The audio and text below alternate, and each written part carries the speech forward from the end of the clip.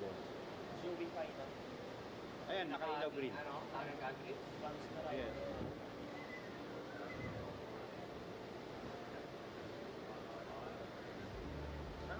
Ano ba iba pag nakalive?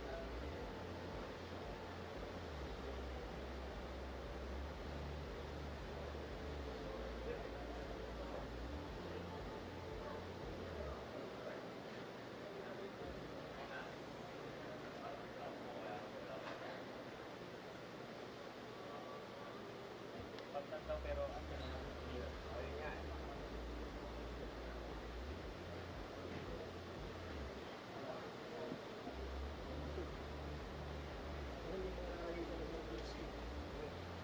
Oo ba?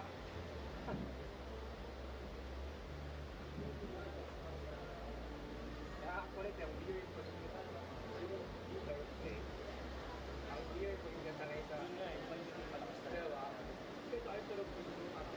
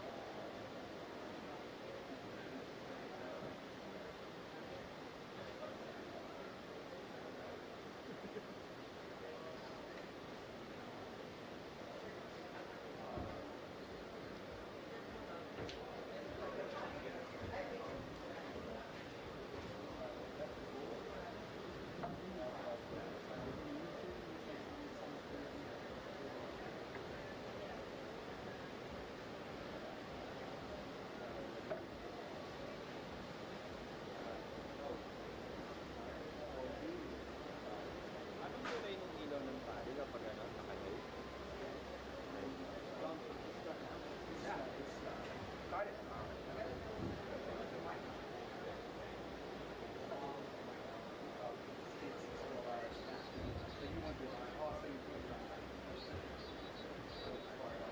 I'm doing new show next week, and don't worry, I'll buy it. I don't know why he was supposed to jump anyway. He's so loud, he gave me that one. I don't know where the light bulb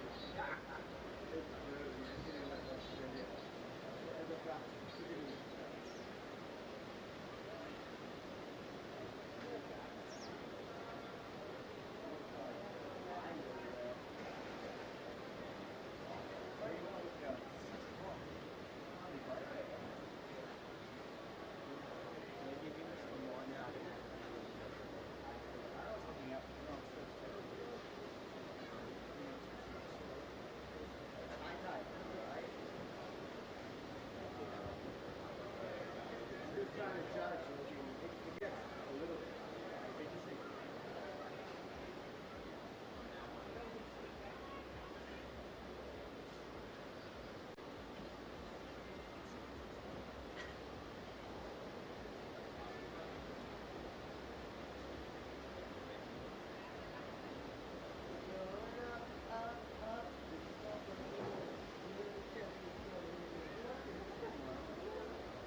I know, it's great, right?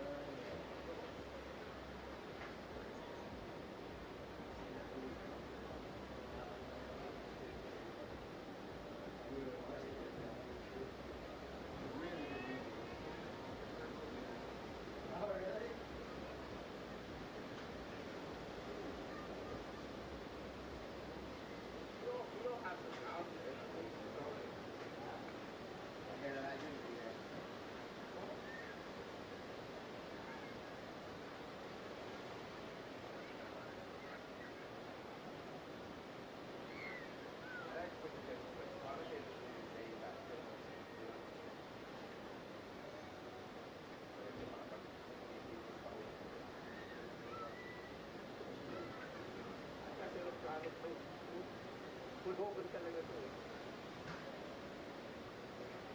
Magnolia, Hindi na amoy. Yep, basically sounds like rain. Dalawa na yung surfer namin. Ganda oh. Yan oh. Wala. Wala at saka yung dyan. Ano ba yung third? Ha?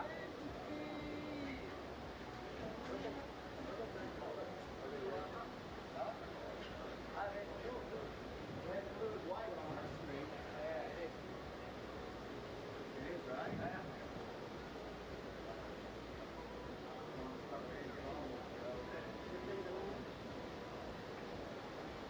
Big solutions, big problems. We always tell the staff, we're coming to these problems.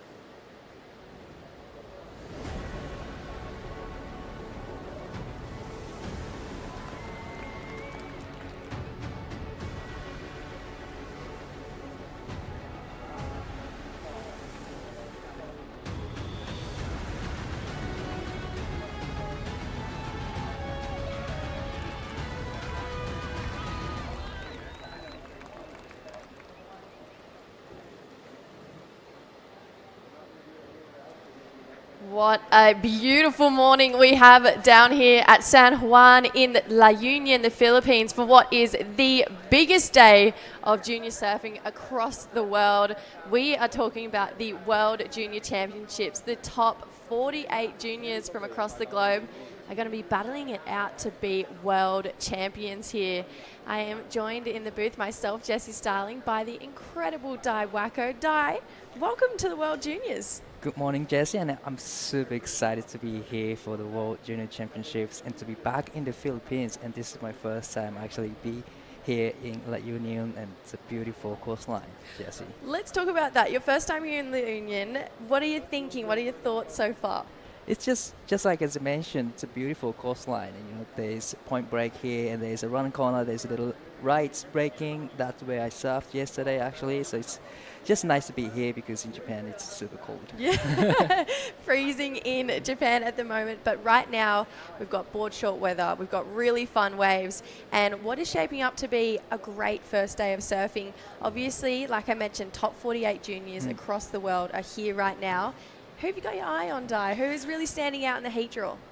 Wow, that's a big question, but we have the runner-up, Winter Vincent, here, and he's going to be surfing, so probably I'll be eyeing for Winter Vincent. Oh, I love it. We've got a pretty cool team of commentators working here. One of the best, Stace Galbraith. He is down with Will for the morning call. Oh, if you don't say so yourself, Jesse, thanks for the kind words and good morning. And good morning, Dai-san. Good morning, Will-san. How are you? I'm amazing. So good to be back here in La Union, Philippines for the World Juniors. We're stoked. What are we going to do today, mate? Yeah, we're going to start with the men's opening round. We're going to do 35-minute heats. I had a chat to some of the surfers like Winter Vincent, who got runner-up here last year. There's a lot of waves, but there's a big difference between the quality of them. So we've given the surfers some extra time, and there's 3 surfers in the water in this round, so give them a bit more time to be selective. Yeah, it certainly looks fun out there this morning. Look forward to a big day of action. Thanks, Jess. Awesome. Thanks, Stace. Thank you, Will. It's looking pretty fun, I reckon, out there. But I love that, Will and the team, they're taking into account that, there's a bit of a difference between the good waves out there this morning. So they really want to give our best competitors every single chance. And we're looking at opening round heat 1. Oliver Zeitz from the Netherlands out there in the red. Willem Watson from Oz in the blue. Lucas Skinner, the wild card from Great Britain in the white. You don't really come across a lot of great British surfers, do you? Not really, but we have one female surfer, Sky Brown. She's from United Kingdom, and it's actually first time to see a men's side surfer from Great British. Yes, and he's coming off what is a pretty big run of events as well. He's made 3 consecutive ISA World Junior finals, just coming up for 4th over there in Peru recently. So they're going to really kick off this event here this morning. I love that these guys get a real taste of international surfing. You compete through your region to qualify here for the World Juniors. So these guys will be used to competing against their guys at home. But now take them here, you're going to have an international heat every single heat. Definitely. International heat, every heat. But look at this side, World Junior Championships. That's a huge name to next to your name. I mean, it's the biggest stage for the juniors, and just like Will mentioned, and then you mentioned, it's a great call from the team. Just getting a long heat, because I've been checking the waves this morning for half an hour, and it is great waves, but sometimes it's tricky to select the good ones. Yeah, absolutely. So these guys, they're definitely going to be loving that bit of extra time, and not, this is actually going to be a really unique environment for these competitors, because it's not very often that they're going to get to surf 35-minute heats. I mean, think about, the regional QS that a lot of these guys would be competing in, the Challenger Series events as well.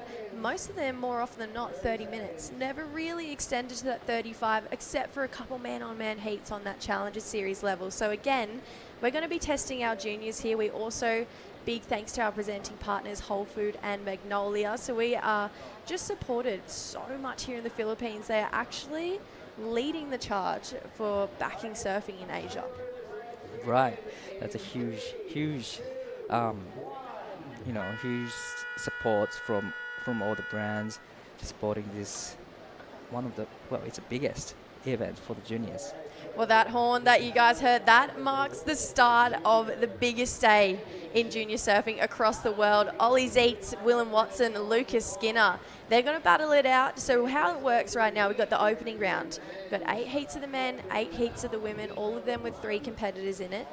You've got 35 minutes on the clock. Winner goes straight into the round of 16, second and third to the elimination round. So we get a second chance here, Di, but you really want to be into that round of 16. Just skip around, have a bit more time to practice out there. Definitely, straight into the run of 16 will have the advance because it's humid outside. It's really hot, so definitely it's better to have a good rest. But having a second chance is a big deal in the first run. You can do pretty much, well, it's not whatever you want, but you can just, do anything you can, and you can practice in the heat. Oh, absolutely. And you know what? When you're going and you're having a look at these athletes and exactly what they're going to bring, you usually go to the Instagram and seeing their free surf clips. All of these guys with really solid free surf clips too. So I'm excited to see how this battle goes down, how they feel with the Rashi on. A little bit of pressure on their shoulders. Right now, though, we're looking at the West Philippine Sea. So we're in San Juan, La Union. This point is called Mona Lisa Point. North swells. It's exactly what we're looking for. We've got this beautiful reef that curves out. When a north swell comes in, it really allows the wave to wrap around that reef and give us that beautiful point-like shape that we're so used to seeing here. So we've got a pretty nice swell direction, north-northwest, and some good size waves coming through. We had a little paddle thinking that we might have a start here, but as far as conditions go, direction of swell, we're looking at a great day of surfing here. See if any takers on this one. Here we go. Ollie Zeitz, he's going to kick off competition here. Straight to the rail to kick this one off. Loving the energy he's bringing so far. That's a nice connection for Ollie Zeitz. He's going to pick up the pace on the inside and give a solid looking finishing turn for Ollie Zeitz. So from the Netherlands, grew up in Hawaii, and he's giving us that Hawaiian power on these waves here. Wow, definitely. It was the great way to start his campaign. Start this World Junior Championships. There's a beautiful, two-turn combo from Oliver Zeitz. I've just mentioned, I've been checking the surfs, but back to the live action. Aussie Willem Watson, he's up and riding his first World Junior competition ever. Nice click to start that one off, but maybe just a bit of a nerve settler right now for Willem.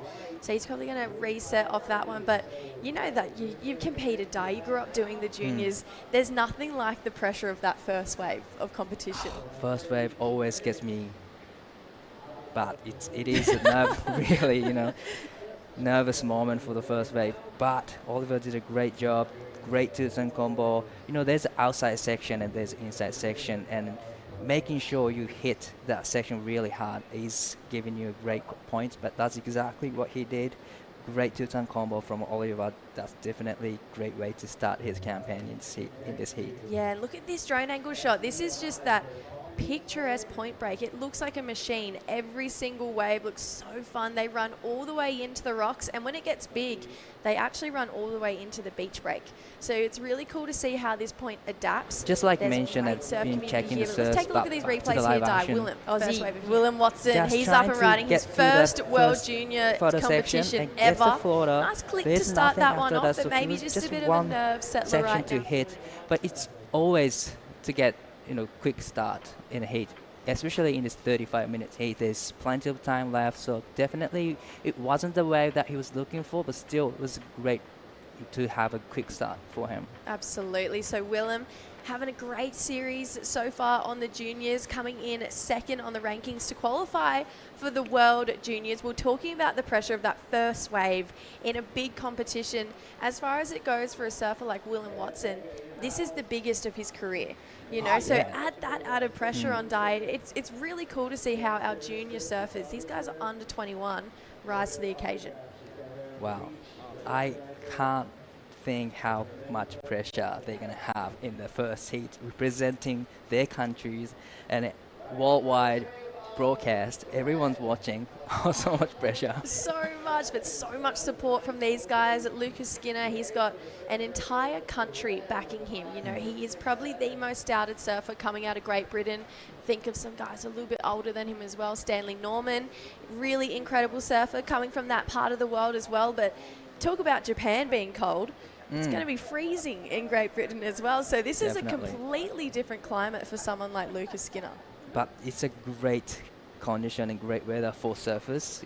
You don't have to wear wetsuits. Probably back in his country, he's wearing full 5 mil wetsuits. Everything. But now in bodies, so it's good. It's a good place for him to just surf. Definitely. Yeah, absolutely no complaints at being here in the Philippines. When you get to surf in board shorts, it's pretty much a surfer's dream. All three of these guys get 35 minutes on what is a really fun looking right-hand point break. And this is just the local community. They get behind surfing so much here in the Philippines. This is the second time that we've come back here to crown world champions. Last year, we saw Bronson Mady, Luana Silva take home the trophy. This year, we're going to get two new names. Right now, Willem looking deeper on this one. That's nice connection with that pocket, but late to that second section there. You can see, though, there's a bit of an energy shift. He's looking really strong on that one. You can see he had desire to really belt that section there. Definitely, and I can see that he's changing his strategy now. He's getting those inside one that peeling along the reef really nicely. But unfortunately, the last one didn't really offer too much section for him. But still, I think he's in the good rhythm. So, Di, tell me, when we look at the draw, we've got 24 of the best men juniors in the world, 24 of the best women juniors in the world. What are you expecting to see? Because every year with the junior surfers, the bar's getting raised higher and higher. Right. So what do you feel is out there? What do you think you're going to see for this event? Just like you said, the bar is getting higher and higher, especially the last year in the final, Winter versus Bronson. That was one of the best final in the whole season, I reckon. And I don't know what to expect in this junior event anymore, because everyone just put the bar really high, too high. So probably we'll be seeing a lot of crazy maneuvers or air reverses. But definitely I'm expecting the exciting maneuvers, exciting performances from these guys. Pretty cool to know we have Ollie Zeitz. He's going to kick off competition here as well. Straight to the rail to kick this one off. Loving the energy he's bringing so far. That's a nice connection for Ollie Zeitz. Really love he's going to pick up the pace on the inside and give a solid looking finishing turn for Ollie Zeitz. So from the Netherlands, grew up in Hawaii, and he's giving us that Hawaiian power. So a couple scores locked in. First wave of Ollie Zeitz, a 5.67. So good mid-range to start off. The judges setting their scale with him as well. Willem, a 2.17 and a 1.7. Currently has him in second, but like we spoke earlier, it's all about that first place. It's all about getting into that round of 16, taking the pressure off for that elimination round. But interestingly enough, both of our champions last year surfed through the elimination round as well. That's right. So you don't have to be in the first place in the first round. Always, probably sometimes for some people, it's always good to have more heat, so that you can just adjust and you're just shaking off the nerves. What was it like for you? Were you the type of surfer that wanted to surf more heats out there? Nope. I'll be the surfer that I wanted to go straight into the next round. Yeah, same. I didn't want that added pressure, but sometimes it works out better. Right. Sometimes it really does. You're like, oh, I understand why I lost in that heat now. So I can keep serving a little bit more, take the pressure off. But these guys, they know exactly what they want. Almost 10 minutes gone in this heat. Lucas Skinner, no waves ridden yet. I feel like Lucas has this really cool, quiet confidence about him. And I feel like he's the type of competitor who's really going to back himself into his decision making. So for some people, sitting for 10 minutes, it's going to build up in your head. But right now, the 17-year-old from Great Britain, I feel like he'd be pretty unfazed. Wow, definitely. Just like you said, waiting for the waves for 10 minutes give you a lot of nerves moment. But just like you said, he's just composed in the water, just waiting for the right ones. And probably he knows what to get, because he's been probably practicing this point for a couple of days now. Yeah, so with this swell direction having a little bit more west in it, we're seeing some of these waves start to really wrap, just kind of taper off down the point. You're looking for those ones that come a little bit more square on, Right now, Willem is hoping that this wave is going to do that. Nice jam in the pocket. That's exactly what he was looking for and chasing here. Goes to the rail. That wave is going to taper off on the inside, just like we were talking. First wave here for Lucas Skinner. This is the first we're seeing of him in the event so far. Right now, good looking section. That's a great tag there. A lot of spray coming out the back. He's going to get more. On the inside, drifts the tail round. Thought he was going to lose it.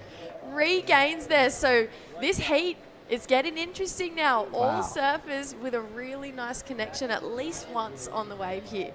How exciting is this? Oh, this is the first hit of the event, and already everyone's putting chasing here, a goes to the great rail. show. That This wave is is a going to replay taper off on blast the of inside, white. just like we were talking. First And that wave was a here great for shot, Lucas Skinner. This is the second first we're turn seeing of in him the in first the section, event so just far. waiting for the Right section now, to good stand looking up. This section. one, That's lots of a money turn, lot great of tag sprays. there. A lot of A spray little coming bit out the front back. climb He's there, going to get and not more. this time. On the I thought he was inside, gonna drifts fall, the but tail round. definitely Thought he was great going to recovery lose it. from Lucas Regains there. Skinner. So It was this really, heat really is worth getting waiting for that interesting wave. now. Wow. All Waited surfers a long time. That's that quiet confidence I was talking about. You know, for some competitors, they need to get a wave in the first 5 minutes, take that pressure off. But for someone like Lucas, who just seems to have this really cool just energy about him, I felt like it kind of built him. That decision-making skill, you can really tell that he's a thought-out competitor, because that wave, he waited a long time for it, but he made the most of it. Probably throwing down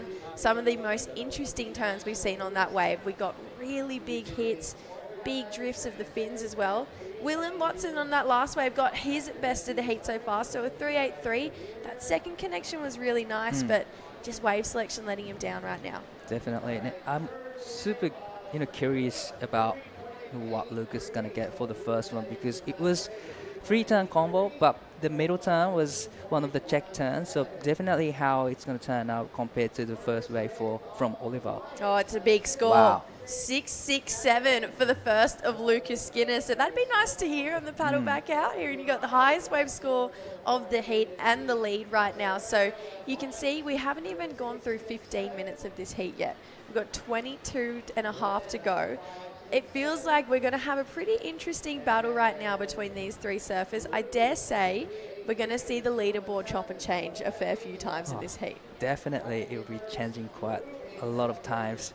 With the 22 minutes, there's plenty of time left. And just like you mentioned, Lucas did a great job waiting for the wave quite a long time. But this is a live action from Surf Blue. Yeah, Willem staying busy here. Wants to keep surfing, keep that momentum rolling through. Great looking flight cam here, thanks to Magnolia. Just a couple of check turns, not really getting that real big section that he's chasing. You can see he's hungry for it though. If it arises in front of him, you can tell something good's going to happen. But he's taking that strategy of keep catching waves and hope that one of them stands up on the reef here. So we got these two really opposing heat strategies right now between Lucas and Willem. Great job And waiting right for now the they're wave sitting quite a long waves time. paying But off. this is a live action on the smaller size Yeah, waves. Willem staying busy here. Good Wants to keep first turn. surfing, keep that Probably momentum he rolling wanted to through. get one more Great turn looking in flight to cam get here, thanks to the Magnolia. 5-point Just a range, couple of but check turns, not unfortunately, really the getting. wave just dies out, tapers out, so it didn't really offer too much after that. But just like you said, it's a completely opposite strategy from Willem. But probably I would say the first half of the heat, the keep catching the wave strategy will be working really well. But after that, probably needs to be waiting for the right ones. Yeah, a little bit more selective. You can see right now, those two surfers with the highest wave scores right now in this heat, they've been patient. They've been really picking the eyes out of exactly what wave is coming through and what kind of bowl it's going to have through that inside section. Because like you mentioned, Di, you got to make the most of that out the back section and then get something onto the inside to really make sure you're sitting up in that top position there. And that's exactly what Ollie and Lucas did on theirs. You can see Willem right now paddling himself up the point. I know that Surfing Oz sent Clancy Dawson and Adam Dufner over as coaches here for Team Oz. So I'm sure he's looking in for a couple of signals right now. But Ollie Zeitz, he's going to take that quiet confidence role as well. He hasn't caught away from the start. Well, it's probably his strategy, just waiting for the right ones. And just like said before, these guys have been surfing this point for quite a long time, a couple of days, probably they got here earlier, so they probably know what to get and what they want. So looks like Oliver is a little bit having a look on the beach. This is the beach side. Yeah, we're going to get a look at this replay here. This is the highest wave score of the heat here, 667 from Lucas Skinner. The flow on this wave, Di, he looks like he's surfing well beyond a 17-year-old. Oh, definitely. He's surfing really mature, but love the last turn, putting the variety on the maneuvers, and that was a great technique to recover from the turn. Great surfing from Lucas Skinner. Yeah, Lucas, 17 years old from Cornwall, and we spoke about it, right at the start of this heat. In the ISA World Juniors, he's made 3 consecutive finals, coming off a 4th place over in Peru just last month, So he's been busy. He's been competing a lot, especially on an international stage, where you have someone like Willem, who's here, hasn't competed for a little while. We haven't had the last Pro Junior since about October back home in Oz. So he would have been training, had a lot of time off to really start and get prepped for this. And Ollie Zeitz on the Challenger Series this year. So his best result is 17th in Brazil right now. And we always talk about how when you see a surfer come from the Challenger Series and have to go back through the QS, how you can see their surfing has lifted. They become a better competitor, a better surfer, and it really feels like Ollie Zeitz, he's taking that on and he's really applying it to his surfing. It feels like he's just consistently, continually lifting in his game. Definitely, competing and surfing in the higher level gives you a big jump up on your ability of surfing, definitely, and it's a great opportunity to be following the CS Tour and then coming back to the junior event. Probably he's building so much confidence throughout the year last year. And we think about the importance of this event as well. We think about previous champions, Joel Parkinson, Ethan Ewing, and just how those guys, you win a World Junior Championship. A lot of those guys go on to be championship tour surfers and even world champions. Gabby Medina, these guys, they know the importance of this event right now. Willem, he's sticking to his turn strategy right now. He's really starting to get angry with it. He wants a solid connection on this wave, and that is it there for Willem Watson. 3 nice turns there, smaller looking wave, but you can see he was hungry to really start hitting the sections right now. So Willem Watson didn't muck around here, Di. Wow, that was a great wave selection. This wave had a first horror section on the first section and a great hit. And getting to the inside section, he did it again. It's a great 2-turn combo, throwing a lot of spray. So definitely he'll be back in this game. Probably he'll be better, he's going to get better there. 3.83 with that ride.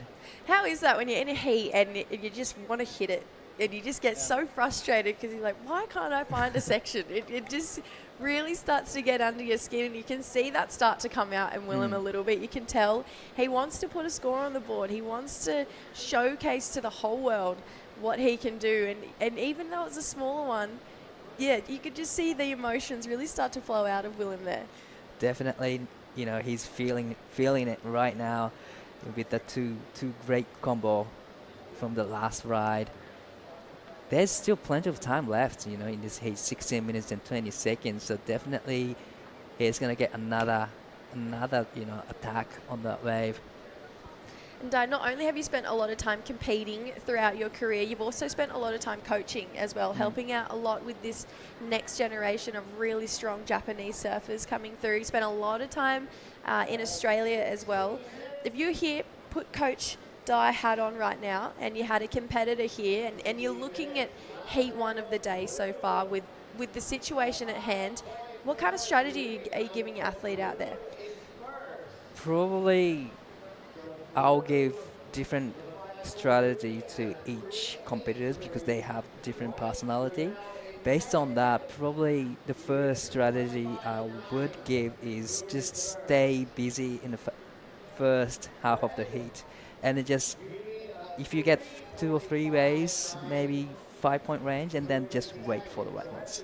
Yeah, love this. So pretty much what Willem's doing right Yes, now. pretty Staying much. busy, keeping active in this heat, and it's paying off for him. Last wave, a 5.43. So he's finally got himself into that 5 range. He broke out of that 3-point range now. So he's going to start to slowly build. Would love to see him keep that energy, keep him rolling through for this next 15 minutes. So right now, Willem in the lead. Lucas Skinner, he's not chasing much though. It's a 2.59. So our English surfer, he's going to stay patient. We've seen him be really particular with his wave selection so far in this heat. Ollie Zeitz, a 3.59. So this heat, it's far from over. We spoke at the start. We said we're going to see it start to chop and change between all of these competitors. Everyone's going to get a chance at the lead, and these guys giving exactly that. And I feel like this theme is probably going to run through the entirety of the day. Definitely, they are the best junior surfers from all of the world. So probably we'll see a lot of changing in the heat, just like you said. But this is so exciting to just watch because, everyone has different approach to the heat. Everyone has different strategy. And I am so excited to see which one's going to work out. You've never seen a hungrier group of juniors as well. Every single one of them wants it. They all have that fire in their eye. We're looking at even opening round heat number 2. Keone Lasser, he's on the Challenger Series. He's here with his dad, Julian, who's an incredible coach. Nadav Attar, who lives in Costa Rica, represents Israel and has this incredible frontside hack, spends a lot of time with Andy King. And then Huey Vaughan. He's a little bit more left field, compared to the other competitors in this draw. He's not super phased by competition, more of that free surfer route, but he's here. He wants to take home the trophy. Yeah, just like you said, I thought he's more of a free surfer, but he wants it. He wants a title next to his name. Pretty interesting. So Huey came here last year to try and take home the trophy, and the day before the comp started he broke his toe, so he didn't get to compete at all last year. Actually, we ended up having Macklin Flynn fly over as a last minute wild card, and so Huey, he's here, he's got all toes intact and he's ready to compete and try and take home the trophy. Wow, so he's going to be surfing in heat number 2, so that's going to be a great matchup. Yeah, big heats coming up all the way through. We think about the likes of Winter Vincent. He's coming up in heat 4. Local wildcard Troy Esperhon as well. Dylan Wilcoxon, who has just taken out 2 QS 6000s in the Asia region in what is co-sanctioned events too. Iko Watanabe from Japan, Dane Henry, who's an ISA World Junior Champion and an ISA gold medalist.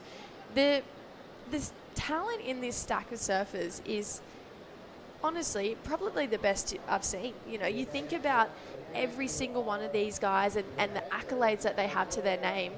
They don't feel like junior surfers. No, and I've seen them on the CS2 as well. And on the female side, we have this full CT surfer as well. So it's a high level of the competition. Definitely. Absolutely. I mean, these guys, this is what we're talking about earlier, just the bar of junior surfing is getting higher and higher. I mean, some of these guys are only 14, 15 years old and they're surfing like Challenger Series surfers, and they're definitely on their way. The sport's future is looking very bright right now. For someone like myself at 14, 15, I was still wearing weird flat caps. Right now, though, Lucas Skinner, he's looking for the lead, chasing a 2.59. That was a whippy snap to start off with a solid-looking second turn. You can see that confidence start to poke out a little bit more there for Lucas Skinner. He felt that at the end of the wave. Wow, that was great surfing from Lucas. But it was an interesting wave selection, actually. It was one of the smaller size waves. It wasn't that set, but probably he wants to have the lead really quickly. So that was a great call from Lucas. All right, now Ollie, he wants a 3.59 at this point to get up into second. Really tidy jam in the pocket there. Now starts to open up that wingspan, drive through a big carve into a solid looking finish. He's going to keep working through this inside section. He's done with that wave, but that's that set wave. It had the pace, it had the energy, and he really made the most of these first 2 sections here, Di. Beautiful cut back turns to stay in the source parcels on the wave. Great second stand. Love the carb, throwing buckets of spreads, and gets the finish here. It's not as horror as his last wave, but still managed to get the finish.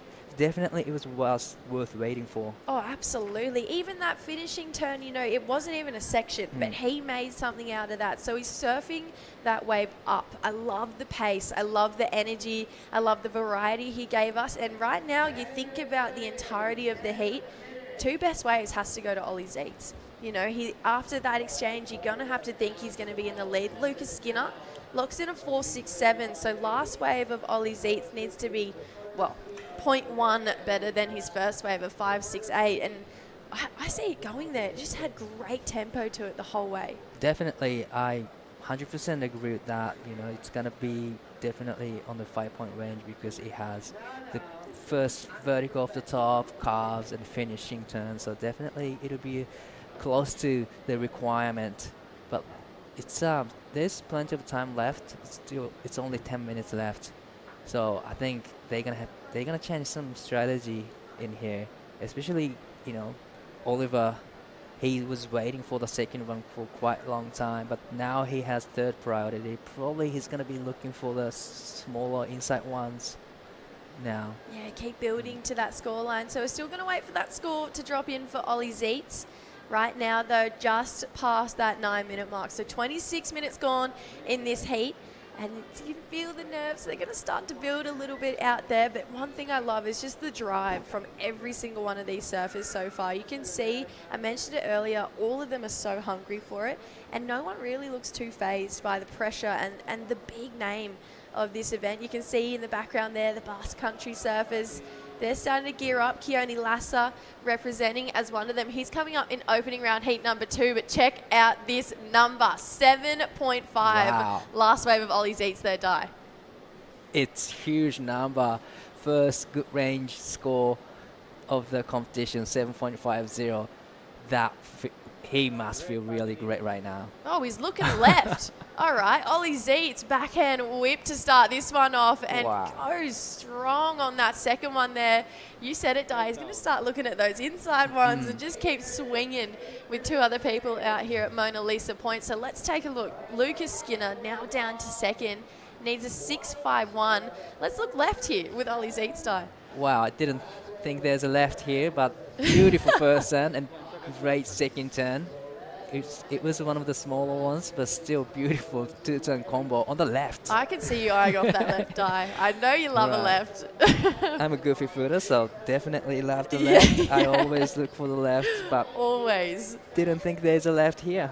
No matter where we are in the world. Di and I have the privilege of going to Siargao, Cloud9, another event in the Philippines here. And it's this epic right-hand barrel, and I swear I see Di go left more at Cloud9 than you do right, but I love it for you, Di.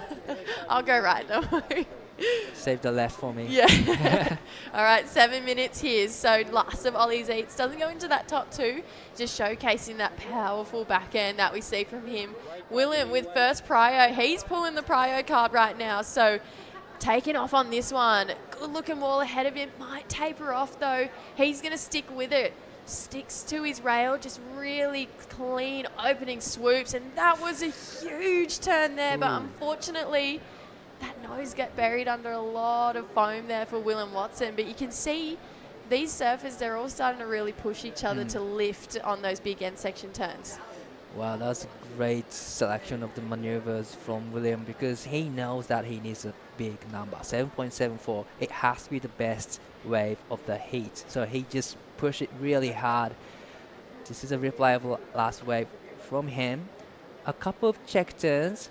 He was hoping to get probably bigger turns at the back, but he just pushing the tail really hard. Unfortunately, he couldn't really ride out of it, but still beautiful surfing from William. It felt like he almost lost speed coming out of that turn. There was a weird wobble that happened on this section here. That jam was huge, and as the board came around, just couldn't keep that momentum moving forward, unfortunately. So Willem, you can see he's got the talent and the power. The power is absolutely there. From Barwon Heads down in Victoria, so he's used to some big meaty sections as well. But right now he's got 5.5 minutes to find himself a 7.74 die. That's a big score right now, and it's got to be something pretty special. Definitely, it's a big score, but there's potential out there. There's opportunities to get those 7-point ride, 8-point ride, and these guys, all the surfers, are capable of getting those 7s. That's why they're here now. So probably within the 5 minutes, we can see one more excellent scores block. Drop in. Exciting. How fun is surfing? I've missed this. I never want time off again. This is so fun. We're going to crown world champions this week, Diane.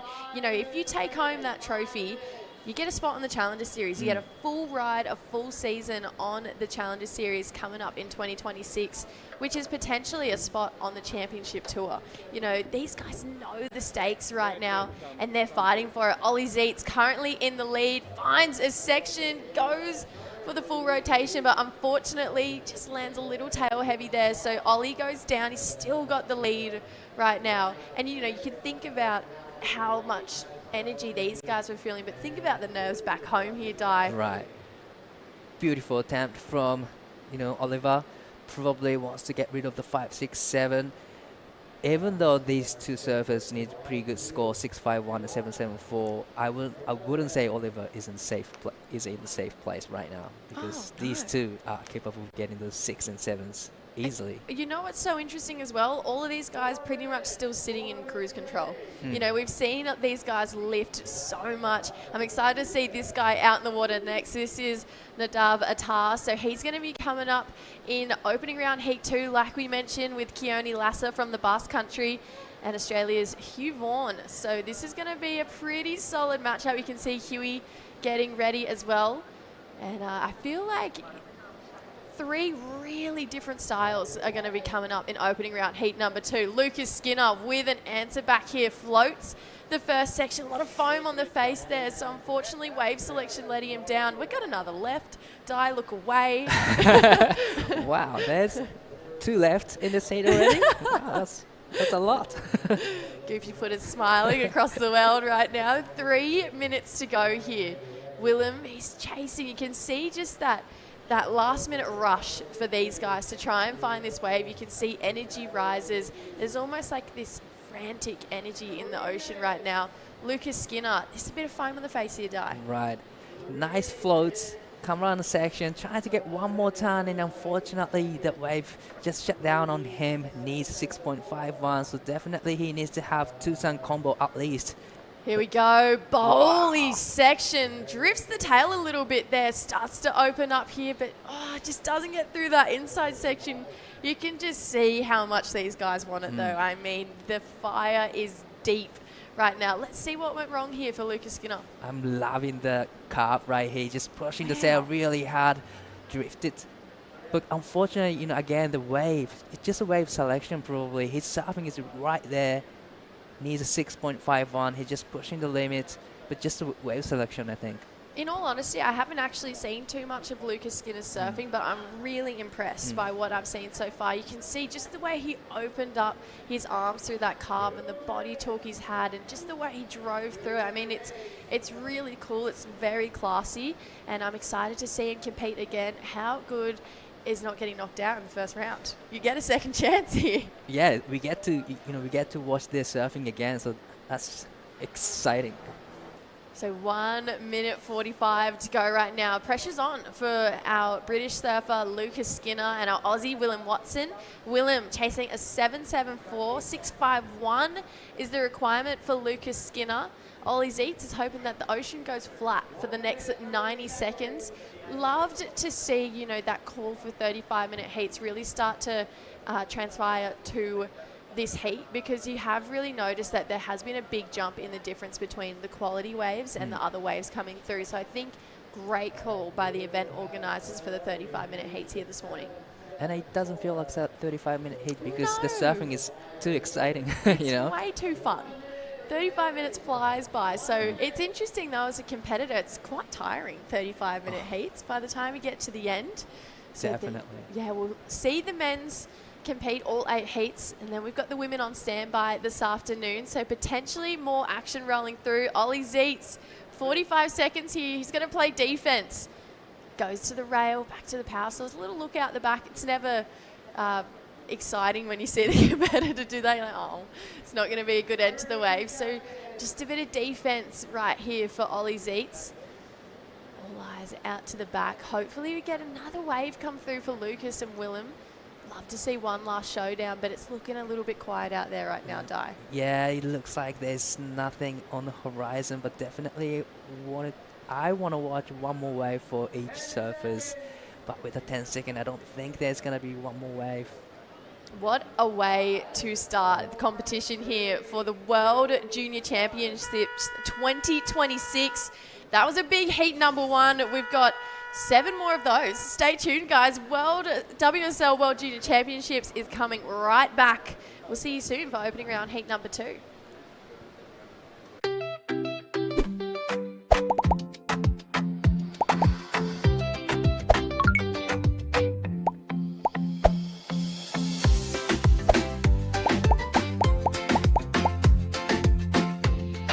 Di mabilang ang bonding na nabuo. Kasama ng tamang tamis sa asim sarap na Magnolia Real Mayonnaise. Magnolia, 100 taon na at hihigit pa. Sit, roll over. Your fur baby deserves delicious and nutritious treats. Give them Nutri-Chunks. Nutri-Chunks milk sticks or Nutri-Chunks beef sticks.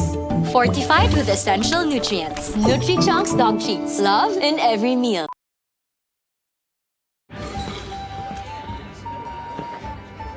Shall we?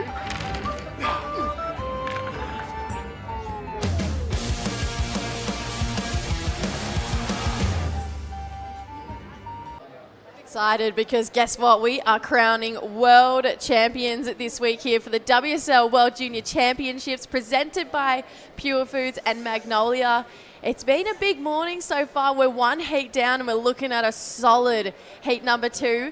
I'm Jessie Starling and I couldn't be more stoked to be in the booth with my big sister True. True's welcome in. First time this event. Thank you, Jessie. Yeah, I'm so excited to be here. I mean, to be back in the Philippines and commentating a World Junior Championship is pretty crazy. Yeah, let's crown some world champs this week. Looking at this heat number 2, Keone Lassa from the Basque Country. He's out there in the red. Nadav Attar from Israel. He's in the blue. And Huey Vaughan, the wild card back from home in Australia. He's in the white.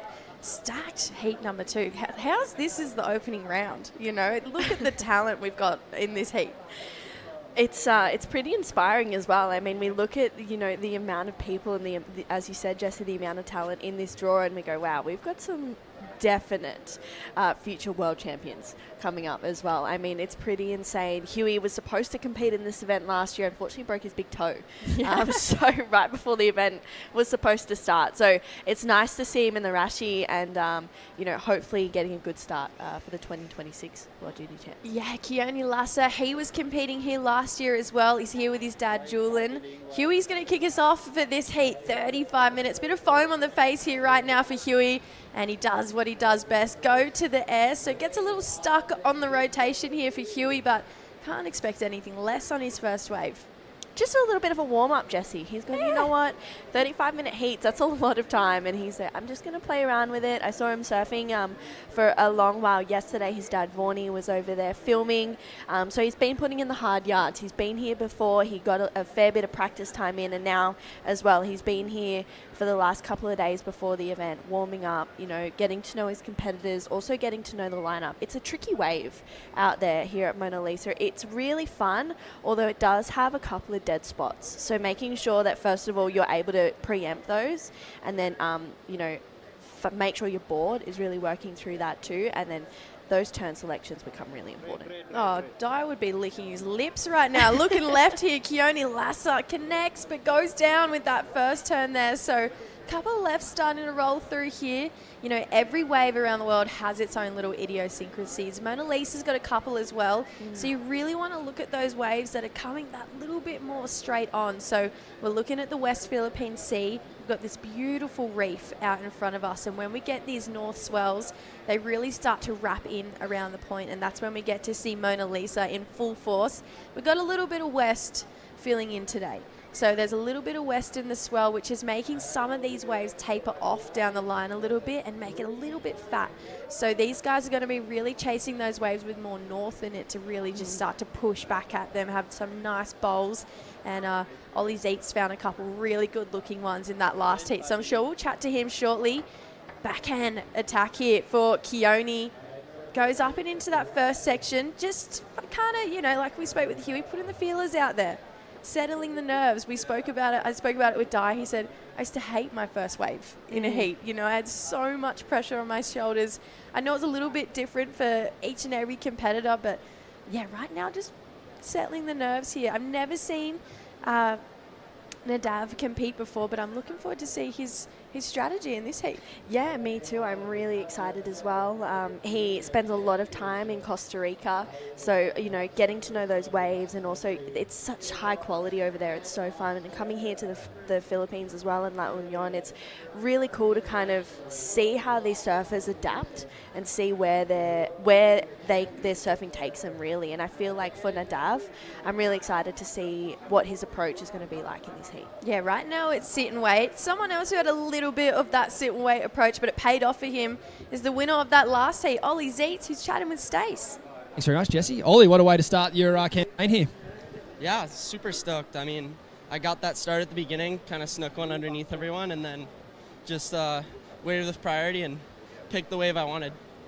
We saw Lucas do the same thing. He waited a long time with priority. What's that feeling like? Oh, it's always so nerve-wracking. Like, my stomach starts freaking like gurgling, and I'm just like, oh my God, like, please just give me an opportunity. And how often did you replay that first wave in your head? Because it was a pretty good wave. It's probably one of the better waves we've seen all morning, and it looked like it really used that to open up on your second wave. Yeah, I mean, like, this wave's really like shifty and moves around a lot, so I kind of just glad that I got the luck to find that underneath everyone and get that quick, easy start, and that just makes it so much easier for the rest of the heat. You've been doing heaps of competing at home. How important has that been to have some good surf contests back on Hawaiian soil? Oh yeah, it's been so fun. Like, all of our events in the Hawaii QS are just so good. We have such good waves, so it's always super good to sharpen up and get ready to go shred and prep for here. Absolutely. Did you want to sing out to anyone watching back at home? Hallo, oma minu. Dankjewel voor het kijken. Ik hou van jou.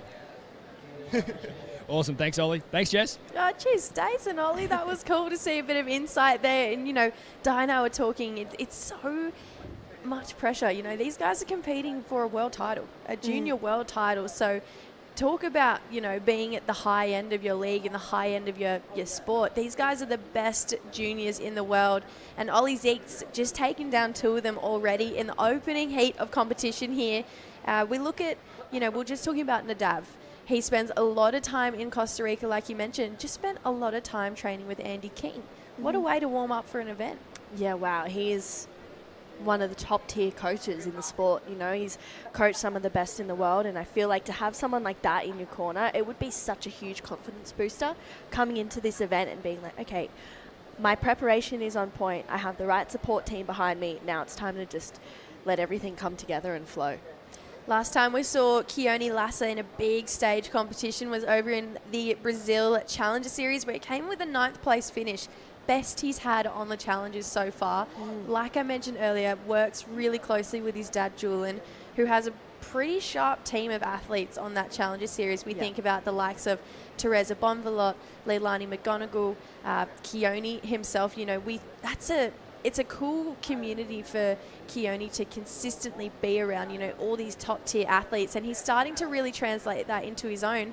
To have a 9th place finish in a Challenger Series, I mean, you've got to be a great surfer to achieve that. Absolutely, yeah. In a Challenger Series, it says it in the name, it's a challenge. It's one of those moments where, you have to really rise to that occasion. There's so many good surfers, and I think, touching back on that with the people that Keone gets to train with, Teresa and Leilani, both on the Challenger Series, they're probably two of the most fiery surfers I know, and maybe he's picking up on that as well and going, okay, I need to have this fire. I need to have this little bit of spice so that I can really show up in these heats and, put the pedal to the metal in a way and just, make a statement.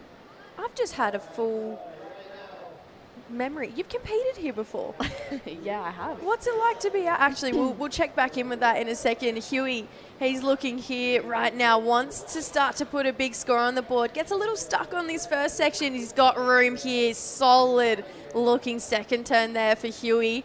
So he's got one nice jam in, couple small scores to start for everyone out there, but you'd have to say looking sharp on that second section there. Yeah, exactly. You could see it bowling up in front of him, and he was just licking his lips in a way, and he's like, yep, okay, here we go. Here's the section that he can really open up on. I love how he didn't go too hard. He was like, you know what, I'm just going to get a good 2-turn combo and then build from there, and that's the best part of the whole situation in this heat and on these waves as well. I feel like that first section, you're looking at it, it's a little bit more carvy. You're kind of doing a carve to a wrap, and then it really starts to open up, and that's when you can drive deep off the bottom, get vertical in the lip, and do something that's a little bit different. So I think for Huey Vaughan, he's started off well, locks in at a 4, so he's in a good position, and now he's able to kind of surf a little bit freer. Yeah, it's cool to see Huey really start to showcase his rail game as well. We always see him in the air, loving these bigger looking turns. We're getting quick, whippy carve right now. Goes for that big second drift, but unfortunately coming unstuck, smaller looking wave. And like I mentioned, you've competed out here before. Some of those smaller ones, they don't push back at you enough. Yeah, unfortunately they don't. So this is, that was beautiful there from Huey. You could see that extension. Unfortunately, the wave, you could honestly see it just tapering out. There was no power to it, unfortunately. So Huey, I love how he's just catching a few waves, keeping the feet in the wax. But yeah, you do have to be quite selective with your wave selection out there, Jessie. I think being on point with, either the medium-sized ones and, as you mentioned before, the ones that have a little bit more north in it so that it hits kind of the reef and the bank underneath you, you're able to really see it start to build. But it's really tricky because sometimes you just have to make your own magic. And I really like the fact that Huey's doing that right now, just turning waves and keeping your momentum. Yeah, interesting to see who has had the reps out here, who has kind of figured out this wave's, little idiosyncrasies through the point. And right now you can see Huey's done some reps. This is his second year here. Like we mentioned, didn't get to see him compete here last year. So he's on par right now with Keone. This is Keone's second year here as well. Yep. Keone getting to compete here last year though, had a 17th. Lost to Daniel Emsley in the elimination round. So sometimes you come back to an event the second year round and you have even more hunger, even more fire, because you almost want to prove a point or get redemption at a place. Absolutely. And it's so funny as well, Jessie, sometimes you talk to people and they go, I don't have a good connection with this place, or I do. We'll get back to it though. Nadav, look in here, our surfer from Israel, great connection there, drifts the fins, really starts to open up that wingspan here. He's going to try and find an inside section so you can see that tide starting to fill in a little bit. That's a nice second turn there, but just doesn't get over that front foot. Keone using some power, but goes down. That was a really tight turn in the pocket there for Keone. He was on his way to what was looking like a good wave. He'll catch up to what we did out the back there, but you can see just a couple fumbles right now from our competitors. Yeah, it's really interesting. I'm wondering if it's kind of, it does seem to be a little bit fatter out there in the sense of that last section, but Huey, let's see what he can do. Yeah, goes down, unfortunately. So just a bit of a mistake from not just one, but all three of our surfers right now. You can see maybe feeling the nerves a little bit. Pressure's starting to mount up on our surfers right now. Yeah, and I think for all of them, they can kind of look back and go, you know what, it's all good, because they all haven't really had a good connection. That was nice. Wow. Sorry, Huey, though. I really like that. Something different, and then unfortunately goes down. You can see how fat it is on that inside. You really need to be aware of that and try not to force those turns and sort of meet it with too much power and too much speed, because sometimes that's when it can really catch you off guard.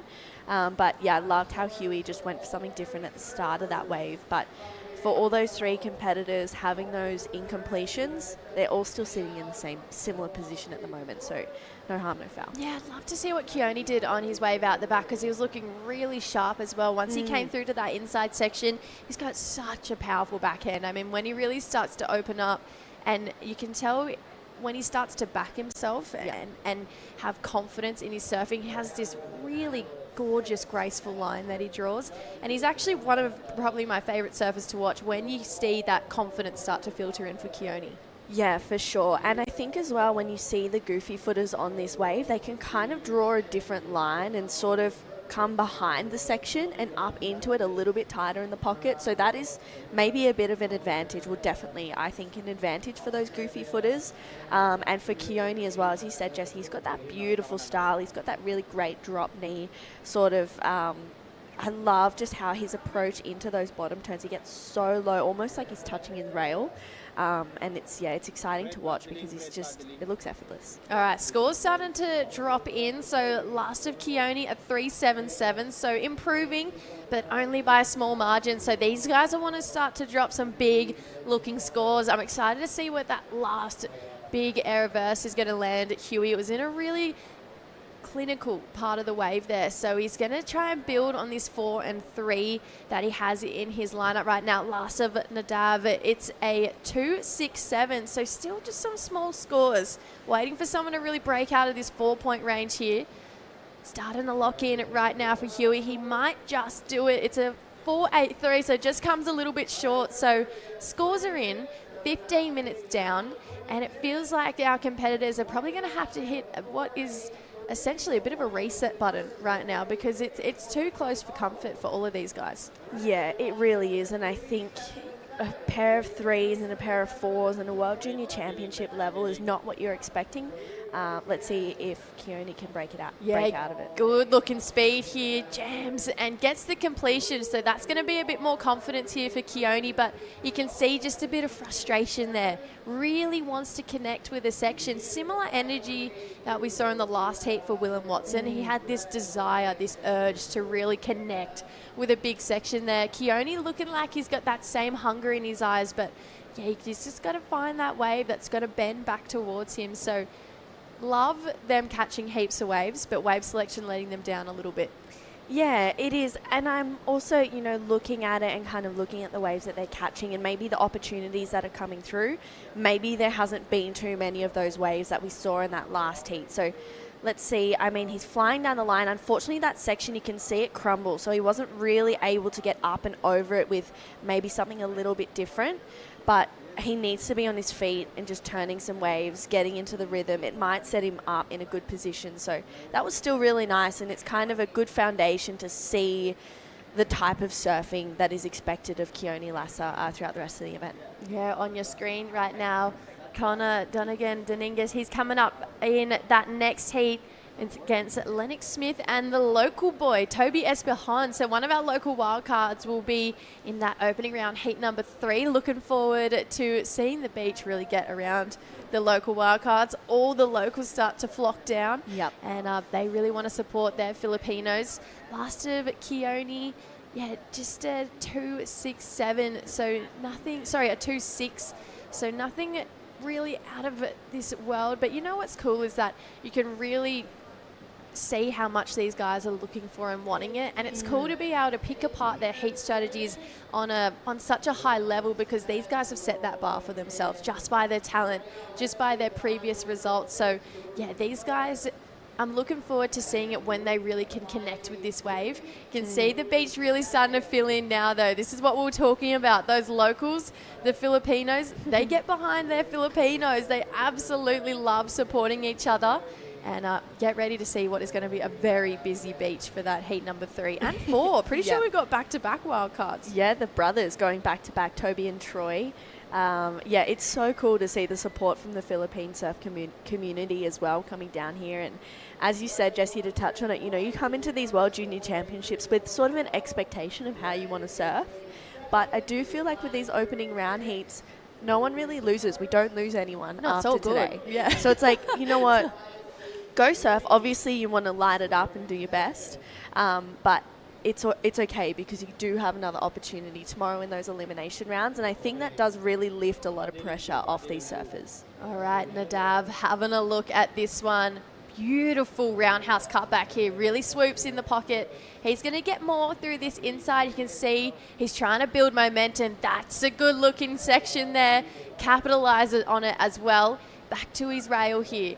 Really wants to start to find an open looking section. And just it kind of gets weird through this inside. You spend a lot of time hunting down the line, but it never quite bends back at you when you're in towards those rocks there. So love that he made the most of what he had out the back.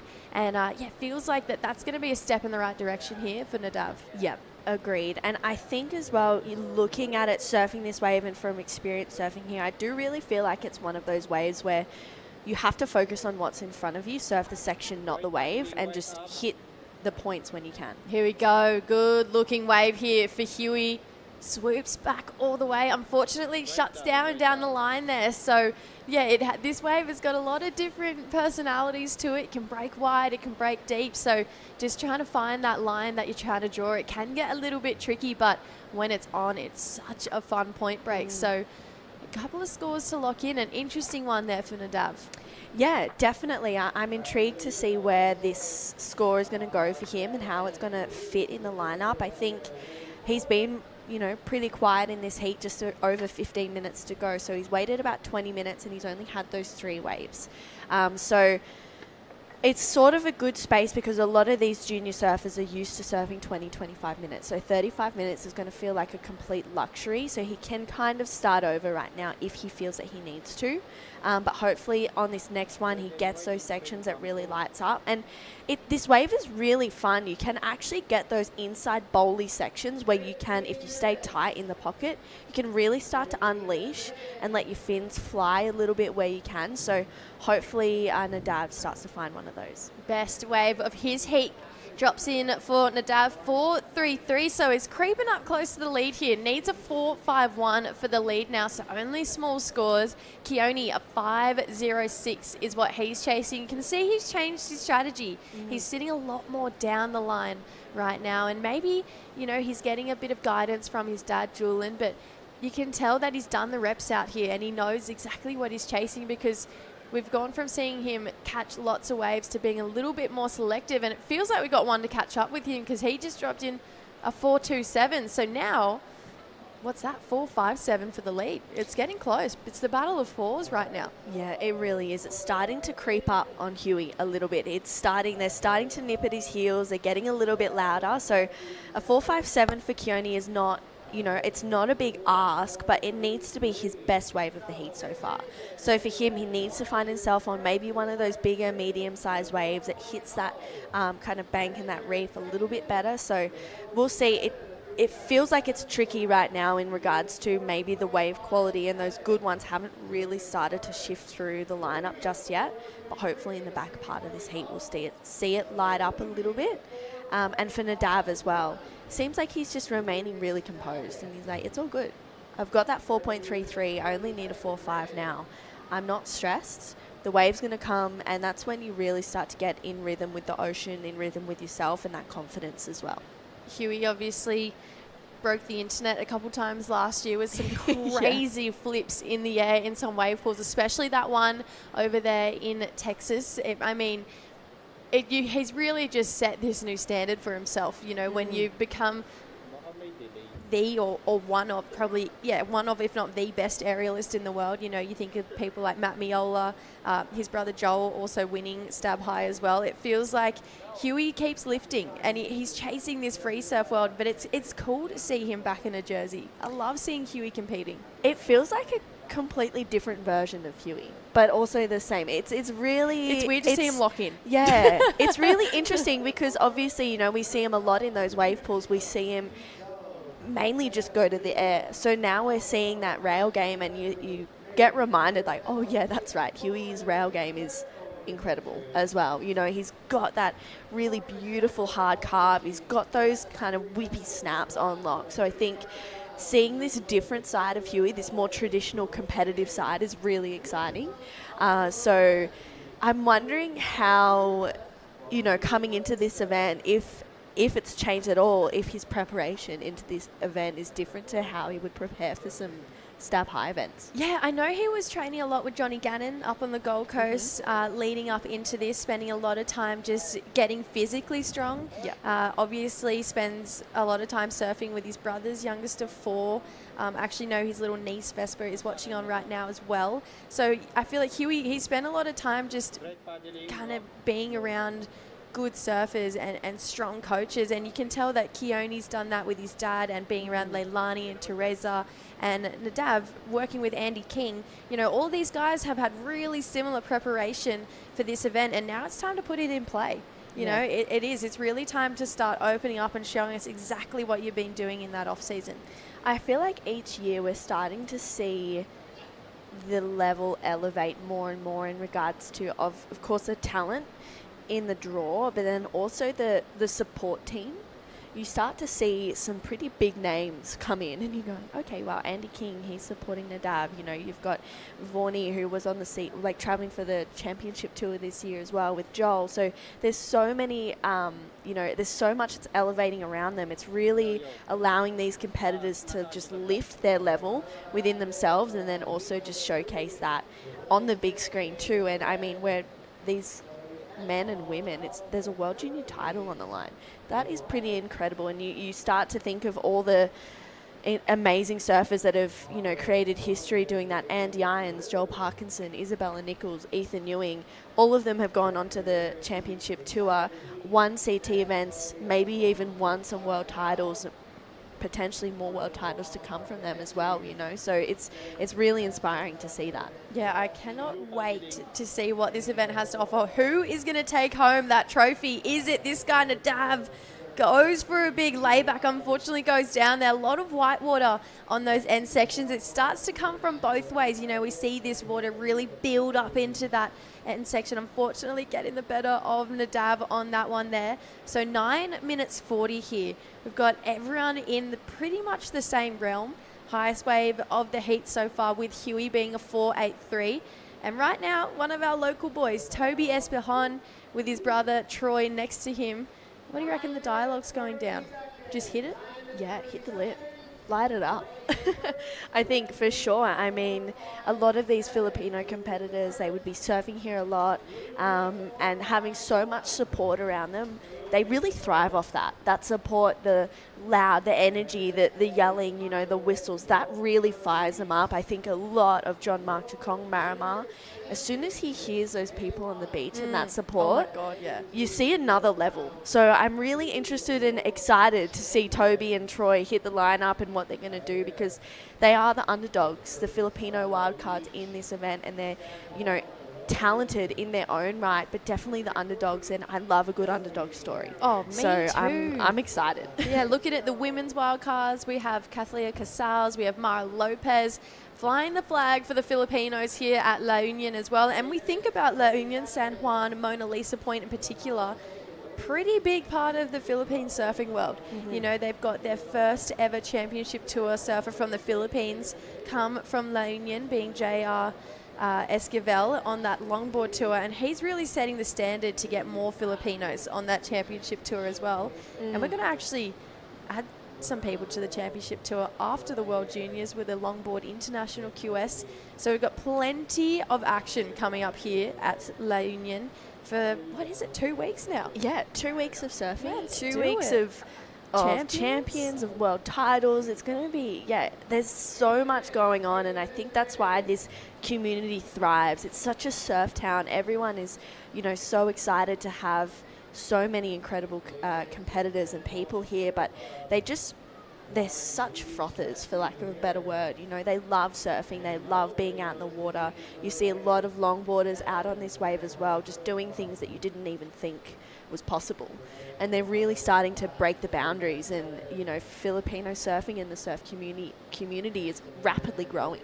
This is last year we had 3 or 4 events in the Philippines. This is the first of many to come for 2026. Oh, absolutely. So San Juan, if you're just tuning in, is where we are right now for the WSL World Junior Championships presented by Magnolia and Purefoods, and it's a big one. You know, world titles are on the line this year, for right here this week actually, for the best 48 juniors across the globe. With 7 minutes to go in this heat right now. Huey Vaughan holding down the lead here with a 4.83 and a 4-point ride. Keone Lasser, he's only looking for a 4.57. He's really starting to nip at Huey's heels, but so is our surfer from Israel, Nadav Attar, chasing a 4.51. So it's as close as you get. When you can hear from the beach commentators you need something in the 4 range, it is so within reach. You know, honestly, it could be one turn. One big turn will get you up into the 4s. That's what we saw Huey with an air reverse on that opening section out the back. So right now, really spread field though. You can see just how big this point is and how you can sit anywhere. You know, you can feel like there isn't another competitor out for quite some time. So Nadav deciding to sit really deep, probably going for that one big hit. Huey on that traditional part of the point right now wants one of those sets to come through, holding down first priority. So that's a bit of a good card to have in your back pocket. Yeah. And then Keone moving down the point. He's trying to create some space and try and get one of those ones that's going to bend back and wrap along the reef through that inside section there. Little bit trickier to identify those waves when you're sitting wider there. Yeah, it is a little tricky, but also I think the positive for Keone right now to be a little bit wider is he can get those inside ones that maybe Huey and Nadav will miss. So he's in a good spot to kind of pick up a couple of those off to the side, but it is really tricky, and there's so much space between them all right now. Huey is in a good position to take whatever wave Nadav gets, because at this moment, if we're looking at it, you know, factually and scores-wise, Nadav is actually closer to the lead than Keone is, only just. Nadav needing that 4.51. Keone needs a 4.57. So it's really tricky to kind of choose who you're going to play tactics against. Huey's best mate coming up next in that next heat, Lennox Smith. He's got a pretty stacked heat, actually. Connor Donegan Santos, he's coming up in the blue against Toby Esperhon, like we spoke about, that local boy. And if we think about Lennox's run here last year, he was the king of the buzzer beater. I think he had about 4 or 5 heats in a row where he got the score in the last 5-10 seconds. Wow. I did a post heat with him. I was like, could you just stop? You just win a heat from the start, mate. This is stressful watching it. But he actually went down to Bronson Mady in a great semi-final matchup there. So he got pretty close to taking home the title. Yeah, and no doubt, you know, wanting to get one better as well for Lennox. He's such a, you know, for such an easygoing person and someone that's so smiley and so happy all the time, he's a fierce competitor. Oh, yeah. He's out there in the lineup. He's heckling you. He's like, yeah, I'm going to rattle some cages. I'm going to really do my best. So I think, you know, Lennox obviously has such a great connection already with this wave. And I agree, Jesse. I feel like we're going to see him in that pointy end of the draw. I mean, I love when you see Lennox on a nice, big, open face and he just lays into that rail. I get really excited to see what he can bring. So I reckon it's part of his facade. You know, that larrikin, just trying to ease you a little bit, think that you guys are mates, and then he just goes, bam. Yeah. Shut the door in your face. Right now, Nadav chasing a small score. Gets the click on the inside section here. 4.51. Huey, he's up and breaks his board. We've got a board broken right now. That is Heartbreak Avenue for Huey. So that's not what you're looking for in heat number 1. Unfortunately, love to catch up with what he did because that is a clean break there. I hope he's all right. Yeah, and it doesn't really leave him much board as well to work with in regards to getting in. And it can get a little bit tricky on that inside, a bit sweepy. Yeah. I mean, I feel like that's, you know, done and dusted for Huey. He's got 3 minutes. There's no way unless he's full Ironman spec. Here we go. Oh, Keone connects so well but goes down, unfortunately. So Keone, he's going to be looking for another wave here. Previous wave for Nadav, he was looking for a 4.51. It comes in. It's a 3-point ride. So Huey, he's safe for now when it comes to Nadav. He's going to need another wave. And so is Keone. Just a small score. Doesn't even go into his top 2. So 2.5 minutes. It feels like Huey's going to have to watch this one from the beach. And Winter Vincent, last year's runner-up, he's watching on very closely. Let's see what Huey did here, True. Yeah, okay. Nice quick snap to start. Oh, you can almost feel like that looked like that sort of had a bit of a weird sticky section on that wave. This last one of Nadav as well, unfortunately not the score that he was looking for. Very similar wave, But unfortunately, yeah, Huey's board just breaking pretty much right in front of his tail there. So Vaughnie's on the beach. He's thinking, Huey, you got 2 minutes. Let's see it. But at this point, he's safe in the lead, as you mentioned, Jesse. And that's a really unfortunate break so early on in the event. That's why they rely on the surfboards. Has he even lost a fin there as well? Yeah, he has. Wow, Huey. Bit of a shocker, unfortunately. It felt like maybe it was creased. It looked like it was flexing under his feet a little bit as he was trying to get up to that lip. So it felt like maybe it was already creased from that air on the previous wave. And that's why we might have seen him fall off. And he just hasn't realised. 90 seconds to go. He's not looking overly rushing to get back out there. I'm not going back out. Keone's chasing a lead here. Needs a 4.57. Slow start to this wave. Now it starts to build up, but just can't connect with it. So you can see confidence. It's a huge part of Keone's game. He's got 1 minute to try and find himself another score. So unfortunately, like we mentioned, Huey's watching this heat from the beach. It's out of his hands now. And you can see Clancy down there as well as Vaughnie. The couple of local boys with the other half of his board. And Nadav with priority needs a 4.51, 50 seconds. I mean, this is when you're competing and you're out there thinking, please, Huey, please, ocean god Huey, send me away, please. Like, I need a 4, you know, and you think that's actually nothing. It's not much. It just feels really tricky, the timing of this wave right now. It almost feels like a 4 is sort of a big ask with 30 seconds to go, but it's a point where Nadav, he's thinking, I just want a set. Just give me 1 set and I'll do my best to get that score. Yeah, 20 seconds to go here. So it's now or never right now for our 2 surfers left out the back for Keone and Nadav. Nadav has a look, doesn't quite like that one. Looks like we got a bit of energy rolling on through at the back. Nadav's going to be out of position. Keone might be out of scratch right here. So 2 seconds to go. The Hooter's going to go, though. Don't know if Keone was up before that one.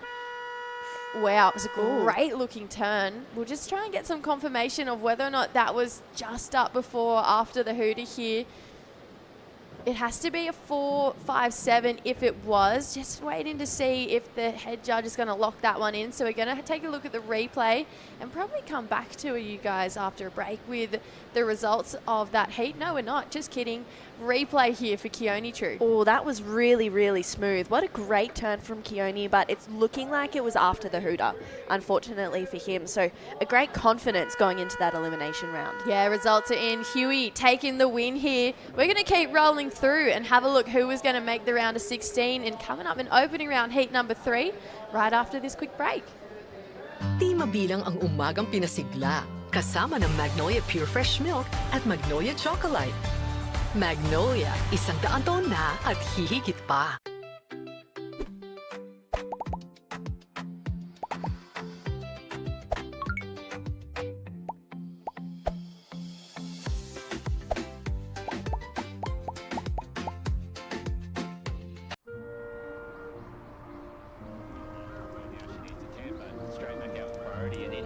Oh my! Deep one for Western Web. She comes out. She comes out. She needs a 10. Di mabilang ang mabuting asal na itinuro. With sulit sarap sustansya, Magnolia Cheesy. Magnolia, 100 taon na at hihigit pa. It's been an exciting morning already for the WSL World Junior Champions presented by Magnolia and Purefoods. And it's only heat number 3. Lennox Smith and Connor Donegan dos Santos as well as Toby Esperhon, the Filipino wildcard, taking each other on in this heat. I'm True Styling, joined in the booth with one of my favorite people in the world, Di Wacko. And Di, we're here in San Juan. We've got beautiful Mona Lisa in front of us and some of the best junior surfers in the world taking each other on right now. Connor up and riding on his backhand. He's got a good looking wall ahead of him, a little bit whitewashy to start off with, but he's going to create some good flow. Tags it once again, and this one is really just a little bit of a frothy wave, but he makes the most of it. It was tricky in that last heat, Di. There wasn't a lot going on. A bunch of 4s, really. Huey got the win with a 4.83 and a 4, so it was a slow heat in regards to seeing those big to excellent scores roll in. Wow, yeah. I was in the booth for the first heat of the morning, and Yeah, it changed a lot, quite a lot, because it has a more texture now on Yeah. the surface, and just like you said on this one, it's really tricky wave to surf on it. It's really foamy wave, but definitely he did everything he could do on that wave, but still it probably, to me, I reckon he needed to have a more like horror section to actually hit the Yeah. section. Yeah, absolutely. It feels like ones like that, they kind of break out to sea. Here we go. Lennox Smith absolutely Wow. tags it there. You could see that back foot disconnect off his board. How was that core strength just staying on it, pretty much 1 foot on his board? He's thinking, I Right. just need to hold on to this. That was a big turn, a really big moment for Lennox. Definitely, that was a lot of workout paying off on that turn. Definitely great recovery from Lennox Smith. He's coming third place last year's World Junior, and he did an incredible year on the QS as well. A couple of good results on the QS 6000. So definitely, there's a lot of confidence in Lennox Smith. Yeah, so much confidence. We saw him have a really great event at the NIAS Pro, getting second, as you mentioned, Di, and then a third at the Tahara Pro as well in Japan. Let's take a look at this last one of Lennox.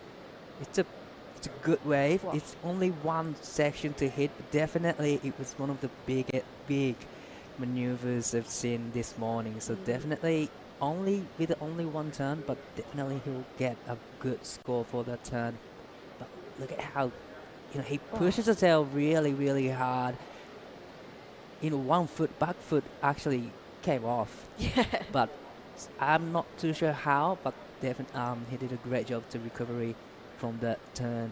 Wow, that was, as you said, Di, that core strength. He's been working out really hard. He's been in the gym, training. He's got the backing of some Surfing Australia coaches. We have Clancy Dawson here as well, who is giving a lot of insight for these Australian athletes. So Lennox has someone to lean on here, and a 4.5 locks in for that first wave. A 3.17 comes through for Connor, and Toby Espejon, the Filipino wildcard, gets a quick 0.23. He's from Cloud9, him and his brother got the wild cards here, the Philippines wild cards for the WSL World Junior Championships, which is pretty amazing, to have these spots open up for them. The brothers, they're actually coming up in back-to-back heats, so that's pretty much just over an hour of stress for both of them, because when you're competing and you have a sibling or a family member in the same event as you, it gets really nerve-wracking. So there's a lot to navigate for them. Definitely, and especially for the big brother, he's probably focusing on his surfing right now, but definitely somewhere in his head thinking about his young brother coming up next. Definitely. And, Di, we've been to the Philippines a lot last year. We were really lucky to be in Siargao at Cloud9 for the Siargao International Surfing Cup. We went over to Belair. Now we're here in La Union, and there's, so much that the Philippines has to offer. But one thing that I feel like is, and I said this to Jessie in the last heat, that I feel like is a consistent is the amount of support that you see from the Philippine community. They're always down on the beach. They get loud. You can hear them whistling. You can hear them cheering, and they just, show up in flocks. There's so many of them, and you really see the surfers in these events start to feed off that energy as well. It's awesome to see. Oh, it's awesome to see. It's always good to travel to Philippines and see this big support for the local community, for the surfers, and especially when you have a big sport, you have extra power in the surfing, in the heat especially. So probably this big sport will help these two brothers in the heat. Yeah, it definitely makes you feel a little bit more comfortable, for sure, a little bit more at home. Coming over from Siargao, Cloud9, it's a quick flight and about a 4 to 5 hour drive from Manila Airport. So everyone's, they've been making their way over to this beautiful place of La Union in San Juan. And this Mona Lisa Point, I surfed it. I was here 2 years ago, and I was really lucky to be able to surf it here. And Di, I know that you're a frother as well. Have you been out there yet? Not yet, actually. Not This yet. is my first time to be here in La Union, and then, well, definitely I'm gonna have surf at some point, but I haven't surfed this point break yet. But it looks super super fun out there, but looks like Blue is up and riding. Yeah, Connor, he's lighting it up on his backhand at the moment. Just a bit of inspiration for our goofy-footed commentator, Di Wacko, next to me. A quick float there for Connor. He's really starting to try and get that flow, link those turns, a little bit of, as you mentioned, Di, a bit of texture. It's a little bit lumpy and bumpy in those waves, so you really need to manage and navigate that. So I feel like for Connor, he did well, but you could see that fumble right before that last turn. Right, just like you said, it was tricky, tricky wave, and really there's really a lot of bumps on the wave, but still managed to get a good turns. So definitely it was a great surfing from him. Yeah, absolutely. Someone that had a pretty interesting heat in that last one. A bit of drama towards the end was Huey Vaughan. He's down there with Stace. Thanks very much, guys. Huey, you must have been licking your chops looking at Lucas and Oliver in that first heat, and then it all went belly up in your one. Yeah, got like 4 foot and chunky and pretty bad, so yeah. Had to do what I was, I don't even know what I'm saying, to be honest. I had to work with what I had, so yeah. Happy to get the 2 points. Yeah, happy to get the 2 points. Full credit to the boys. Yeah, full credit to the boys, yeah, that's it. First surfer in the history of the Union shortboarding contest to break a surfboard out there. How does that feel?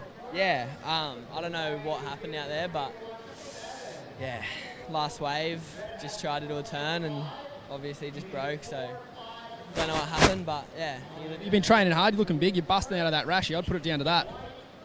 Yeah, mate, trained for comps and yeah, might have gone a little bit too heavy for the board, I don't know.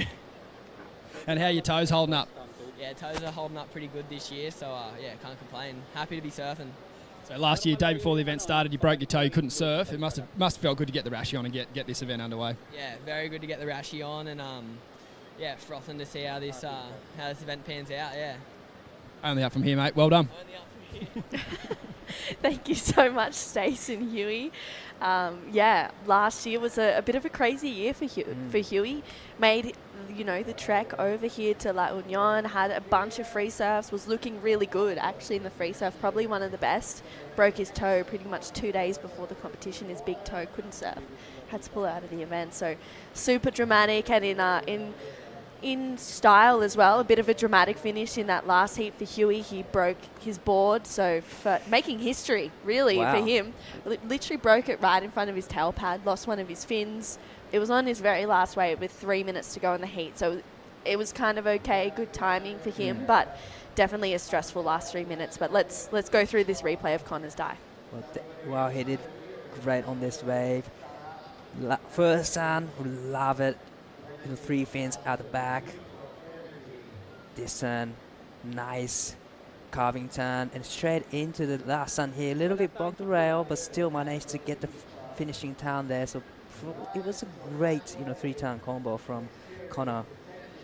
Yeah, it was a well-surfed wave, comes through at a 5.83, so he goes up into that lead. It was an interesting wave to surf as well. We saw that bit of a fumble. You could see the bump and the lump, so the competitors in these next few heats definitely watching closely, thinking, okay, I need to prepare for this, and I need to, see these lumps and bumps and almost preempt that. So Connor really starting to show that in this opening round, heat 3. We've got some big heats as well. Winter Vincent, he came second in this event last year. He's going to be coming up in this next heat with Ricky Sato and Troy Espejon. This is the Filipino wildcard. Toby Espejon up and riding, using his priority on this wave. Quick up and over that first section. I love the patience that he's got right now. Just whips it off that whitewash. Didn't really have steep sections to work with, but he worked with what he had and made it work. Definitely he managed really well on that wave. First time, really, a lot of bumps on the wave, but still managed to get a float and then straight into the final section. So, like you said, it wasn't as horror as the other surfers had, but definitely it was a great combination on that wave, and it was one of the bigger sets. So yeah, I'm curious what he's gonna get for the wave. Yeah, it's an interesting kind of a lineup. You could see almost kind of 2 floats for Toby, so we'll see where that score comes through as, and you can see the NutriChunks mascot there making his way down the beach. A massive thank you to one of our supporting sponsors, NutriChunks, just making this event so fun. And there's so much going on around the event site. We have the athlete area in the hotel next door, which is really cool. They've got some bikes, they've got some lockers there. There's so much going on the beach in regards to food and drinks and ice cream and everything in between. So there is surfing, and that's the main event, but there's lots to keep you satisfied throughout the event side as well, which is super cool. And thinking of Connor, this is actually his first ever World Junior Championships, so this is pretty insane. The 20-year-old is competing for his country. He's here saying, I'm representing Spain, and I'm in a space where I can really showcase my talent and my surfing his first ever World Junior Champs. Wow, it's a great great moment. Great moment for him. The first time to be here for the World Junior Championships, and he's showcasing his surfing here. He got the 3rd place, I think, in Morocco Pro Juniors last year, and then the anchor point in Morocco has the same similarities in the wave. So probably he's probably confident on his backhand. Have you surfed there? Yes, one of my favorites. Give me some insights. What's it like over there? I would say it's Moroccan snapper rocks. Really? It's got right hand beach break and stretch out, appealing, nicely. So it's a great place to surf. I love that. I'll have to head over. That sounds so fun. We got a little bit of an insight into our athlete area, as we were saying before. Some bean bags for comfort, some bikes there to get the competitors warmed up. That's Adam Dufner. He is here coaching Dane Henry, who is coming up in heat number 7. He's definitely one to watch in this WSL World Junior Championships event. There's so many coaches as well that are around the event site supporting the athletes. Adam Dufner is one of them. As we mentioned, Lennox Smith, he got 3rd here in the World Junior Championships last year. Went down to Bronson Mady. He's had a 2nd in NIAS. He got a 3rd at the Tahara Pro. But he's looking for a couple more spots up and taking home that big trophy and that, having a historical moment of being the World Junior Champion here in La Union. Definitely, coming 3rd place last year's World Junior Championships makes him want to come again. Yeah. It gets the world title next to his name. That's what he wants. Yeah. And that's why he's here now again. Absolutely. It's a title. It's very prestigious. It's one of those moments where you're thinking, I want my name on that list. I want to be, known as one of the historical surfers that's maybe got a World Junior Champion and also a world title in the same breath, which is pretty crazy. So I feel like a lot of these competitors, both men and women in the draw, they've got their sights set on this and future as well. We've had so many incredible names who've taken out World Junior titles. We think of Joel Parkinson, Ethan Ewing, Isabella Nichols, Andy Irons. It's pretty incredible, the list of people that's gone on to make history in surfing, and it's all started here. It would be super honored to have your name next to these legends, Andy Irons, Joel Parkinson, and all the names are already written in the history. So it's a big thing for juniors. Yeah, it's huge. And in this heat, we've got just over, I should say, 19 minutes to go, and it is Connor Donegan dos Santos. He is in the lead right now. He's got that 5.83, so that's really sitting pretty. It's the best wave of the heat so far. He has a 3.17 as a backup. Lennox Smith holding first priority. He's locked in a 4.5, just courtesy of that one turn we saw a little bit earlier on in this heat. He needs a 4.51 to go to first. And Toby Espijon, a 1.83 and a 0.23. He needs a 7.17 at this point, and that's when you can really look at it. We've got just under 19 minutes to go, Di. You can look at that 7.17 for Toby and break it down into 2, and he can go, you know what, maybe if I get a 5 and a 4, and he's going to try and do that right now. Gets a nice quick carve, really tweaks the tail up and over that section. It's a smaller wave, a little bit fatter here, but he's going to try and stick with it, and unfortunately just goes, you know what, that wave's not going to offer much on the inside. Saves a little bit of a paddle out for him. So Toby locks in what will be his best wave of the heat so far. But I think it was a great decision, great wave selection for Toby. It wasn't one of the best way, but still, like you said, you don't really want to focusing on getting a 7.17 with the 17 minutes remaining. You kind of want to break it down into two. That's exactly what he did, and probably he's looking forward to getting just to a couple of 4-point range. Yeah, absolutely. And a bit of a cuddle being shared there with our NutriChunks mascots on the beach. Pretty cool to see. A little bit of fun, a bit of character around this event. This is that last wave of Toby's die. One of the smaller size waves, but still managed to get one beautiful carve and straight into the second turn. And I don't think it's going to be a 7-point line, but still, it'll be, just like you said, it'll be his best score in this heat. So, just taking the edge off, probably. Yeah, a 2.5, it locks in as die, so you're 100% correct. It takes the edge off a little bit. He now needs a 6.5, and even then, with 17 minutes to go, he does have the ability to just slowly chip away at that. A 6.5 is a pretty decent score, and I feel like with the surfing that he's doing, if he can find himself on one of the better waves, he'll really edge up for that. This right now, though, Lennox Smith, he's looking smooth on rails straight away. That board, just an extension of himself. He's taking it easy, just cruising through these moments. You can see he's firing up, though, through to this inside, tags it, just really laying into that last turn for Lennox Smith and stays with it to ensure he gets that completion. So really lighting it up straight away. You can see those little different moments of push and pull off the back of that tail. So Lennox needs a 4.51. We'll see where that last wave goes in. And he waited a while for that die and remained composed.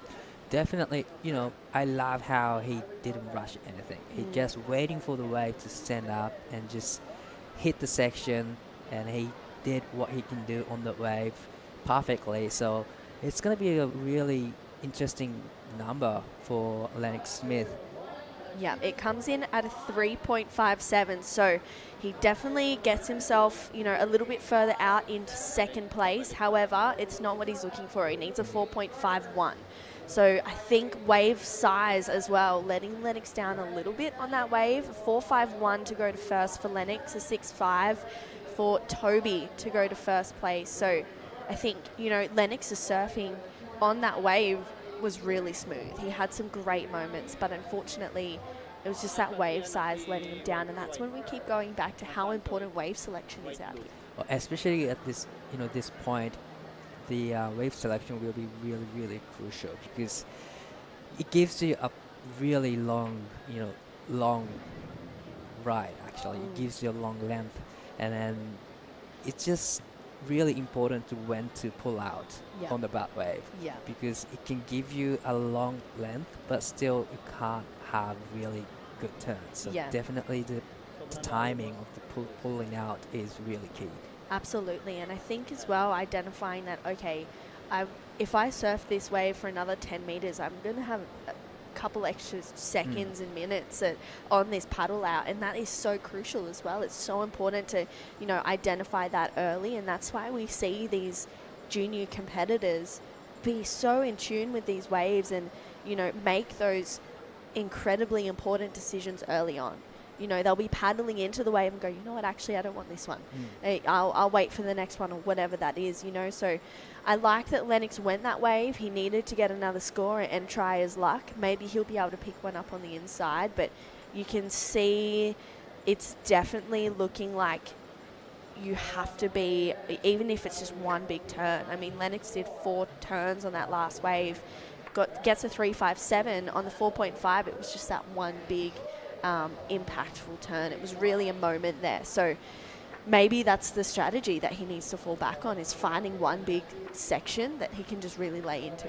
Definitely, that is just showing a clear message to all the surfers. Just one big turn will give you a good number.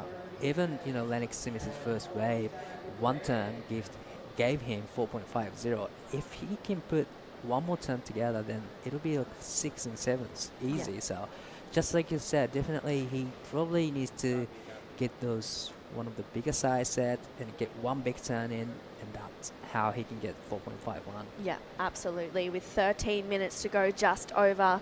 It is Connor, though. He is sitting out there with first priority and the lead. That 5.83 that he got a little bit earlier on is the best wave of the heat so far and has been for almost 20 minutes now. He has that 3.17 in his scoreline. He got first place in the Pro Junior in Hossega, ended up getting the runner-up in the European Junior rankings last year, which is why we're seeing him in this event. So some huge results there for Connor, and we come back to this word as well, which we do a lot, in surf contests, is consistency.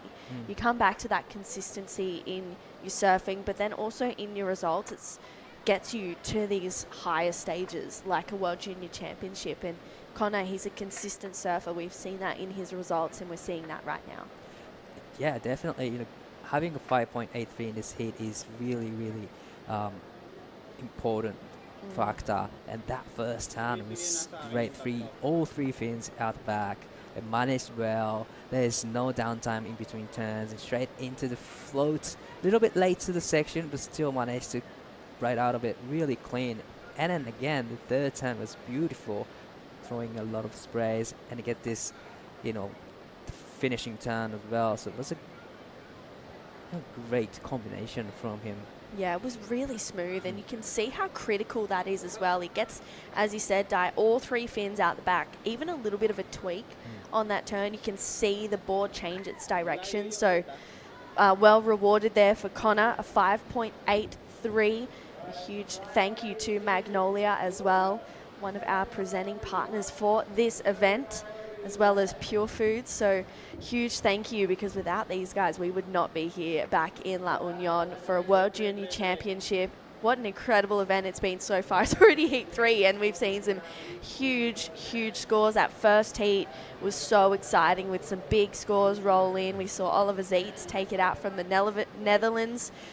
And then last heat, we saw Huey Vaughan taking it out, and that was dramatic in itself. Breaking his board in the last 3 minutes of that heat is pretty crazy. So wow, it's crazy. There's so much going on already. We do have 8 heats of the opening round of the men's, and then we do have the women's opening round on standby, all 8 heats of those as well. That is Troy Esperon. He is coming up in the next heat, brother of Toby. So he's making his way out. He's going to take on Winter Vincent, runner-up from the 2025 World Junior Champions, and Riki Sato as well from Japan. He's going to be out there too, so that's a big heat. This is live action though. Lennox Smith, good first turn, finds a steep bottom turn and a deep bowl there, really leaning into the rail. So 3 turns there, 3 quick, concise turns for Lennox Smith. You can see he's hungry to get up into first place. Definitely, always you want to get into the first place, straight into round of 16. But that was a great wave selection, great 3-turn combo. But probably he wants to have the finishing turn there for the 4.51. But definitely it was a great 3-turn combo, so not too sure, but it's going to be really close to the requirement, 4.51. Yeah, I think so as well. He had really good speed on that wave die, and he had those, his turns were concise. They were in really critical moments of that wave. It locks in at 3.67. So betters his second wave, but it's still not quite enough to get him up into the lead. He's the king of a buzzer beater, though. We saw that happen a lot last year. Lennox tagged it there. Maybe it doesn't get quite as vertical and as critical as he wanted to. Really, really love seeing Lennox on an open face where he can really lean into that rail. He's got such a great carve. We saw so much of that at the NIAS Pro QS 6000. So hopefully he can find a moment. But speaking with Jesse a little bit earlier as well, Lennox had so many, if not all of his heats, a majority of them where he had buzzer beater moments to take him all the way through to the semi-finals. There's plenty of time left, 8 minutes 50 seconds, so it's not over yet. It's not over yet. He was waiting for the bigger ones for the first wave, but now probably it seems like he's changing his strategy, just getting the smaller ones and trying to get the requirement first and get into the first place, and then probably he's going to be waiting for the bigger ones now. Yeah, he's absolutely. just, he has third priority now, so there's no point just sit out there and just wait for the turns. Yeah. There's plenty of waves and opportunities inside as well. Yeah, you can kind of keep that momentum going, keep turning waves, keep, being on his feet. And I feel like these opening round heats, of course we see first, move straight through to the round of 16, which is a huge bonus for first place. Second and third go through to the elimination round. So that's when we start to see competitors get dropped out of the event. So no one really wants to lose on the first day. Being in that round of 16 is definitely a massive advantage, but these opening round heats, you can kind of play around with it, figure out the bank. There is so many free surfers out there as well, warming up for the event too. So it's sort of tricky to kind of adjust your lineups when there's only 3 other surfers out there. Here we go though, this is live action. Toby tags that section, maybe a fraction late, but he made it count. He's waiting to get around this section. Unfortunately, the wave doesn't really offer a whole lot and he has to just eject out. So Toby Espejon looking for a 6.5, our Shargao local from Cloud9, making the trek over here. We'll see his brother Troy come up in that next heat, but unfortunately that last one for Toby, it's looking like it won't go into the sixes. It comes through at a 2.0, so he's still chasing a 6.5 die. Right, he's still chasing a 6.51, but you know, it was really unfortunate for him. It was just a wave selection that, you know, that was just a problem, but he's got the skill to get 6.51. He's got the rail game, he's got the air game as well, so definitely if he gets on the better waves, then definitely he'll be getting those requirements. Yeah. It's really tricky out there right now, so it's, you don't really want to be sitting out there, but you don't really want to be getting all the waves. Yeah, absolutely. You want to be quite selective with the waves that you're catching, but also, you know, being busy on, it's so interesting, you know, looking at these competitors. You want to be busy, but busy good, you know, be busy on those good waves instead of just catching anything that's really coming your way. So I think for all these 3 surfers in this heat, finding that rhythm to be, you know, on those good waves that are coming through the lineup is so important. We saw a lot of really good scores in that first heat. Heat number 2, we saw it start to, you know, get a little bit trickier, maybe a little bit slower with those good waves, but it's starting to hopefully open up a little bit now. The locals making their way through to support the Filipino wildcards, Toby and Troy Espejon, their back-to-back heats. 5.5 minutes to go in this one, and Connor Donegan dos Santos, he is still out in front, holding down the lead and has been for this whole heat so far for about 30 minutes. 5.83 and a 3.17. Lennox Smith, a 4.5 on that very first wave and a 3.67. He needs a 4.51 to go to first, capturing all the action. The locals on the beach, a 2.5 and a 2 for Toby. He is looking for a 6.5, so now is really the moment, I guess, with 5 minutes to go, that maybe he needs to start thinking about just looking for that 6.5. Yeah, definitely. You gotta say yes, you know, with the 5 minutes remaining and the thinking about the length that you can get from the wave. Probably there's not much time left for a couple of waves for Toby. So definitely he's gonna get 6.51 on the one wave for now. 4 minutes and 40 seconds on the clock. Yeah. Here we go. That is Winter Vincent, runner-up from last year, making his way out into the lineup. That's his mum, Mel, there as well. Just, you know, the real constant support for Winter throughout these events. Also a Challenger Series surfer as well. Mel, she's such a proud mum. And I know that Winter's definitely looking for to get one better in this event. You know, he got second to Bronson Mady last year, and that was such an incredible final. Bronson was just, it was two really different approaches. Winter is incredible in the air, but his rail game has been so on point. He's got this incredible just connection with the ocean out here in La Union. So excited to see him fire up in that next heat with Ricky Sato and Troy Espejon. With just under 4 minutes to go, no change to that situation. So it's been a little bit quiet in regards to the consistency of the waves in this heat dive. Wow, it's been really, really quiet in the ocean for the last 10 or 15 minutes. There's not much, there's a lot of waves coming through, but not the good looking waves are coming through. So it's been a tricky moment, but just like you said, Lennox is always on the wave in the last minute. So we never know, it's not done yet, so there's still 3 minutes left. Exactly. And Jesse and I also were talking in the last heat, you know, Lennox, he's such a larrikin, you know, he's always laughing, cracking jokes, super smiley outside of, you know, when he doesn't have the rashi on. And Jessie goes, I think it's part of the facade because he's a fierce competitor. As soon as he puts the rashi on, it's like, okay, we're going to work. I'm in the zone. You know, it's really interesting to see that kind of play out with Lennox, see how happy and smiley he is, and then he's like, all right, I'm ready to go, and he's locked in.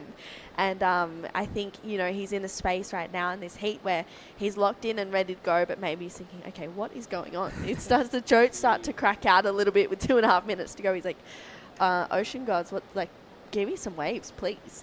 Definitely, you know, these three surfers just, well, except for Connor, he's probably hoping please not. Yeah, I don't want anything. I don't want anything Go to flat. come. Go flat. But for those two surfers, Lennox and Toby, they are hoping to get one more wave to coming through. Bit of a wave rolling through the lineup. Connor has that first priority, so in a position to go this one on his backhand, winds up. Good, strong first turn, gets a little caught up, but really great recovery. This is where he's going to start to open up even more. What a great bowling section he had in front of him there for that second turn. Connor taking it through to the inside, looking out the back. He's thinking this is the last opportunity for this heat with just under 2 minutes to go. Toby Espejon waiting for this one to wall up through to the inside. You can see it sort of starting to bowl up a little bit. It's really tricky because it has those moments where it's looking like it is and then it backs off, so you have to really be in tune with the ocean. So wondering, we'll have a fair bit to catch up on what Toby got done out the back. But that last one of Connor's was really good, that second turn, such a great moment. Definitely, I really love the first deep bottom turn and straight into the vertical off the top and straight into the second turn. That was a great combo. And what I liked about it is he played really well. He waited for the wave for quite a long time, but he played defense as well as he just did an offensive move on that wave. So that was a great surfing from Connor. And this is the last wave for Toby. Trying to get one turn in, and he did there. Floats the section, trying to come around and get the finishing down there, but this wave just dies out.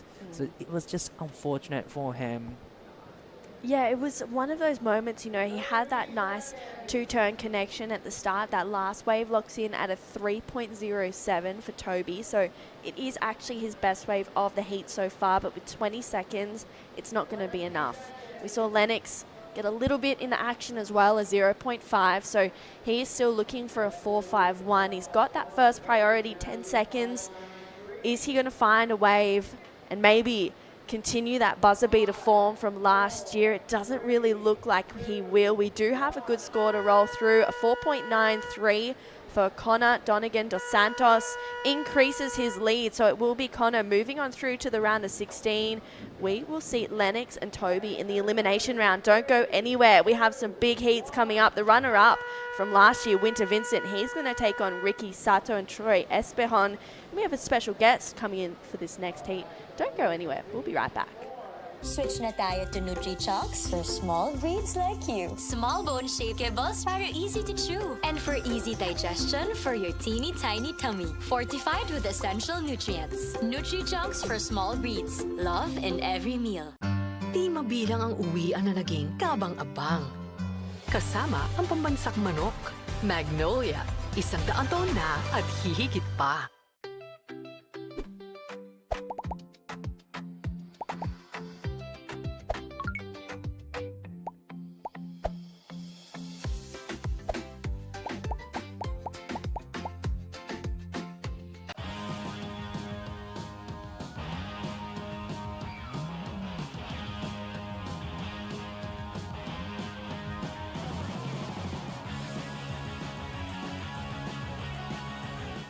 Rolling into another big heat here at the World Junior Championships presented by Purefoods and Magnolia. We've already had a couple really solid heats go down, some big names falling out of the draw as well. We move on through to the opening round, heat number 4, last year's runner-up. He's out there in the red, Winter Vincent, taking on Riki Sato from Japan and the local boy, Choi Esperhon, who is up and riding straight away in this heat. Just a feeler of that one, a lot of foam on the face there. My name is Jessie Starling, joined in the booth by Dai Wacko and the beautiful Camille Pillar, one of the most talented local women around here. Camille, thank you for welcoming us into your... And Toby and Troy from Siargao, that Cloud9 area, son of Dodo Esperhon, who for a really long time was traditionally the best backhand surfer at Cloud9, and that's a really big prestige to have. Now you have guys like Filmer really starting to battle for that, so they come from a really strong heritage of solid surfing over there at Cloud9. Yes, I agree, and it's good that you mentioned the stance as goofy footers, so there's kind of a legacy there as well. Filmar is also a goofy footer, and his daughter and son, Lilo and Koa, are also both on their backhand. We've got a great looking natural footer out there right now though, Dai. Winter just not missing a beat. Not missing anything on that wave. Two-turn combo, but that was a huge two-turn combo, and there's no downtime in between turns, smooth transitioning, and then last finishing turn, that was a strong turn as well, and the last one comes in a 7-point ride, so yeah, wow. Big score. We haven't seen a big 7 drop in for quite a couple heats. I mean, we saw some big scores go down in that opening round when we had Oliver Zeitz take out the win there, but Winter, he would just have that just a bit of taste left in his mouth from last year. Obviously, in my eyes, him and Bronson were the two standout surfers. It was going to be either one, and Winter went to that really traditional approach where he has these gorgeous, Parko-esque style and these big drawn out lines. And then you have Bronson, who was just going crazy in the air. Bronson obviously taking home the victory, but it feels like if anyone wants redemption, it's Winter. Definitely, he wants to get the title right now. That's why he's back here, and it's always good opportunity to have, world title next to his name. So it's Dog's having fun. Yeah, right so Winter actually pretty close to qualification for the championship tour. So he's currently sitting in 10th spot on the Challenger Series. He's had a great run, a couple of quarterfinal finishes there. He'll be going straight to pipe from here to start practicing for that next Challenger Series coming up. But I feel like even when you have that kind of big focus of, right, I'm real close to qualifying for the championship tour, you can see how much a world junior title means to him. He's left Hawaii, he's come here to the Philippines, and he wants to take home that trophy. I mean, you don't want to be that second place. Obviously, he was stoked with that finish, but he's willing to leave Hawaii, leave the reps out pipeline to help for the next event to be here. And I feel like that really just showcases the stature of this event here, Camille. Yes, and last year's finals where Bronson stomped down that 10.0, Winter actually answered back with a formidable score at 9.27. He also went up into the air, so is very capable not only of the traditional textbook turns that we love to see, Parko-esque as you mentioned. And yes, so Winter has his air game on point as well, and it's just a matter of Mona Lisa Point being able to offer up those ramps. We've got Riki Sato out there from Japan as well. Pretty cool young guy coming out from Japan, 20 years old, had a great run on the junior series over there in Japan, and a real character too, Dai. Right, he's originally from Shonan, where I grew up, but this is a live action from Winter. Yeah, we'll check back in with Riki in a second. Winter, he's pacing his way through this one, really trying to find that tempo right now. It starts to open up here. Board's looking fast under his feet. Bit of a check turn there, but you can see not exactly what he was chasing down the line at this point. He's got a 7 in his lineup. That's a solid number to have in your back pocket. Troy goes down on his, so chasing a 5, 6, 7. 35-minute heats. I mean, there's an incredible amount of time right now. We've got Riki Sato with a 4. needing a 4.84, but originally from Shonan, which I've come to learn is a really cool part of the world. But Camille, take us through this one here for Troy. Okay, so this wave looks like it was one of the set waves. Unfortunately, he falls down as he tries to build up speed, and it's quite the same approach that Winter does here, building up the section.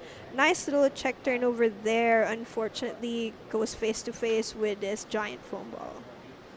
Yeah, so a couple waves going down. Nothing of too much consequence here. Waiting on that last one for Winter. Might just drop out that 0.83 and rise the bar a little bit more for Troy and Ricky. But we'll get back to it. So we've got Ricky's from Shonan. It's pretty cold there at the moment. So like we heard from Connor in that last heat, how good is it to be in boardies when it's cold at home? Definitely. Back home, it's freezing. You have to wear 5 mil wetsuit. And Ricky is actually now living in Chiba. It's way more colder than Shonan. So definitely he's super stoked to be here, just wearing boardies and surfing with the world best juniors. But he's very dedicated surfer, training every day. And sometimes he's training with Keijiro Nishi, who is a CS surfer. So he's very dedicated surfer. His dad is former professional surfer in Japan. And he has a younger brother who also competes in a ISL World Juniors last month. Oh, So awesome.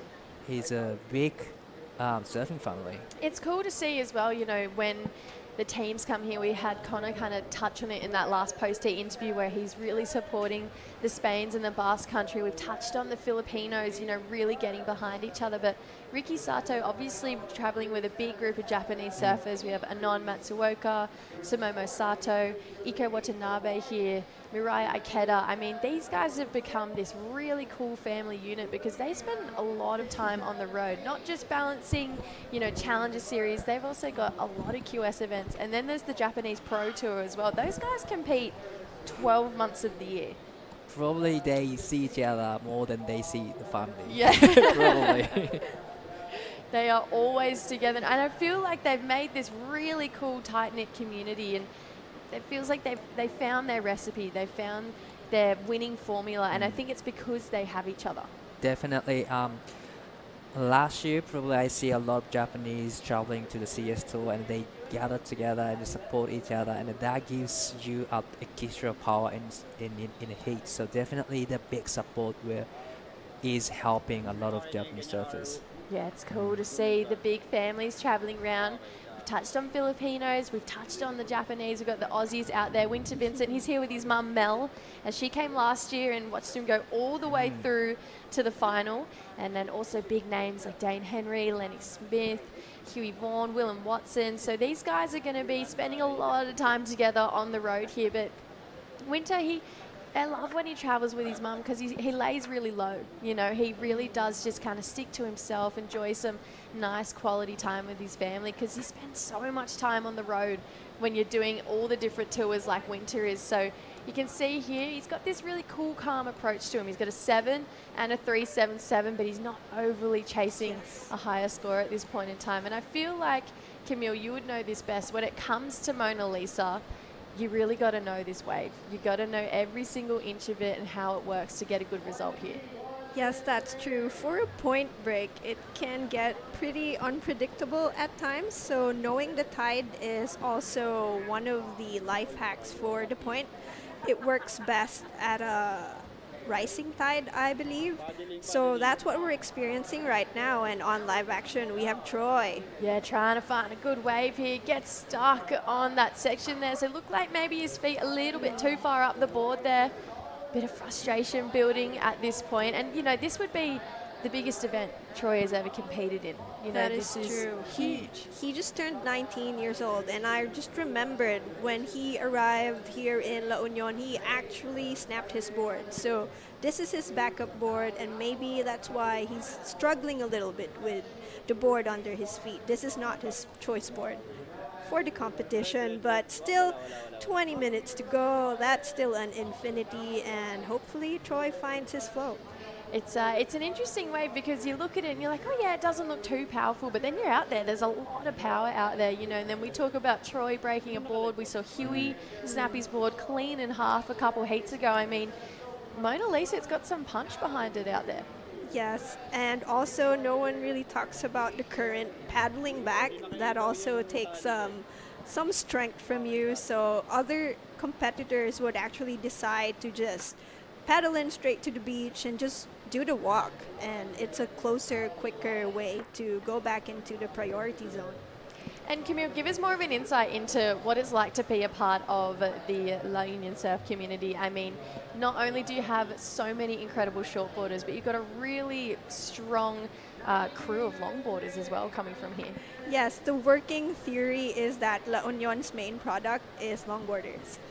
So last year, we've had another up-and-coming surfer, Jo Marie Ebueza, join the ranks of JR Esquivel on the World Longboard Tour, which is why it's a significant event to be able to have a qualifying coming up. But now on live action, Winter again. Yeah, looking sharp here. Bit of foam on the face, but does not seem to be phasing him. Wint just absolutely laying the rail here. Really fast surfing there. You can see his board almost looks twitchy-like off the bottom, which I actually think is great. You can see the board has this energy to want to be up in the lip, and it's looking good for Winter right now. Wow, definitely, his surfing is great on that board. It's just generating a lot of speeds and, smooth transitioning turns. So that was great, another surfing from Winter. Yeah, Winter in my eyes is a CT surfer.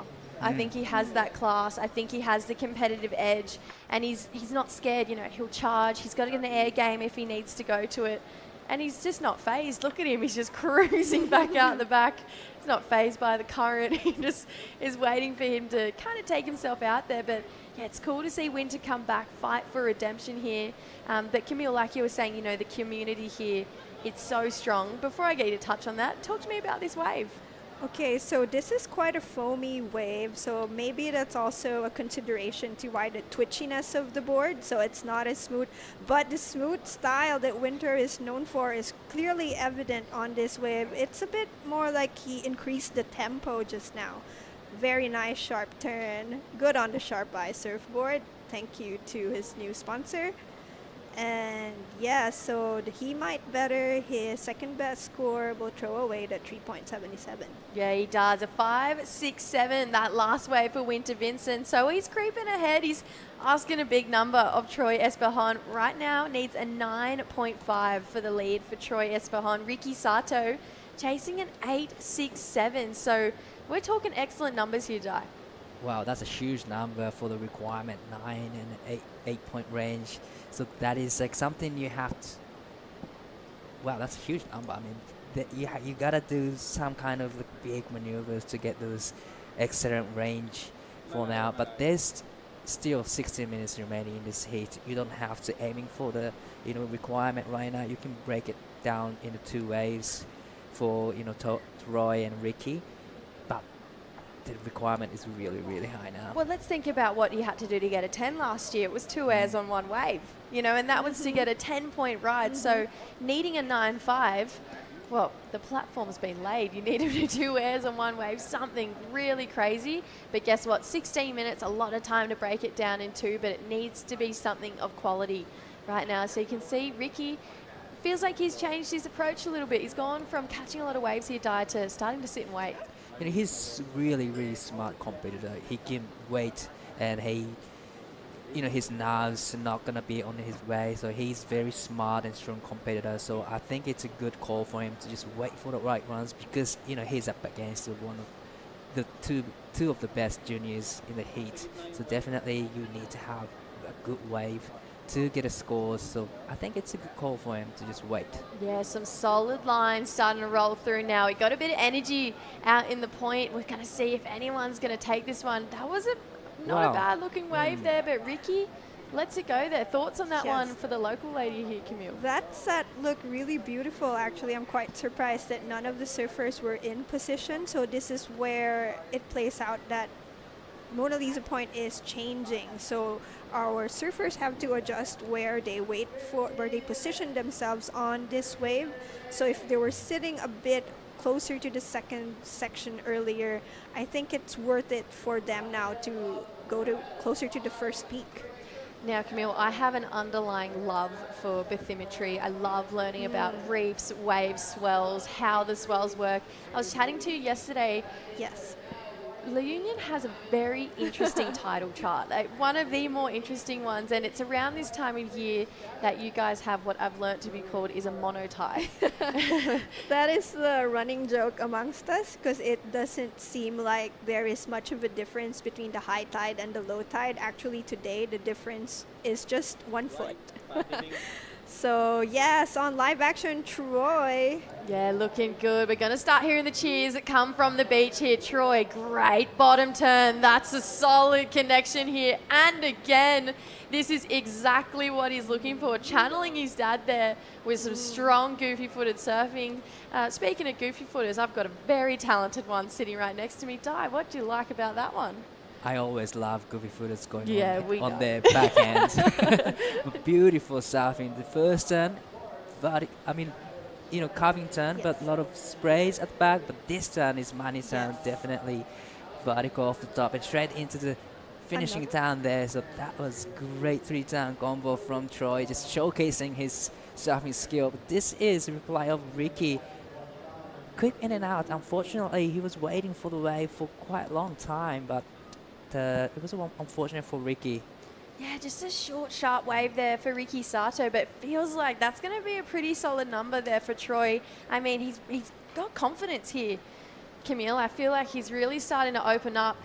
Di, I'm going to let you take this one away here, Ricky Sato. 佐藤力、こちら3本目、4本目のライディングになります。一発大きなバーティカル当ててきますが、ここはキックアウトをしていきます。残り時間12分50秒。Yeah, just a bit of a short, sharp wave there for Ricky Sato. Maybe a bit of head noise starting to filter in. Yes. I think that Troy was able to read this change better. You could see that he was pumping down the line a bit because he eyed that section. He knew it was going to roll away in front of him. And he adjusted his game and it paid off. So hopefully it's not a 9.5 just yet, but that might go into his best score of the heat. So scores are all locking in. Troy Esperhan, his last wave, a 3.77. So judges keeping the scale down a little bit on that one. I really loved that second and third turn. I thought the connections looked great. Really beautiful bottom turns as well. Deep off the bottom there for Troy Esperhan. Ricky Sato, he's getting a 2.43. So we're working back the requirements. An 8.9 is now what Troy Esperhan needs. Ricky Sato, an 8.67. So Winter Vincent, kind of in a heat of his own right now, Camille. Yes, and you mentioned something about bathymetry earlier. I would just like to point out that the reef structure underneath the point, they're kind of like slender finger-like reef beds. And last December, there was a really huge storm that passed, and it pushed in quite a lot of sand and covered the holes between the reef, and it kind of changed the point a bit, made it look more like a beach break. But then now we're losing some of that sand, and that's why we have more section-y segments compared to one straightaway wall. Yeah, right. So the storm kind of affects the reef. Is that like consistently with all different storms? You see this wave chop and change a lot? Yes, because, a lot of sand gets dumped into the shoreline, and that just changes the entire bottom surface. And as we proceed with this season, then, the waves come and take the sand away again. So, yes, that is my point with D point being an unpredictable point. Yes, definitely. True, and I'm talking about it, you really have to get to know this wave to go deep into the draw, maximize on every single opportunity coming, your way here in these heats. And these guys, they're world-class surfers. They're top tier. They're the best juniors in their region or across the world if they get a wild card into this. So these guys know how to compete. Now it comes down to that wave selection, who's going to perform the best and what they've been dealt with those cards. And Winter, he's given us a perfect example of how you do that in this heat. He had a lot of heat last year, so probably he knows exactly where to sit and exactly what kind of wave he wants to get. And that's, what he's showcasing in this heat already locked in 7.0 and 5.67, and he already got 7 waves written in this heat. Yeah, he's looking so sharp. And if we look at the screen right now, Camille, you can kind of see that current you're talking about as well. It's really ripping in fast through that inside section. Yes, and they're staying bunched together actually much closer to the second peak. So if you were on the beach right now, this is directly in front of the staircase, in front of the Little Surf Maid Resort. But I think it would be worth it if they paddle a bit further out into the first peak, because we already see the tide has shifted. The wobbles in the water are actually also because the tide is pushing in. Or if not there, if it's really crunch time, there's also a nice beefy inside section, good for a quick 2-turn combination on the critical side. Yeah, so let's see what we've got through the end. We've got a bit of a dance battle going on the beach here, so we still got a lot of local love for Troy Espejon out there. We saw Toby unfortunately come in 3rd place in that last heat, but he's going to get another roll at the dice. We've got the elimination round probably coming up tomorrow or the next day. But taking a look at this one, we might have a paddle here. It's going to be Winter. Using priority, can he get on? He can't, unfortunately. The first mistake we're going to see from Winter in this heat. That's another common thing that I usually see from Winter Vincent. That's how much it's a tricky condition out there, and even Winter makes mistakes. Yeah. For someone who's just always so seamless, we've grown to love just how effortless and easy he makes it look to compete, especially out here at Mona Lisa Point.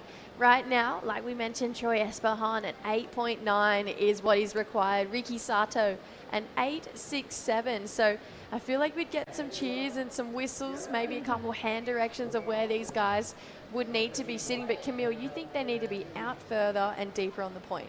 I think so, even way further than when they were practicing.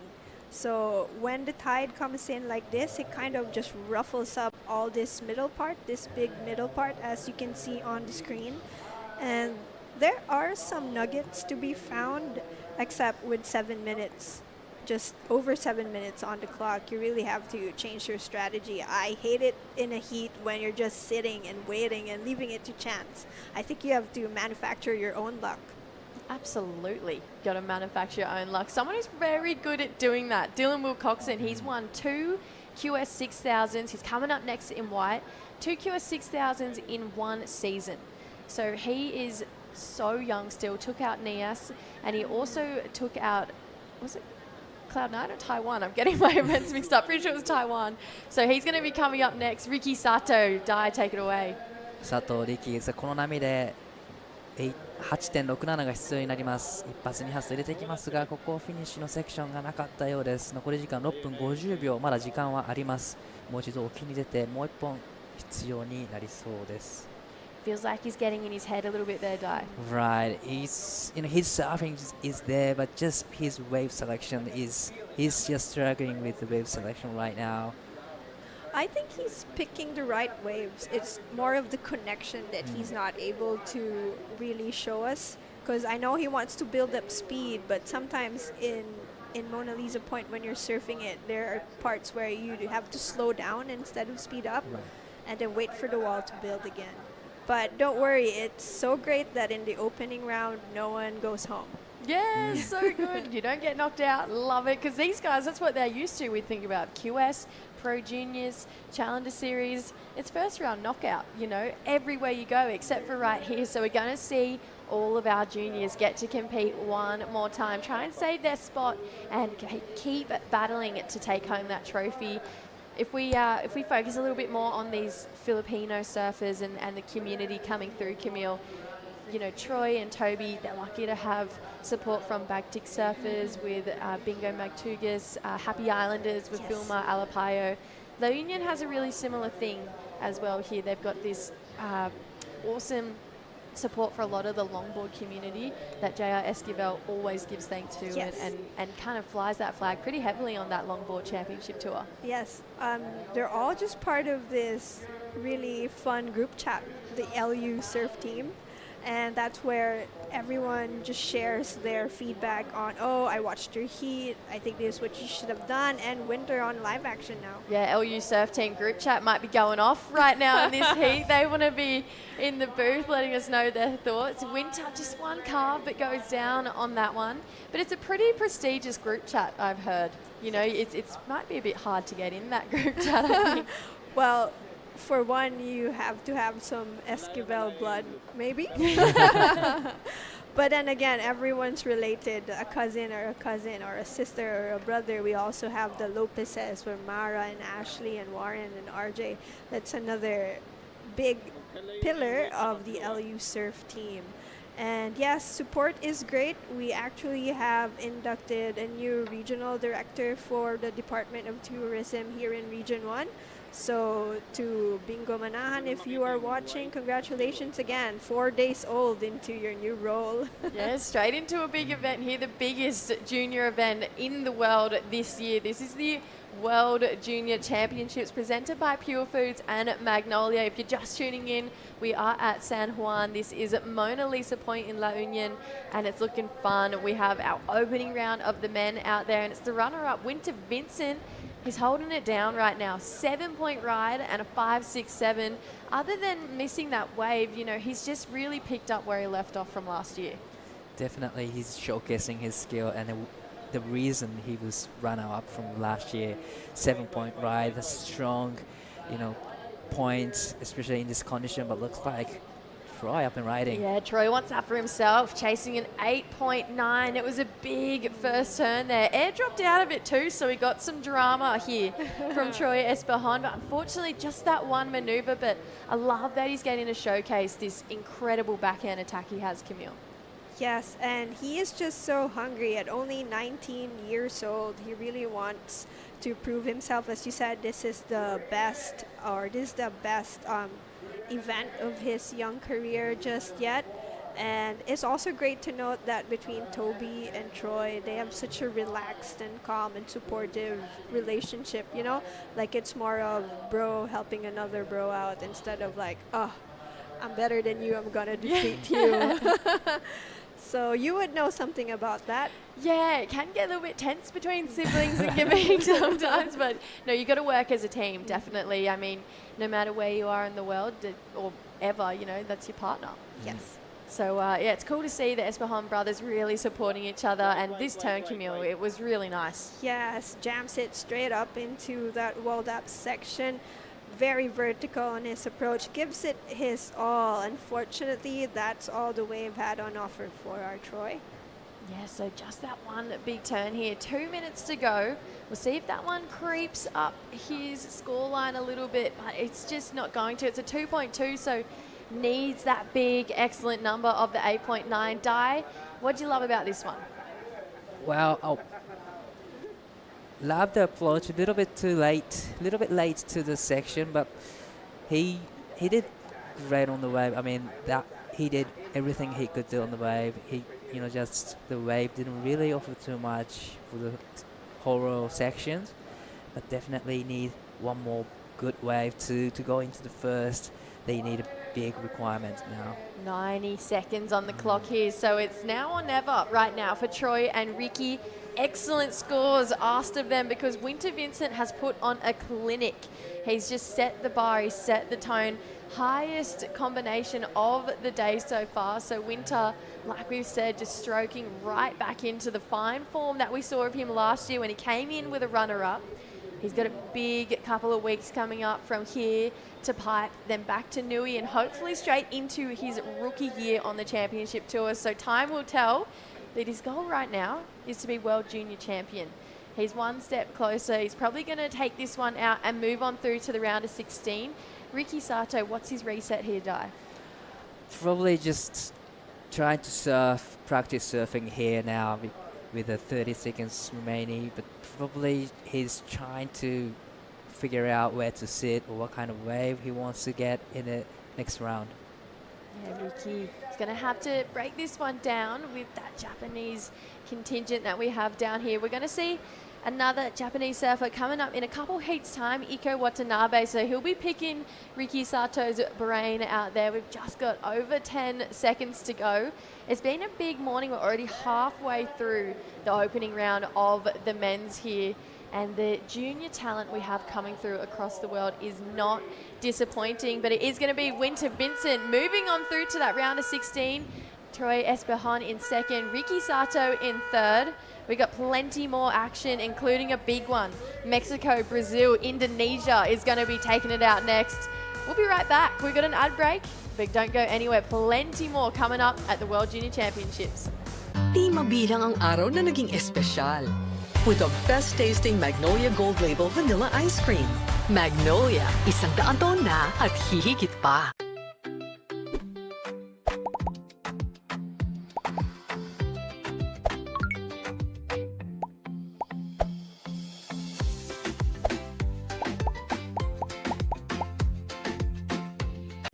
Di mabilang ang bonding na nabuo. Kasama ng tamang tamis sa asim sarap na Magnolia Real Mayonnaise. Magnolia, 100 taon na at hihigit pa.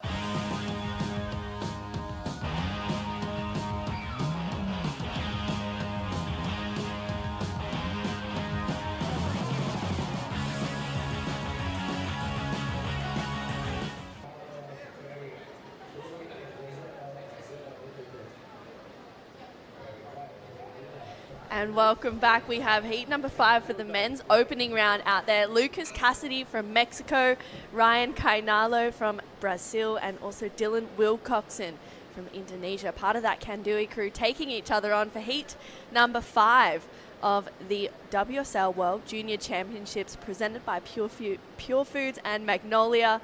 I'm in the booth with Stace Galbraith. And Stace, you've been down and around, floating around the beach, getting the vibes. What's going on down there? Morning, True. Yeah, it's been great down there. Sun's shining. Wind kind of fluffed around for a little bit there, but it didn't seem to bother Winter Vincent. He looked like he had a great time, but yeah, it's been a magical morning. Crowd's huge. Like from the first minute we got down here to now, it's just been building all morning. And I think some people might have just been here for hours on end. Yeah, they've just rocked up with their tents. I don't think they've just rocked up. No, they've been here for a while. I think they've been here all weekend.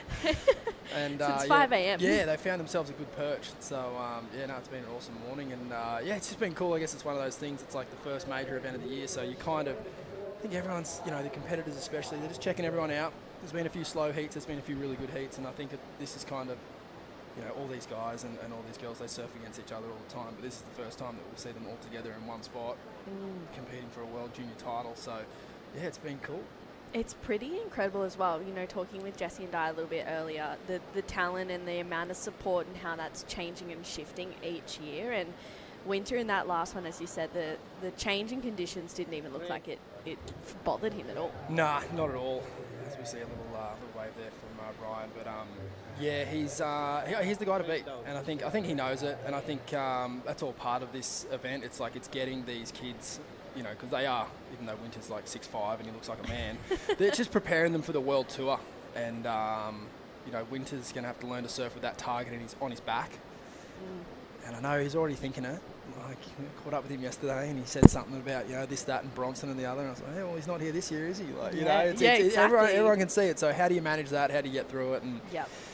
he certainly, it doesn't look like it's bothering him so far. So I'm excited to see his posted interview and see how he's feeling. Whoa! Ooh. Oh my word! That was definitely one of the bigger air attempts we've seen today. It would have been a huge score if he was able to land it. That was pretty hectic from Lucas Cassidy.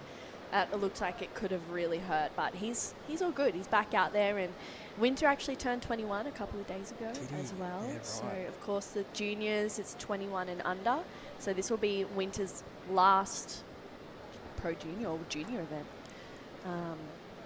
Yeah, and I think you make a good point, because this is actually the 25 season. Yeah. So I think, yeah, he was obviously 20 when he was competing, and then, yeah, like you said, his birthday earlier in the year. But, yeah, getting back to making onto the big leagues, it's like when you're a junior, those, you know, days that you were born, they matter a lot. You Yep. know, when you're in the 14s or the 16s or the 18s, but the minute you go out of this and onto the Challenger Series, which a lot of these guys and girls are, yeah, it doesn't matter. You've still just got to beat the best. And yeah, Winter's just snuck one more in just by that luck. But Yep. yeah, he'll have to make the most of it. I'm sure he will. Yeah, he will for sure. It's pretty amazing too, seeing having a look at all of the competitors in the draw and seeing how many of them are actually also on the Challenger Series as well, and Yep. then they bring that sort of, I guess, Challenger Series aura and presence into these. It's a World Junior Championship, that World Junior titles on the line, and they're surfing at a Challenger Series, even CT level. Yeah, for sure. I mean, we saw it last year with the women. Luana Silva won a World Junior title and surfing on the World Tour. Obviously in the same year and years even before that. And I think that's where, to give the women a compliment, that's where the biggest sort of gap is. Yeah. So many women on the World Tour that could be in this event. And even as recent as last year, you could have had Katie Simmons and Erin Brooks and all these surfers here. So it's a testament to the talent and the crew that are here for sure. Yeah, it really is. And someone who is, looking for that championship tour qualification, and he's one step closer, though, to a World Junior Championship title. Winter Vincent, he took out that last heat. He's down on the glass with Camille. Okay, putting on a clinic in these conditions is Winter Vincent, who, as we all know, was runner-up last year. So I want to talk to you about that. What's in your headspace coming back here to La Union? Welcome back, by the way. How does it feel to be getting another chance at snagging this world title for the juniors? Yeah, it's my last year. I came really close last year, and I had a great time here. And I was just looking forward to coming back to this place, staying just down the beach at Kahuna with Mum again, and just looking forward to this event. What a way to open up 2026. I hear right after this you're flying straight to Pipeline, and as you know, the conditions, the kind of waves are so different. So how do you stay on point? What is your head game being an athlete at the start of your budding career? Yeah, flying home, picking up a few boards for Hawaii, and got Pipe coming up. So this is good. It's good to just get back in the Rashi. I know the waves are completely different, but competing is competing. So yeah, just get the nerves out of the way. How are you liking your new boards? Yeah, new boards go really good. That recently really just happened. Big decision and it's a massive change. And I was a bit nervous first comp on these boards, and they go pretty good. Okay, so 2 more events. You are sitting on 10th and sitting above the cut line. And yes, just keep your head game going. And with the way you have performed in this opening round, we wish you all the best. So say a few words of thanks to anyone watching you here and back home. Yeah, shout out to my sister and my dad back home watching, all my friends as well that'll be watching, and then shout out to Adam and Alvaro and Mick Kane. Okay, Winter Vincent, one of the best names for an athlete, I believe. So congratulations again, and back to the live action in the commentary. Thank you so much, Camille. Thank you, Winter.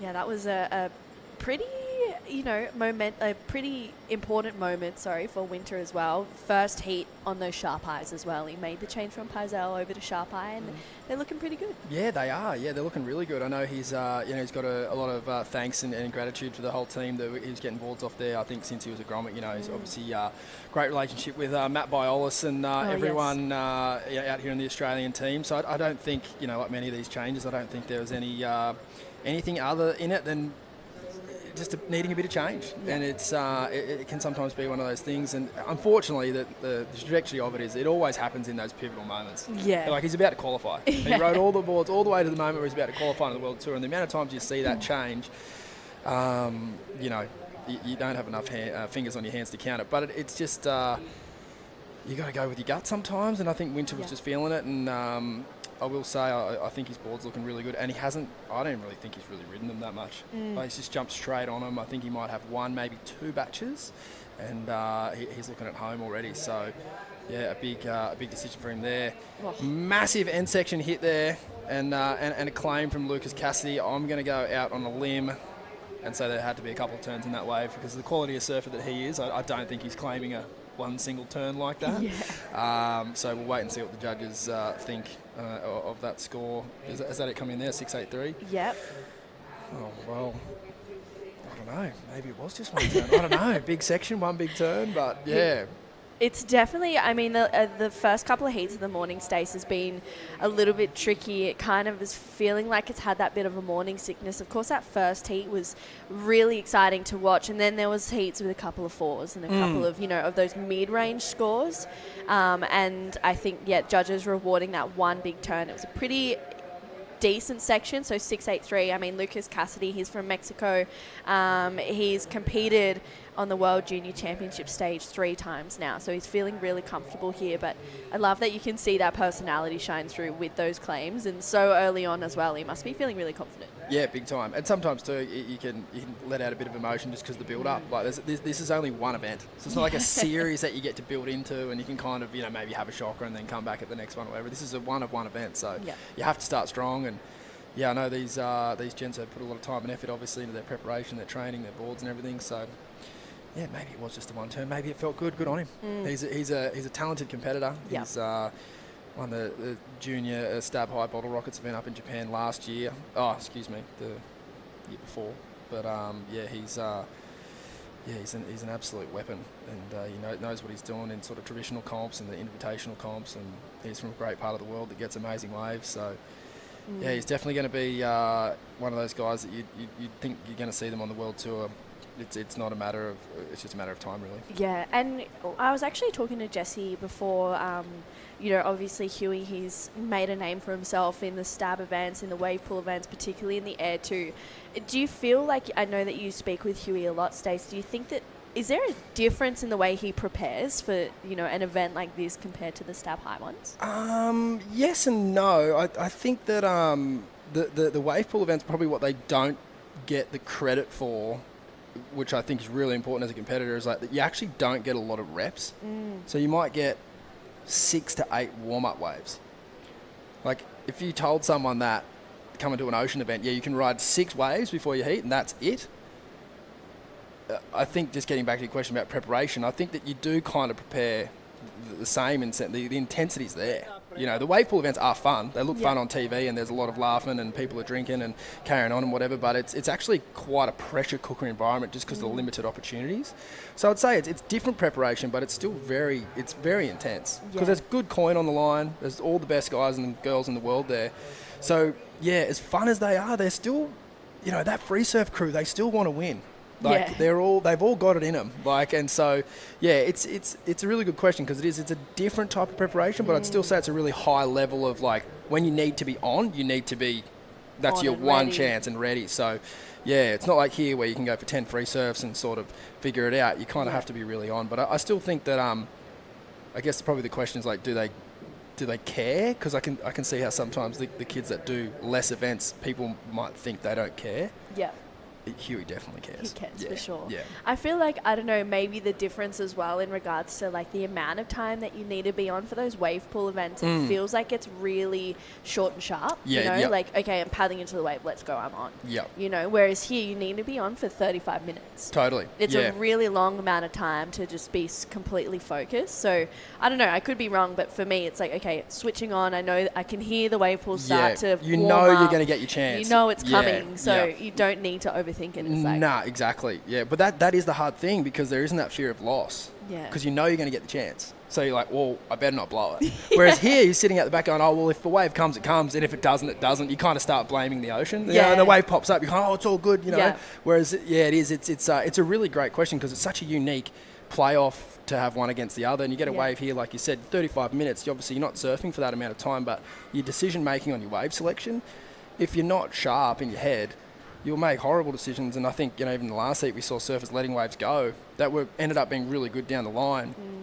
And that can really hurt you. You're sitting at the back and you've got first priority and you hear, old mate's just got a 7. You're like, oh, that was actually my wave. Yeah. And how that just erodes you and can eat away at you. So, it is. It's, you're right. 35 minutes out here would be a long time, particularly if you didn't get a quick start, like I think we saw in the first heat. Lucas Skinner, waited 10, 15 minutes for his first wave. That's just... I don't know, I wouldn't even be able to stand up at that point. I'd be too nervous. You're thinking, oh gosh. And sometimes, you can really get into that space of, I'm just going to keep sitting and waiting. Yeah. Or, or you take off on bad waves. Yeah. It's so tricky to find that really good balance. Dylan Wilcoxon, he's kind of in that realm right now. He's had that 0.5. He's from Kandui. He is 16 years old and actually got a win at the NIAS Pro, which is a QS 6000, and then backed it up with a Pro Junior win at that event too. So won them both. It was pretty historical. He's up and riding right now. Dylan, he's got a great style. Unfortunately, that wave didn't offer a lot, so waited a while and nothing really came of it. Yeah, and everyone's obviously got their different styles. You know, like Lucas, as we mentioned, he might be happy to wait for the bigger waves and take his time. But Dylan, particularly given his age and how talented he is, you can tell he wants to ride a lot of waves. Yep. Like he is the youngest in the heat. He's probably happy to play that underdog role, third priority, to ride a bunch of waves. But you can't really do that here. There's not really, you know, the inferior waves, you can't really surf them up. You still have to be on a pretty good quality wave. So, yeah, that's something he's going to have to, you know, figure out that puzzle. And this is live action. Ryan Kainalo goes to the air once again, gets a rotation and completion, so he's really eyeing off a 4.27, gets a good two-turn combination to finish. So pretty clean surfing, you know, had that really great moment at the start, and he's starting to build his house and gain some momentum stays. Yeah, definitely. It's well-surfed wave there for sure. It's just going to be obviously interesting for him to see, and how the judges see that. They've been pretty staunch on kind of wave quality and wave height, as good as surfing as that was. So we'll wait and see what they think. But I think with Lucas Cassidy's 6.83 on the board, I can't see them getting too excited. Yeah. And just given the wave height of Lucas's wave. Absolutely. Even thinking back to Lennox Smith's heat, which was heat number 3 of the day, he was surfing really well. He had some great connections, some good turns, but the wave height was, you know, it was too small. Yeah. And that's where we saw it get capped at around those high 3s marks, because it was like, yeah, you're surfing good, but it's too small of a wave. Yeah. We want to see more. Yeah, the judges want to see that commitment and see that execution on, you know, the most critical part of the wave, and the bigger waves at the moment do have a more critical section. This is a fun wave, but it obviously, as you can see, a little slopey, so he's got to work hard to get those turns in, and he's done a really good job. And I'd say in some of those earlier rounds, you know, building up on 4s would be pretty crucial, but when you're surfing in a heat that has already a pretty high score in there, I think you've got to start to think about being, you know, as selective as you can be, because ultimately the next time that Lucas stands up, he's got priority and he's got the single highest score. At this stage, you'd have to imagine that you know, he's going to extend on his lead just by the way of how good he's surfing. But we'll wait and see that score come in. Even looking at his backup, it's 1.93. You know, yeah, it's small. But the score's locked in for Ryan Kainalo, a 5.5. So he goes up into first place, and it edges out in front ever so slightly. Lucas Cassidy needs a 3.17 to go to first. Dylan Wilcoxon chasing a 7 now, and Dylan, it's really interesting. I've seen him surf a lot throughout this whole year, particularly on the QSs and the Pro Juniors. And some heats he'll be, you know, really selective. He'll sit and wait. Other heats he'll be a little bit more. I thought you were about to say some heat he has shockers and some heats he absolutely blitzes everyone. Is that about it? Yeah, it's really interesting. You know, like sometimes he'll be sitting and waiting, and he's like really in tune with what waves he wants, and other times it takes him a little bit to kind of figure it out. Yep. So. I think you see that right from surfers that come from such quality waves. Like obviously look at where he lives and look at where he spends his time. You can kind of understand how that sort of, happy to wait for the bombs when it's pumping. Yeah. And then otherwise he might just be gromming out. But it's, it would be so tough as well coming from Kandui in Indonesia for Dylan to, you know, be surfing those high quality waves to then adjust that kind of wave quality in your mind to be like, okay, wait, it's not like this everywhere. Totally, yeah. And I think we've got a lot of surfers in the draw that have that. Like I was talking to Connor Donegan earlier, he's from the Canary Islands. It's like, you know, Hawaii, but in wetsuits, you know, it's volcanic and there's big reefs and there's heavy barrels and it's got everything, you know. And then you look at someone like Lucas Cassidy's from Mexico, amazing beach breaks, amazing points. And then obviously, you know, Ryan probably the most wave starved in this heat, but still I'm sure he gets some great waves around home where he's from. And it's that adjustment that everyone has to make, you know, like, and it just goes to show how much they want it. Like you mentioned that earlier about the preparation. It's the care. They don't care if it was 1 foot or 10 foot. They want that trophy that's sitting down on the beach there. You know, they don't care how they get it. Yeah. You know, it doesn't have the forecast on the trophy next to the winner's name. It just says you won. Yeah. As long as you win and you're getting the spot. Here we go. He's lining it up. Oh, gets it again. Wow, we've got those on lock for Ryan Kainalo. So a little bit better, a little bit more exciting. Yeah, that was cool. That was a nice big section and a nice air. And yeah, I was a little critical of his last ride, but I think he's done a really good job there. Like I thought the judges were going to keep that in the 4s, his second last wave. But for him to get a 5.5 and start chipping away at that good range, I think that's a really good job well done there. And he'll probably do the same here on this ride, a similar score, and he can start sort of now putting that pressure back on Lucas, who's obviously, I think, still going to have the... I mean, maybe not. I still think there was a second turn in that wave. Norwood, can you hear me? Did we get all of that? I'm just tripping on the claim. I just can't see someone of his quality of surfer claiming a wave with one turn. Yeah. He has huge airs as well. But yeah. We'll see. We'll see. I've been wrong before. It's a nice air there. A bit more rotation than the other air. Just a single manoeuvre. Bigger section though. Clicked it really well. This wave, it's such a fine line between the section being like steep enough and not at all. So yeah, he's timed that wave really well, and he'd be stoked with that. There it is, a 6.07. So yeah, he's starting to put a good score on the board there, and a good total, I should say. Sorry. Outside on a big set wave, true. Yeah, he's found himself on a bowly one. That was a good 2-turn combination for Lucas Cassidy, and there's the passion once again from our Mexican surfer. I mean, he's looking in form, and that's, you know, probably more what you're expecting that claim, and he's really feeling it right now. Yeah, and that one had 2 turns. Yeah. So I'm like, I swear the other one must have had a couple, but we'll see. I don't know. His timing on that one was a little off, so I'll be interested to see where the judges sort of put that scoring. But he's a big kid. Like when he goes anywhere near the lip, it just explodes. So he's kind of got that benefit of just really natural power on his side, and he put that to really good use there. It's pretty, you know, I feel like that wave I haven't really seen one come through since maybe the first heat of the morning, something like that. So having that kind of that power and those critical moments on that wave, I think Lucas is going to be pretty well rewarded for it. For sure, yeah. Like I agree. There was that wave, like Oliver Zeitz had a beautiful first wave of the whole comp, like 2 big nice turns, and then he got another wave later in that heat. And the waves are definitely out here, and you can see from that pullback lineup, it's like it's not obviously huge in size, but it's very turbulent. You can see there's so many different rips, and there's different wind chatters, and you see this set here. It's like if he didn't catch this wave, he would have got that next one on the head. Yeah. So he did well to kind of pick this wave off. Beautiful first turn, amazing second bottom turn. Just under the lip there, really nice. Came out with a mile of speed, and probably didn't get the release he was hoping for there out of that turn. Reminds me of True Starling, Newcastle Beach, ABB 2000. Oh my God. That's going way back in the archives these days. Deep in there somewhere. Yeah. You know the wave I'm talking about. Yeah, I know. Well, North Narrabeen to victory. Yeah, that was a great year. Snapper rocks. Knives in hearts. It happens. Yeah, well, there we go. 793. And, I mean, it seems like the scale is there for... I don't know. I go down these wormholes and I can't get out of them. That's okay. So if the 683, maybe it is one turn. Yeah. Because that one had 2 and it's a 793, so maybe that was it. But yeah, getting back to it, and unfortunately for Ryan, it's sort of... Lucas has done exactly what he didn't want him to do. He had priority. He already had the biggest score of the heat, and now he's put an even bigger score on. So your 6s and 5s are out the door. Yeah. Like, I just can't see it getting done in one wave here. 8.69 now for Ryan. We just haven't even seen a wave even close to that today. Yeah. I don't think, unless I've been out the back when that happened. But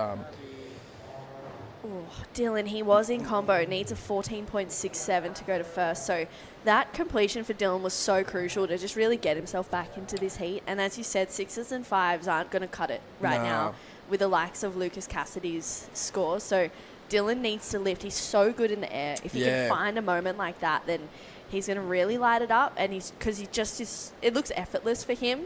But unfortunately, a bit of a smaller wave here. Yeah, he does have a beautiful style. And obviously lovely rail work there.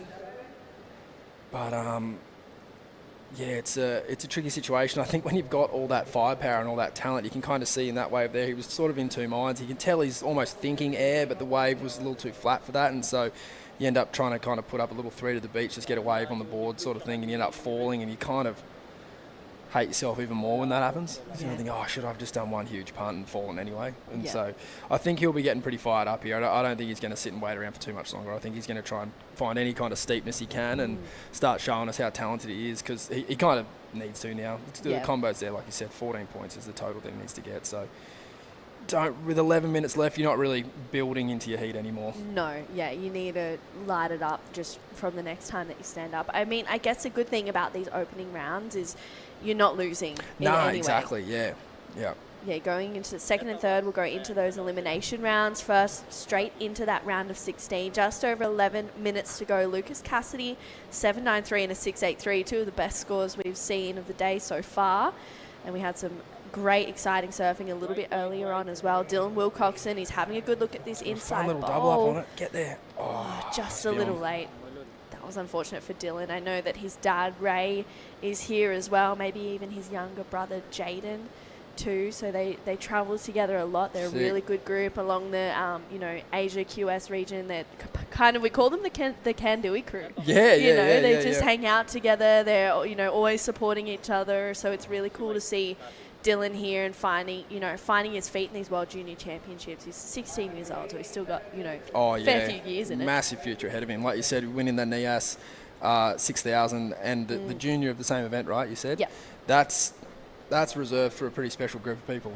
People that can take out the Open and the Junior in the same, in the same event. I'm thinking guys like Gabriel Medina, Matt Banting, people that have made a big name for themselves on the world stage. And so it's he's obviously got a bright future at such a young age to be doing that. I think like you said, enjoying this event, enjoying these 35-minute heats. This isn't a 20-minute QS 1000. This is the world title that's going down. So the tour directors here have given the boys plenty of time. So it's good to see him hopefully enjoying his time and seeing if he can figure it out. I was just thinking about everyone that has to travel here from all these different parts of the world, and I think coming from Indonesia this time of year, you're probably not going to miss out on too much. Whereas if you look at the crew that are coming from Hawaii or even Mexico and other parts of the world that are in their winters where they're getting all these big swells, they're probably not looking at the forecast too much. But as here, I reckon this is probably some of the funner waves in the region at the moment. So I think a few of the crew are definitely, stoked to be getting out of home and getting into boardies and coming up here.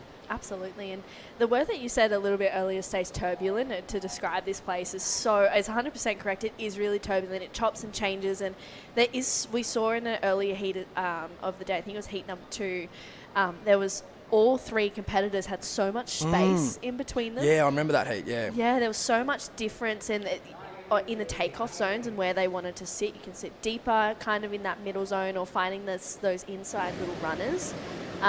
So now we're sort of feeling like it's the swell's filling in a little bit. That is kind of swiping on the screen. He's going to come up in heat number 6 along with Iko Watanabe and Gabriel Klausner. So that is going to be a pretty stacked heat number 6. There's 8 heats in this opening round, kind of representing South Africa. And loving the clipboard, the organisation. Oh, I love a clipboard. Yeah. Huge fan of pen and paper. Haven't quite embraced the digital age yet. Still love a written diary. Yep. It's the most reliable. You see like Dog Marsh or some of these coaches on the world tour, and they're just there with their book, and it is just this munted piece of old thing that's just done every year on the tour, and it's scrunched up and it's got expletives written in there and lots of exclamation marks and just it's underlines, question marks. They're proper relics. Like if people find them in years to come, they'll think they've found the Rosetta Stone. Absolutely. Live action. Ryan Kainalo straight up and into that first section. That was a really powerful connection, whipping through this one as well, going to the rail. Ryan, he's changing it up once again, just belting it there. Really timing those sections beautifully for the Brazilian surfer. He competed in this event last year as well, gets an equal 9th here, but unfortunately coming unstuck. He was on his way to another really good score because he set himself up really well, Stace. I was happy to eat my words there. He's chasing 8.69. I didn't think the waves were good enough to do it in one. But he's found a great wave selection there, 2 different turns, which is, I know the judges will really appreciate that, and a third. Like the timing there was just perfect. If he was any later, that section would have disappeared. And I do think he probably needed to just put the end section together here to really make the judges think about it. But a really, really, really well surfed wave, and if he doesn't get the score in one, he's going to make a huge difference to that score and chipping away at it. Just like the wave characteristics definitely offered him the opportunity to get a big score there. Yeah, it really did. I feel like he's still going to get a good number, start to roll in. I mean, as you said, Stace, those first 2 turns were so smooth. They had, they were different. They had, different power points in it as well. Iko Watanabe, we just saw him make himself, getting himself ready to head out into the lineup. His nickname is actually Ichi, which in Japanese, of course, is number 1. So he's, he's holding himself to that standard. He Yeah, wants to be it's number a one. sick nickname as long as you I didn't love give it to yourself. Yes, yeah. Connor as well. Shots brew. He's going to be in that next heat. Unfortunately, Dylan Wilcoxon, a bit of frustration there. You can see him just splashing the water, and that's where we really see, the junior competitors as well. They are still so young, and a lot of them have a lot of room to move and a lot of lessons to learn. So maybe a lesson here for Dylan. 6.43 though, locks in for Ryan Kainalo. That's his best wave of the heat so far. He now needs an 8.33, and maybe there's a bit of a question mark or an exclamation mark in that diary there, Stace, and the coaches, because... Oh, my diary's got exclamation marks in it for sure. But thinking back, watching the replay, I think live action had me on the edge of my seat, but then the replay probably wasn't as kind to him. I guess after the first section, the wave did go pretty flat, unfortunately. But I still think he did really well, like that third turn, his timing, everything, beautiful spray. Spray's a good indication that you're carrying a bit of board speed and you're doing the right things. But the judge has been pretty critical, I guess, of just... You think of Lucas's wave and the second section, how steep it was and how critical, and the big finish, and it was kind of dramatic. Whereas, Ryan's wave just didn't really have that drama after the first turn. So, yeah, it seems like a fair score in the end. Let's see, Dylan Wilcoxon, beautiful opening arc. He just has that great whip and then just ties a bow to finish that one off. But yeah, again, he needs to break into at least a 5 so that he can break that combination, and maybe for right now that's where he's at to go confidence into that elimination round. Yeah, I think you're right. Just anything that you can take into that next heat, even if it is like first turn there was really nice. Just even taking that into the next round is enough to kind of get you going. It is obviously a big ask for the youngster. We know what he's like when the waves are good and in the tube, but when you put a 16-year-old against a 20-year-old in an open face environment like this, there is obviously going to be that that natural disadvantage, just because obviously he's still so young, and you look at Lucas and Ryan, that they're men, so it's nothing to be ashamed of. It's just different stages in their careers and different skill sets, really. We know how good Dylan is in the tube and in the air, and he's obviously got beautiful style as well, and that's an important thing. So I think that I think obviously you can see he's pretty upset there paddling back out, splashing the water, but that's just how it goes, and he'll bounce back. Yeah, it's just the way the cookie crumbles sometimes. A 3.43 locks in for that last one for Dylan. Maybe a bit of a grounding moment for him here on his paddle back out to just reset with 3.5 minutes to go. Sometimes it's just about feeling the best in your surfing as well, no matter the result. Yeah, which is a hard thing to do, isn't it? Yeah. How do you do that? Is it possible? It's a big question. Punch a board or something? How do you feel better? Yeah, exactly. Big public meltdown. Yeah, you're spot on though, True. It is important to sort of break down your performance, not based on what the others have done and what you've done, and obviously, he hasn't surfed an amazing heat here, so there's obviously going to be some critical takeaways he can take out of this, but it shouldn't be anything that would derail you, and as we see here,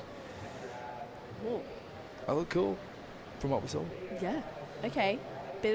I'm intrigued to see what happened on that wave for Dylan Wilcoxon. You never know what you're going to get. Could have been anything. Could have been a flip, could have been a little tail slide, could have been anything. He's one of those surprising surfers. You're like, okay, what's going on here? So to be determined for Dylan. He is here trying to keep that trophy back in Indonesia. We obviously saw Bronson Matey last year do extremely well, particularly in the final. Bronson just looked at his absolute peak, an amazing final, Winter Vincent, and I remember watching that at home and thinking, wow, this is going to go down in history. I think everyone's going to remember this final between the two of them. Really exciting, yeah, and they both, kind of getting to your point about like judging your performance. Like Winter in that heat, I think he, sometimes you can be perfect and still not get the job done. Yeah, and Winter, I thought, surfed unbelievably. He just got beaten by a better surfer on the day, and that's sometimes how it goes. Wow! That was psychotic. So the board control, to not keep the board spinning when you're in that position, just ridiculously hard. And, they're, like what you mentioned, they're the kind of things that keep your psyche going into round two. Yeah. An air like that. It's those moments, and you can see maybe a difference in demeanour now, a little bit of a change in his paddle back out, a bit of a change in how he's going to approach the back end of this heat. He still has his score to lock in, Dylan Wilcoxon, but really technical air here, Stace. Yeah, that was amazing. Just the board control and the landing, just so hard to do, and amazing flight through the air, tail high, and like you said, yeah, just he should be playing that cheeky 16-year-old third priority role. You know, you've got these guys here that are looking like they're trying to get on the tour, and they no doubt will, you know, some of them one day, and that's cool. They're doing their thing, but those strategies aren't perfect either. And as you see here, he surfed strategically probably not a very good heat versus, say, someone like Ryan, who's done the job, put the sixes on, built in this, but he's just outscored him. Yeah. He has the second highest score of the heat, and there's absolutely no way he can't have a 2-minute heat here. Yeah, exactly. Exactly. And that's just the awesome thing about when you're that age. I think you should really, I think he is enjoying really leaning into that. Plenty of time to be professional later. Yeah. He should just be going out there going, I'm the wild card. I boys." love it. Yeah, being cheeky, playing around on the inside. Yeah. Lucas Cassidy looking to defend. Just catches a rail there, but gets a rotation, and you can see just straight into a nice carve, a little bit of a small wave, a bit of a victory lap for our Mexican surfer. A 6.9 was locked in for that last wave of Dylan Wilcoxon, so it actually gets him back into this heat. Second best wave of the heat. As he said, Stace and Lucas, he's taking this one all the way through, so I've been looking around this is nervously crazy. too. If I was Lucas, I'm like, he did not need to be on that wave. No. There was never 8 points in that wave, and then you've got the young fellow out the back just sniffing around on anything. But it'll be enough to get him done here and through. Surfed an amazing heat, but it was Dylan at the end there that definitely had a bit of momentum. Yeah, bit of fireworks for Dylan Wilcoxon, a 6.9 on his last wave. Gets himself back into it, but it was Lucas Cassidy who came out on top. A 7.93 and a 6.83. Huge surfing from our Mexican surfer. Don't go anywhere. We have some big heats coming up next. South African, Japanese, and a Brazilian surfer taking each other on. We'll be right back.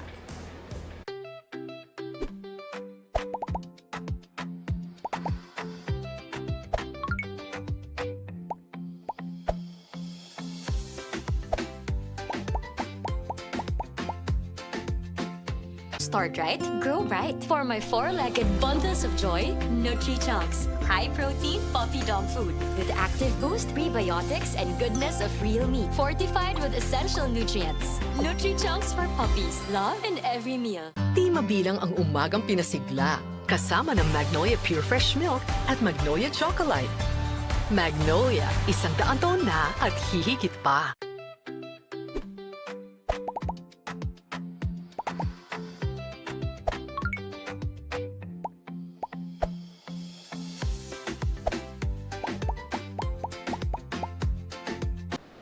There's waves for everyone here in La Union, in San Juan, in the Philippines.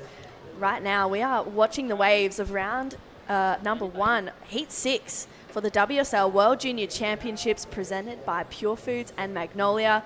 Going to swipe in from South Africa in the red, taking on Iko Watanabe from Japan and Gabriel Klausner from Brazil. This is going to be a huge heat and some completely different approaches in this one as well. We just saw Lucas Cassidy take out that last heat. Ryan Kainalo coming in second and Dylan Wilcoxon in third. Bit of a fight back at the end. We'll see Ryan and Dylan moving on through to that elimination round.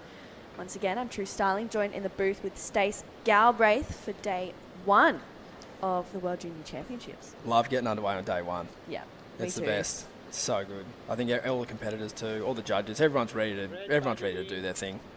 Yeah, everyone's ready to rip in. We just saw Connor have a little paddle. We also have had an update on the rest of the day What as are we doing? well. Tell me we're surfing all day.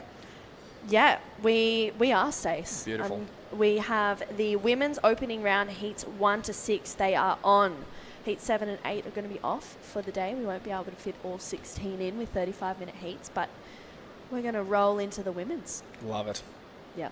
Stoked. Waves look fun. They had a little moment earlier, sort of like a little local kind of onshore wind. I think a bit of tide was mucking around with it, but yeah, it's looking fun for sure. It's plenty of opportunity too. I think that's the main thing. There's no one sitting out there for 35 minutes and not getting their chances. So it's definitely probably a little better yesterday with just how it was lining up, but I still think some fun waves on opportunity today. So get him out there. It's always a way, isn't Yeah. it? It gets pretty fun before the event, and then the next day it's a little bit questionable, but it's For starting sure. to get Yeah. a little bit better. Yeah, The day. and there's some decent waves on the forecast, and the direction's pretty good. So Yeah. I think we should be all right. This is the first wave. Connor Slipen live action right now. The South African surfer deep off the bottom. Bit of a smaller wave, a fatter section through here. Hopefully it starts to wall up. It will. Gets a little bit more critical there for Connor. Foam climbs through that one all the way to the inside. Doesn't get the completed finish or the dramatic finish he, was so clearly looking for. Let's talk about the replay. Yeah, I mean, I try really hard not to say it, but I can't think of anything else other than he's just getting his feet in the waxy. Yeah. Sorry, that's $10 in the cliche, Jeff. He just didn't really connect with any section on this wave really properly, and you can see he's got beautiful technique, lovely style off the bottom, and he's a fantastic surfer and a great kid, Connor, but just didn't really get what he was looking for there. But plenty of time on the clock. Yeah, so much time. Back out there, Grom. 35 minutes, a 2.5 locks in for Connor. We had some pretty big surfing from our Mexican surfer, Lucas Cassidy, in that last heat. He's down there with Camille. Awesome way to start his first time in the Philippines. Lucas Cassidy from Mexico. Moving on to the next round. Okay, so Lucas, we all know you threw down a 10.0 last year in July in the Balito Pro. And I don't know if you saw Bronson Mady stand here in the final of the World Junior Championships. So from one 10-pointer to another, what do you think it will take to get a 10.0 here this time? I just think, I don't know, what Bronson did last year was amazing, and I just feel like something around what he did, airs, turns, it's just whatever, the wave, whatever the wave like allows you to do, if it's turns or airs, but it's going to have to be really good, yeah. So you have 35-minute heats, plenty of time out there. So I'm pretty sure by now you've kind of found your footing around Mona Lisa Point. So what is in your head game? Where is the best place to sit? Well, actually, I had not much clue of where to sit. I've been really confused for like all the free surfs. I've kind of been trying to dodge the crowd and just trying to get reps in, and just because the travel here was so long, so I'm still sore. I just want to get some waves under my feet. But yeah, I just watched the waves before my heat, and then yeah, just try to sit where the waves was sitting, where the waves were before my heat, and yeah, just try to pick good waves, and yeah, that's about it. Okay, so it's always good to get day one jitters out of the way. Words of thanks or anyone you want to say hi to back home? Yeah, I want to say hi to my, everyone watching, to my grandparents, Nana and Paparike. I love you guys. And also want to say muchas gracias a todos en México, en Todos Santos, en Cerritos, que siempre me apoyan. Mi papá, mi hermana que me están viendo. Sí, estuvo muy complicado el heat, las olas estaban difíciles.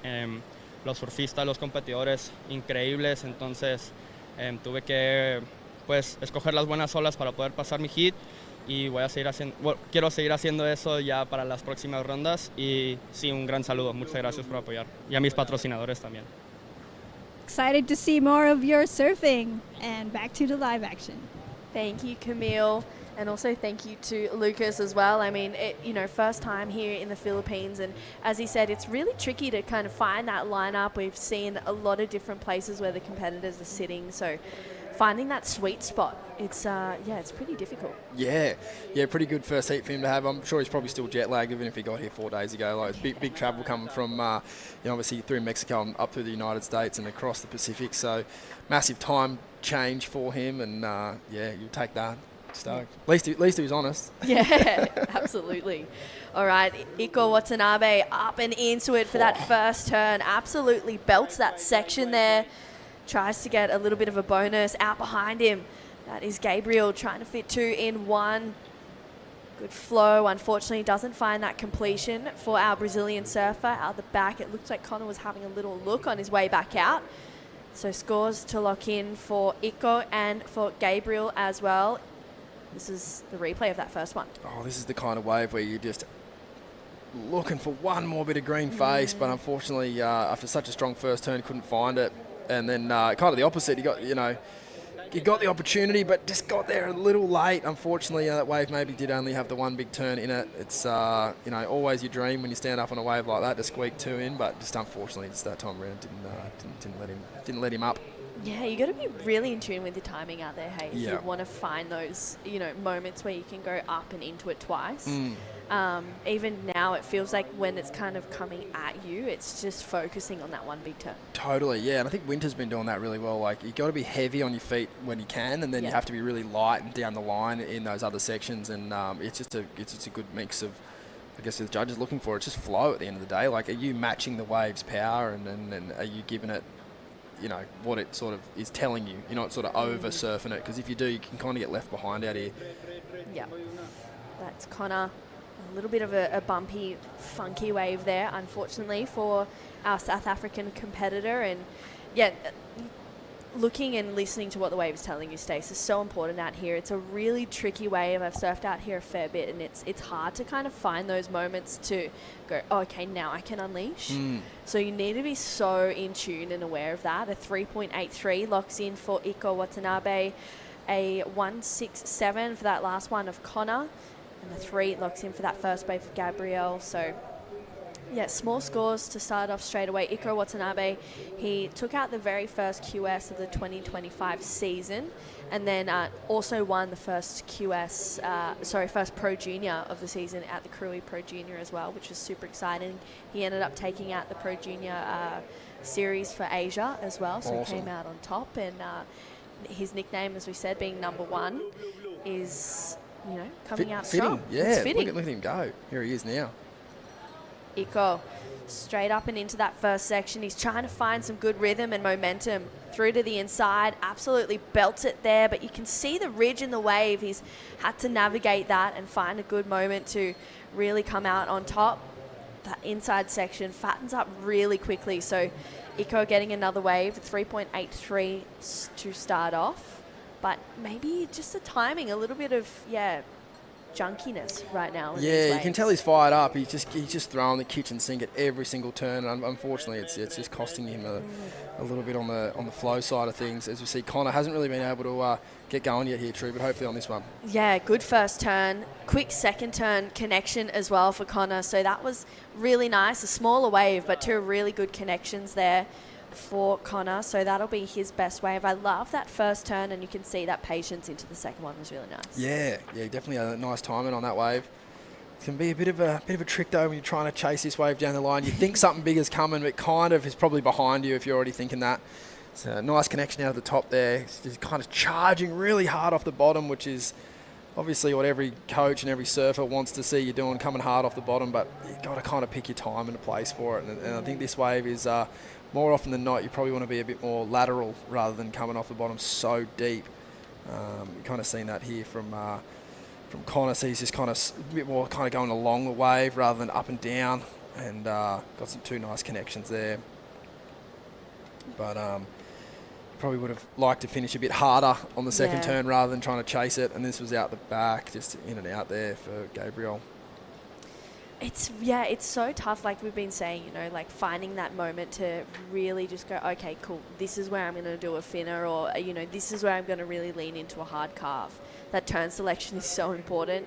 We've got a whole bunch of mascots as well walking around the beach here at Mona Lisa. That is...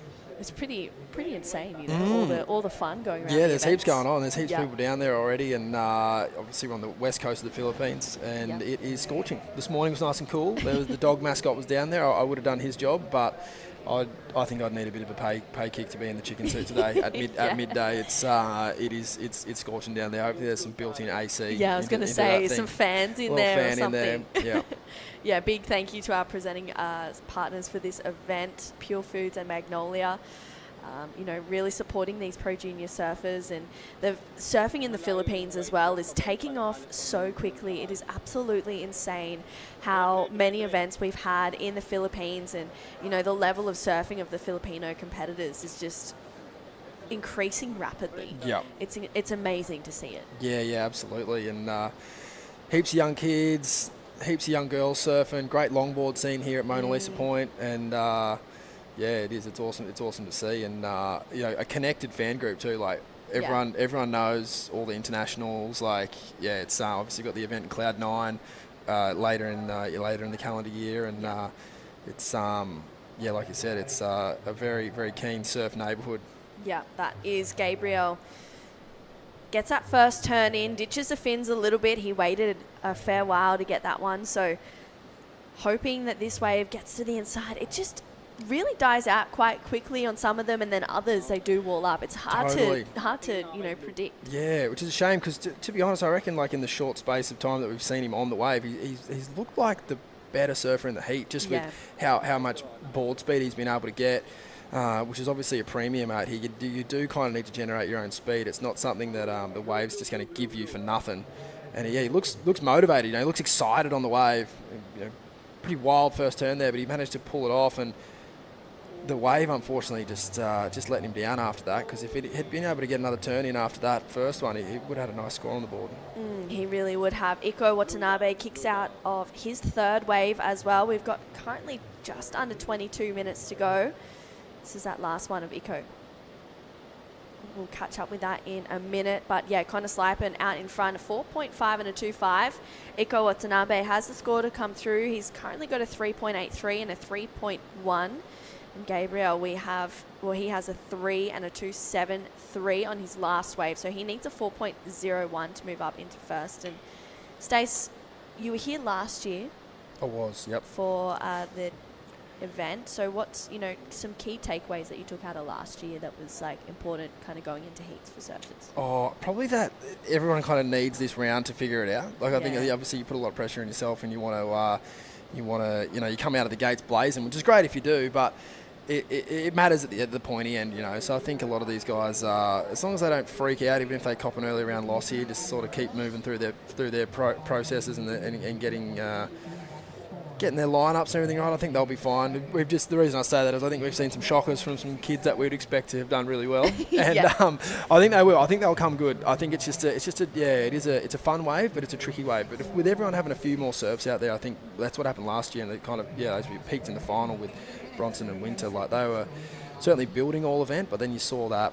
You saw that final obviously, and it was a really special heat to watch. But it was the one thing that takeaway was the wave surprised me. Like I genuinely thought it was just maybe a better suited to longboard sort of surfing, but it's different moments. It has amazing sections, and I think what I like about it the most is it probably encourages the style of surfing that you'll need to have on the World Tour, which is that kind of longer rail line. You need to have a good carve. You need to be really strong off the bottom. Just a bit more foundational surfing. Obviously, we will see great airs, and we saw Bronson do that last year. We saw Dylan in the last heat. And there'll be these fleeting moments of that.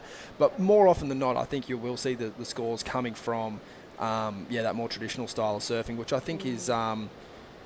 it's important. You need to have your fundamentals really strong at a wave like this, and I think it highlights it if you don't have that. Yeah. So that's the exciting thing for us to watch. Like, it's an amazing turn there from Iko. To see like who's got the full act together, because we're all on Instagram all day every day, and we see your Dane Henrys and your Huey Vaughns, and they're going upside down, and you just can't even comprehend what they're doing because it looks like another sport. But at the end of the day, you need to be really good at surfing like this, just straight up and down, off the bottom, big power kind of hacks. And that's what I get most excited about, is like seeing those combinations of major manoeuvres, and we've seen that here on a wave like this, and then you get to see how the judges are going to reward you, and am I there, and you've got guys like William Cardoso's judging. He's a CT event winner, he's a CT tour veteran. He's going to be hard on these kids because he knows how hard it is on the tour. They don't give away scores once you get there. So that's kind of, I think, the cool thing about this event, and the reason why I was most excited to come back actually is like keep seeing that next crop coming through, and see the whole package. And day one of the event it's nerve-wracking for everyone. And I always find it quite, I'm not nervous at all. I'm like, there's got to be a little moment there where you're a bit nervous. I think the nerves are fine, and then some people that might think it's a sign of weakness to admit it, but it's everyone's got them. And it comes in different, some people, it shows in different ways, other people might be really organised, and their nerves might make them even more kind of on it, or, triple checking their leggies and all that or whatever, and other people might be nervous in the water, or vice versa. They might relax once they actually hit the water. I think that's probably the most common thing. Once that heat actually starts and the rash goes on, kind of, you're on. You pull your head in and you get it done. You're but ready to it's go. It's all those emotions. I think the biggest thing too is like you getting on the tour from the qualifying series is the biggest change is the gap in how much you actually surf a heat. say if you're in a pro junior and you do really well, you might surf 5 or 6 heats over a Saturday and a Sunday. Yeah. At home or your local or down the road or wherever. Whereas you come to an event like this, which is the draws modelled off the CT, if you win your first heat, you might not surf again for 7 days. And that's the hardest thing. And that's the thing you have to learn is like, you don't actually surf that much on the world tour in your heats. There's huge gaps. Yeah. So, yeah, that's what it's all. Yeah, all those learnings. That's what it's all. That's what this event's for. Yeah, absolutely. And I think it's cool to have these competitors surf in that sort of same format as the CT surfers. It gives them a real taste for it. Yep. Some, or most of these competitors have the ability to get onto that CT, get onto that championship tour. Even thinking back to last year's... The women, definitely. Yeah. Like the women in particular, with how old they all qualify and win titles. Yeah. It's actually, your point that you make there's spot on. And for the men, I would say yes, but for the women, it's definitely. It's the men, it's sort of some kids are ready, some probably aren't. But with the women, it's like, well, unfortunately, there's a lot of pressure on them really young to get there. And that's why it's good to have these events because you get those practice runs. But, you got Bella Kenworthy here. She's already done amazing things on the World Tour and on the Challenger Series. And now she's at a World Junior event. Same as Luana last year. It's like, getting those reps is super important. Iko just opening up once again, a 3.27. This wave didn't go into the top 2, but the one prior to that was actually a 5.33. So it was his best wave of the heat so far. Gets him up into the lead.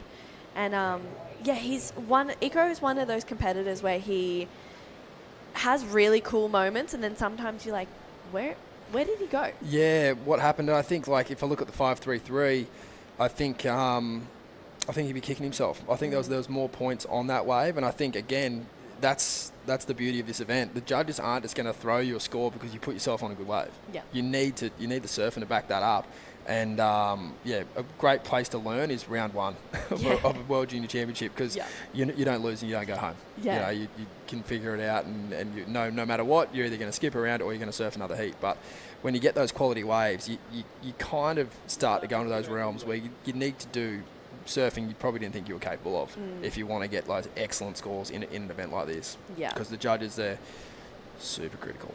Yeah, and they have to be. We're talking about world titles. Yeah, exactly. Yep. And it's a moment where it's like, you know what? If you want to be a World Junior Champion, all well and good, but you need to bring your A game. You need to bring your best. Yeah, totally. And even, talking about the elimination round as well, having round 1 where we don't lose anyone.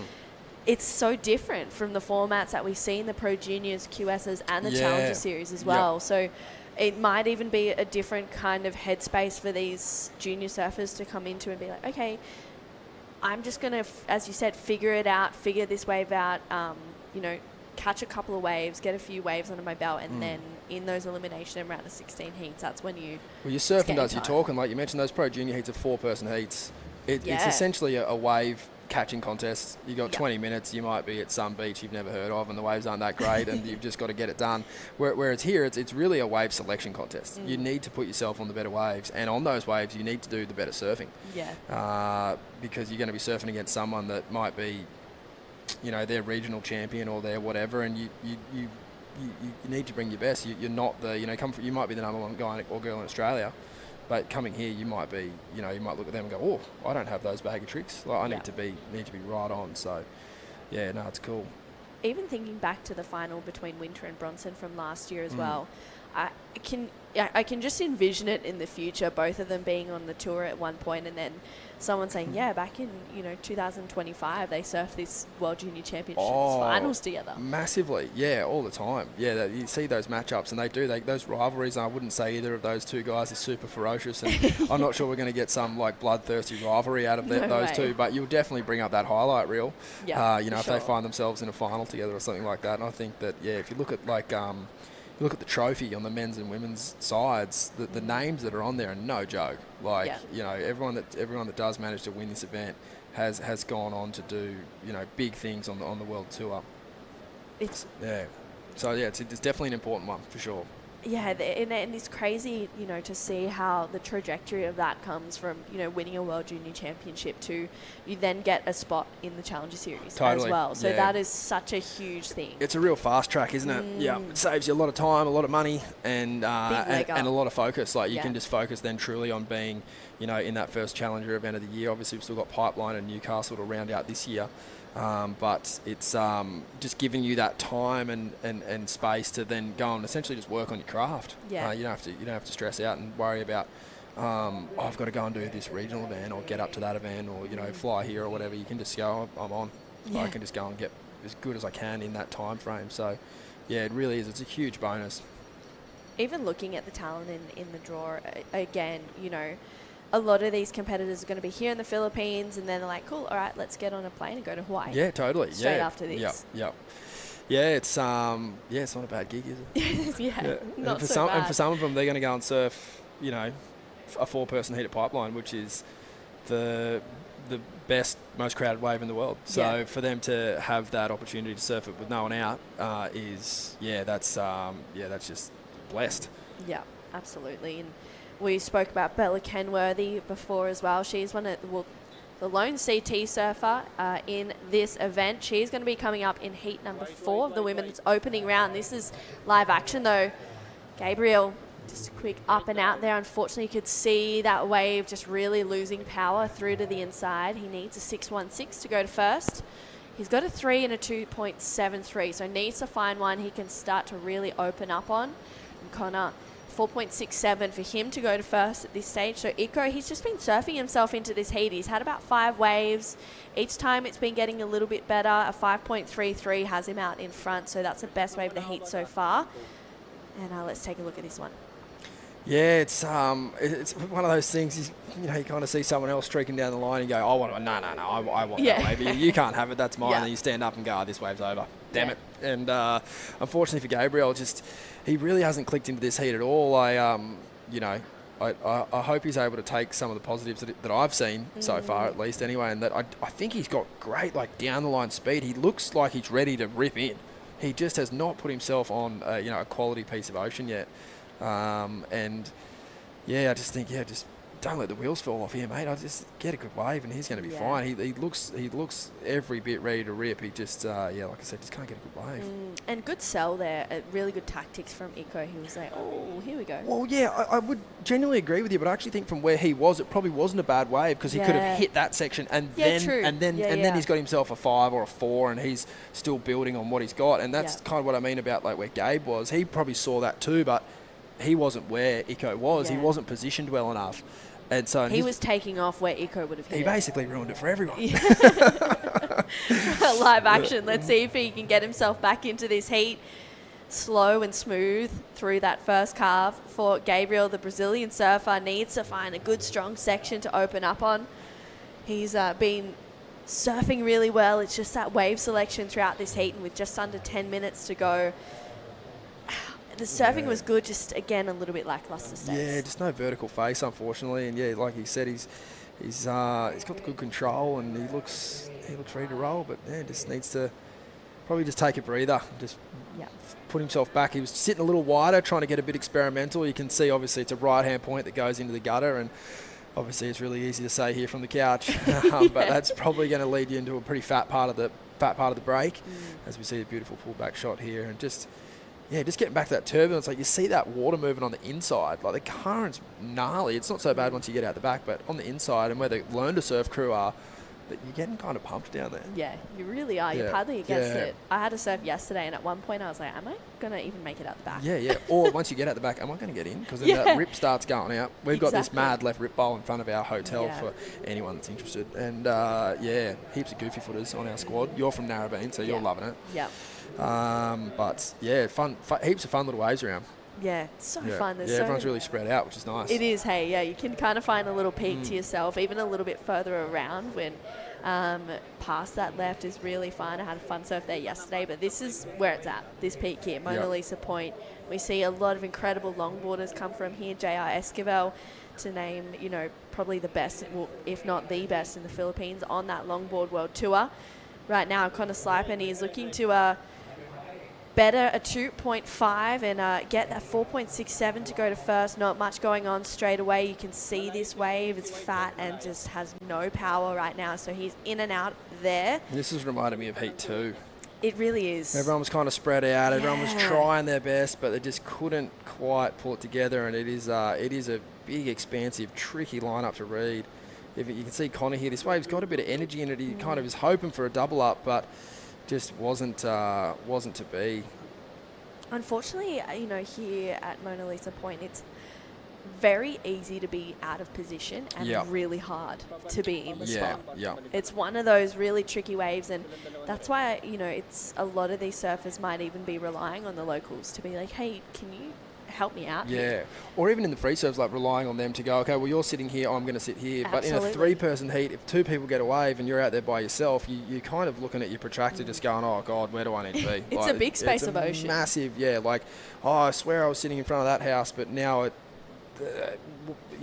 was there, now I'm here, and it just is all, And what makes it harder too is like that you could get a 6 pretty much in most spots. You could sit up the top, find a closeout, do an air. You could sit in the middle, do a couple of turns, or you could sit off the end, and if a bigger one comes and it closes out, you could kind of do a big hit or whatever.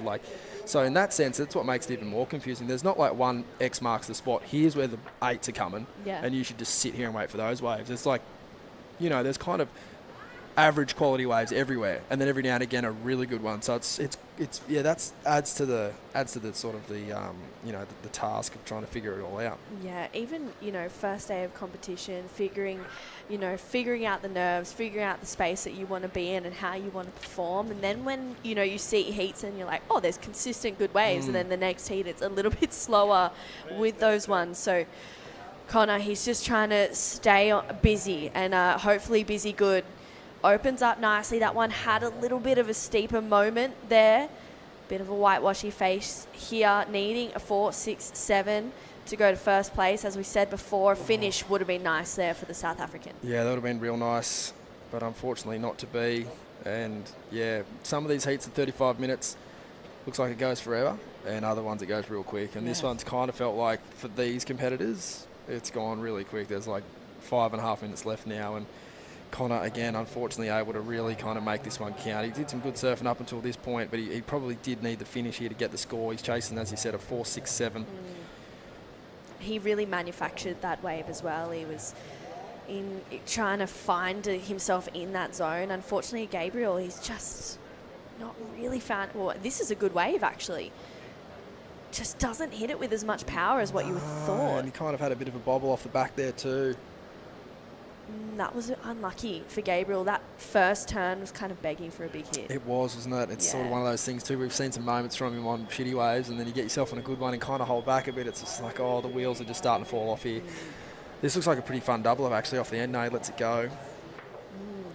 Okay. Now this is what makes it so hard to line up. It's so he tricky. was in the channel, and now he's got to duck dive this wave, and you start to lose kind of where you are at, because it's not like where we're from, where it's just ruler edge points and you can just sort of see exactly where the sand and the gutter is. You kind of you lose that kind of depth of like, okay, the reef's here, the channel's here, where do I need to be? Have I moved down? Have I moved up? You sort of just, the no man's land is quite expansive. So it really is. Yeah, that sort of just adds to the trickiness of it. But it's not a long paddle out, which is a good thing.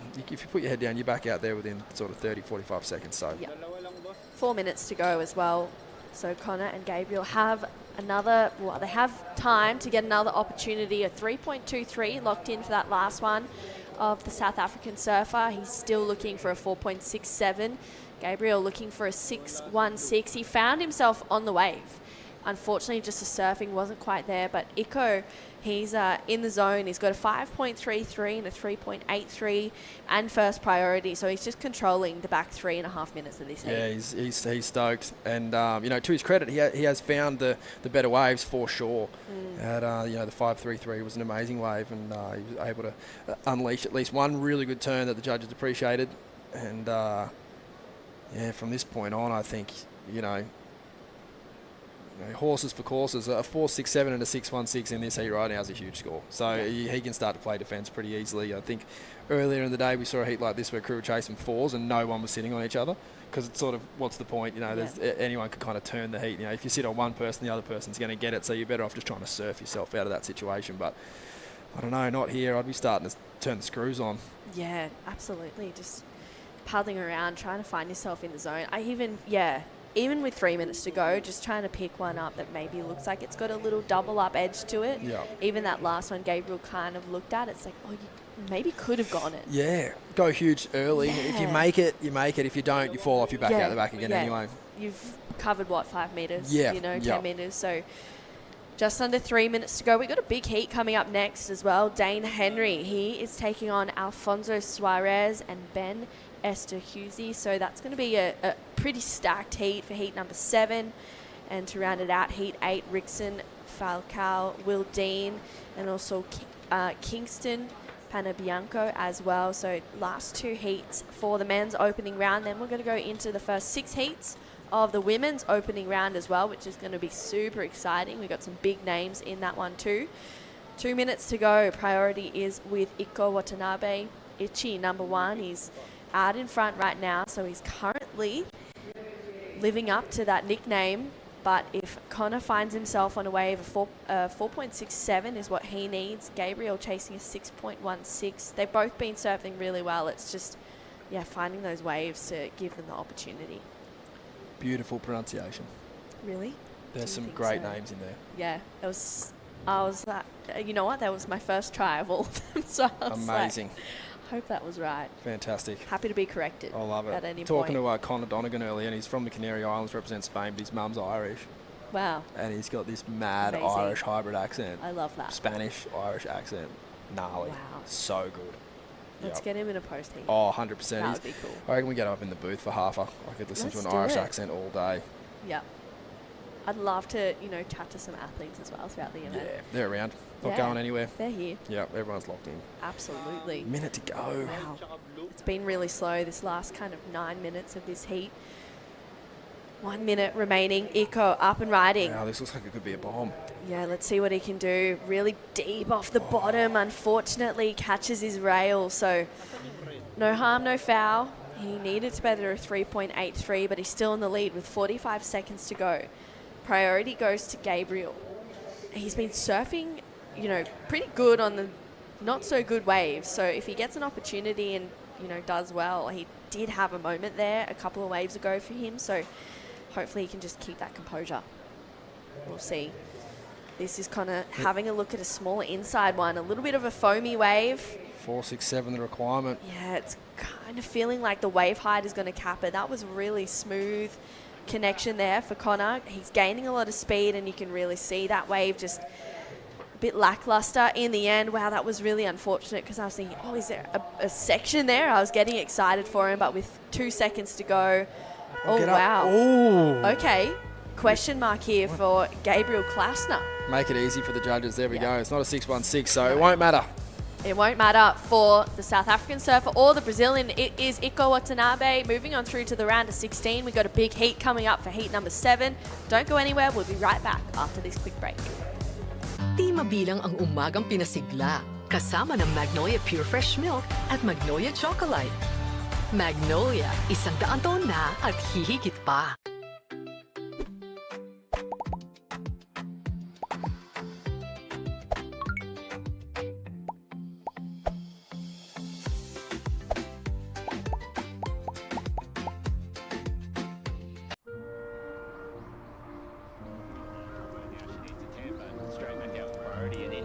Oh my! Deep one for Western Web. She comes out. She comes out. She needs a 10. Di mabilang ang mabuting asal na itinuro. With sulit sarap sustansya, Magnolia Cheesy. Magnolia, 100. Mona Lisa Point putting on an absolute show here. Day number 1 of the World Junior Championships presented by Purefoods and Magnolia. We are just plowing through these opening round heats right now. In this one, we actually already have an ISA World Junior Champion in the water, Dane Henry from Australia. He's taking on Alfonso Suarez from Spain and Ben Esterhuis from South Africa. We just saw a quick in and out from on that wave. Another 35 on the clock. Let's wind it back up. I'm Jessie Starling, joined in the booth by my big sister True. Just a quick, brief couple of minutes in here. I'll take it. I'll take any couple of minutes commentating with you. Oh, that's so nice. Thanks. Okay. Same. No, I love it. I think we have so much fun, and I feel like, you know, for these World Junior Championships and this, you know, World Junior title on the line, it's exciting, and you feed off each other's energy. It's so good. Let's talk about the surf. It's picked up a foot or two. Yep, it really has. It's got bigger. I was talking to Winter after his heat, and he was like, I took out this board, and by the end of the heat, it was too small for the conditions. Yeah. I was shocked about how quick it picked up. Dane was umming about what he was going to take out, but he's looking sharp on his equipment here.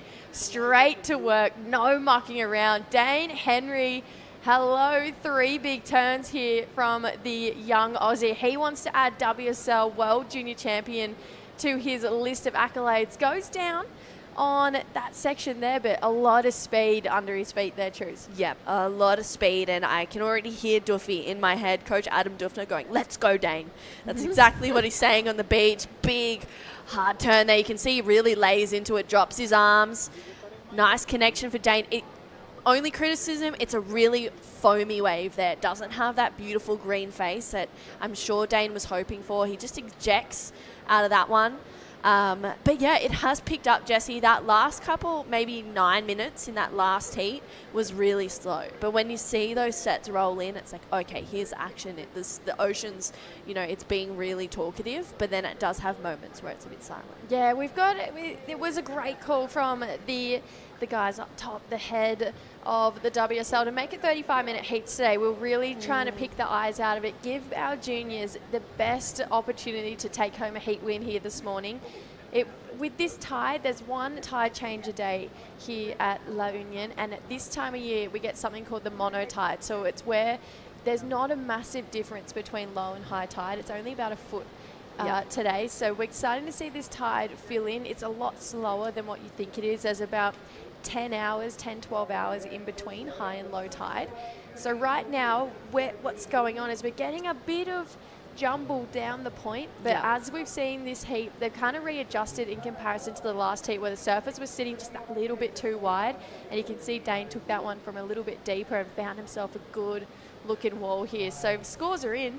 6-6-3. You'll take that for a start of a heat. Yeah, absolutely. Straight away. I mean, Dane, he, you know, talking about he's an ISA World Junior Champion. He's also ISA Opens champion as well. Gold in both divisions in the same year. It's pretty crazy back to back. So for Dane, he's very well decorated, and I know that he is really looking for a World Junior Championships title. He didn't get to come here last year, qualified this year, took out the Pro Junior region in Australia as well, getting that #1 spot, along with Isla Huppets as well. So Dane from Kingscliff, he's got an incredible, you know, surfing history, and for being so young as well and kind of still sort of new to the scene. For Dane, he's making statements, and they're pretty large ones. Yeah, Dane ranked #1 in the Australia Oceania region. The Europe ranked 1, he's in this heat as well. We've got Alfonso Suarez, 19 years old from northern Spain. Gijon is the region. He's working with coach Manu Ruiz, who he's been working with for the last couple of years, had his best competitive year ever. In 2025, and he's bringing that energy, he's carrying it through to the Philippines here to try and take home a World Junior title. He's right on cue at this point, up and riding here for Alfonso. Bit of a sleepy start, good section here, drifts up and over the coping, but you need that momentum to get back down and really make something magical happen on that inside section. Dane, he's up again. That's what we know and love. Air reverse from Dane Henry. Just that one maneuver, but it's not a heat without Dane Henry if he doesn't go to the air. Yep. But I want to know about what it was like the last 35 minutes out there. Good thing Daiwako, he's down on the glass with heat winner Iko Watanabe. All right, thanks guys. I'm here with a heat winner, Iko. 渡辺選手、見事第1位通過でラウンド16にジャンプアップしました。ヒート振り返ってみてまずどうですか？いやもう緊張しすぎてもう唇が真っ青になるぐらい緊張してました。その中で35分というヒートでしたが、自分の緊張感っていうのはこうマネージというか解決できたんですか？やっぱりこの会場っていうかその久々のその世界戦みたいな感じで、今回ワールドジュニア初めてなんですけど、すごいその緊張もいい雰囲気で楽しめたので、次のヒートもその感じで頑張りたいです。1位通過したことでラウンドオブ16にジャンプアップですが、やっぱこの1ヒートやらないというのは大きいですか？結構大きいですね。自分にとってやっぱり1ヒートパスできるだけでだいぶメンタル的にも違うんで自信につながりました。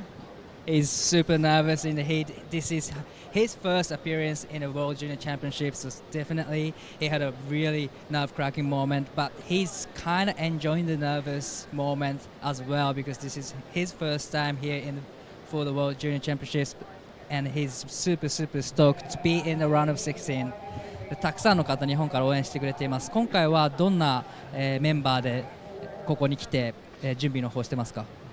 今回は波乗りジャパンの、代表で、佐藤力選手と僕メンズで選ばれて一緒の部屋で来て、いい雰囲気でできているのでこのまま2人で勝ち上がっていって日本強いとこ見せたいと思うので応援よろしくお願いします。じゃ次はもう緊張なくフリーサーフィンのようにサーフィン見せてくれますか？そうですね、いつものお祭りタイムやりたいと思います。お祭りタイム楽しみにしています。最後に、たくさんの方見てくれているのでメッセージの方お願いします。スポンサーの皆様、家族いつも応援ありがとうございます。次のヒートも、自分らしくお祭りタイムできるように頑張ります。応援よろしくお願いします。Thanks, guys. This is Iko Watanabe moving into the round of 16. Back to you guys. Awesome. Thank you, Dai. Thank you, Iko, or Ichi is his nickname that he goes by. Number one. He's a really funny character, actually. Iko Watanabe. He's a good one to hang out with down around the comp sites. And he's moving on to the round of 16. Talk about, setting the standard. Okay. Dane Henry. 11.83 in the first 8 minutes. He's got a 6.33, backed it up with a 5.5 for that last air reverse there in a super critical part of the wave. I mean, that lip was right there. He landed where it was still sucking out and got the rotation, but, he works so hard on these and making these just pop, whenever he wants, and this is exactly what he did here, True. And how's the grab there as well that he got? It just shows how much control he has and how in tune he is. Just, wow, Dane, honestly doing what he does. I was really lucky to be over in El Salvador for the ISA World Open Championships, and Dane was doing exactly that to get the win, and we're seeing little snippets of that, and I feel like he starts events off and he kind of is at about 50 to 60%, and then you see him slowly start to turn the dial and increase a little bit more and more each heat. So yeah, I'm intrigued to see how Dane is going to approach the last 25 minutes of this heat, because these opening round heats is really, it's just figuring it out. It's getting your feet in the wax, it's catching a few waves, figuring out the lineup. So for Dane, there's a lot that he can give out here in this wave. True, I've absolutely adored talking to you, but I just would love to catch up with Dai, okay, if I'm being honest. Whatever. So, it's fine. Any last words? No last words. Just, have the best time with Dai. Oh, I can't wait. Here we go. We do have our South African up and riding, Ben. He's stuck a little bit behind this one. He's deep on it, and he knows it as well. So he's going to get out of there and hit the reset button here with 25 minutes to go. And just like that, Dai Wacko appears in the booth. It's just magic happening here at the World Juniors. Dai, welcome back. Wow. How's the heat going in this heat? Oh, it's great. Dane Henry's set the bar. I mean, he's got a 6.8, a 6.33 and a 5.5. Haven't seen much from our other two competitors, but I mean, you can't really expect anything less than Dane going to the air in the early stages of this heat. He did? Yep. Air reverse and a big sucky section there. So Dane, he's not mucking around. He's just showcasing his skill, the reason he was gold medalist in ISA World Juniors and World Open class as well. So, wow, he's showcasing his skill in his heat, and he has first priority now. So he's going to get the chance to get another good wave. Yeah, we've got ranked number 1 for Oz and ranked number 1 for Europe, both in this heat right now. Oh, looking left. The goofy footer right next to me would be loving this up and into it, but late on that section there. Something True and I were touching on as well, Di. The swell, it's really jumped up here this morning. Yeah, it's feels like because I had a heat off and I've been checking surf for like last an hour, and it's getting bigger than this morning actually. There's a lot of big sets, probably like 4 footers coming through the lineup, and then it's a good sign to have a bigger size, but I think it's makes it really tricky because it can break down the point or up the point, so it's kind of tricky to where to sit.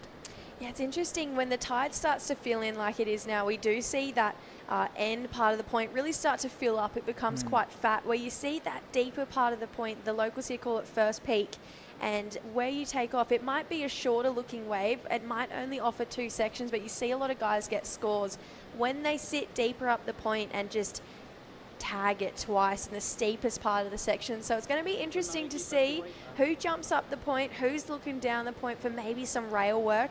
And right now we've got a spread field again in this one. A lot of the surfers sitting in different areas.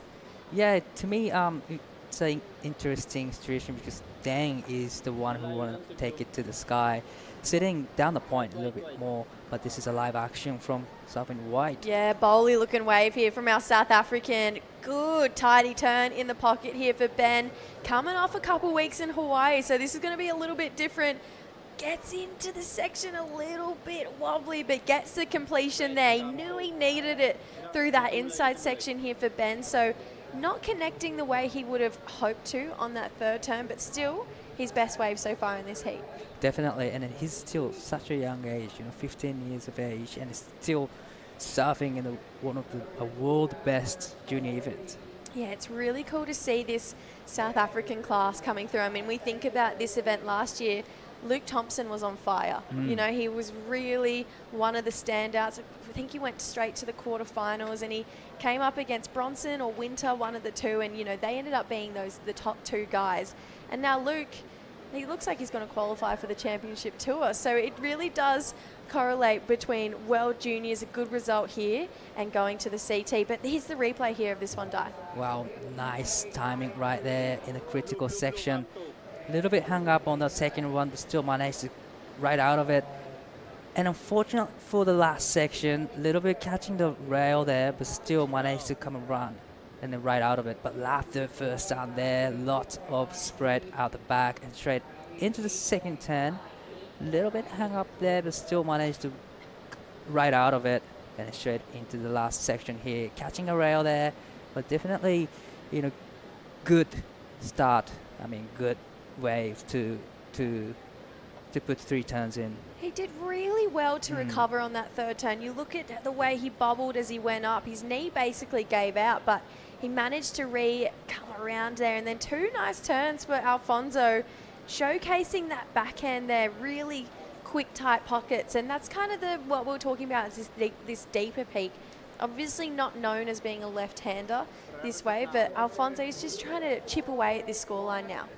Definitely, probably Wright has more potential to score the point, but definitely just shaking off the nerves is always a good thing, especially in this long heat, 35 minutes.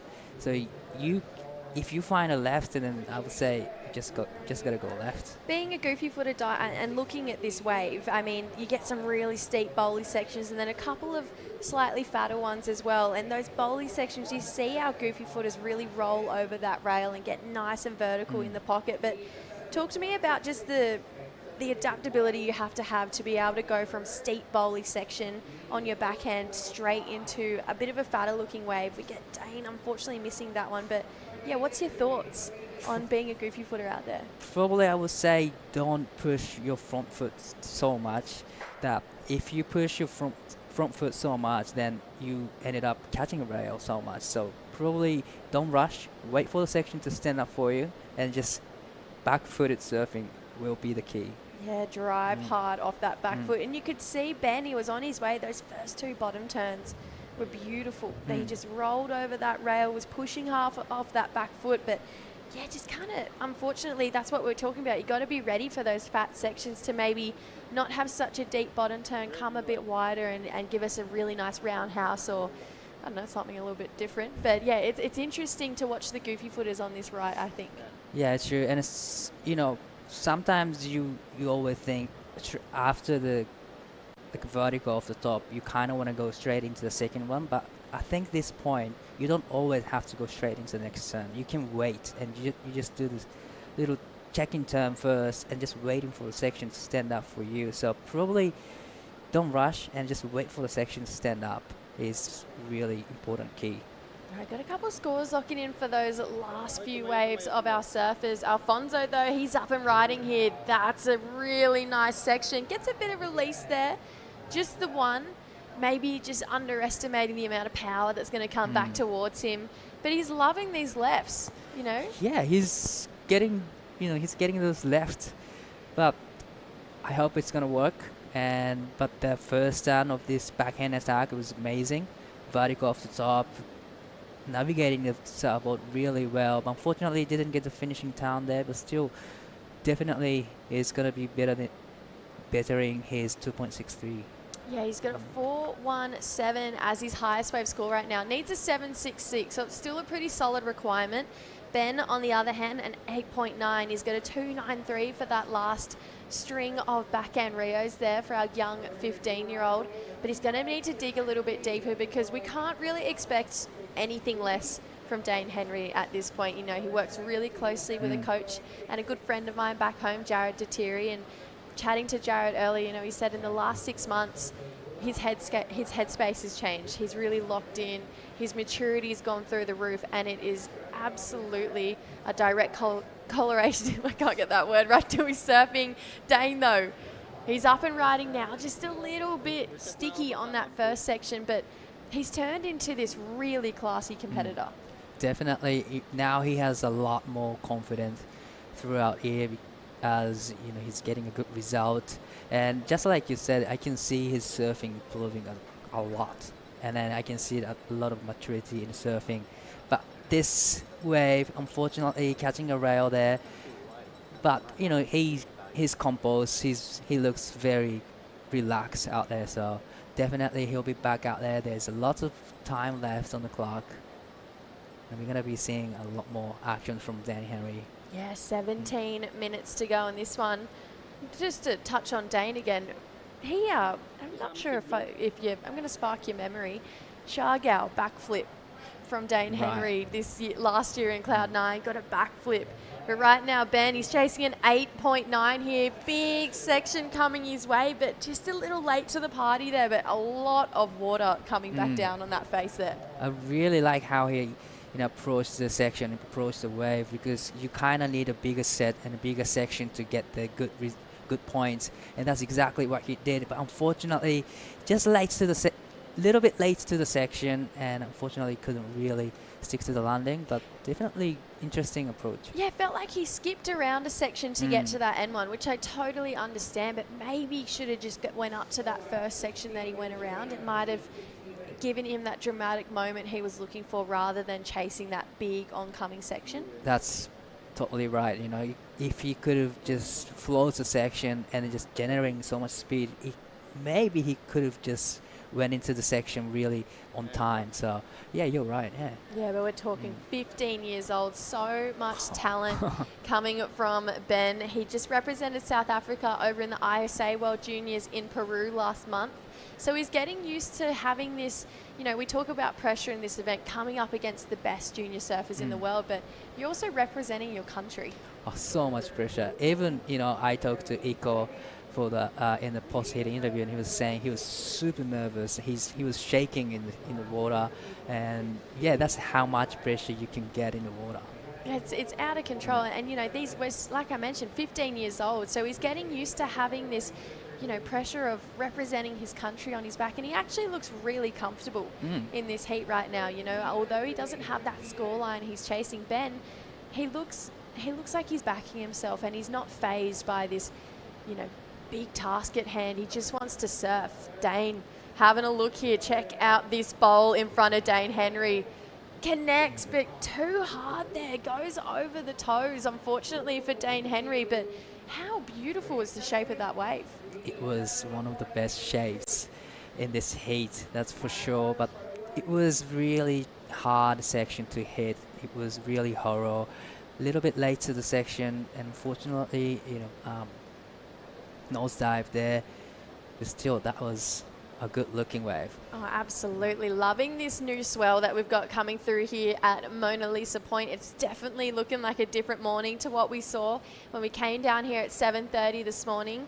We're going to see more action. Actually, Ben's not going to take this one. He's not enjoying the look of it, but it just looks fun out there right now. And this is exactly what these guys were chasing. We've got one more heat of the opening round of the men to go after this one, and then it's the women. We're rolling in 6 heats of the girls, so we're going to see almost every single one of our surfers compete today. It's a big day for the day one of the competition. We're going to see pretty much most of the surfers surfing today. So that's interesting. I can't wait to see the ladies out there in just over, oh God, how good's my math? 50 minutes time, around about that. But next heat, we've got Rickson, Falco, Will Dean and Kingston coming up. So that's going to be another good looking heat for rounding out our opening round here. So we've had a couple of bigger names that, you wouldn't expect to go down go to the elimination round so early in the draw. So I'm loving this kind of underdog story that's starting to unfold as well throughout the draw. Definitely. That's World Junior Championships all about. Underground surfers gets a spotlight in the bigger stage. We talk about just the mass of this event. You get a straight spot onto the Challenger Series. Ben would love that himself. Good looking bowl, but mistimes it again, and that frustration, it creeps up, and you can see that emotion pouring out of Ben, but it just shows how much it means to these guys. Definitely, he's just super hungry for the win, and getting in the first place give him spot in a run of 16, and he's 15 years of age, and definitely he's super hungry for that. Oh, absolutely. It's one of those things though, when you're in a heat and that frustration builds up and you just want to connect and you can't. I mean, sometimes it's quite a hard headspace to climb out of. You can overthink, you can overdo it. You and I have both been in that situation before where you're like, oh my gosh, why can I not do this? And you can see, like I mentioned, that emotion pouring out. For me, Di, I had to splash water on my face and full reset. What do you think it is right now for Ben?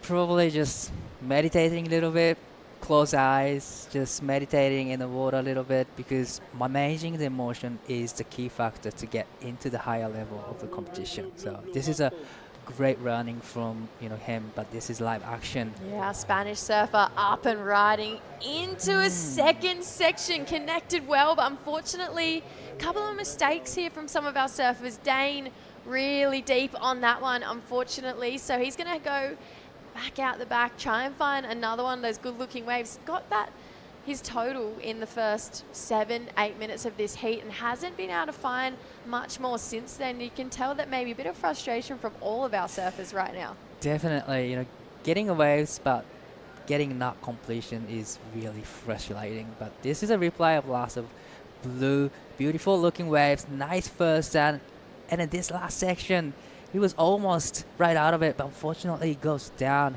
and at the back we've seen Dan just quick in and out. Yeah, Alfonso connected really nice with that first section though. We've seen him go left a lot in this heat so far. I'd love to see him go another couple of rights. I mean, definitely. He was looking really fast and sparky on that wave then. And he was on the way to the good score, but on screen we have Ben up and riding. He's racing, gaining speed down the line here. Wants some wall to work with. Unfortunately, that one just running off on him. So sometimes, this wave, it can get the better of you. He just needs to pause for a second. He's got the talent to get some good scores in this heat, but this one just running off on him. Definitely. He took off really deep, trying to, racing down the line and trying to come around. And unfortunately, that wave didn't really offer the space for him to come around. So that was unfortunate for him. But just like you said, probably pause a little bit and just think about, all right, what kind of wave he should get. And then, Yeah, it's one of those waves where you do really have to hit what's in front of you. When true. you race, especially, when we're getting on this tide, when you try and race to get to the open wall down the line, you usually are getting to a fatter wall anyway. So you would have banked more points just hitting that steep section in front of you. And that just comes from repetition out there. We're seeing a lot of love on the beach right now for Rickson Falco, who's coming up in the top seed Rashi. Next, his board's looking nice and sharp under his feet. Those Pizels looking new. Brand new and clean. So he is the #1 rank for the South America region. Actually, him and Ryan Kainalo, pretty interesting, tied on points. There was 4 junior events. He won 2 and Ryan won 2 as well. They both had seconds and fifths as their backup. So maybe I'd love to see a heat with the two of them in it. It'd be pretty cool to see who takes the victory. Dane looking to add to his scoreline here. There's a top third carve. Wow. Full rotation, but goes down there for Dane. But really quick spin on that one there. Really quick spin in a tight section. There's not much time in between first turn and the second attempt, but he did a great job to manage the speed. He went for it. Unfortunately, he didn't ride out of it. But great attempt, great approach from Dan Henry. Now, American Will Dean, he's going to be heading out there next as well. He's looking like pretty calm, cool, calm, collected. The last heat of the men's opening round.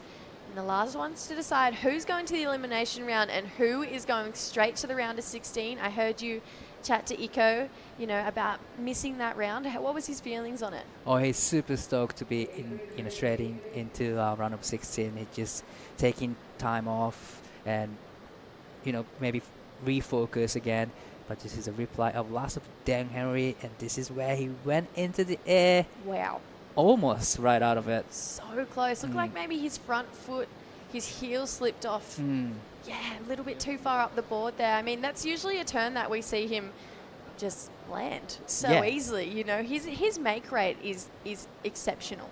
Above 80% of Absolutely. making it, right? And we see a lot of these guys do these crazy airs, and it might just be like one in a couple that they land this crazy air. But Dane's consistency and make rate, I would say, is probably the best in his age bracket. Definitely. The heat he had in Xiaogao was amazing. He had a couple of airs and everything. He just made it look super easy, but he is into the air again. Wow. Unfortunately, he couldn't ride out of it. He's human. He's not making them. Wow, no, it's cool because Dane, he set this precedent, he set this standard for himself, and I love that we can, see another side to him where he's not connecting with these lips as much as he wants, but still another really lofty air here, Dai. That was a great attempt. Definitely he wants to get another air reverses. But a little bit of unfortunate for the last 2 waves for Dan Henry not making the airs. Could see him potentially for the next 6 minutes just keep going for airs until he makes one. That's for sure. He's that kind of guy where repetition is key for him. He just keeps going. And that's why we do see him have this incredible make rate. The third surfer coming up in the opening round, heat number 8, Kingston Panabianco from Hawaii. So this is going to be a really cool matchup. He looks like a bit of a taller dude. We're thinking of maybe some long drawn out calves here from Kingston. So yeah, I'm excited to see that third heat really start to ramp up in the next, just over 5 minutes now. Oh, just over 5 minutes. So 35-minute heat, down to 5 minutes left. So it's a big heat, long heat, but still goes so quick. So quick, especially when we're seeing this infill of new swell. We're getting a lot of waves start to roll through here. So we need a couple of scores though. 7.66 is the requirement for Alfonso Suarez. And then Ben chasing an 8.9. Needs excellence, pretty much needs a 9-point ride. He's got 5 minutes to do it as well. I mean, it's a pretty big task right now for Ben, but I also think this is a really good just settler right now for Ben. This would be the biggest event he's ever competed in, with people that he's definitely going to look up to, like Dane Henry. He's really going to be able to find this benchmark for himself and learn to lift in the next round. For sure, not many people will be, not many people surfing the World Juniors at the age of 15. No way. I was surfing. I was competing in a national event, so it's a big stage for him. It's a big learning curve for him. So, and then it's not yet. It's not over yet. No, it's not. He's still got 4.5 minutes to try and find that excellent number there. I mean, 15, I don't even think I was doing pro juniors at 15 yet. Still just doing the Oki Grom comp. Back at deeper. But no, it's pretty cool to see just the talent getting so young and just pushing the bar higher and higher. I mean, we just had the youngest ever competitor qualify for the championship tour in Tia Zabrowski. 14? 14. That's 14 wow. years old. And she's just qualified for the championship tour. It's going to be a great year on the CT. Oh, this exceptional. year. We've got Steph coming back. We've got Carissa coming back. The women's field is extending. You know, we've got more surfers, more surfing. I mean, what more could you want? John, Gabby, hello, Dane. He tags that first section here. He's got a bit of speed. Those boards looking exceptional under his feet. Now he gets more to work with. There's that layback we love from Dane. He's really got that one on lock as well here. Might find a bit more to work with on the inside. Usually it starts to taper out here. He's going to keep rolling through, goes to his rail, and maybe an end section. This is something we haven't really seen today. It's not going to do it, not just yet, but Dane finding one that links all the way through here. Probably finally he's finding his rhythm in ocean. And hey, that was a great two-time combo. Let's take another look on this replay of Dane. Love the floats, generating so much speed. Camera on the section and eyes for the last section there, and nice layback turns. A great combination, a lot of variety in the maneuver, and he was sticking to it. I thought he was gonna pull out, but he was just sticking to it, probably trying to look for air section in the end. But here, probably he didn't see anything coming, so he just kicks out. The great combination from Dane Henry. Yeah, 2 minutes 40 here. He has held that lead from the very start of this heat. No one coming close to even challenging that lead so far in this heat. So we can feel maybe a little bit of frustration building from our other two surfers. 5-2-7 was the last for Dane Henry, so doesn't even go in the top two, but yet now has the third highest score of the heat in his repertoire. So he has owned this heat right now. Definitely, he's controlling this heat from start to, you know, finish. Probably 6.33 is a pretty big score in this condition. Absolutely, and the first wave in this heat, in this event for Dane. So pretty cool to see him keeping his composure, you know, that class that we've just grown to love. I feel like Alfonso and Ben, they're going to give us more in that next round. Right now, Alfonso, you can see looking left again.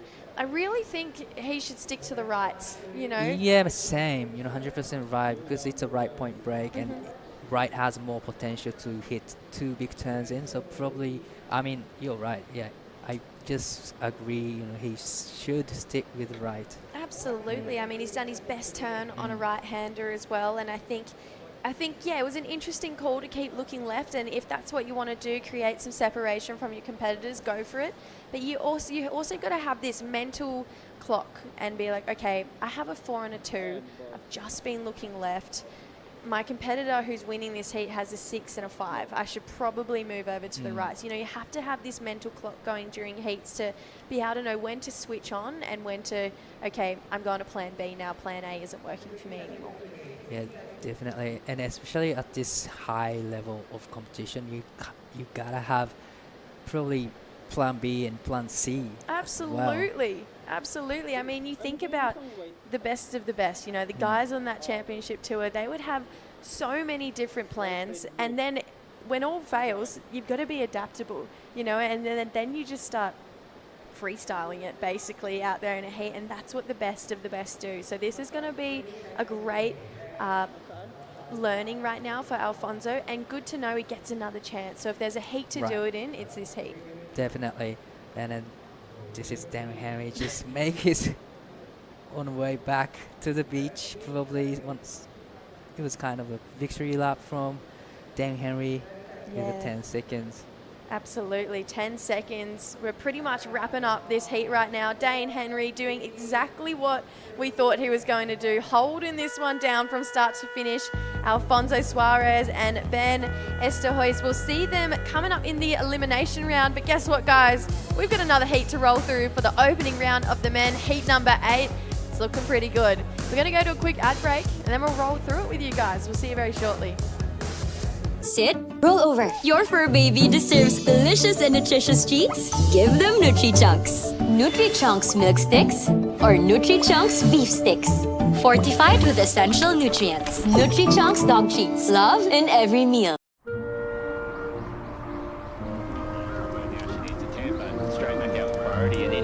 Oh my! Deep one for Western Web. She comes out. She comes out. She needs a 10.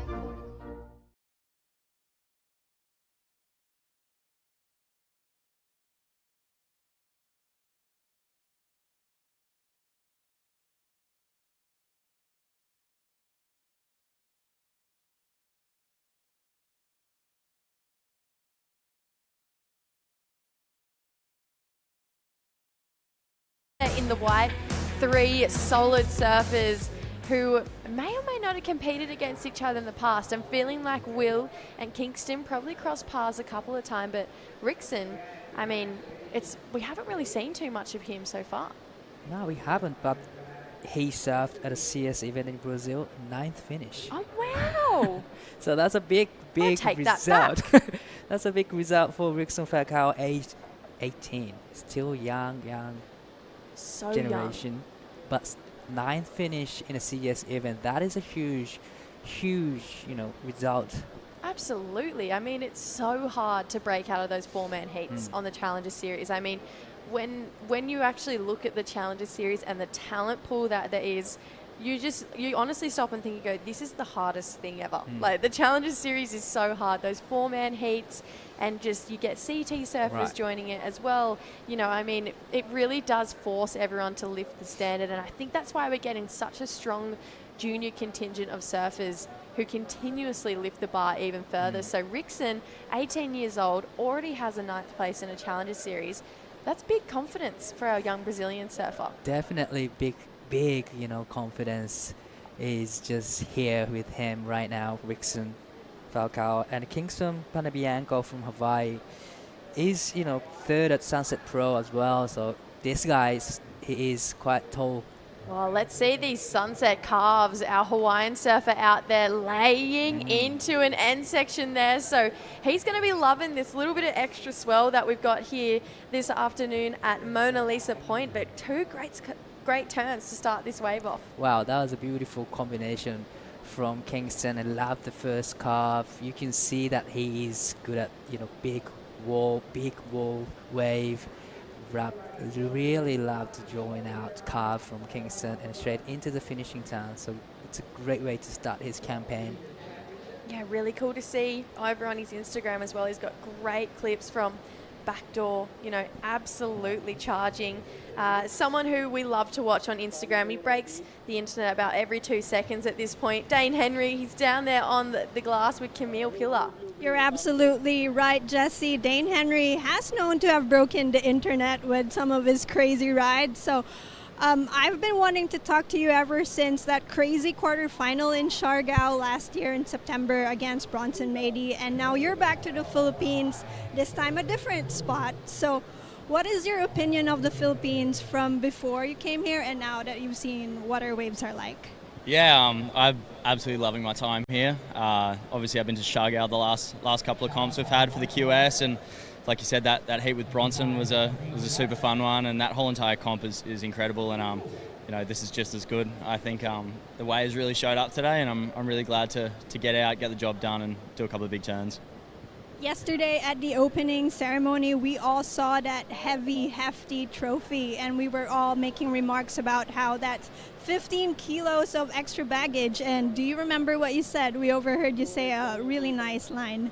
Yeah, I think I said I hope I need to pay the extra baggage for that thing. So yeah, I saw that in front of us yesterday, and it got me all excited and yeah, ready to go. Glad to kick it off like that as well. So it's a problem you wanted to have. Okay, so anyone you want to thank, say message back home? Yeah, just thanks to all my friends, family, my girlfriend at home, Jared Dethiry, my trainer. I was sick as last night, spewing all night, and glad I'm in the best shape of my life and I could push through that heat. So yeah, Mum and my coach Adam Duffner here, just a lot of crew, everyone back home watching, the whole community means a lot, and yeah, really keen to keep on putting on shows and yeah, rip in.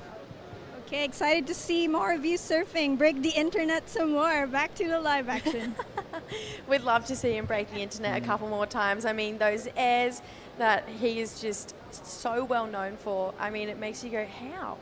How did he even do that? You know, it really does leave you scratching your head, and that's what we love about surfing. It's so individualized. You never know what you're going to get, and you never know who's going to break the internet next. But bummer to hear that he was sick all last night. I know. That's why probably he couldn't make the two Honestly, air that makes more sense, Right. doesn't it?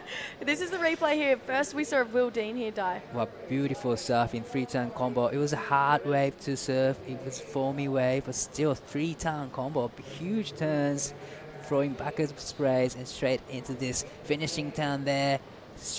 Finishing strong. This is Will Dean. It was a great combination. Yeah, Will Dean looking sharp on that board as well. It seems to be an old faithful. I was having a look through his Instagram. Either that or he's got a lot of boards with that spray. But it feels like he's always relying on that board. And it looks really great under his feet. I mean, 3 quick turns on that wave there for Will.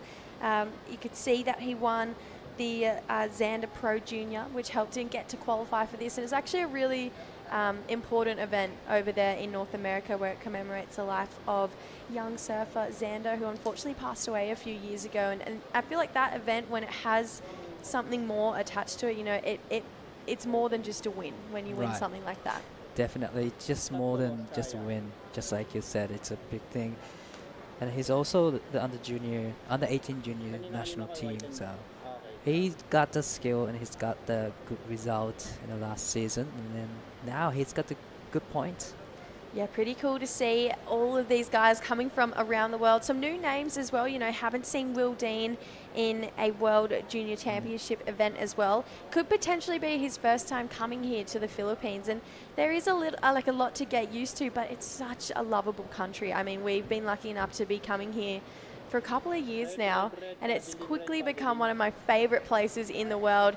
Here we go, live action though. Rickson connects beautifully with that first turn there. Unfortunately, that's all she wrote. Not another section down the line. Maybe Will Dean again out the back, but he doesn't like that one. But looking at that wave for Rickson, feels like he's got a lot of foam under his front foot on his board there. Right, and then I can tell that he's a really powerful surfer just by looking at the surfing on the last wave. It was a great bottom turn and a lot of power in it, and vertical off the top. That was beautiful, but just unfortunate, you know, the wave didn't really offer the opportunities after that. Yeah, 3 points just for that one turn, but it does really reflect on what you're saying there, Di. I mean, he looks like a powerful surfer. He looks like he's built, spends a lot of time in the gym, and maybe hence why he's got a bit more foam under his front foot there. But I feel like it's the kind of wave where you can get away with more foam under your front foot. It's going to help you generate speed on these walls. Definitely, and then if you're training at the gym and you have so much power in your legs, then definitely it will give you a lot more speed. Yeah, he's looking sharp on those boards there for Rickson. So Will Dean, first wave score 5.33. You'll take that. That has kind of been the benchmark for opening scores for people going on to win that heat. So you'd take that, you know, as your opening heat, your opening wave in this competition. 5.33 is a pretty good number to start things off, you know, and especially in the first round and the first wave, and getting 5 gives you a lot more confidence in the heat. So definitely it's a great start for Will Dean, and 4.33 is still good scores for Kingston as well for the 2 turns, and pretty much these guys know now what they need to do to get, you know, 5s and 6s. Yeah, this feels like it's going to be a pretty evenly matched heat. It feels like all of these guys really want and are hungry for the win here. Like we mentioned, Will Dean starting off with that best number. You know what I'm excited about, Di? Next is coming up is the women's. and it's already into a big opening heat. Laura Rupp from Brazil, Anastasia Venter, South Africa, Stella Green, Australia. That's what we've got coming up after this heat here. So 25 minutes to go. Kingston spending a lot of time racing to this open wall on the end here. You can see he just gets a little bit fat. Looks like a pretty cruisy guy, doesn't he? Yeah, it does look like he's a really cruisy guy, but he doesn't rush anything. A little bit of alley-oop in the end, but he seems like he's very relaxed out there. Yeah, he's not phased at all, was he, on that wave? So we're going to hopefully see a little bit more than that in the next 25 minutes from Kingston, because we love what we saw on that opening wave. Right now, though, Will Dean looking to back up that number. He has a 5.33 and what looks to be a bowl ahead of him here. Goes to the rail, keeps that speed generating down the line. Not too much of an end section, though, so sometimes this wave can deceive you a little bit, but it's going to get him back in the lead with a backup score on the board now here. You know, I really love how he just approached this wave, because he probably didn't really want to waste any time. You know, he just needs to get the backup score, and that's exactly what he did on this wave. It's not as horrible as the last wave he got, but still a couple of turns in, so definitely it'll be back. Well, it hits his second wave, and a quick in and out from Rickson. Yeah, Rickson, I almost felt like there was a section there. I almost feel like there was a couple points on that wave there for Rickson Falcoa, and like we've said time and time again already on day one, it's the type of wave that if there's a section in front of you, you got to hit it. You know, because you never really know when that next section's going to approach. I mean, we think about a couple competitors today, got a great first wave, and then maybe got caught behind on a couple as well. So, yeah, definitely going to be a learning curve there. Will Dean goes back to the lead there. It's a 2.83. Like we were talking about just before, the ladies, they're coming up next. A couple names I want to throw your way that are really standing out for me. Arena Rodriguez from Peru. Powerful surfer, had her first CT last year over in Brazil, and at the time took down world number one Gabriella Bryan. Got to the quarterfinals in her first CT, so pretty cool there for Arena. Another one that's really standing out for me is Talia Swindle. She's got a crazy finishing turn on her. She throws so much water. And then a bit of an underdog story, I'm thinking Reed Van Wagener. Young gun out of the States, and of course we can't go past Bella Kenworthy. I mean, CT surfer. We've got a championship tour surfer in the draw. Wow. Championship tour surfer surfing in the Junior World Championships. How good is that? Also, I think it's really smart, because think about, you know, unfortunately Bella was in that 11 to 14 after the cut at Margs, where you don't get to surf the rest of the season, but you're qualified for next year's schedule just based on the extended field we've got going. So it was like a one-off thing that we've seen in our sport. I do feel like then you get 12 months off CT surfing. Right. I think it's smart to put the Rashi back on before the season starts in a couple months' time at Bells. We'll get back to that. Rickson, having a look at this one. A bit of a check snap to start, but there's a good bowling section, and that power surfing we thought was going to come from Rickson Falcoa. Little Rashi pull down. He liked that one, Di. That was really powerful surfing from Rickson, just like we were expecting from him. You know, just one turn, but I gotta say it's gonna be a good number for Rickson. It was hard, you know, it was kind of strange takeoff, but he found this a critical section. He hit it really hard. That was a great surfing from Rickson Falcoa. Yeah, it's cool to see that, you know, you can kind of tell when someone's got that power behind them, and it's cool to see and be able to showcase that. You know, you're not ranked number one in your region if you're not an incredible surfer, and that is just showcasing that he's got some power behind him. Only really that one turn on that wave, 4.27. 4.27 for one turn, that's a huge number. You know, if you can put two turns together, then it'll be 6 and 7 super easy. And then you already see that on the first wave of Rickson. 3.0 is another one-turn maneuver. So he's got some skills, he's got some powers. So definitely, the thing he needs now is just wave selection. Yep. Give him a wave. Let's see it. I'm all excited to see him, you know, really just connect with one of those waves out there that has those good open sections. Thinking about Dane Henry's 633, a wave really similar to that, where you can just open up and tag it twice. And it feels like Rickson would also be that type of surfer with this incoming swell. It would actually suit his surfing. Definitely, yes. You I know, can already see that his surfing just suiting this type of condition. Yeah, absolutely. You can feel that energy about Kingston as well. He seems like that kind of guy who loves these big waves. He's got a great clip of him charging backdoor pretty recently on a swell that we saw in Hawaii all through last month, basically. They had a great start to the season over there on the North Shore. A lot of great footage is coming into the internet right now from Hawaii. It's on season, and we're going to have CES Tour next month. Well, looks like someone's going to be on this one. I reckon this is going to be a good wave. Unfortunately, it looked like it had a bowl coming through from that drone angle shot, but I didn't like the looks of that one there for Kingston. So that's a priority change. So there's a mistake there. Will Dean now out with first priority. And it does matter in these 3 people heats. Right. Probably it will be better in the last couple of minutes, but there's still 20 minutes pretty much left on the clock. So like you said, it doesn't really matter what priority you get right now. Yes, we're going to see Will Dean have the next roll of the dice. 5.33 and a 2.83. So no one really locking in anything crazy special at this moment. I loved that 5.33 from Will Dean. I thought it was really fast, really tidy surfing. As far as backups go, we're still kind of waiting on them from all of our surfers. Here we go, Kingston. He's got a section here, goes for a big straighty, but unfortunately slips off. But he has this really cool, almost nonchalant approach to his surfing. I love it. I wasn't expecting, see the air from that section. I was thinking that he's gonna go just float the section, but looks like Blue is up and riding. Yeah, Will.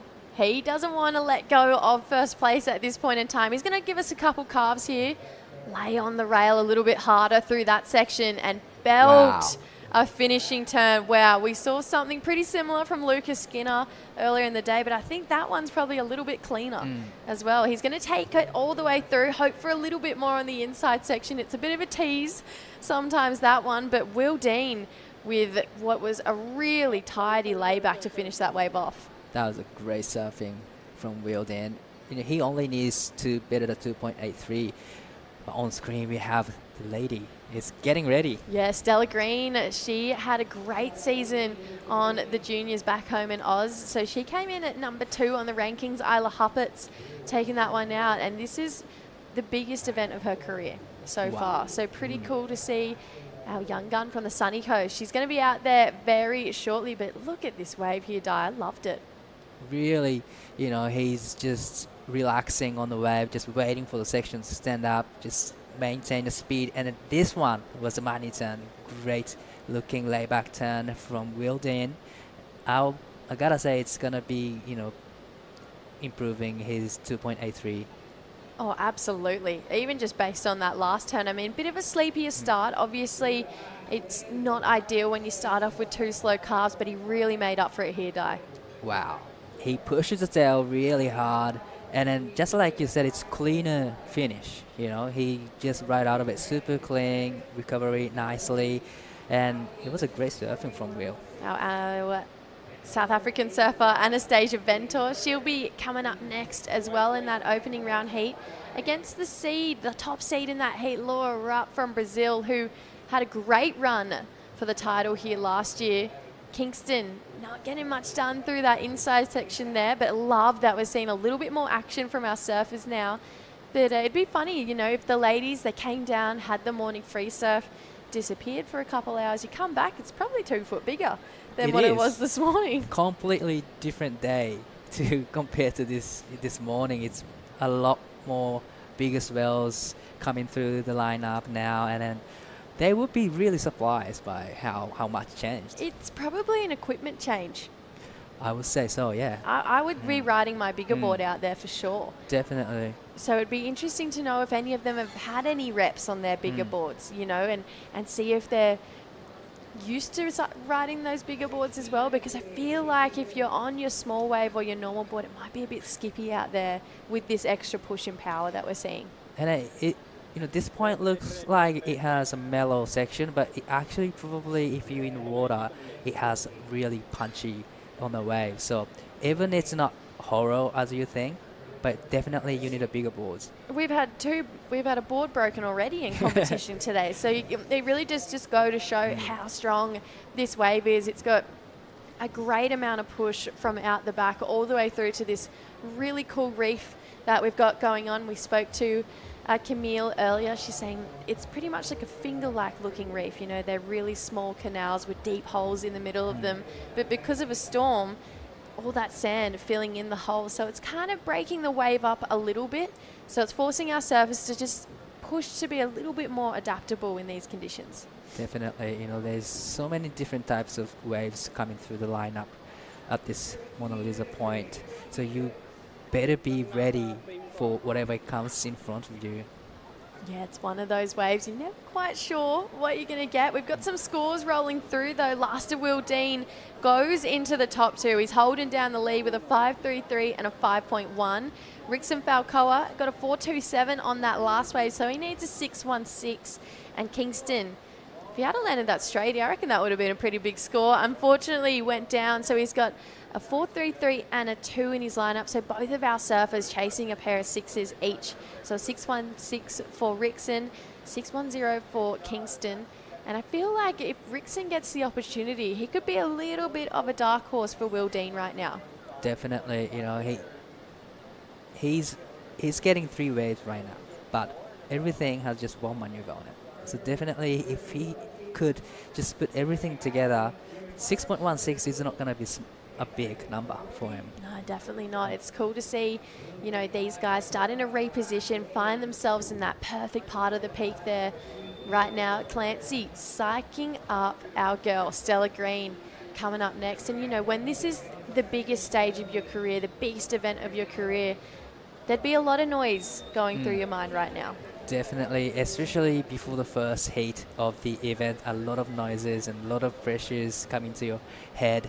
But having the coach beside you is a great way to just get rid of that noise. Surfing Australia sending over Clancy Dawson, Adam Dufner working with Dane Henry as well. So it's cool to see, you know, all these different parts of the world, you know, wanting support for their juniors, sending over the best of the best, because taking home that world title, it means so much to everyone, not just the individual athlete, but think about how excited Indonesia was when Bronson Mady took home the trophy last year. That was a big moment for Team Indonesia. You know, the Team Indonesia put a lot of budget into the training for the athletes. They gather up every day together and surfing together, training together. So it's a great teamwork there from Team Indonesia, and the biggest win for, you know, Bronson Mady taking out that World Junior Championships. And then again, QS 6000, he took out a win. Yep. In well. Siargao. He's actually currently undefeated in the Philippines. Right. Pretty crazy. He's never lost a heat in the Philippines before. So, yeah, he'd be loving if an event on the Challenger Series or something went to the Philippines. He'd be like, all right, leave it with me. But it'd be cool to see him. I'm sure he's watching on right now, wishing he was back at La Union Mona Lisa Point, because that was a really cool relationship between him and this wave, and some of the best airs we've seen in competition. 10-point ride. 10-point ride. I mean, I hope that gets all the aerialists in this event excited. Let's rewind it, watch it back. Let's get everyone excited, because that 10 was out of control, you know, and that's what we want to see. Thinking of, you know, a guy in the draw who's had a 10-point ride last year as well, Lucas Cassidy, got a 10-point ride for a huge full rotation over in Bolito. Lucas, get excited. Let's see that 10-point ride again. I mean, this is the talent we have in this crop of juniors this year is incredible. Wow. It's a lot of talented surfers surfing in this junior event. They are pretty much, you know, some of them are surfing on a CS tour as well. So they have a lot of experiences. And just like you mentioned a couple of times, the level of the junior surfers getting really high and high, but looks like we have Will up and riding. Yeah, Will Dean looking to improve on that 5.1. It's just an in and out there, so nice swoop. He's really showcasing that rail game, but I'm thinking, Di, on a comment you just made, I'm going to say more surfers, maybe more so on the women's side than not, are on the Challenger Series. Definitely. I'd say the percentage would be higher. Here we go. The Brazilian powerhouse here. This is Rickson Falcoa, spray out the back with a finishing turn here. That's the combo of turns we wanted to see, and I feel like he's got more to give than that too. That was a great three-time combo from Rickson. Finally, he's just putting everything together on the one wave, needing a 6-1-6. So it's going to be close. It was a great combination. Yeah, we're seeing Lara Rupp. She's coming up in that opening heat of the ladies. One of the most informed competitors. I mean, she's lethal as soon as she's in a jersey. Couple of replays here for you, Di. You know, a couple of check turns and quick in and out, full wheeled in, trying to get rid of the 5-1-0. But this is a live action. Right now, our Hawaiian surfer, Kingston, going to his rail, trying to find a little bit more through this inside. He's got great speed. Unfortunately, that inside section, I said it before, it's a real tease. You think it's going to bowl up, but it just starts to hit this deeper part of the reef when it gets in through to this other reef around the corner. And yeah, it's never got that big bowl back towards you, but let's take a look at this one from out the back. Nice opening carve to start with. Definitely he wants to get the critical section to hit, just waiting for the section to stand up. Unfortunately, you know, this wave didn't really cooperate with him, but he was trying to stick with it. But just like you said, just teasing wave, not really offering at the wall. Yeah, right now the ladies starting to get ready. We're going to see them out there in just over 9 minutes time. We've got 6 heats to roll through. And they've got big names in them. Like we mentioned, we're going to see our CT surfer, Bella Kenworthy. She'll be out there in heat number 4. And I feel like she's kind of the one to watch right now. You know, you think about Luana Silva as well. She won this and then got the wild card to go and compete on the CT again.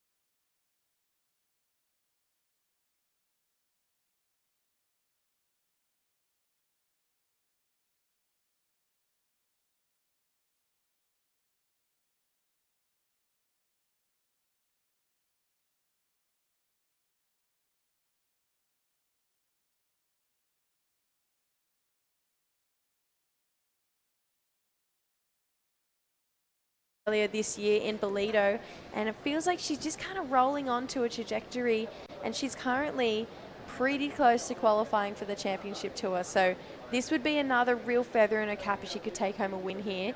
but unfortunately always been stuck in a quarterfinals in the World Juniors. Right, so this is going to be a great challenge for her to just break out of the quarterfinals. Yeah, she's competed. This will be her 5th World Junior ever. And in the last 4 that she's competed in, she's unfortunately been knocked in the quarterfinals, every single one. Some by the champions, some by people who got second place. We're going to see Rickson, unfortunately, didn't like the look of that one there, but you can see right before we cut to Camille, he was sitting very close to Will Dean. Couple of tactics maybe coming into play here, Di. A little bit of putting the pressure, but Rickson didn't have a first priority over Will, so a little bit of tactics there from Rickson just by sitting next to him, next to Dean, and then putting the pressure on him. So there's a little bit of mental game there. Yeah, trying to get in his head a little bit. I'd be frustrated. I'd be like, get away I would from be. me. even I had first priority, I would be so frustrated. Yeah, I'd be like, hey, give a man some space. No, it's cool. It's cool. I love that these guys are so competitive and they're showing all these different, exchanges and just little games that they all have up their sleeve. And I love, a bit of hassling. I think love it's watching great. it. Right. I think it's really great. Thinking back to some of the events we worked together, we saw a great hassle between Shohei Kato. I can't remember the other surfer, but they were paddling each other up and down the point. It's really cool. I love when we see personality flare through our surfers. Even in competitive games right now, Rickson chasing a 5-4-6. Wow. Solid second turn there for our Brazilian surfer. Wow, Rickson, that was the connection he was looking for there. Definitely, that was the wave he was looking for, where he can put one turn in and then that solid critical hit. So let's take another look. First time probably he wanted to go vertical, but this time was the money turn. Wow. Wow, that was a critical section to hit. A lot of power in it, so definitely it'll be a good number because that last turn was super powerful. Yeah, definitely had that click feeling that you're chasing on your back end where you just feel like you connect with a section perfectly, and that definitely had that momentum there for Rickson Falcoa. I don't know about a 5-4-6. When I think about overall performance, I still think Will Dean has the overall performance of this heat and deserves to be in the lead, but the judges, they might just love that second turn there. The scores are in though. It's short. It's a 4-7-7, so he's still chasing that 5-4-6. The judges, they want to see it twice. Definitely, judge wanted to see twice of the last turn. He did a 2 combo, but the first time was not in the critical section, so probably if it was a critical section, then he could have get one, but this is a live action. Yeah, Kingston swoops to start this one off. He's got bowls to work with ahead. Solid looking second turn into a connecting finishing turn there, but how steep was that second section there? He likes it. A little look back to the judges like, I see you. You see me? But that was great. I mean, that second turn. Wow. There's the fire we're chasing from Kingston. That was a little bit of fire from Kingston. He doesn't look like he's rushing anything, but if he hit the critical section, he's throwing a lot of sprays. He's got some power in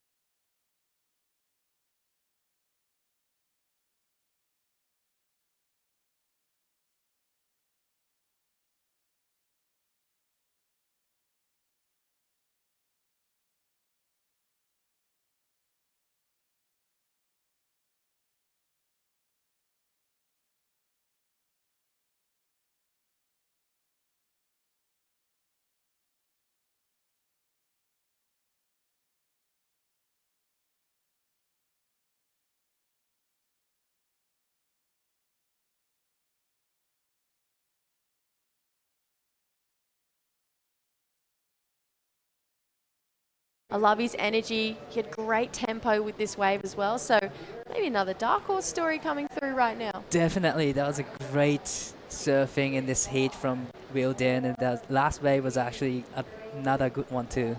Yeah, cool to see the young American moving on through to the round of 16. We're going to see Rickson Falcoa and Kingston Panabianco in the elimination round. Don't go anywhere, guys. We have the women's opening round coming up. Cannot wait to see the top 24 juniors in the world battle it out. Stay tuned. Don't go anywhere.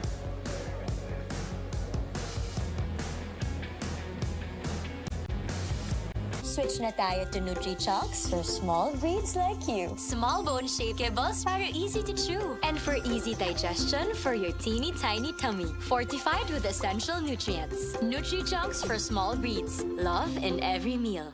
Di mabilang ang uwian na naging kabang-abang. Kasama ang pambansak manok. Magnolia, 100 taon na at hihigit pa.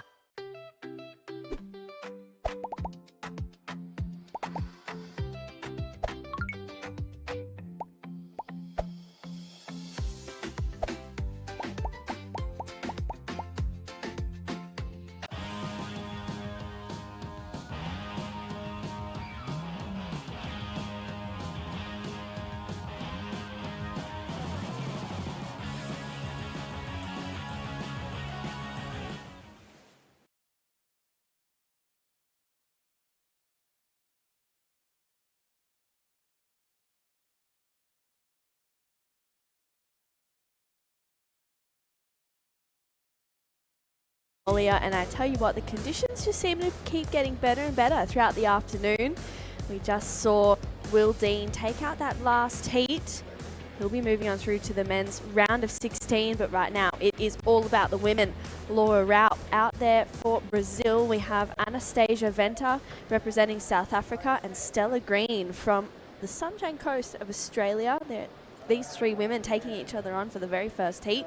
True Starling joined in the booth with Stace Galbraith. And Stace, it's been a big day of surfing and we've got more to come. Yeah, it's been a huge day. The sun is beating down out there, and there's, yeah, as you said, the waves keep on picking up all day. Some fun waves out front, and yeah, I know a lot of these women have been down here since the crack of dawn. They've been watching it all day, so I know they'll be stoked to get out there and rip in as we see some congratulations on the beach there for Will Dean.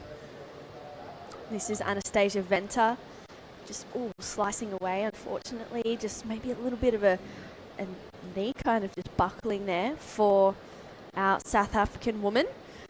And yeah, straight into the women's opening round is a pretty big Stace. We've got 6 heats of those to run. We have some huge... Yeah, I reckon like the periods kicked up a little bit because you see these moments of just complete calm, and then all of a sudden you can't see the horizon, and there's just whitewash for days. So yeah, it's good to see a bit more swell out here, and I think tomorrow's going to be interesting. It's like the swell height drops off a little bit, but the period's still there. So I think that could be kind of the optimum range, like a little bit smaller, but still that nice period. I think it could be lining up real good. Let's see it. I hope so, because I think we've got 2 good days of surfing, and then maybe it goes to okay. Yep. Maybe not an amazing, and then it gets better. Yep. Towards the end of the It's kind of perfect, really. period. A couple of big days at work, a couple of days of golf, Yep. and a couple of days of work. Love that. Love that. Couple of days in the ocean. I Yep. wouldn't mind that as well. Yep. Surf or 2 here. I reckon we could be out there at Savo. Okay. Left rip bowl on the Cook. Okay. Yep. Yeah, actually, I surfed yesterday afternoon. It was very, very fun. All right, here we go. Live action. Laura Raup up and riding deep off the bottom. Lays into the rail to start off. She's got a really cool style. Once again, opening up. There's a really nice responsiveness from her board right now. Laura just staying on that rail. She didn't really quite find a vertical section there so she could go up into it. And we had a great heat to round out the men's opening round for the WSL World Junior Championships. It was Will Dean taking out the last heat of the men's opening round. We'll come back to that. We do have this replay those days. Yeah, beautiful replay here. A couple of really nice turns from Laura. And, yeah, she had an amazing year last year. Got some amazing barrels around the world, and now we see her getting to showcase her rail game. And good way to start the heat there. Good way to start her campaign. Yeah, she's a spicy surfer. So is Will Dean. He's down there with Camille. Showing up along with the sets is our junior from America, Will Dean. Congratulations. That was a pretty sick heat. Some of the best sets we've seen today, I dare say. What is your opinion? What are the conditions like from someone who just got out of the water? Yeah, it was pretty unexpected. It's like way bigger than when I free surfed before the comp. So yeah, it was a bit of a surprise, but I was stoked to just go through the motions. Round one had a little bit of nerves, but I was stoked to get it done. Have you had plenty time to practice, or did you just get in? When did you arrive? Yeah, I came a little late. I only had 2 full days, so not as much time as a lot of other people, but I loving the waves so far.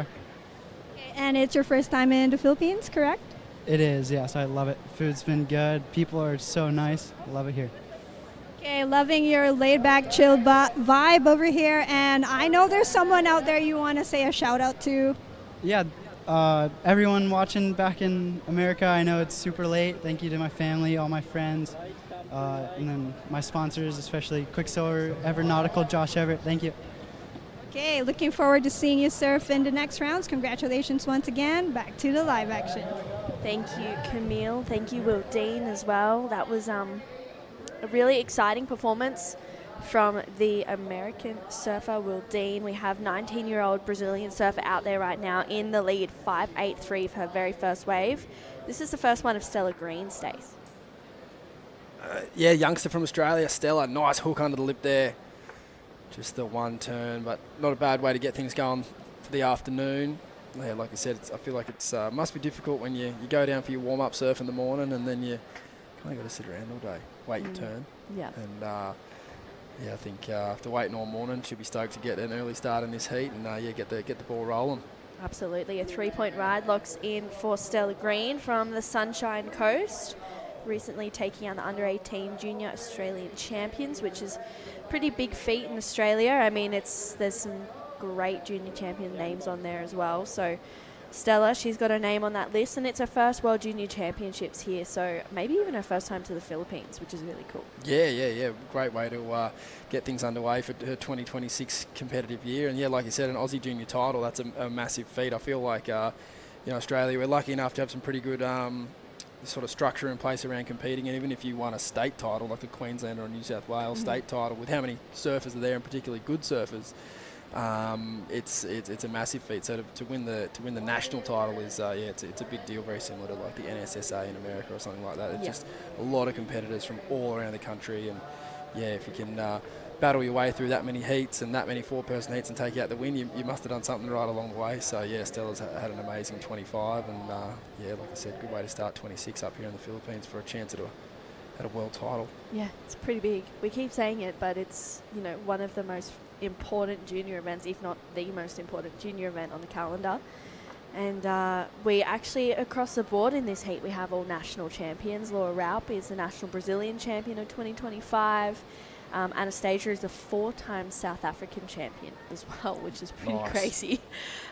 So big, expectations from these women in this heat. Yeah, and I guess it's they're obviously representing their countries, but with those accolades, it's like, okay, well, you're the best in Brazil, I'm the best in Australia, you're the best in South Africa. Let's see who comes out on top. You do have everyone on your shoulders there. Yeah, you can be the best in your country, but are you the best worldwide? Yeah, exactly, and that's what we're here to find out this week. And as challenging as this wave is, I mentioned it when we were commentating the men's heats. I do like this wave for not just, obviously it's really nice to see people do big airs and get big barrels and stuff like that, but this wave is so tricky that you need to be able to read the ocean really well, and if you can find the best waves out here, they do let you unleash some pretty good combos, like we saw of Laura on that first wave. So yeah, it's exciting to see, like in the men, who's got their act together, and same with the women, who's kind of got that flow and those combinations and major maneuvers. So this is the canvas to kind of display it. So yeah, it's going to be an exciting week watching it all unfold. Yeah, it really is. And I think as well for the women, having the men start off the day, it kind of gives them a little bit more of an edge, in the sense that they've been watching it, they can kind of see across the board around where the best place is to take off. So They do have that advantage coming into this round. Yeah, exactly. It's sort of whoever goes first is always going to be that guinea pig, isn't it? So they get the chance to see it and see where the scores, see what the judges are appreciating. Wow, big connection there for 19-year-old Laura Raup. Wow, that was a big section and really great commitment that's going to be well rewarded, you think? Yeah, that's going to be a really nice score. I think we might even see that go over her wave where she had multiple turns. In one huge turn is always going to get the judges' attention, particularly on a section like that. Yeah, she timed it really well. It's almost like it's cleaning up a little bit now, the conditions. It's looking like it's getting really fun. I mean, that section just stood up so beautifully for Laura there. She's already got the 5.83. Let's see what this answer back is for Anastasia. Quick off the bottom. It's a little bit of a chattery wave. She gets up and into that section. Unfortunately, just mistimes it and comes unstuck for Anastasia Venter, 18 years old. Should be feeling really comfortable out at a right point. She is from J-Bay as well, so maybe just trying to find her feet, and then she can really start to open up. Let's see. Beautiful part of the world that is where she's from, and massive turn there, pushed the tail through the lip. Could have easily just gone up and just sort of rode the coping out into the flats, but she actually, as we see on the slow-mo replay here, great angle, bang, really gets the tail through the lip and gives it some. And she'll be stoked with that. And the judges have absolutely loved it. 7-point ride, so that's a very, very respectable total for an opening round heat today already, just on her first 2 waves. Like, super professional. I don't think we've seen too many heats where someone's put like 2 keepers on the board, like bang, bang. Straight away. That's really, really well done there from Laura. It's like classic building the house. Yeah, and just kind of pressure back on the other competitors now. Yeah. Like, it's obviously great for your own individual tally, but now the pressure's all back on them. It's like she could essentially get out of this heat with that total now. Yeah, absolutely. Anything from here is a bonus. Yeah, even looking at that heat, the combined total, and you're thinking that she would have taken out some of the boys. She's nearly chucked the roof on first. Yeah, absolutely. Yeah. She could not catch another wave, as you said, Stace, and be out on top. I mean, having a 7 and hearing that for yourself is like, oh, okay, that's real confidence, especially straight away, day 1 of the event. For the other competitors in this heat, they're like, oh, okay, don't love to hear that. Stella Green up and riding.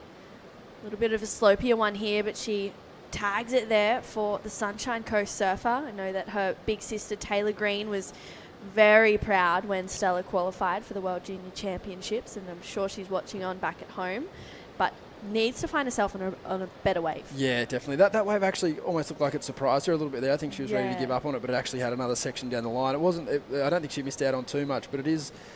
The characteristics of this wave are very much unlike anything that Stella would sort of grow up at home. Lucky to be from the east coast of Australia, where the right points are really predictable.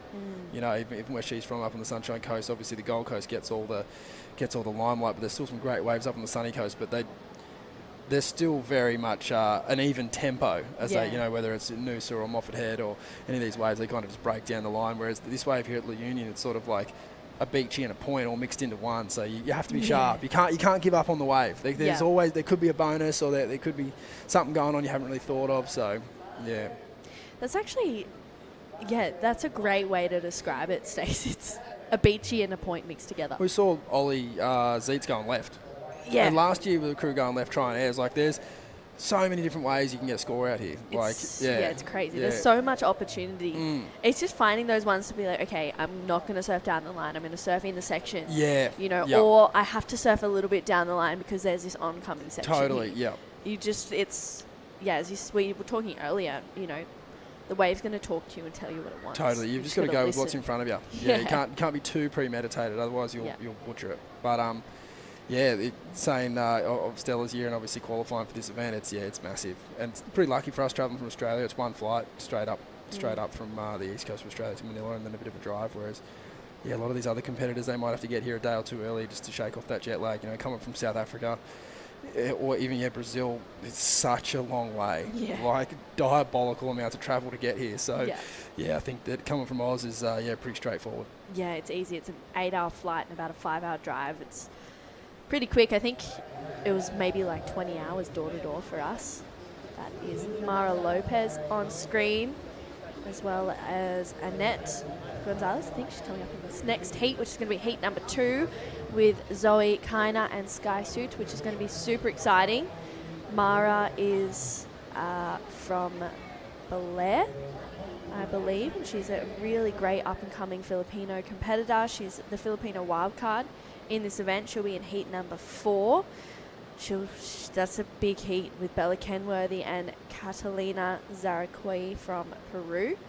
Just under 21 minutes in this heat, we have Laura Raub out in front. A 7 and a 5.83 on her very first two waves is huge. A 3 and a 2.87 for Stella Green has her in second. She needs a 9.83. So now is really the situation for both Stella and Anastasia, where they almost want to just lock into the sixes, and then they can really start to kind of challenge for that lead. But 12.83 is a pretty decent total.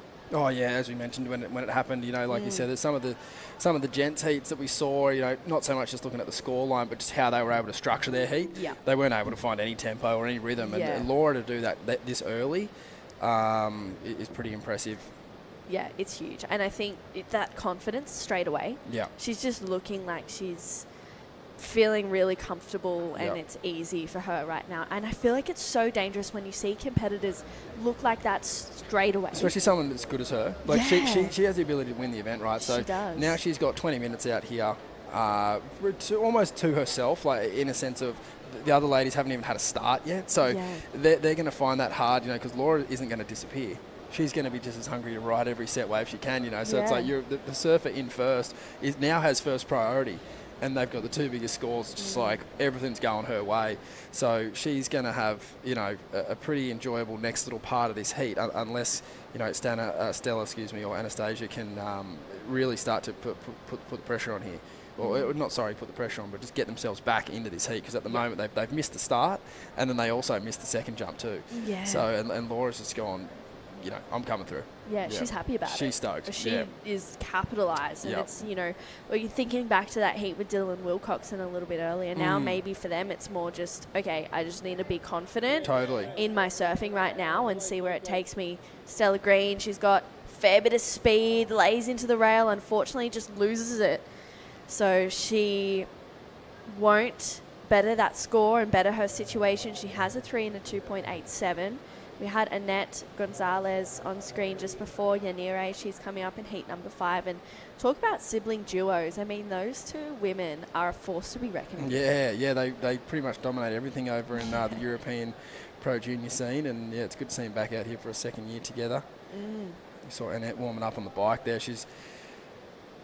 You might be wondering why she was going so hard on the bike. She's actually coming off the back of a pretty bad knee injury, so I think she was actually trying to give the knee as much as she could just to test it. Yeah. Had a couple of surfs the last couple of days. Admittedly, she said she wasn't feeling absolutely her best, but sometimes you just got to beware of the wounded warrior, you know? You never know. But you've also got to think about your career and your whole year lined up. Obviously, she's going to go to Hawaii after this and compete in the Challenger Series event. So there's a lot on the line here this week, but you don't want to put yourself in any harm's way if you're pushing, if you're not quite ready. So I think she's really making this decision right up until the heat starts as to whether or not she'll actually surf or not, I think. Said wasn't feeling that great this morning, just fully braced up when she's walking around. So we'll see. Hope it's all good, but that's was a pretty aggressive warm-up for a reason. It's a really tricky situation as well when you're thinking about injuries. It's like, do I make the call and stick with it now and potentially make it worse? Or do I just go, you know what, I'm not going to do it and wait until I'm back to 100%? And it's really hard to weigh up the risk versus reward. Fully. It's so hard. That's why you need to be surrounded by good people, because they can really help you make those decisions. We saw Julian Lusser there, her coach, it's Keone's dad, and he's been around this forever, you know, he knows. And as a junior, you know, you kind of you can see it now, you want it now, but you've got to understand, you're going to be competitive surfing for the next 15, 20 years, and you're going to be still hurting in your 40s because you went a bit hard when you were 18 or whatever. It's just like all those things are the things you got to weigh up. So but it is hard though. The world title trophy's just sitting down there staring everyone down. You know, a lot of these competitors, you know, they've got one hand on it in their minds. Absolutely. Especially someone like Annette with how good she surfs. So it's an interesting one. It really is. I mean, I don't know if you've tried to pick up that trophy, Stace, but it is heavy. Not that one in particular, but I was lucky enough to be around a few growing up, and they're nice. Good, great to hold the keys in. Yeah, you're like, oh, hang on a minute. You hear the cheers in your head, and you're like, wait, this is happening. Well, 16 minutes to go. Laura Raub, she's really just in a commanding lead. A 7 and a 5.83. Stella Green in second. Anastasia in third right now. Big scores required for them both. That is Sky on screen there. She's a very exciting young female competitor as well. And got a bit of colour there to just... So yeah, she just finished crocheting I know, that tree, that so is she's done a amazing. great job. Well done, Sky. Yeah, great heat warm-up. Just Yep. Get the hands keeping moving. calm. Bit of, mindful meditation. Yep. Love it. That is, really cool. Yeah, she's such a young powerhouse, Sky. So I feel like this next heat is going to be really exciting. I mean, you've got obviously so many different approaches from the 24 women that is in the draw. Yep. You never know what you're going to get. Sky, she's really good in the air, so hopefully we'll see something like that happen. We're starting to see those airs really make a statement in female surfing, particularly in the juniors as well. We were talking about it earlier. Yeah, it's getting younger and younger, the Are either of these two qualifications. older than 15? I don't think so. I don't think so. No, I think they might be about that, 14, 15. Yeah. So Zoe's yeah. 15, Sky's 16. Yeah, it's it's cool to see. Yeah, Sky taking out the Stab High Ladybird division last year. Yeah, I can't believe that we're already into 26. Yeah. That was at the end of last year, wasn't it? That was November or October. Pretty cool. I was like, trophy to have. 2025, that was Yeah, this year. yeah. but it's I was not. like, no, it was this year. No, it wasn't. Yeah. It was last year. Last year. Yep. But yeah, like I 16. mentioned earlier, this is the 2025 World Junior titles, and yeah, I think you can be 20 and under. So we mentioned Winter Vincent's 21 at the moment, but obviously he was 20 when he was competing and just had an early birthday. You know, good on him. Yeah. But yeah, it's in the women, the median age, even obviously on the World Tour, is a lot lower than the men. You see that with Katie Simmers and even Caroline Marks. She feels like a veteran now, but she's still only 22 or 23 or something. They're super young. And then you look at Tia Zabrowski, she's 14, 15, she's just qualified. It's insane. She's going to be lethal. Live action, Laura Raup, she is a fiery surfer in her own right, and we're seeing that right there. I loved that turn and that connection. Wow, that would have been huge, but hopefully a little bit of an insight into what we could see to the back end of this heat from her. Yeah, or even like the back end of the event. Yeah. You know, like yeah, what you mentioned, she's 100%. kind of settling into this heat now, got a really good score on the board. She can start to kind of toy with a few different ideas, maybe a few different turns she's been working on, and sort of see how it feels in a Rashi. And it's good, these opening round heats where you say no loss. This is Anastasia Venter from South Africa, 4-time South African champion. Staying on the rail through this one. Unfortunately, that wave really fat, kind of lacking that steep section that we've seen from Laura's waves. Oh, you're nicer than I am. Yeah. That wave had a beautiful big section on it, and she had this lovely big fade, and just unfortunately just missed a massive scoring opportunity. And that's like what you mentioned, this wave, it kind of disappears on you. But when it's when it's there, you kind of You've got to be really reactive. Yeah, exactly. Yep. Otherwise, it goes so quick. Yeah, it'll just pass you by. Yeah. And that was the frustrating thing for Stella on her last wave too. I really feel like she actually did the hardest thing you can do out here, which is identify a good wave. And she had the good speed and the good section and everything like that, but unfortunately just couldn't ride through the wobbles. And you could kind of tell that wave had a few more opportunities down the line. So that's where she's just got to remain calm and sort of go, okay, well, no, they're out here. These waves that I know I can ride really well are out here. How do I find one? And I guess as well, that really comes back to board selection too, coming into, it's such a big open wave and a big open space of ocean here. Even Winter was saying he was watching the heats before. He chose a board, and by the end of his heat, his board was too small. Yeah. It changes so much. So being really on lock and in tune with what boards you're going to be riding out there, it almost feels like you want something a little bit longer. You could definitely go something a little longer in like a regular shape, or you could stay the same size and go like a round tail. Yeah. Just Love help you a kind round of tail. drive through the section a bit more, but it's you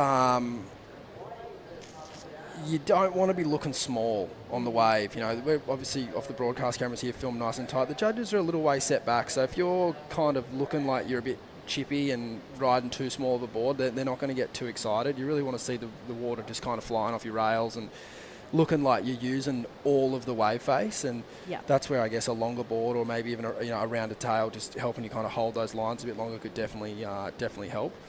I think you just want to be riding a board that feels really comfortable in the lip if you get that section. There's no guarantees you're going to get that section, but you just want something like a good all-rounder, because this wave's just got so many different characteristics. Like if you were kind of thinking, step up, round tail, long, drawn out calves, you could end up on a wave that gives you a ramp every time, and then you're on this like long, gun of a board that can't even do airs. What? So yeah, it's just a tricky one. You just want something that's looking real versatile, and you see a lot of JSs, a lot of DHs, a lot of sharp eyes. all of these boards, a lot of Mayhems, all of these shapers, they know what they're doing. Every one of those board manufacturers has that board in their quiver. Absolutely. You've just kind of got to figure out, I guess you've just got to find one that you like and kind of go with that. But yeah, it's just part of the equation though, isn't it? Oh. Where am I going to sit? What board am I going to ride? All these things, and when the pressure's on, you start making some horrible decisions. That's what all the fun. That's the fun part of it. It is fully, and then that goes back to having that support team behind you. Being like, okay, definitely. The last 4 days we've tried 3 different boards. This one's looked the best in this condition. Yeah. And that's like relying on those people and also on your gut instinct as well is so important. I mean, as junior competitors, there's still so much learning with all of these women in the draw and men as well. It's just really, it's such a help to have people giving that advice. Massively. And you can get that help like so many different ways. Like you could be a mum or dad. Yeah. It could be, a coach, like that you see on the world tour that has the clipboard and the camera and all this. Or it could honestly be just a good friend. Yeah. Like you do see a lot of guys and girls on the tour, if they've done a lot of competing growing up and they've had that high level of structure, sometimes they get to the CT and go, look, I know what I'm doing. I just want someone that knows me and knows my best. And if I'm not at my best, how can I get there? It doesn't have to be someone with a PhD in surf coaching. Yeah. It could just be like a good mate, someone that maybe surfs real good, or even your shaper. Shapers are often the best coaches because they're so brutal. Yeah. They're not really pumping your tyres up. Like they're just keeping you kind of, grounded. Yeah, or just simple. Like, this is what you need to know. This is where we're at. This is what board's looking good. Like, knock yourself out kind of thing. So, yeah, there's so many different ways and so many different levels of support these days. And, yeah, at the end of the day, it's like, yeah, it's awesome that the sport has that, because that wasn't always the case. It was like 1 or 2 guys on the world tour might have a coach. Yeah. But now, 1 or 2 don't. Yeah. It's going completely the other way. It? Yeah.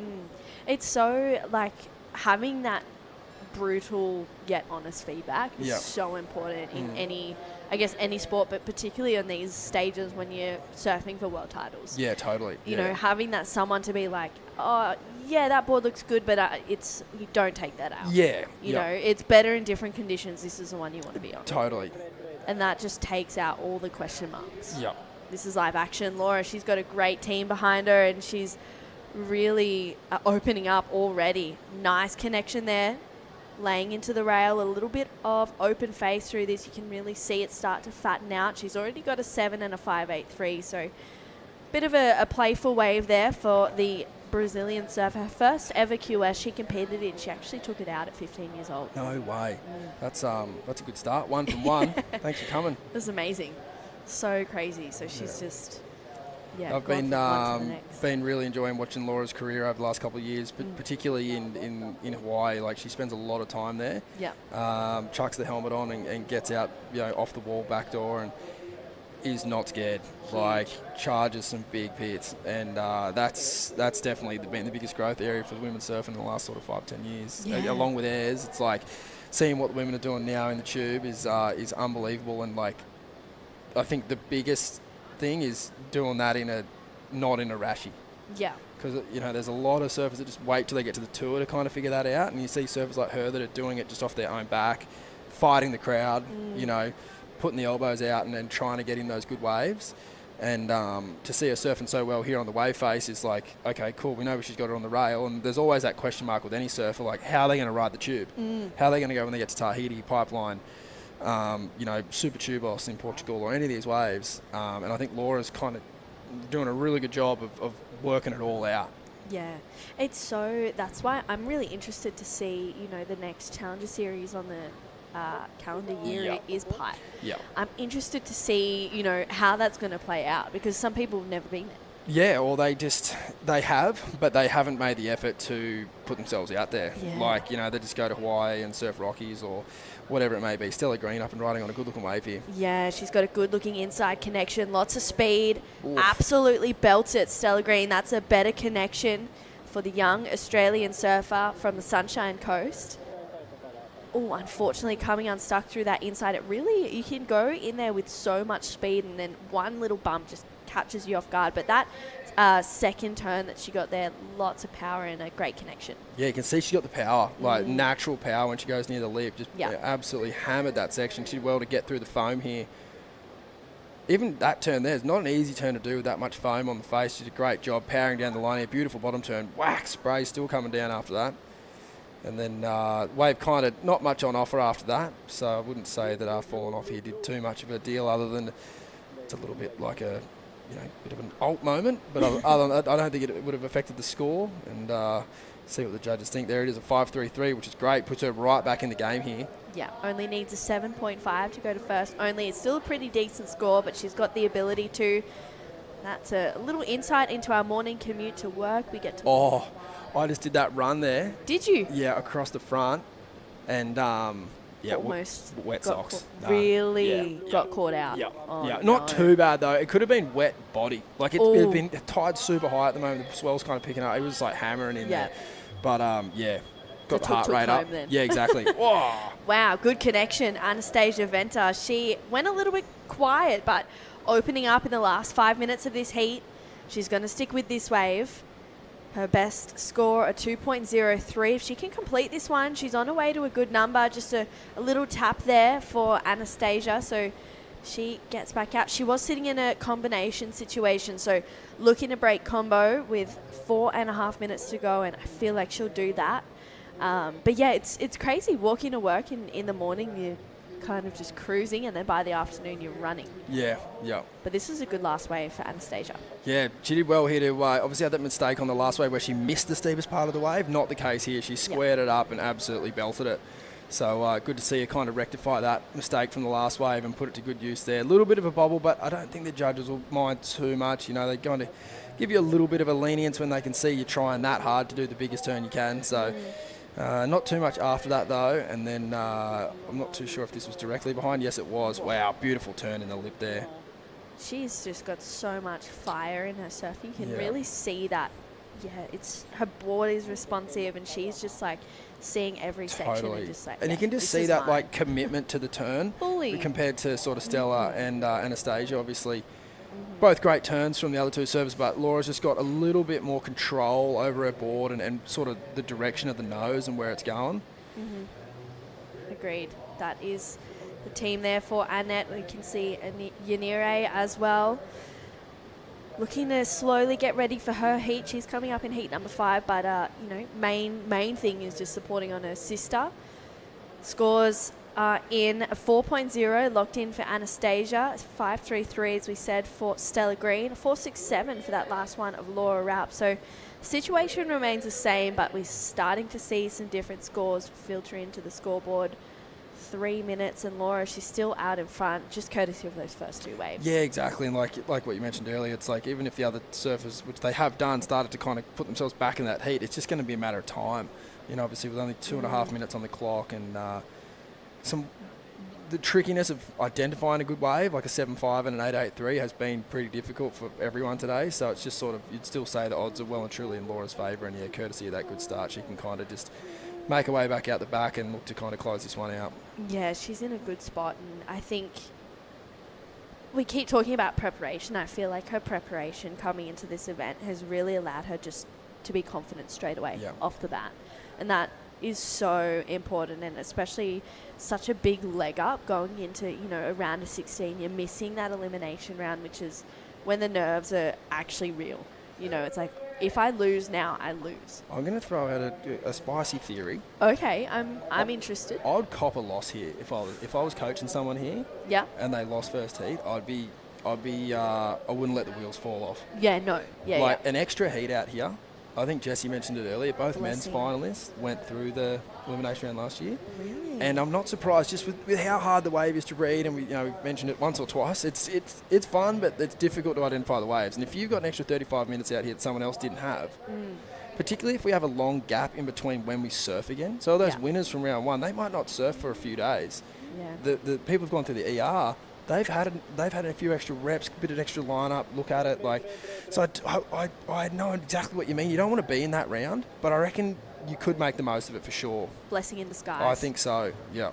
2 good turns there for Stella Green. Unfortunately, just catching the nose on that last one.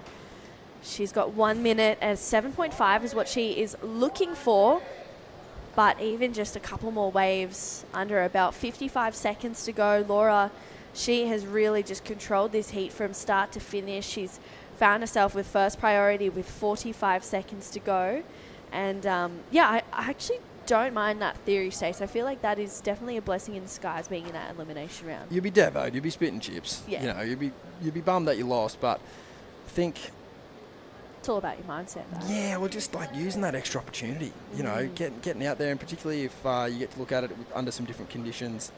It's just such a different lineup with no one out, and getting that experience, I think, could be really beneficial. Yeah. But I could also see Laura walking out of this round with a ton of confidence, which she should, and she's going to be very hard to beat in round 3. So it's no matter what way you look at it, though, I still think that there's plenty to take out of both sides, whether you win or you lose this first round. Yeah, big confidence boosters for Laura Raup. Stella Green and Anastasia Venter will be moving on through to the elimination round. We've got a stacked heat number 2 coming right up. Don't go anywhere. We'll have a quick break and be right back with more action.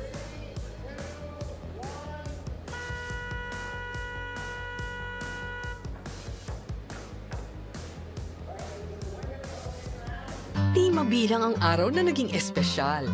With the best tasting Magnolia Gold Label Vanilla Ice Cream. Magnolia, 100 taon na at hihigit pa.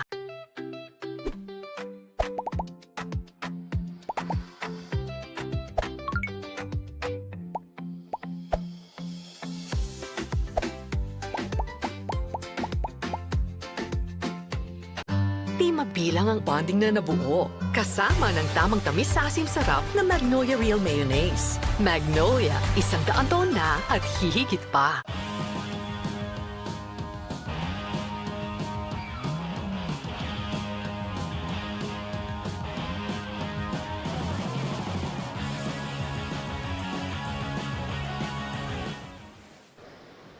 Day 1 of the WSL World Junior Championships presented by Purefoods and Magnolia has absolutely provided. We saw some incredible surfing from the men's opening round. We had heat number 1 just finished. Laura Raup taking that one out for the women.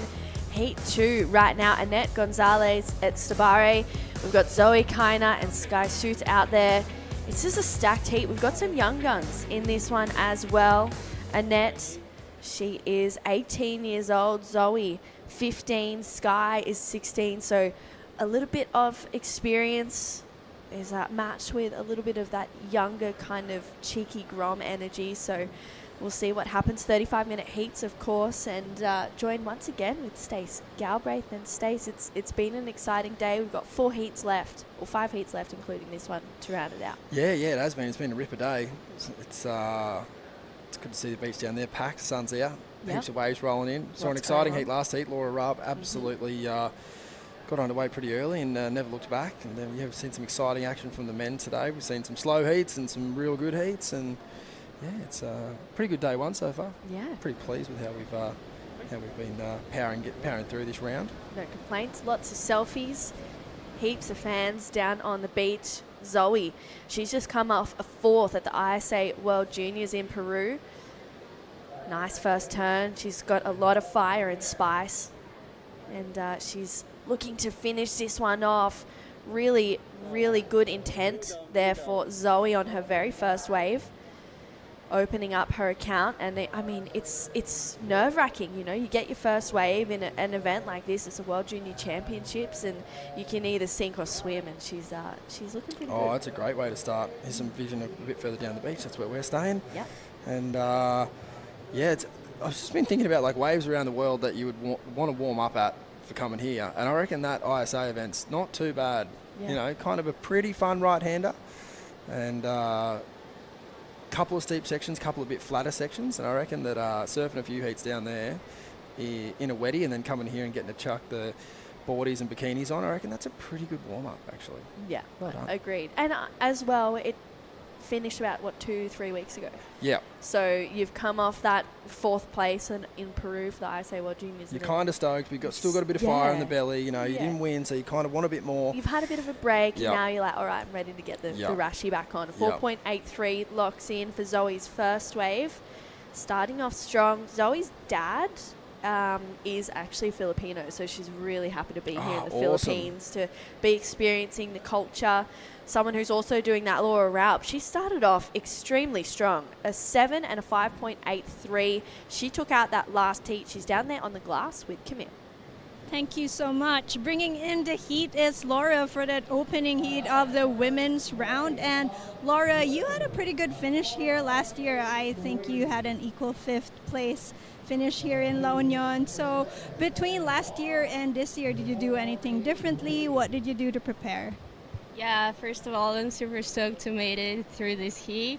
I was kind of nervous because it's the first heat of the contest. I was like, oh my gosh, it's me opening the women's round, so I want to do great, and I did.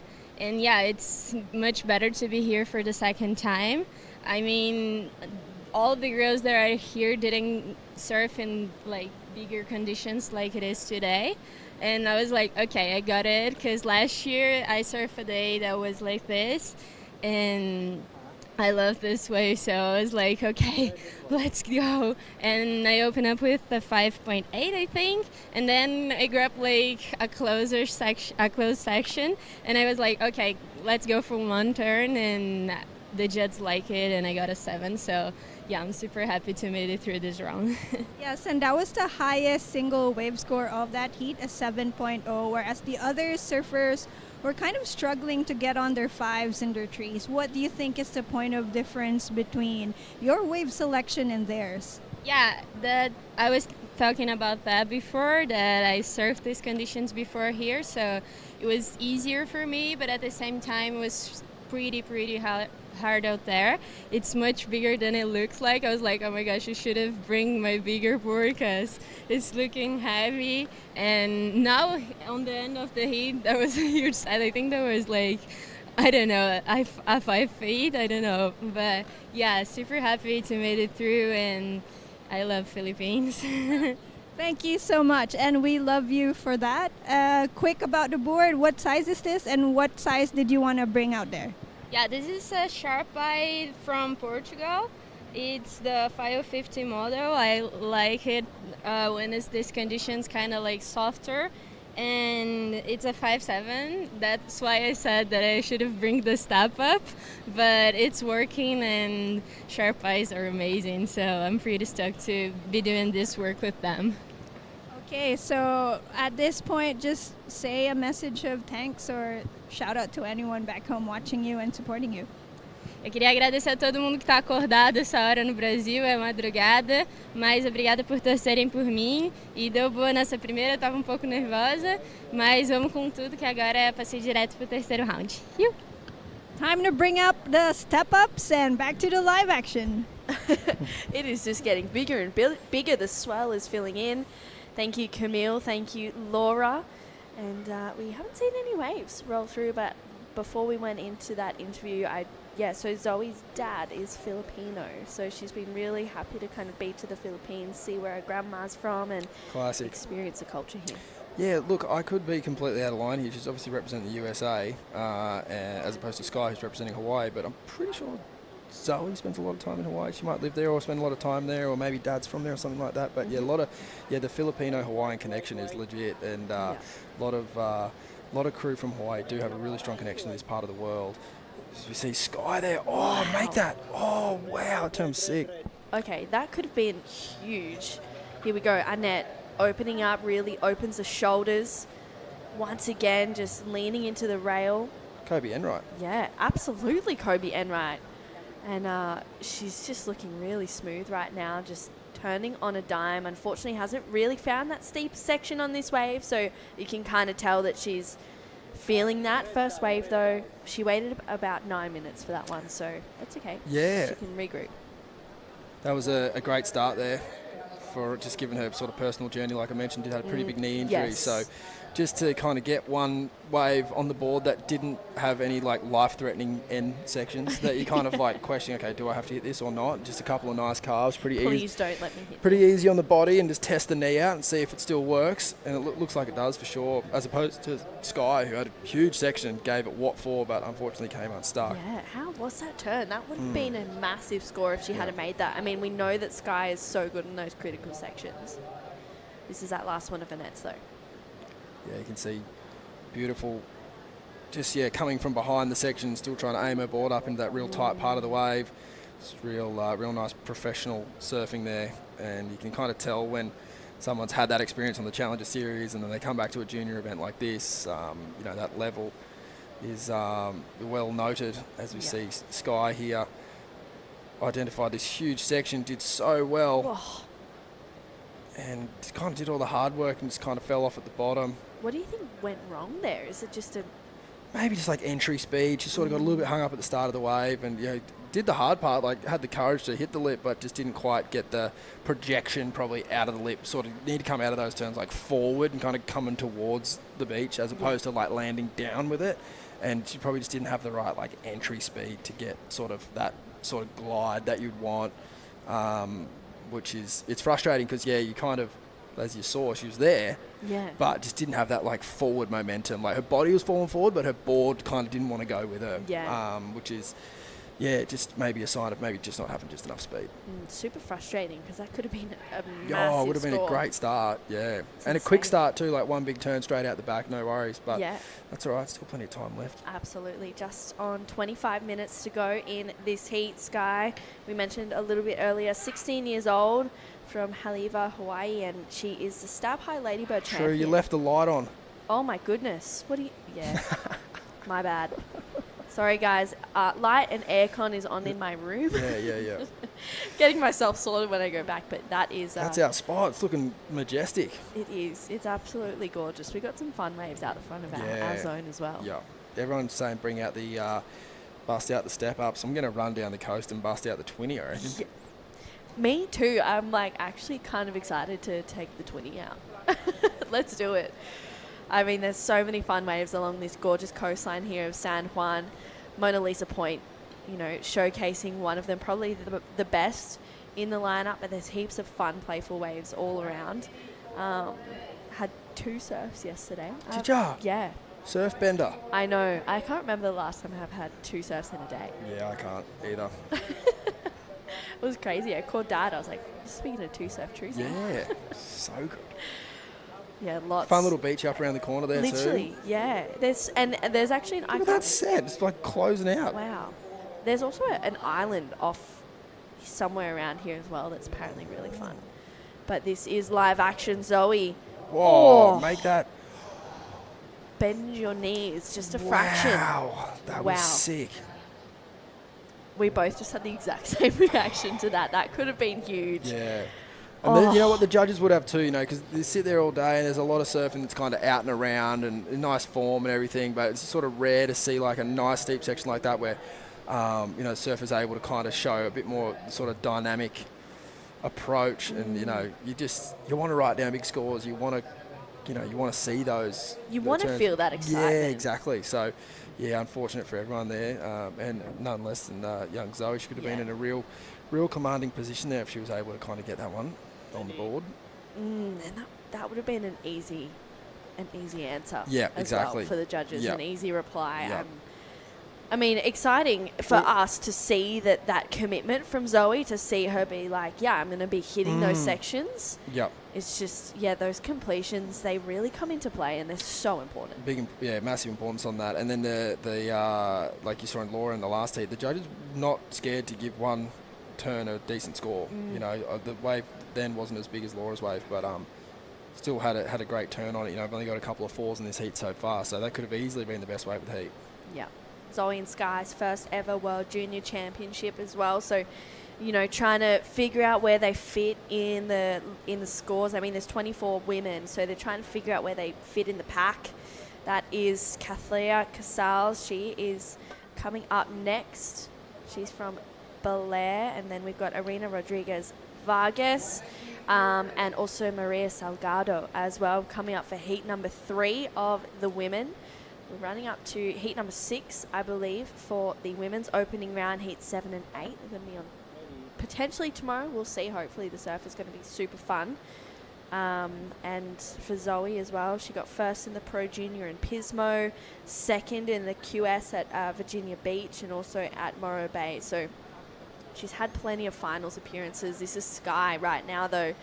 She's got a great style, great commitment, big section ahead of her, belts it. That's a better timing, gets that completion, so that's going to be her best wave that she's locked in this heat so far. And I liked how she's kind of just turned it back just a little bit to get a score. Yeah, exactly. And like you could see there, she really had the time to kind of line up that section and deal with it. It was a beautiful turn, and she's definitely going to put herself right in this heat. Like as we said, there's only a 4.5 and a 4.83 on the board, so even if that comes in under, which I think it will, it's still going to be in the ballpark where you're in the heat now. No one's running away with this heat with 7s and 8s and 9s, so you've only got to win the heat you're in. And at the moment, she's definitely put herself right in the mix, which is good. Yeah, it's a fresh slate for this heat. A 4.5 for Annette locks in. 4.83 for Zoe is still the best wave. Here we go, Annette Gonzalez up and riding. You can see she's nursing that knee injury, but really navigates those sections well. And wow, it's like she's not even worried, honestly, on those sections. Good strong turn there for Annette. Bit of patience through to this inside section. It can get a little bit wobbly and weird. Snaps it in the pocket.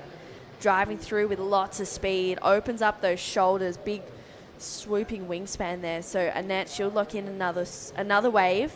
Not the surfing that we're used to seeing from Annette, but still the best surfing in this heat. Yeah, I agree. That's going to be the best wave of the heat for sure. And yeah, I don't know. Sometimes the little injuries like that, or recovering from a big injury and you're not quite 100%, sort of simplifies everything for you. And I think that wave was a good example of that, as we see Zoe out the back. Deep off the bottom, unfortunately. That wave kind of fattens out a little bit. It's really tough to kind of choose the turns that you want to do.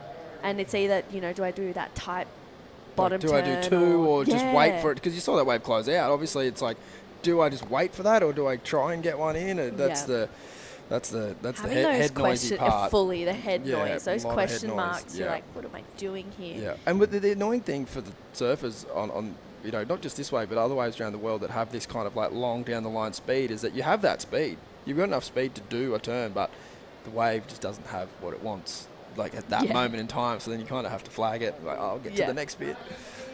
It's crazy. Sometimes you have too much speed for it as well. Totally. Yeah, you're like, I'm not just kicking out. Yeah. I'll do an air off the back if I kick out. I want to put this speed into something. Yeah, exactly. How do I make this speed just work in my favour? It's crazy. But scores to come through for Annette with just under 19 minutes to go. Zoe, she's got that first priority, best wave of the heat so far. She's got such a cool backhand style, great bottom turns. I mean, she's for someone that surfs so young, that is so young, she surfs with so much maturity already. And you're expecting that in the women's side of the draw. This is that last one of Annette Stace. First thing noticed for this wave was just the wave selection. Like you could see it had that nice double up on it as she was sort of paddling into it. She was just scratching to get into it. And you could see it had that kind of really nice line up down the line. And then, those two turns there I think were timed perfectly. Like she didn't push too hard through either of them.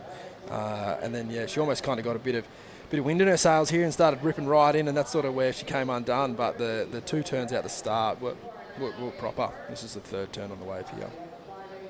Just gets a little whippy snap in the pocket. I mean, getting any points that she can coming through to that inside. 5.83 is what locks in for Annette's last wave. So she's moved up into first place. A bigger looking wave here for Zoe. Straight up into the lip, and she navigates that section really well. Lots of speed to try and get around this section. It's tricky to do, but she does it. She's found herself on one of those bigger waves. Unfortunately, again, you can have so much speed, but the wave just kind of tricks you into thinking that went into like Bells Beach end section mode then. Like she's going to run it right up on the bricks there. I was like, hang on a minute. Yeah. So Zoe, she's got a score to come through. I wonder if she got anything done out the back as well, if maybe she got a quick little turn in. But, it's quite clear that these three women in this heat, they're not scared. No, they've all had huge attempts for sure. Yeah, I mean, obviously saw that one big turn from Zoe, but it'd be interesting to see if, how the judges really sort of digest that one. 2.73 locks in for Zoe, so just the one turn it's feeling like off the back of that score. She needs a 5.51 to go up into first place. Sky looking for a 7 to move into first, and that, thinking back to the coach's clipboard, the one, couple exclamation marks there. Yeah. For sure. That was one big turn. Unfortunately, doesn't get the completion.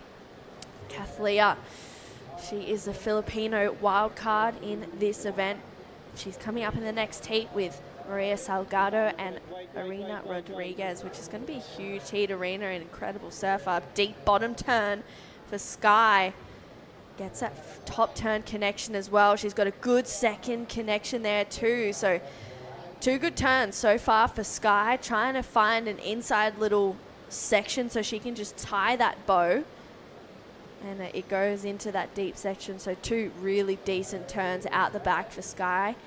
Gets that little carve to finish, but better surfing from her in the back end of this heat. Yeah, big time. You mentioned at the start of this round, you know, equipment, what do you go to? Do you ride something that can hold in the bigger stuff, or do you just stick to your everyday shorty? And I think that, yeah, Sky, obviously being from Haleiwa, she's not afraid of riding a board with a bit of extra length in it. And you can definitely tell that there on the paddle back out. Like, she's absolutely flying. Plenty of, like, board in front of her arms there as she's paddling, and you can kind of tell that on the wave, like off the bottom, just looking so strong. Like, this wave's got heaps of chatters in it, and she's not looking phased at all.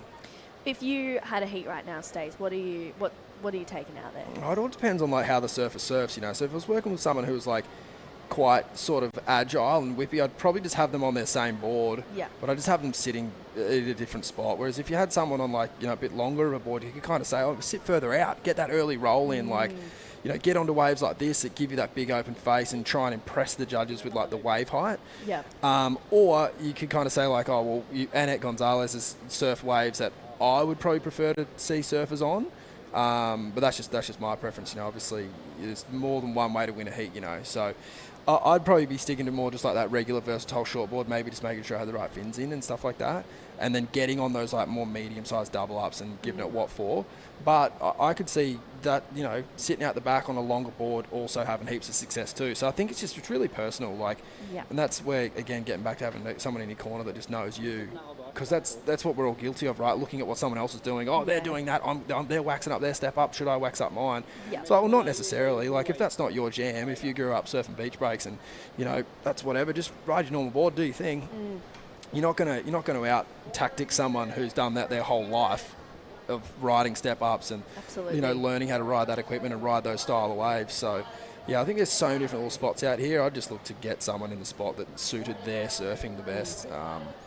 And you, at that point, you kind of just you're just hoping that plan plays off. And if it doesn't, you can't really, you're not going to point the finger or blame it. It's like, no, well, that's, you know, you've got to live and die by that plan. And it's a good thing about this wave. I think you're going to see the winners, whoever's going to win these 2 trophies these next couple of days, like, they're going to have to go through a lot of different conditions. They're going to do a lot of different surfing. So, yeah, it's that's all part of it.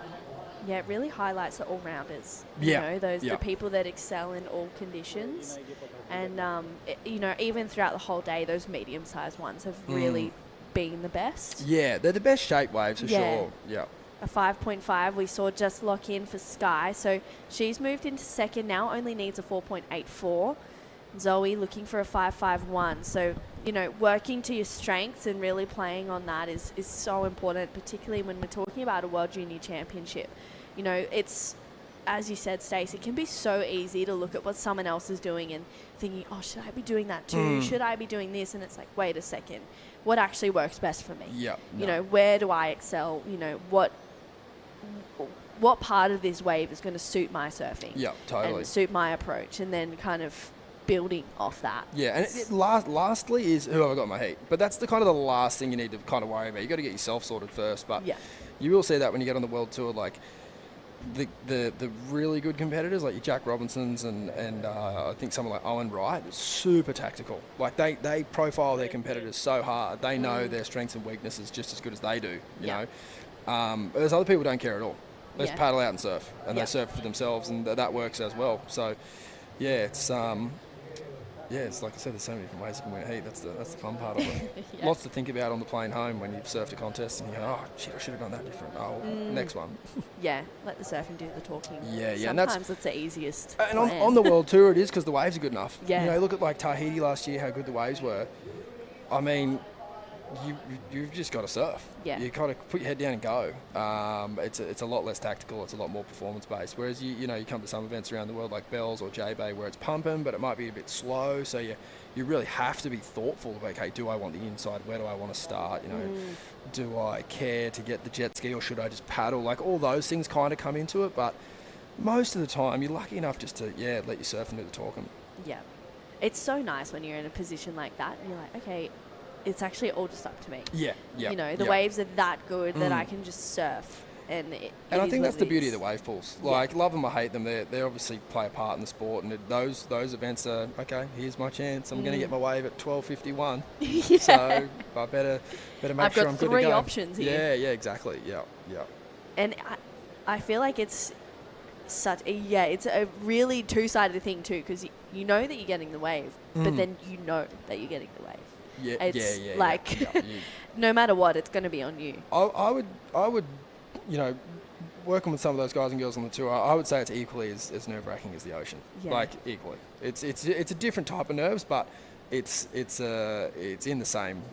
If you put a heart rate monitor on everyone at like 10-foot chopes or like just about to get a wave at the Kelly pool and the chain fires up, you're like, crew are packing it. Like, it's a challenge. It's not as easy as it looks on the TV, that's for sure. Yeah. Surfing a few wave pools, even just to go and free surf out there, you're Yeah. like, oh, okay, am I in the right spot? Everyone's looking at you. What am I? You're like, everyone's just watching. right there. Yeah. Yeah, everyone's hearing the wave pool start fire up, and you're like, oh, wait, I'm not ready. Give me 2 minutes. I need 2 minutes. Oh, 2 seconds. I thought I was ready. I just need to like straighten up my leash plug or something. Like, nah, here comes the wave. Yeah, you're on whether you like it or not. No, exactly. Well, just under 10 minutes to go. We're starting to see a little bit of action in the ocean. The women just finding themselves out of position. This one maybe breaking a little bit wider. We do have Annette out in front. That last wave, just a 1.83. She does have a 5.83 and a 4.5. Zoe, a 4.83 and a 2.73. She's in 3rd place with first priority, though, so really great positionings for her. 5.5 and a 3.33 for Sky. Sky only needs a 4.84 to move up into first place. So just over 9 minutes to go. Let's see what Annette can do on this one. Stroked into it easily. Great style. And oh, wow, really opens up. That was an aggressive turn there for Annette Gonzalez. Really love when she is able to lean into that rail. That was, I even think that one turn is going to be rewarded so well. That had so much. It was just such a good moment. Oh, it was dynamic, wasn't it? Yeah. Something different. Really cool. Absolutely. All right, let's see what Zoe can do on this wave. Looks a little bit fat, a little bit foamy, but she's going to stick with it through to the inside, a backhand calf to stay close to that power source. Hopefully opens up here, and she does. Good connection there for Zoe. Unfortunately, this inside section just fades out. It really comes to that wave selection. I mean, she had one great moment, but lots of downtime on either side of it. But yeah, that dynamic moment of Annette's, that is a really, really good connection. And that's just that fire and aggression we're used to seeing from her. Yeah, and too, I'd like to, point out that like profiling your competitors, oh wow, let the turn do the talking there. It's like such a cool turn. But the cool thing to me was even when she was paddling into that wave, she's a 3rd priority. And she'd know that paddling out. She's got a couple of youngsters here. They might be a little bit too worried about one another, paddling themselves too far out, all those types of things. And she's picked up a way better wave here than, say, Zoe did. And that's just part of just, being a bit more well-seasoned. She had her eyes open to that.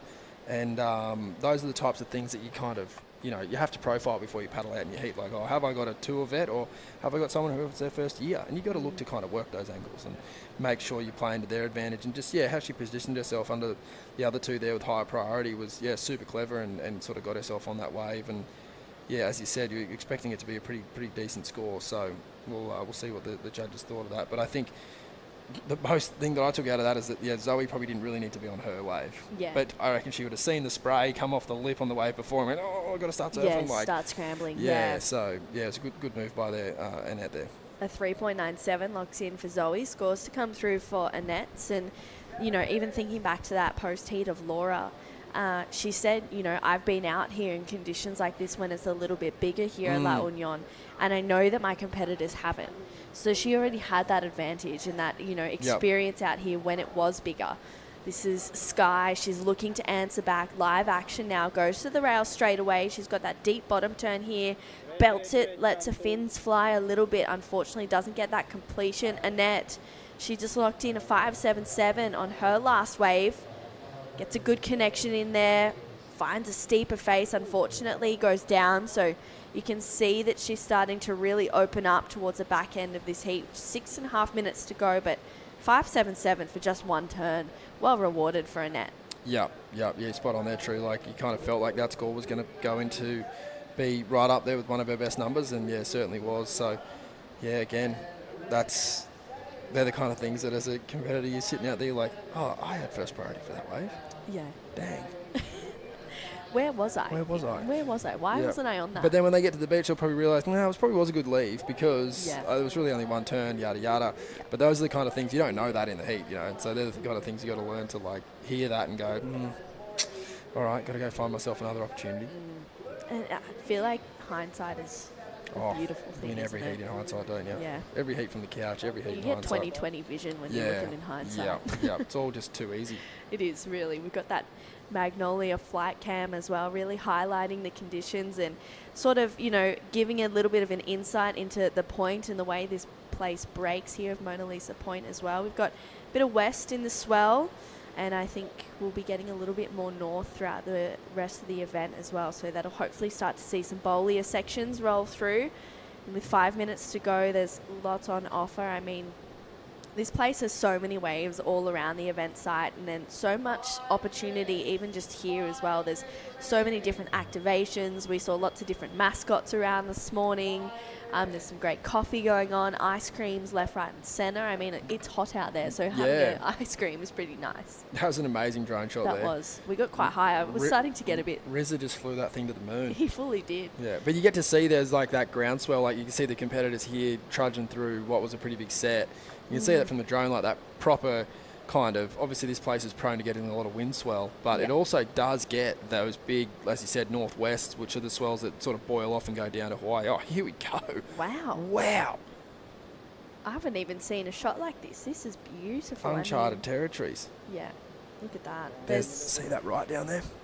Yep. It goes, how's that? I'm whispering like it's a secret. Yeah, mate, don't anybody tell me about that right down there. No, that's about a 500-600 metre long wave, and that's where we're going the Savo on 20s. Yeah. Very non-life threatening. I love this. 2 foot and just goes forever. Stace, you are speaking my language. Yeah. That sounds so Don't tell anyone. But I think it's a bit of a walk. I think we might need to get in the tuk-tuks. Oh, really? It's that far? Yeah, okay. bit of a mish. Okay, Yep. okay. I was hoping for just an easy walk. Yeah, you're a Vogue surfer. I know. Yeah, nah, let's go on a mission. Okay, all right. Yeah. I'm down for a mission. You had 2 surfs yesterday. I did. So have one big one today, like a mission one. Yeah, okay. Yeah. Let's do it. Well, 3.5 minutes to go. We're getting closer to our mission surf a little bit later on, but we still have lots of action for the women's opening round of the World Filipino Junior Malibu. Championships. Get a load of that. Wow-wee. Wow. Golf course down there somewhere. Where is it? We'll be over there later. Yep. Thursday, I think. All right, live action. Annette, she's stroking into this one. It's got actually a pretty good wall there. Good connection for Annette Gonzalez. And you can see that she's aware of her knee, but she's also like, I'm just going to pretend it's not there. Well, you've been in that position before, right? Like when the rashi goes on, it's sort of just... You tune it out. Yeah, you're just firing. Yeah, it feels dull. It's not even there. Yep. The adrenaline takes over. Yep. All right, this is Zoe. She had a little bit of a later takeoff, but finds herself in a good connection there. Wow, really spicy turn there for Zoe. The American competitor spends a lot of time in Hawaii. Her dad's Filipino, so she's excited to be here, but that turn there was where the money was at. A little bit earlier on in that wave for Zoe. That was really, really smooth and had that excitement to it. That was a proper moment. She's chasing down a 6.77, and unfortunately the wave kind of let her down after that first turn. But yeah, the big body belly board in. Thought that she was maybe going to get one turn out the back, but it just kind of went past her. But this turn's sensational. Wow. Super dynamic in the lip.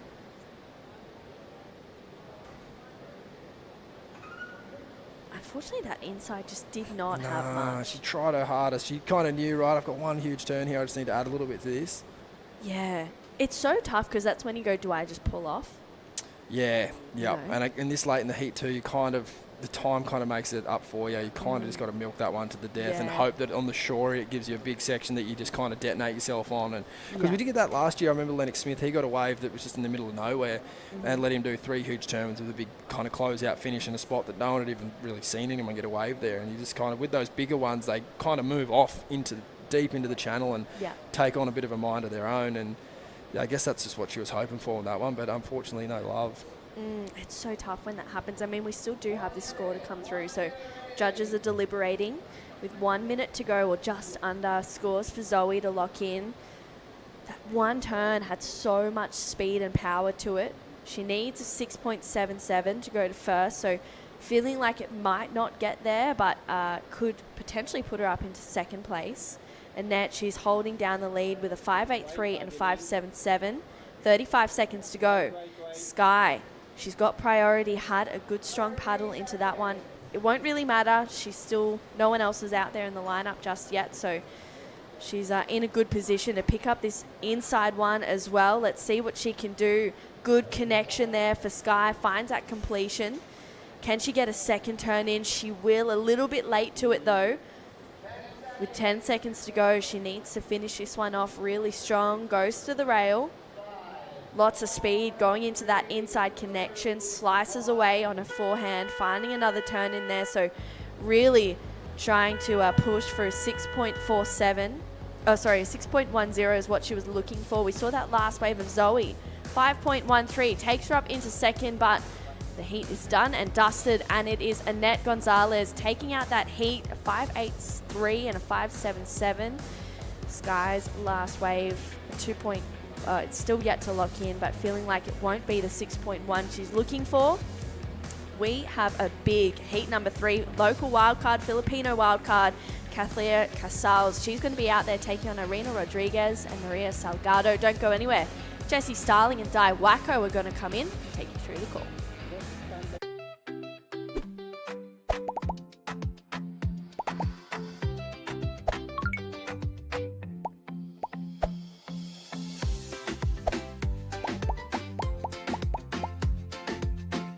Start right, grow right. For my 4-legged bundles of joy, Nutri-Chunks. High-protein puppy dog food with active boost, prebiotics, and goodness of real meat. Fortified with essential nutrients. Nutri-Chunks for puppies. Love in every meal. Di mabilang ang umagang pinasigla. Kasama ng Magnolia Pure Fresh Milk at Magnolia Chocolate.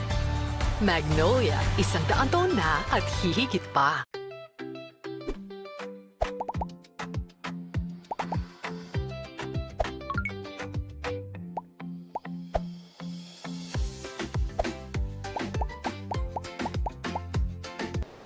We are watching the 24 best females, junior females in the world, battle it out right now in the opening round of the WSL World Junior Championships presented by Magnolia and Purefoods. Irina Rodriguez, she's out there in the red representing Peru. Maria Salgado representing Portugal, and Kathleen Casals, our local wildcard, she is out there in the white as well. So solid looking matchup. We've got some solid waves coming through as well. My name is Jessie Starling, joined in the booth by Di Wacko. Di, I feel like it just keeps getting bigger. Yeah, it is. It's non-stop. I mean, it's definitely getting bigger than this morning and bigger than a couple hours ago. Absolutely. It's kind of a head scratcher, that one, because it was meant to be smaller than yesterday, and yesterday was way smaller than this. But we'll love it. If there's waves, we will definitely take it. Taking a look at this heat, though, Di, I mean, you've got to put Irina Rodriguez as the standout. Definitely. She's currently 14th on the CS ranking right now at the moment on the CS tour, so definitely has a lot of experiences. And Maria Salgado is from Portugal, currently 4th place on the QS ranking. So a lot of experiences up against one of the youngest so far from Philippines. Yeah. Kathleen Casals, so young, 13 years old. She actually started competing in QS 3000s from when she was 9 and had to get permission to surf in those events because she was so young. So she's definitely had some experience, even though she's still super young. Taking a look at those ladies in the last heat, we've got Zoe Kana and Sky Soot So they're going to be in the elimination round, but two pretty big names coming up in our junior divisions there on screen. But it was Annette Gonzalez Echebarri taking the win. Live action though, Arena Rodriguez. Oh, cool little stall high line to start that one off, but not much through that inside section there, Di.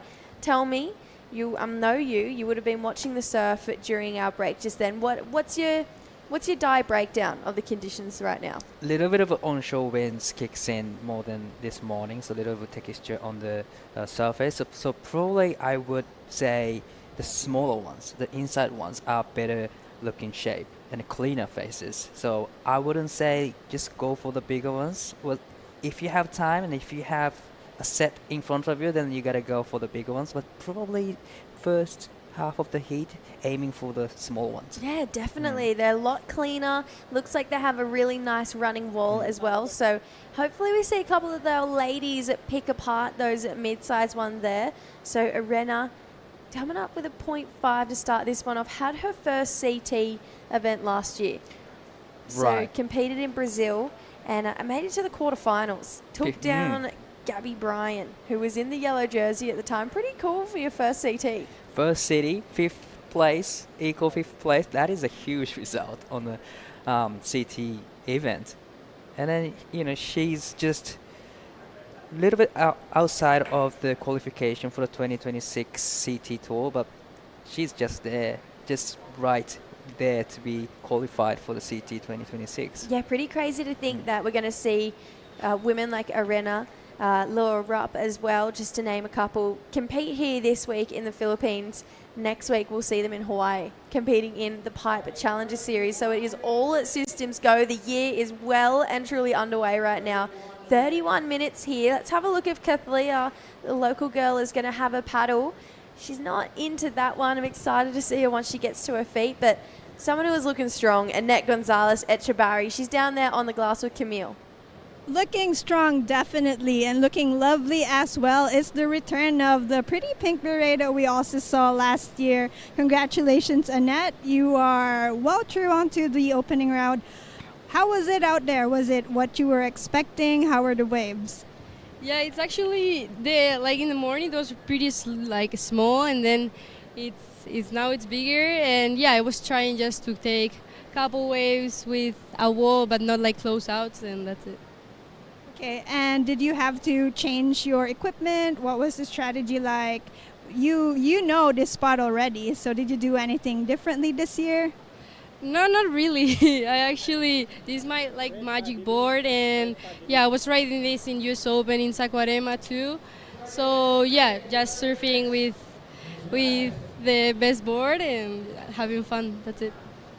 And we're really excited to have you back again here in the Philippines. So you arrived pretty early, one of the few ones to arrive and get some practice. But I would just like to ask you, when you're not on competition mode, what do you like to do when you're in a new place? Yeah, I actually love this place. Last year I came here and it was my favorite trip of last year. So yeah, I love Philippines, and I don't know. I came not that early because I was injured. But last year I came super early, and I just wanted to know the place and the break, and that's it. All right, so we are looking forward, and we are so excited to see you surf on through to, I would hope to be your best career result yet here in La Union. Okay, so you can do a shout out to people watching you back home. Okay, back to the live action. Awesome. Thank you, Camille. Thank you, Annette. She's going to get ready because her sister is going to be coming up pretty shortly. So heart rate, it's going to stay elevated for the Gonzalez Echebarri family. Definitely. And I remember last year, two of them in the quarterfinals, a round of 16 at the CS event. And that was a great battle between sisters. Yes, it's so cool to see those two. They really support each other. Yanire obviously taking out the ISA gold as well. So she's got that, and we actually have both the ISA gold medalists in this event. Right. How? That is insane. I cannot believe that both of the ISA gold medalists are juniors still. That's so true. These guys are still juniors, but these guys have the skill. Just like we mentioned a couple of times, that level of the junior surfers just there. up there. Oh, they right just now. keep pushing the bar further and further each year. So we've got a couple waves rolling on through. Last one for Arena Rodriguez. It was a 4.67, so we saw it really start to push through a couple of nice carves there for Arena. And Kathleen Casals, like we mentioned, she's super young, youngest in the draw. So she's our local wildcard from Belair, which is a pretty cool part of the Philippines that both of us have been lucky to go to. And her grandma was actually the first woman to ever surf in Belair, which is pretty cool. That is super cool. So there's a family business in the surfing industries. Definitely. Wow. And you think about, we were in Belair just honestly 6 weeks ago. And it's cool to see how strong that surfing contingent is. Using priority is Maria. That's a mistake there from Kathleen, unfortunately. Wow. Oh, no, that's going to feel like it's an interference. So Maria had a higher priority over Kathleen. She's up and riding again, but really unfortunate for that moment. We're not too sure what's going to happen with that ride. That's a real shame. That's a hard one because being so young and not having the experience in these international events like Kathleen, it would be tricky to know the situation in that sense because Kathleen wouldn't have been in scenarios like that before when you have second priority. She needed to pull square right then and there because now the fact that she's in front of our surfer in blue, that's an interference. Right. So if the judges didn't call it, I think it would be quite weird if they didn't call it. But when you look straight away up at priority, Maria had priority, Kathleen had second. So unfortunately, that's kind of worst case scenario right now. Wow, that's really unfortunate. But just like you said, it's she's 13 years of age, still super young. And this is not over yet, There's elimination round 2, so we're not too sure if, judge is going to call it interference, but it was pretty sure that was priority interference. Yeah, it feels pretty clear that it was. If you're a Renner, you'd be loving it right now. She was well and truly out of that battle. Wow. Huge turn there for Arena Rodriguez. I mean, absolutely unleashing on that section there. We've got Maria up and riding on this one as well. Just a quick in and out, but if we take a look at our screens, it's called, unfortunately, interference on our local surfer, Kathleen Casals. It was always going to be it though, Di. The rules are the rules, unfortunately. That was really unfortunate, but still, there's one more round for her to surf in this World Junior Championship, so it's not over yet. She can just surfing here, just adjusting a little more and just shaking off the nerves right now. But the last wave for Arena, that was something. Yeah, so priority interference there for Kathleen Casals. It feels like it'll be, I'm pretty sure, I might have to go and read the rule book quickly, but it's your second wave score is halved. So we'll have to see what that comes through. She still has a chance potentially to make it through, but Arena's already going to start building on her scoreline here because like you mentioned, Di, that last turn was pretty solid. Actually, she loses an entire score, so there it is. She has a 0 locked in her lineup for that first wave and just a small score of a 0.77. So she'll only get one wave locked in for the next 25 minutes. That is really hard to get into the first place with one single, wave, especially when you're up against one of the experienced surfer on the CS Tour. But the last wave for Arena, that was something. That was a huge, huge turn. Yeah, I love it. Can't wait to really break that one down. Just one big section too. We've seen a lot of surfers link waves together so far in this event here today, but haven't seen one person really jam one big turn like we have seen Arena. I'm talking across the field, both men and women. So we're seeing a different approach start to come in as well. That was, really critical section, really horror section to hit. And she was kind of airdropping the section. And then she was controlled everything. Clean landing right out of it, super clean. So it'll be a good number for just one maneuver. Yeah, we got some scores to lock in for that last wave. Judges not even giving us a hint at this point of what that score is going to be. They're really taking their time to think about it, but there it is, locks in. It's a 5.33 just for that one big jam there for our Peruvian surfer. So pretty cool to see that Arena she's locking in early in this heat, and she's setting a pretty solid standard. So unfortunately, that means Kathleen needs a 10-point ride to get to the lead based on one wave. And you'd have to think that maybe in 22 minutes, Arena will better by 0.1, that 4.67, which will make it out of reach. But like you mentioned, Di, how good is not getting knocked out in the first round? We've got the elimination round coming up. Even if you made a mistakes in the first round, then you can just rewatch the highlights or replay, and then you can learn from that, and then you can actually try that in the next round, elimination round. So that is a huge deal. I actually think it's important to have interferences early in your career.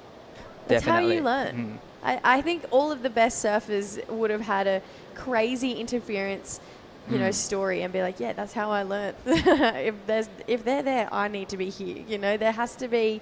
You've got to be ready for everything. And like we keep mentioning, she's 13 years old. So if there's a time to learn, it's definitely now.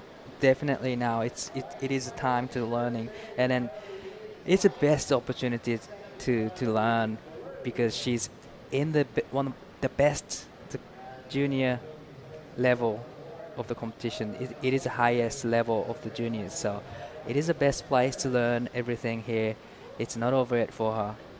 Yeah, needs a 10-point ride there for first. And then let's take a look at our Portuguese surfer. We've got Maria Salgado out there in the blue. She's currently the European Junior Champion, so she took out our European rankings in what was a really convincing season for her, competed in some QS events and had an amazing run as well. But a newer name to what we've seen in this junior series. We haven't seen her compete here before. The first time she's been here and experiencing the World Junior Championships. That's something, for young surfers, surfing in the bigger event and outside of your country.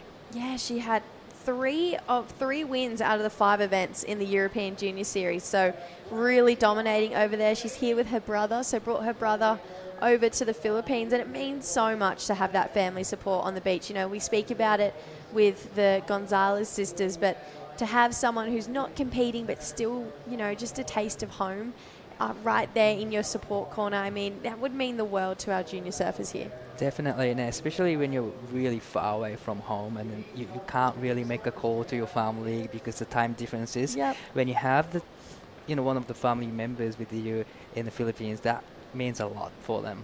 I tell you what, Di, the European women are absolutely dominating at the moment. It has been so impressive to see the run they're going on. Maria flying the flag for Portugal. She is one of those women we are talking about. Brings it back to the pocket again. So really nice drawn out carve here. And with a nice finishing tag. So maybe a little bit tentative on that wave. Feel like we can see her start to push a little bit more from now on. But that's going to be a score to lock in for our Portuguese lady. But yeah, like I was mentioning, you think about Tia Zabrowski representing for France. Yolanda Hopkins just qualified for the CT. Teresa Bonvalot, Francisca Vaselko, the Gonzalez sisters. I mean, there is so much talent and results coming in the European side for the ladies. Definitely, when I did a research for the juniors for this event, and a lot of names from European, they have a good result. It feels like we've got a cool domination rolling through from our European ladies. This is Arena tagging that end section there, looking fast and whippy on her feet. So she's got such a quick conversion rate between her turns. I mean, she goes boom, straight into another one. There's never any downtime. She's always looking for more down the line, and those big power hacks for her finishing sections, they're really just her power. True, yeah.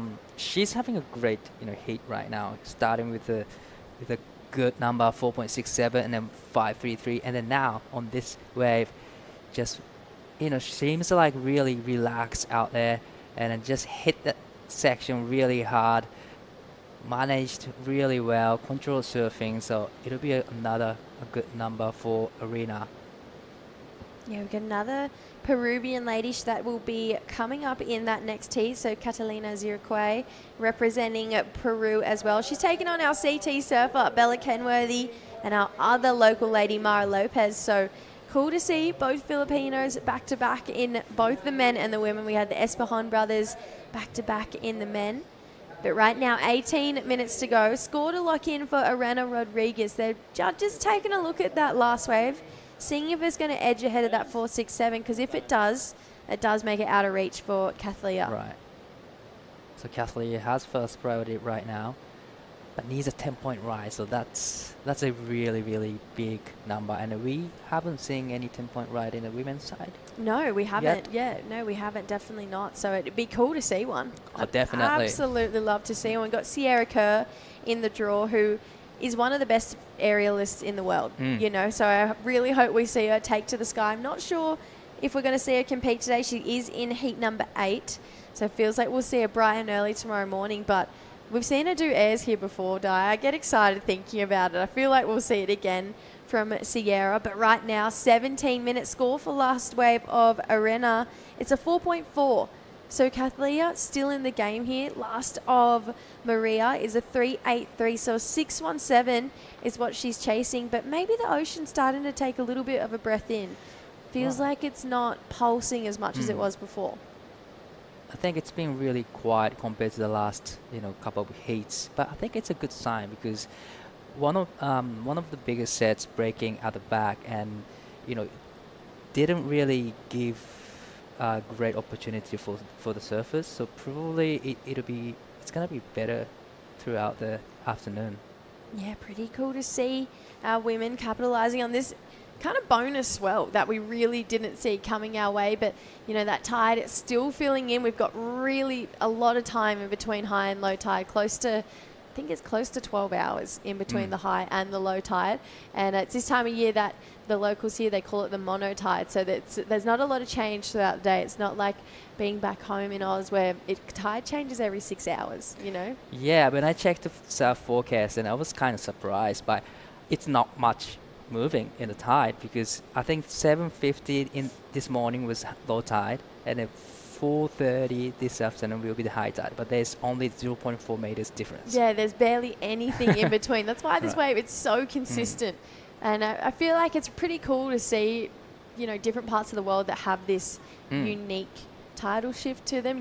Then you go to Europe and they're massive tides. There's huge. Right. So these ladies having to adapt all around the world. Arena Rodriguez, she knows that. She's on the Challenger Series. Hooks up into this first pocket here. Comes around again. Lots of speed and drive down the line. Wow, beautiful swoop here from our Peruvian surfer. Love to see an inside section. She's going to get one with a completion here. We're still chasing her down the line. Wow, talk about a great ride there. Arena Rodriguez, start to finish. Speed, she had style, and just absolutely unleashed on all of those sections in front of her there. Definitely, she checked all the boxes that she needs to get a good point. And it was one of the bigger sets, and it had a great shape. She just hit every section, didn't waste any section, and she managed really well, control surfing. So it was a great combination from cool. Arena. Cool to see one of those set waves really link up all the way through. We were talking about those mid-size ones. They've been the ones, you watch them and they've got this amazing wall from start to finish, but that was a set wave and it had great tempo. Definitely. Live action. Maria, our Portuguese lady, answering back with a really tidy finner there in the pocket. So cool to see a kind of different type of variety here from our young gun coming out of Portugal. So hopefully she got another turn just before that one, but she's starting to level up each wave, but it feels like Arena's starting to, sprint away with this one quite quickly. Definitely with that ride, she's going to throw in out the 4.67 easy. So I'm super curious what she's going to get for the last ride. Yeah, we'll wait and see. I feel like the judges definitely love that one. It's nice to see, it felt like she was only kind of just swinging onto that one, just really nonchalantly, and then it just popped up and held up beautifully. Bella Kenworthy on your screen right now, looking cool, calm, collected. She hasn't really done too many comps in her off-season. So we mentioned earlier it's about 12 months off for those surfers who are in the 11 to 14. She's done one event. That's a long time off. So that, just like you mentioned before, it's great to have one comp down, but this is the last wave from Arena. Nice floats the section, and straight into the second, and then straight into the beautiful carve, the smooth transition between turns, and there's going to be another hit right there. That was another beautiful vertical off the top, so definitely great combination, a lot of variety in it. I loved that carve. You can see that body torque, the way she drives her back foot all the way through. And then this next section, a lot of foam here, Di. I mean, she did well to really control this one. Definitely, she did really well to manage the surfboard, and just well-controlled surfing from Arena. It's going to be a great number. And this is the last of Blue. Love the one-term finish. It was one-term wave, but still, she pushes the tail really, really hard. And this is the fins right out of it, really clean. So it'll be a great number again. Yeah, good looking wave there, and biggest wave score of the day so far. Excellent surfing there from Arena. It's an 8.17. So the judges, they're making it nice and simple. Great surfing on great waves is going to get you an excellent score. Bella Kenworthy looking to do exactly that. So she's coming off a knee injury as well. We saw her in a brace for a lot of the year last year, but now no brace there, Di. So she's looking more confident and comfortable. She's back. She's back in the great shape right now then. I cannot wait to see her performances. She had a long day, long season off. 6 month or 7 month? Yeah, already. Since right? Margs. Yeah. Since, when was May. that? In May. Yeah, really long time off. And we're not going to see her compete in a championship tour jersey again until April. So it's a pretty long time off for those women. We think about Vahine Fierro. She's in that crop of women as well. Seen her throw her hat in the ring in a couple of Challenger Series events. And I feel like every CT surfer would probably be trying to get into Pipeline as well. Get another couple reps out there before their pipe at the end of this year. But it's going to be cool to see, you know, which crop of surfers qualify to join the championship tour this year. And Arena, she's not far out of reaching it. 2 good results. She could be on the championship tour. Oh, definitely. You know, couple of ranking away from the qualification line. So definitely, you know, her surfing level is up there, CT level. So definitely, she will be seeing her on the championship tour soon. Mara Lopez getting ready for her heat. This is her fellow Filipino right now, Kathleen. Bit of a foamy face here, but she just needed to get this heat started, start swooping through a couple carves here. One of the most talented junior surfers coming through, goes for it on that end section. Unfortunately, goes down there for our Belair local girl. But Kathleen, you know, like we mentioned, had that heartbreaking start to this heat. So this is all really going to be about building confidence for the next one. Definitely, and that's exactly what she needs, you know. Having an interference in the first couple of minutes gives you a lot of like frustrations. But now she needs to surf, and she needs to build up the scores so that she can be surfing again in the elimination round. But definitely she wants to have a good waves in this heat. Yeah, 2-5 for that last one. She won't get another score in this heat, unfortunately. She's lost her second wave from the interference at the start of the heat, so unfortunately she cannot get through this heat. 13.5 with only one wave. It's impossible. Right now, Arena, she's holding down first place pretty convincingly, because that last wave for Maria, that one big term, 6.33. That is a huge number for just one turn. I don't think we have seen one in a single maneuver got 6-point range. No, definitely not. That's really crept up the rankings there. So 6.33 for Maria. She's only chasing a 7.18. A turn before that finishing turn, that's the score. Yeah, that's so true. And then just one single maneuver with a 6.33 and one more turn, definitely get you a 7-point range. Oh, get excited. Talk about this one here, Di. I mean, we could just watch this all day. This oncoming section, this is all money here. Definitely. Just vertical off the top. A lot of spray. Air dropping section. Landed super clean. So that was 8-point range. Yeah, Arena Rodriguez, biggest wave score of the day so far. Excellent numbers. First we've seen of the event, probably plenty more to come, I'm going to say. Just with the talent that we have in this crop of juniors this year, If you're just joining in, this is the World Junior Championships at San Juan Mona Lisa Point in La Union, a really prestigious part of the surfing community in the Philippines. We have one of their finest joining us today in the commentary booth, Camille Pilar, and she's just been absolutely killing it on the sidelines. And it's been cool to pick apart her brain, really get to know this reef, get to know this wave, and it feels like it's had maybe 3 or 4 different personalities out there, even just today. I mean, think about what it was like to when we rocked up to now. It's really changed, chopped and changed throughout the day. Definitely, local knowledge will be playing really well, and then you kind of know every single faces of this point to surf better. Yeah, you got to know the ins and outs of this one here. So 7 minutes 20 to go. Can see a little bit of pressure being applied right now by Arena Rodriguez. She is staying very close to Maria right now. Priority 1 is to our Peruvian, priority 2 to our Portuguese surfer. 6.33 for one big turn. That's got to be a big confidence booster right now for Maria, knowing that she's not far from the lead. She's going to have a paddle and a look at this one. Maybe that was trying to sell Arena. So a bit of mind games coming into the back half of this heat dive. Wow, I love watching the mind games there, a little bit of battling and a little bit of mental games there going on. So last 6 minutes, and Arena knows that Maria is capable of getting this 7-point ride. I'm not too sure if Arena knows that Maria got a one single maneuver with a 6-point ride, but definitely Maria has a confidence to get 7-point ride really easy. Yeah, we talk about local knowledge. Arena knows this wave really well. She came here last year, placed 3rd in this event, losing to Kana Nakashiro, who went on to be one of the most impressive surfers of that entire event. She got 2nd to Luana Silva here last year, but it's, this is redemption time for Arena because Kana, she's not in the draw this year. So her biggest roadblock here last year between her and getting that trophy isn't here. So that's a big door open and swinging in the right direction there for Arena Rodriguez. And by the looks of it, she's going to be a fan favorite, knowing that she's the only person to lock in an excellent number today.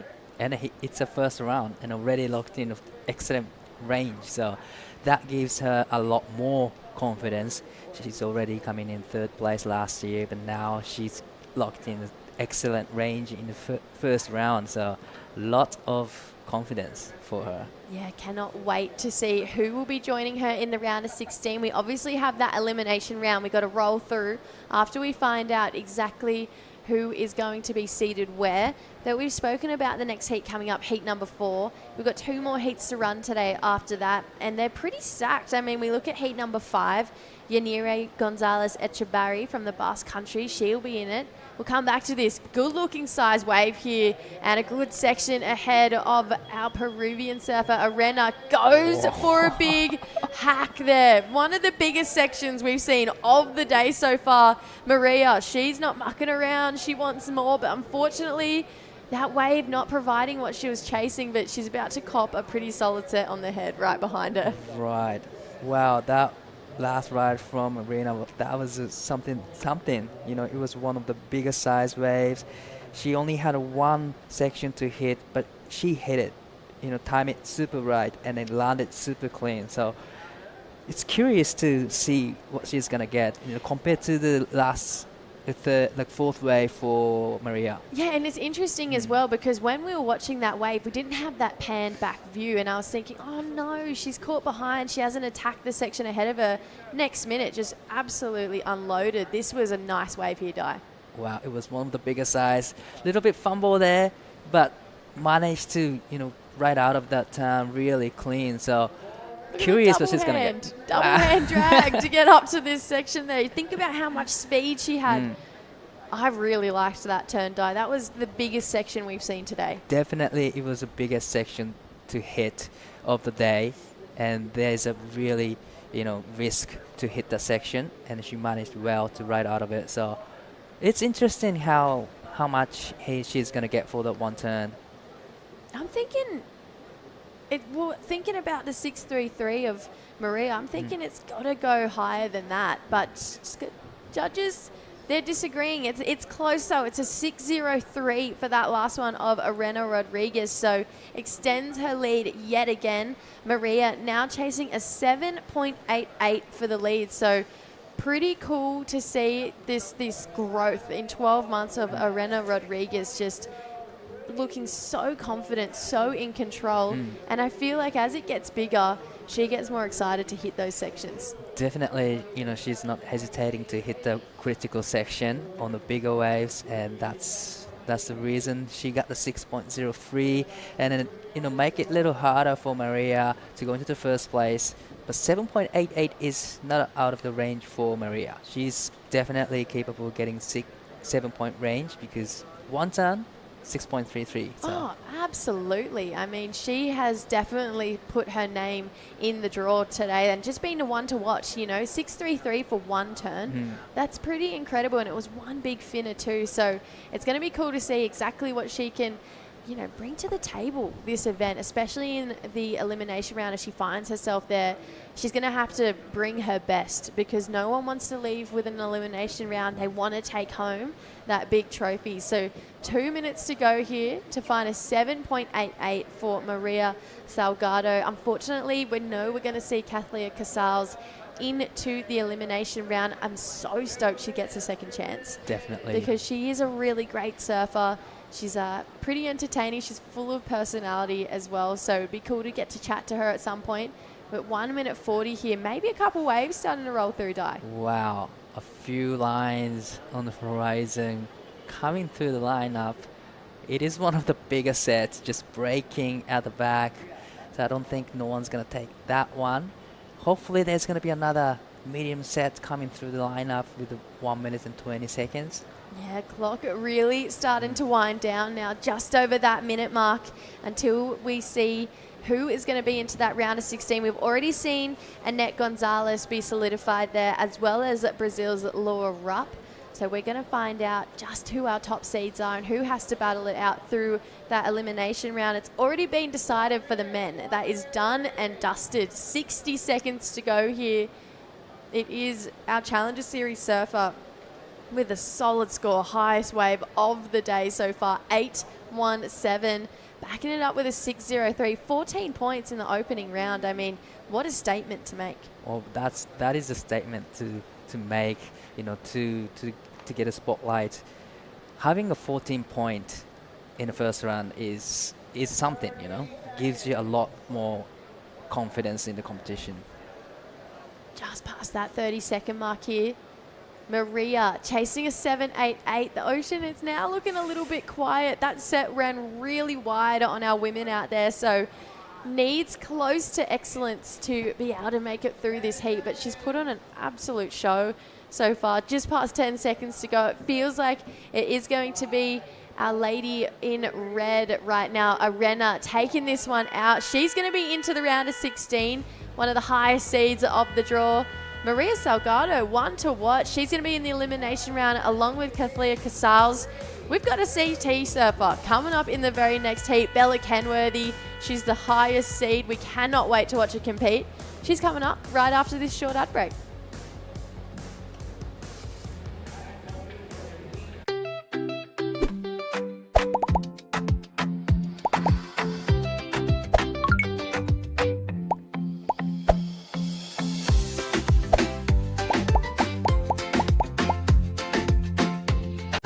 Di mabilang ang bonding na nabuo. Kasama ng tamang tamis sa asim sarap na Magnolia Real Mayonnaise. Magnolia, 100 taon na at hihigit pa. Sit, roll over. Your fur baby deserves delicious and nutritious treats. Give them Nutri-Chunks. Nutri-Chunks milk sticks or Nutri-Chunks beef sticks.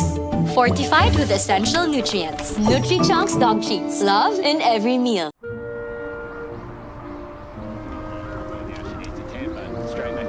And into this wave. Oh my! Deep one for Western Web. She comes out. She comes out.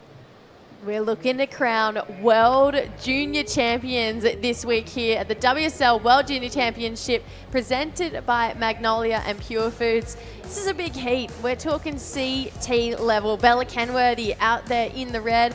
Catalina Ziriquay in the blue, representing Peru, and our local lady Mara Lopez, our women's wild card from the Philippines. She is out there in the white. We saw Kathleen Casals, our other local wild card, unfortunately go down in a pretty sad way in that last one, unfortunately getting an interference right at the start of that heat. But guess what? That's a lesson that Mara Lopez can watch on and learn as well. I'm Jessie Starling, joined in the booth by Di Wacko. We're straight into action here, Di. This is Catalina. Wow, quick start from Catalina. One of the biggest sets. Come around the section. Nice curve turn, but unfortunately catching the rail and it goes down. Yeah, looked like her foot maybe too far forward on that wave. So we reset the clock, 35-minute heats. Really looking forward to seeing what Bella Kenworthy can do out here. We've seen her in one World Junior Championships before. It was back in the States where unfortunately she lost to her best friend, Talia Swindle, who was also in this event, and we'll see her coming up tomorrow. But pretty cool to know that CT surfers want to be a part of this draw because they know how much it means to be a World Junior Champion. And definitely. And then it's surprising that junior surfers can performing on the CT tour level. Absolutely. I mean, we spoke about it earlier. We're going to be seeing the youngest surfer to ever compete on the championship tour. Tia Zabrowski qualified at 14 years old. She's going to be competing against the world's best. We're talking Molly Picklum, the previous world champion, Steph Gilmore, Carissa Moore, who are making a comeback, Bella Kenworthy, Gabby Bryan, Betty Lou, the list goes on. The talent pool is honestly out of this world. Definitely, just all the juniors level is getting higher and higher. And then, Bella just came 5th place at Abu Dhabi and Portugal events in a CT event. So that is a huge result, actually. Yeah, in her rookie year as well. Finishing in the quarterfinals. I think in El Salvador as well, we saw a quarterfinal there too. So it's really cool to see, a lot of these young women taking charge. As soon as they qualify, they're not letting it phase them. So we'll see what Bella can get done in the next 31 minutes. We've got Arena Rodriguez, who had a CT showdown earlier this year. We'll come back to that in a second. Right now, Bella looking here. Beautiful swoop. Unfortunately goes down. But like I was saying, we saw Arena Rodriguez appear in a CT over in Brazil earlier this year, and she just put on an absolute clinic in that last heat. I mean, Camille, we've got to know what's going through her head right now. Okay, I am with the powerhouse from Peru, Arena Rodriguez, who finished 3rd here last year. So, wow, that was a 14.20, which is the highest single heat score total of the day. That was even better than everyone who surfed out here so far. So we're all just dying to know what was your strategy, of course, and how do you maintain your headspace? The waves doubled up in size since the morning. So, yeah, talk us through it. I'm very happy to make my heat through and get a big score. And, well, I think I kind of know this wave. Like, I got to know it last year, and it's again the World Juniors here. So I feel really confident in this wave, especially when it's big. I think it's easier for me, kind of, because I think it's easier to find bigger sections, but it's still tricky out there. So I think it's just keep my cool, really know that when I get my chance, I will make it. And you had a very stellar, superb year last year. Run us down through some of your highlights. So obviously you won 3rd here, but what was your favorite moments from 2025? I think I have 2. One of my favorite is the 5th place I got at the World Tour in Saquarema when I beat Gabriela Bryan in elimination round. It was amazing for me. I couldn't believe it when I did that. And also when I got 4th in the ISA, it was a really, really bunch of difficult and really heavy days of competition. So very good results that keep me motivated for this event especially. Amazing. And winning the world title here would be a nice cherry on top for a spectacular year for you so far. So, okay, shout out to anyone supporting you back home. I'm sure they're all going crazy rooting for you. Cheers to everybody home. Muchas gracias por todo el apoyo que me han estado dando, a los que están despiertos y Bueno, muchas gracias a mis papás, a mis auspiciadores y bueno, vamos con todo. Gracias a Luis, a mi entrenador. Y bueno, seguimos, ronda 16. Let's go. Excited to see more of your powerful Peruvian surfing. Congratulations, Arena. And we're going back to live action. Awesome. Thank you so much, ladies. Arena looking very chuffed with her performance in that last scene, as she should be. 817, highest wave score of the day so far. But our local lady, Mara Lopez, opening her account here, Di. Great opening carve to start with, and another beautiful carve. So two-turn combo from Mara Lopez, who is also a great longboarder. We've seen her competing in the Belair QS 1000 longboarding event. And then she's now in the shortboarding World Junior Championships. Yeah, Mara pretty much dominates the Filipino junior division. She's won back-to-back national surf championships. Actually has won them here as well. So it's pretty cool to see, like you mentioned, an incredible longboarder where she's won back-to-back national longboard championships as well. And she's just, I feel like she's just got this really deep fire to compete and really represent her country on the highest stages. And she's already in the Filipino national surf team, and we know that the Filipinos get a lot of support, you know, from the government or from their local communities. So it's really cool to come to the Philippines and see just how much the local communities put back into their surfers. Definitely, you know, big crowds, always big crowd there just rooting for the Filipino surfers, and then especially for the athlete, it's always good to have the good support from the government, you know, to travel around the world. The expenses are really, really high at the moment, so definitely they need the big support, and that's exactly, you know, Philippines are doing. So it's a great opportunities for all the surfers. Yeah, and it's not an opportunity you want to pass up. Coming to surf in the World Junior Championships. Her first wave puts her in the lead. It's a 2-3-3 for Mara Lopez. Bella Kenworthy and Catalina just with a 1-point ride. So nothing crazy to start off their campaigns. Unfortunately, 2 incompletes there for our top-seeded surfers. We saw Catalina here last year. She was actually really impressive. I'd never seen her surf before, and I walked away saying I really like her surfing and her competitive attitude. Unfortunately, just made a pretty big mistake there paddling for that wave. We'll see if priority is going to change, but she might just get away with it there. No, she doesn't, unfortunately. That was a little bit of a mistake because she had a first priority, and it can be a crucial moment for her, but still there's 26 minutes left on the clock, so it won't be that much of a problem. No, it's cool to see these 35-minute heats are definitely needed today all throughout the day. We've loved this little bit of extra swell that we've got. It was really unplanned for. We didn't know we were going to get this pulse and swell, but we're very grateful for it. Catalina, only 16 years old. She actually won the South America rankings, so she's the junior champion, and she's been on the Peruvian surf team for a few years now, so she's been competing in the Pan American Games, and it's cool to see this really big group of contingent coming out of Peru. I mean, even look at Arena Rodriguez in that last heat. So yeah, it's nice to see these people from their countries and their cultures really start to feed off each other's success. Definitely a lot of new faces from all over the world coming into the World Juniors, and I love to watch the new faces just dominating. But this is surfing blue up and riding. Catalina lays down a rail, gets a little bit hung up at the top of this wave here. Bit of foam to work with through this inside section. She's holding on, sticking with it. Mistimes that section again, so just on the back foot, unfortunately, here for Catalina. You can see there's some frustration there. You know, she knew that there was scores to be held on that wave. Yeah, it looked like it's going to be a great wave and great opportunity for her to get a good score. But unfortunately, caught behind a little bit. So, but there's still 25 minutes left. And she's only 16 years of age. So she's got a bright future. Oh, again.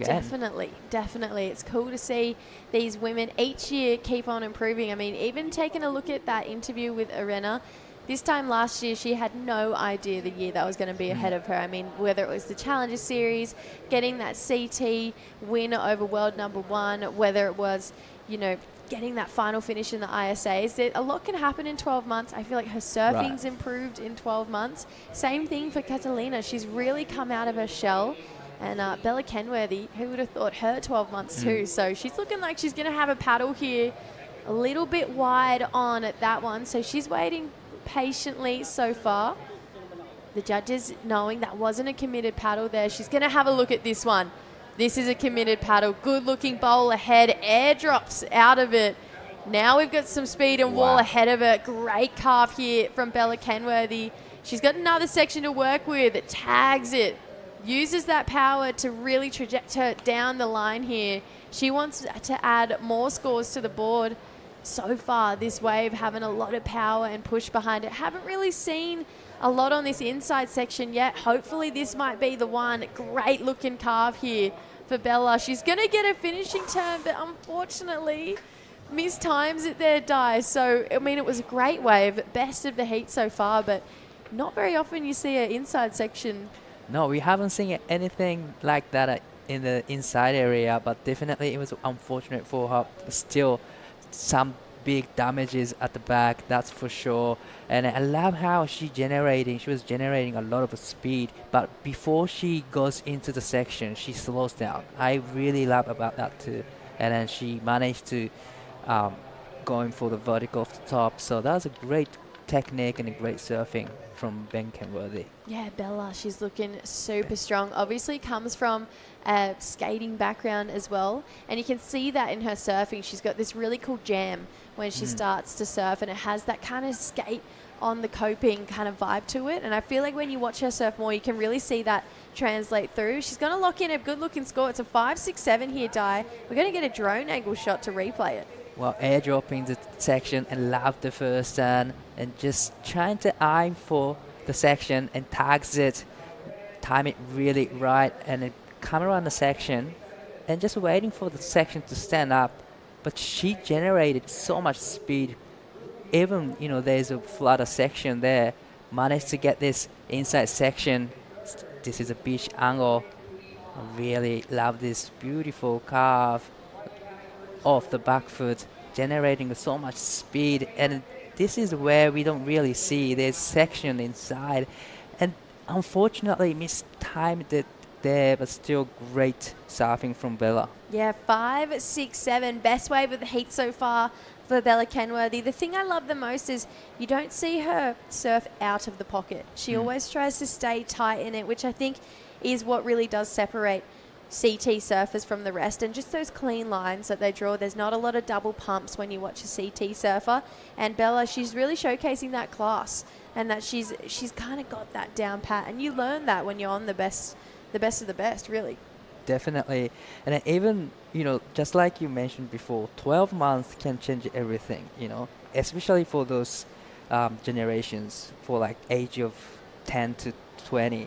It can change everything in just 1 year. You can learn from the best so quickly, and that's exactly, Bella's doing. Looking like we might have a paddle here from one of our competitors, Mara Lopez, using priority mid-size one. Good-looking bowl, tags it for a first turn.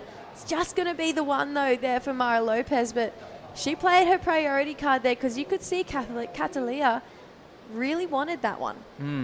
It was a great, decision from Mara Lopez. It looked really good waves, but unfortunately, it just shut down on her. But definitely, it had a moment. This one was really, clean face wave, and did get a credit score off the tops. But unfortunately, there's not much offer after that. Yeah, great looking speed, great looking bottom turn, just the one like you mentioned though, Di. So a 2-point ride there for Mara Lopez. She's starting to extend her scoreline a little bit, but she's going to need to dig a little bit deeper. That 5.67, it's making the requirement of 4.35 there for Mara Lopez, and you think that it's probably going to go up again by the time that Bella does get rid of that 1-point ride. And Catalina, she's a real fiery competitor. She's really got hunger to get up into those first positions, and right now I can tell that she's probably pretty frustrated with her scoreline. Definitely, but there's still 90 minutes left, and there's a lot of time left on the clock. So I'm pretty sure that there's going to be another couple of sets rolling through the lineup. 19 minutes here. You might be right on cue there, Di. It feels like we got some energy starting to pulse throughout the back right now. Bella, she duck dives this one. Unfortunately, the lady's getting them on the head at this point, but sometimes these waves have a really great shape to them, just a little bit down the line. So these ladies maybe needed to reposition a little bit, let those ones go if they're really not into it. But yeah, those mid-sized sets that come through, just like you've been mentioning, they have that really nice, beautiful bowl back towards you. And that's what these guys are chasing, and that's where we've seen those big scores come through today. Definitely. And you don't really want to be what looks like. We're going to have Bella up and riding, but didn't like the look of it. Yeah, looks at it. I think that's pretty well left, that one. It had a pretty foamy face on that inside. Momo Sato coming up in heat number 5 from Shinzunami, flying the flag there. She's coming up against Laura Mandelli and Yanire Gonzalez Echebarri. Catalina having a look at this one. Beautiful tag. That's a really good section there for our surfer in blue. Just the one, but you can see her emotions. I love it. I love when we see competitors have emotion and let it all out. Maybe frustrated at the end of this wave. It was one of the smaller size waves, a nice checking turn, just stay in the pocket and waiting for the waves to stand up, and that's exactly what she did. And she hit the section, but unfortunately got a little hang up on the top of it, so probably she wants to have one more hit on that wave. Definitely there's a lot of time left. She's going to get another opportunity. I'm all about emotions in surfing. I love seeing it pour out of competitors, I think, and it just shows how much it means, how much they want it. This is Laura on your screen right now getting ready. She's having a little sing-along. Love it. Whatever works, get into it. If you need to sing, dance, whatever, to psych you up for your heat. Were you a sing out loud person, Di? Yeah, at some stage I did. Really? Yeah, in a car. That. In the car. In a car, but I tried a lot of different routine before my heat. But I love how people getting ready for the heat, and everyone has a different routine before the heat prep. So I love to see a lot of them. What song are you calling? What song do you reckon that was? It felt Probably. kind of slow paced by the way she was singing. Really? I thought it was like a rap kind No, of song. Her mouth would have been moving way quicker. Really? I was thinking like Adele or something like that. Maybe she loves like a bit of slow pace to calm her down a little bit. I wish we could get audio on that. Yeah, definitely. we can get... Start to listen in. That was cool. I love that. Sing out loud, whatever works. You can see Momo, she was really locking in as well. Momo's first time in the World Junior stage too. So cool to see that she's probably been training pretty hard in that Shinzunami wave pool. Now she gets to change it over here at La Union. So she's got a really cool group of people supporting her here as well. So Momo Sato, Yanire Gonzalez Echebarri, and Laura Mandelli coming up in heat number 5. Last heat of the day, heat number 6. We've got 2 more Japanese surfers in that one as well. Mirai Ikeda, Anon Matsuoka, and Carla Morea de la Val from Spain. So that's going to be a solid heat to round out the day too. But we're going to have all of our Japanese ladies in, 70 minutes? In 70 minutes. Wow, that's good to know. I gotta be locked in. I'll be locked in. Heat 6 is gonna be a stacked heat. Mirai and Anon, these two are surfing on the CS tour, so they have a lot of experiences. Yeah, start us off tomorrow. We'll have heat number 7, Talia Swindle, Vahiti Mahana Inso, Emily Jenkinson, and then to round out the round in heat number 8, Reed Van Wagener, Sierra Kerr, and Isla Huppert. So we're going to see those last 2 heats out there tomorrow. You can see right now Yanire gearing up with Julian, who is Keone Lass's dad, an incredible surfer himself, a coach to a lot of amazing people on the Challenger Series, Luca Messinas, Teresa Bonvalot, Leilani McGonigal, and now he's helping some of Europeans' finest juniors try and take home the trophy. Wow, that is a huge supporter, and great to have someone like that in your corner. So definitely there's a little bit of strategies, advice going on there, but it's going to be a great matchup in the heat 5. Julian was Julian and Leilani were my go-to in the mornings at Bolito, there was the most beautiful sunrise. You cannot miss it. It's absolutely gorgeous. And I'd go and have a coffee. We'd break down the surf conditions in the morning before we'd start work for the day. I'm like, see you guys later. See you same time tomorrow. See them the next day. He's awesome. He loves coffee just as much as me. It's great. And he's just an exceptional coach. You know, we've seen so many incredible coaches down here supporting every single person from all different corners of the world, and Julian really flying the flag for the Basque Country and the Spanish surfers. So he's going to try and help one of them take home a trophy. Unfortunately, Catalina, you can see she's an emotive surfer, still feeling frustrated off that one, but I feel like she should be happy with her turn on that previous wave, a 367, but it was a nice connection there. And a couple laughs going down between these two walking up the beach. Wow, she seems like really relaxed, and seems like they had a good conversation. Yeah, we'll see all of our surfers paddle way up the beach. There's a cool little channel that you can paddle out just to the left or the right of your screen. And yeah, I feel like but with this incoming swell, we've seen this current really start to rip through on that inside section, and you do really need to time the paddle out. If not, you're going to get smoked.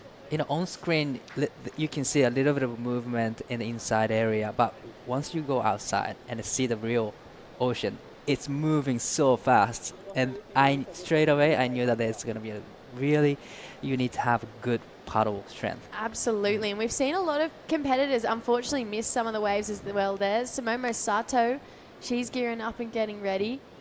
She's always so laser focused. Super focused, and just talking to her coach now, Omra. She's still competing in the QS. Yeah. But she's competitor as well as coach for the Japanese team. Japan. I didn't know Now was a coach as well. That's really cool.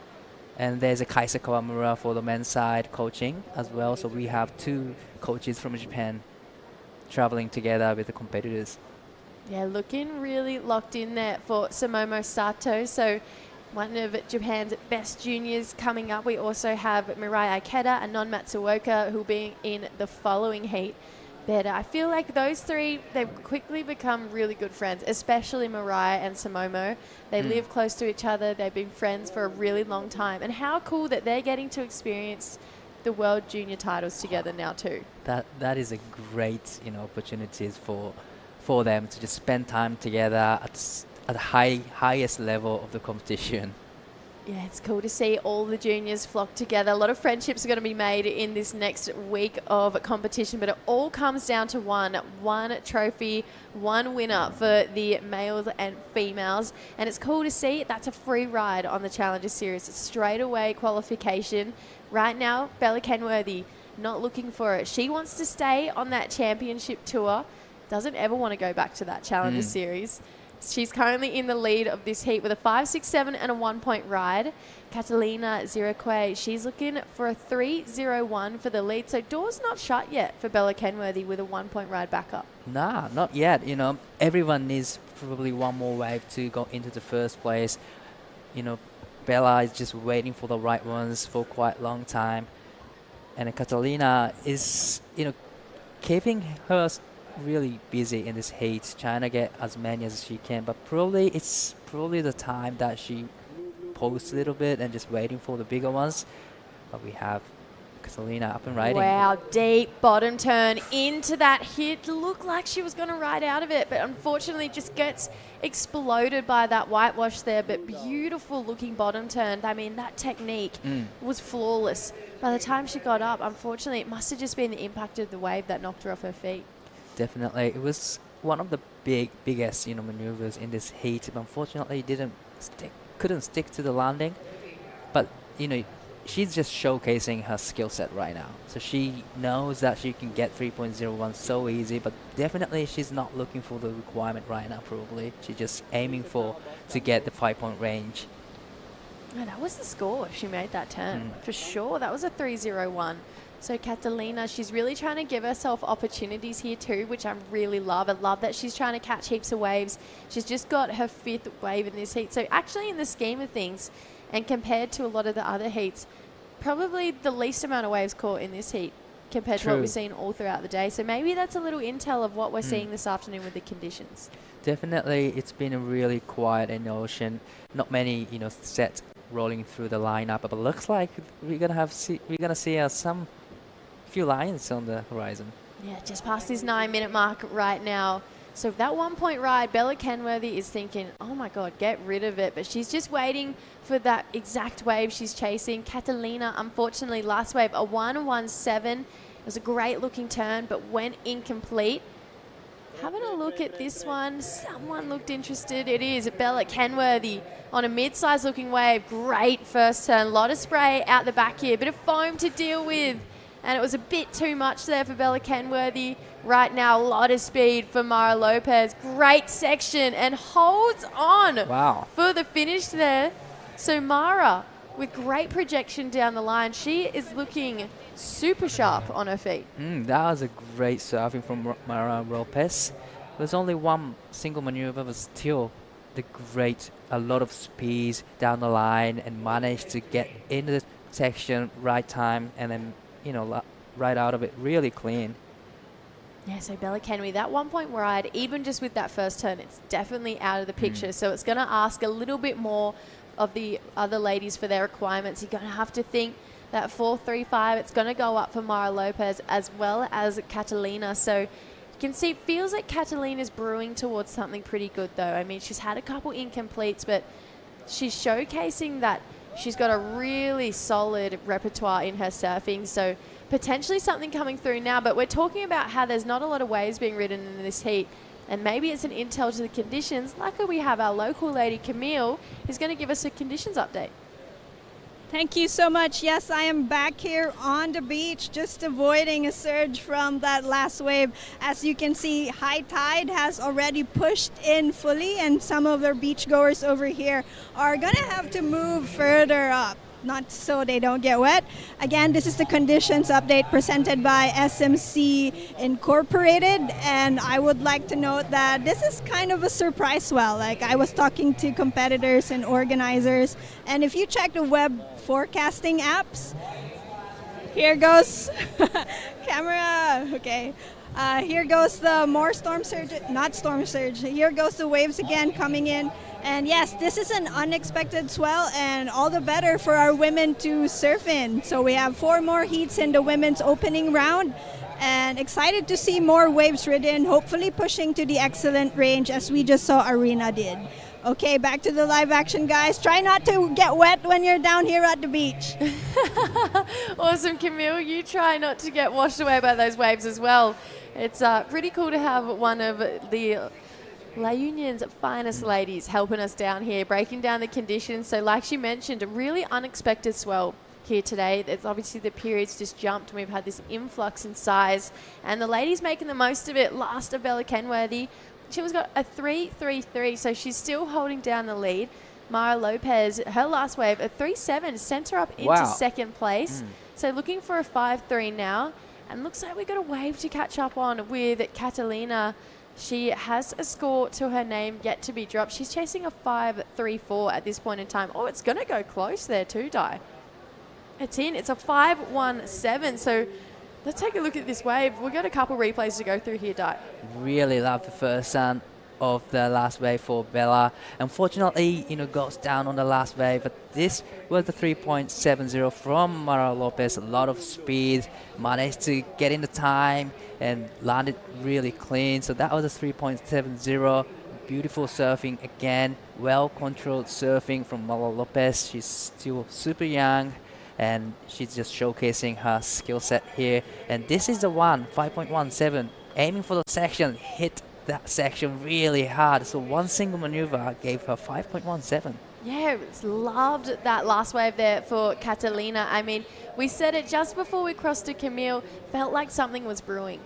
She was getting frustrated, but she was creeping towards really landing something pretty special, and that's exactly what she did on that last wave. So she's going to have to battle with third priority, but Bella Kenworthy, she's looking again here. Wants to keep control of that first place. She goes to her rail, gives us a cool kind of kick out at the end of these calves here. She's going to have some room to lay into that end turn there. Just a cool little finishing snap. Nothing out of body, nothing crazy that we've seen, but as far as a well put together wave goes, love that one from start to finish there. Definitely smart surfing from Bella Kenwade. She's in the first place, but there's not much difference between red and blue at the moment. But she was on one of the smaller size waves, but she did really amazing job on that wave. She did what she could do on the wave, and she only needs to beat the 3.33, so definitely the 3-turn combo will do the job.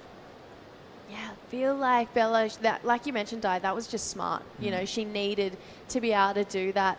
She's going to creep ahead, so it's a 4.7, that last wave of Bella Kenworthy. So just really showcasing and kind of flexing that CT experience as well, that she knows exactly what's going on. She's aware of the entire situation. 3.5 minutes to go right now. So Catalina, she needs a 5.21. So she's looking for a mid-range score, but not much more than that last wave. Definitely, she's already locked in 5.17, so she knows the taste of getting those 5-point range. So 5.21 is not out of range for Catalina. So definitely she needs the wave, and then she will get the requirement. Yeah, you can see she's already hunting around looking for more on the priority of Mara Lopez. So our local wildcard, she's chasing a 6.67, so has to be the best wave of the heat so far. She got a 3.7 for that last one.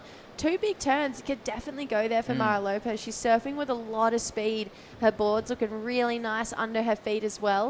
You can see maybe Catalina's trying to position herself for this one, but Mara, she's going to go with priority here. So our local junior swoops back to start this one off. Now we get some steep wall to work with.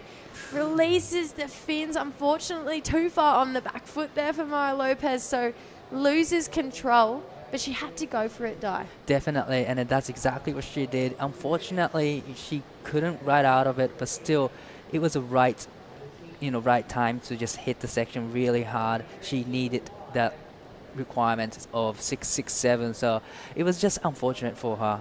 Catalina trying to reposition. She's going to get under this set. There might be one behind it as well, so this is not the ideal time for a cleanup set to come through for Catalina.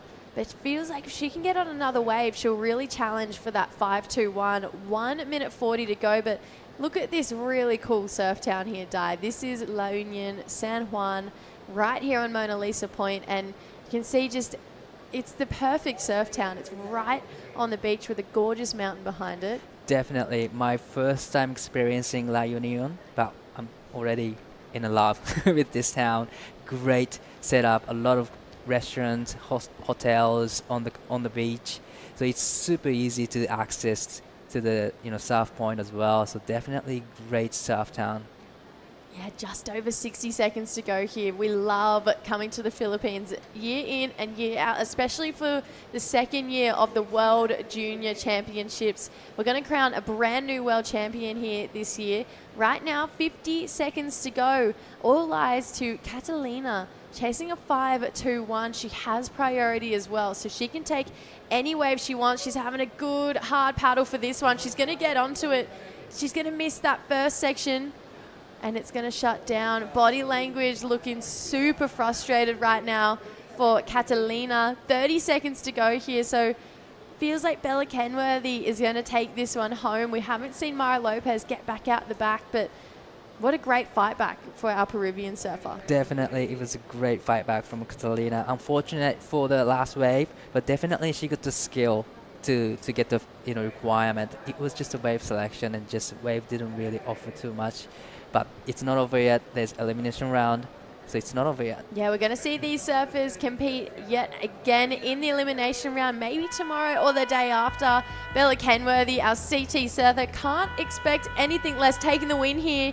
All right, we're going to roll into a quick ad break, but we have our ISA gold medalist coming up in the opening round, heat number 5. Catch up with you guys right after this. Di mabilang ang umagang pinasigla, kasama ng Magnolia Pure Fresh Milk at Magnolia Chocolate. Magnolia, 100 taon na at hihigit pa.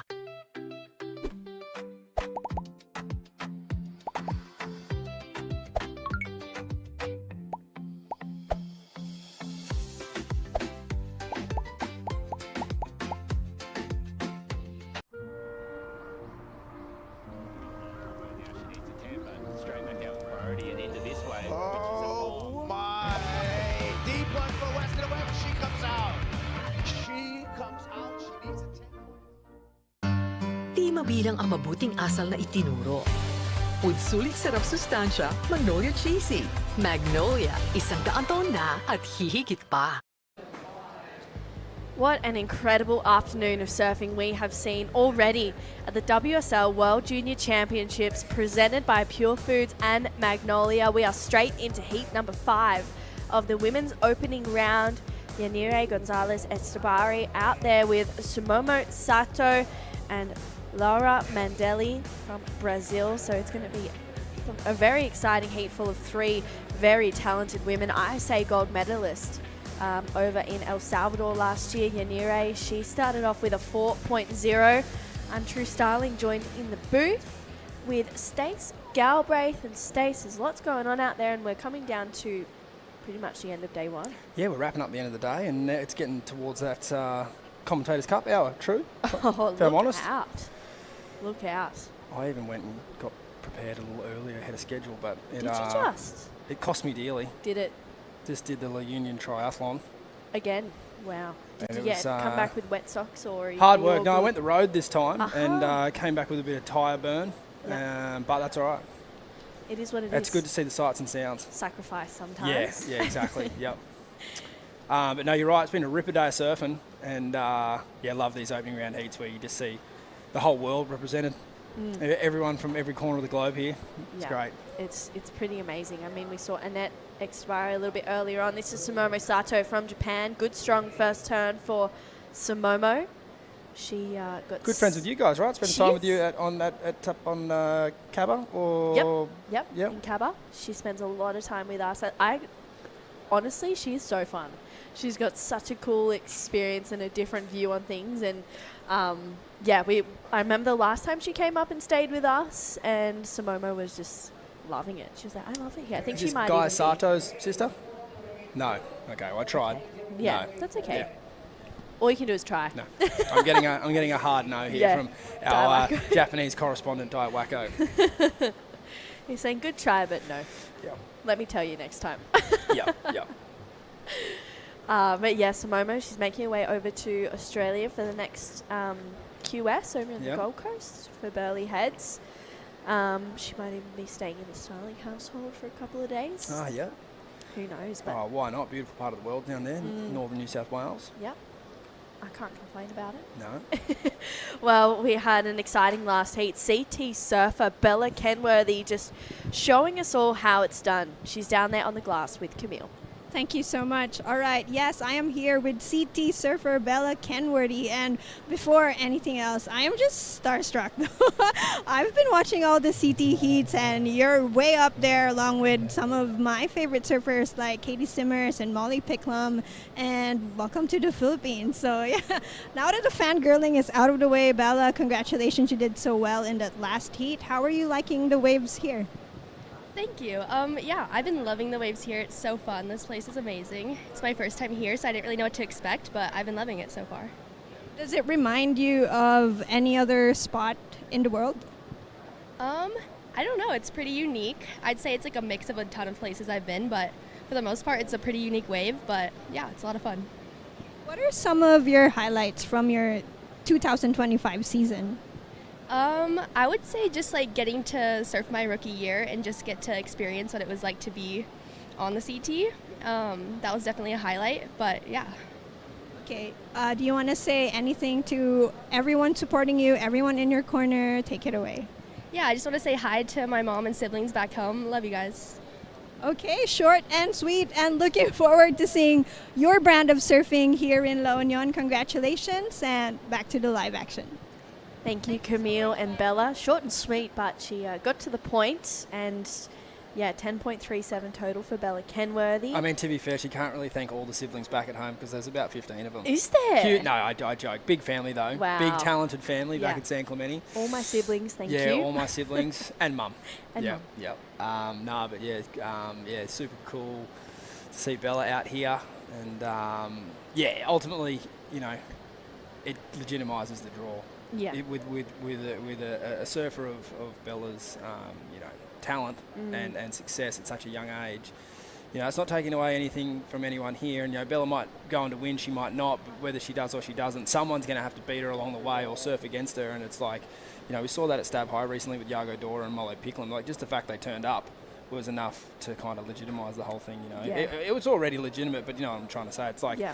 just brings out another level of professionalism. And, yeah, it's really, really cool to see her out here. And, yeah, it's going to be a fun week watching it all unfold. Absolutely. I always find it really interesting when you kind of see people's perspective when there's maybe CT or Challenger Series surfers surfing on a QS or in a, you know, World Junior Championships level, and some people are like, well, why are they here? Yeah. I have a completely different view. I'm like, they should be. Oh, for sure. Like, if you want to be on that level, you have to beat them. So Yep. use that opportunity. Yeah. You know, and it's so funny, you know, sometimes you hear people being like, what is going on? Yeah. And No, others it's are a like, great point to make. I want to be in that heat with Bella. Exactly. Yeah, you want to be against that person, and even too, like, back to that person who might have the, you know, the reputation or the name or the results or why you know what's going on there. It's like, it's such an important event. Like, it really still holds that you know, high prestige. And you know, Gabriel Medina, the year that he won his World Junior title,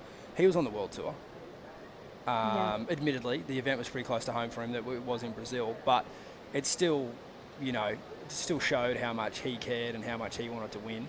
Yeah. And then he went on to win the world title, the men's world title, that same season. I think it wasn't the same year. I think he won a World Junior title in December, and then he won a world title that next 12 months in Hawaii. Wow.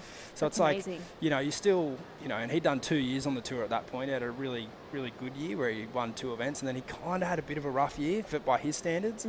And I think winning that World Junior title was a massive confidence booster for him. Yeah. You know, like, even the best of the best still have their up and down moments, and they look for those, you know, those rhythm changes. And yeah, I think that was a massive part in his campaign for that first world title in 2014 for sure. You kind of see those penny drop moments. Yeah. And you're like, oh, Yeah. okay, the penny's dropped for this Yeah. person. And, Yeah. and it's everything's just lining up. Mm. It's like everything's going, yep, cool, we're working with you, not Yeah. against you. It's Yeah. pretty cool to see that. I mean, even looking at the last 2 heats for the women's, particularly that last heat, Sierra Kerr, she won in Oceanside 2 years ago. Yeah. And for a WSL World Junior Champion. So she's already got that title. Yeah. And she's coming back for another one, which to have 2 is huge.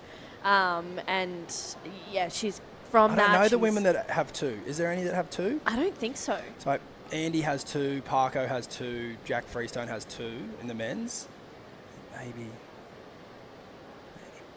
Pablo Paulino as well. I'll have to confer that with my Brazilian correspondent, William Cardoso. But there's a few of the lads have 2, but I don't know if any of the women do. Yeah, I don't think so. We'll confirm that. Yeah. We'll have to confirm that Yep. because that could be also a huge thing. Oh, it'd be very Sierra Kerr to be the first It would person be. to have 2 for Yeah. sure. You know, to go along with her long list of already achievements at such a young age. Yeah, she's incredible. And this lady right here as well, she is an ISA gold medalist. One big connection there for Yanire.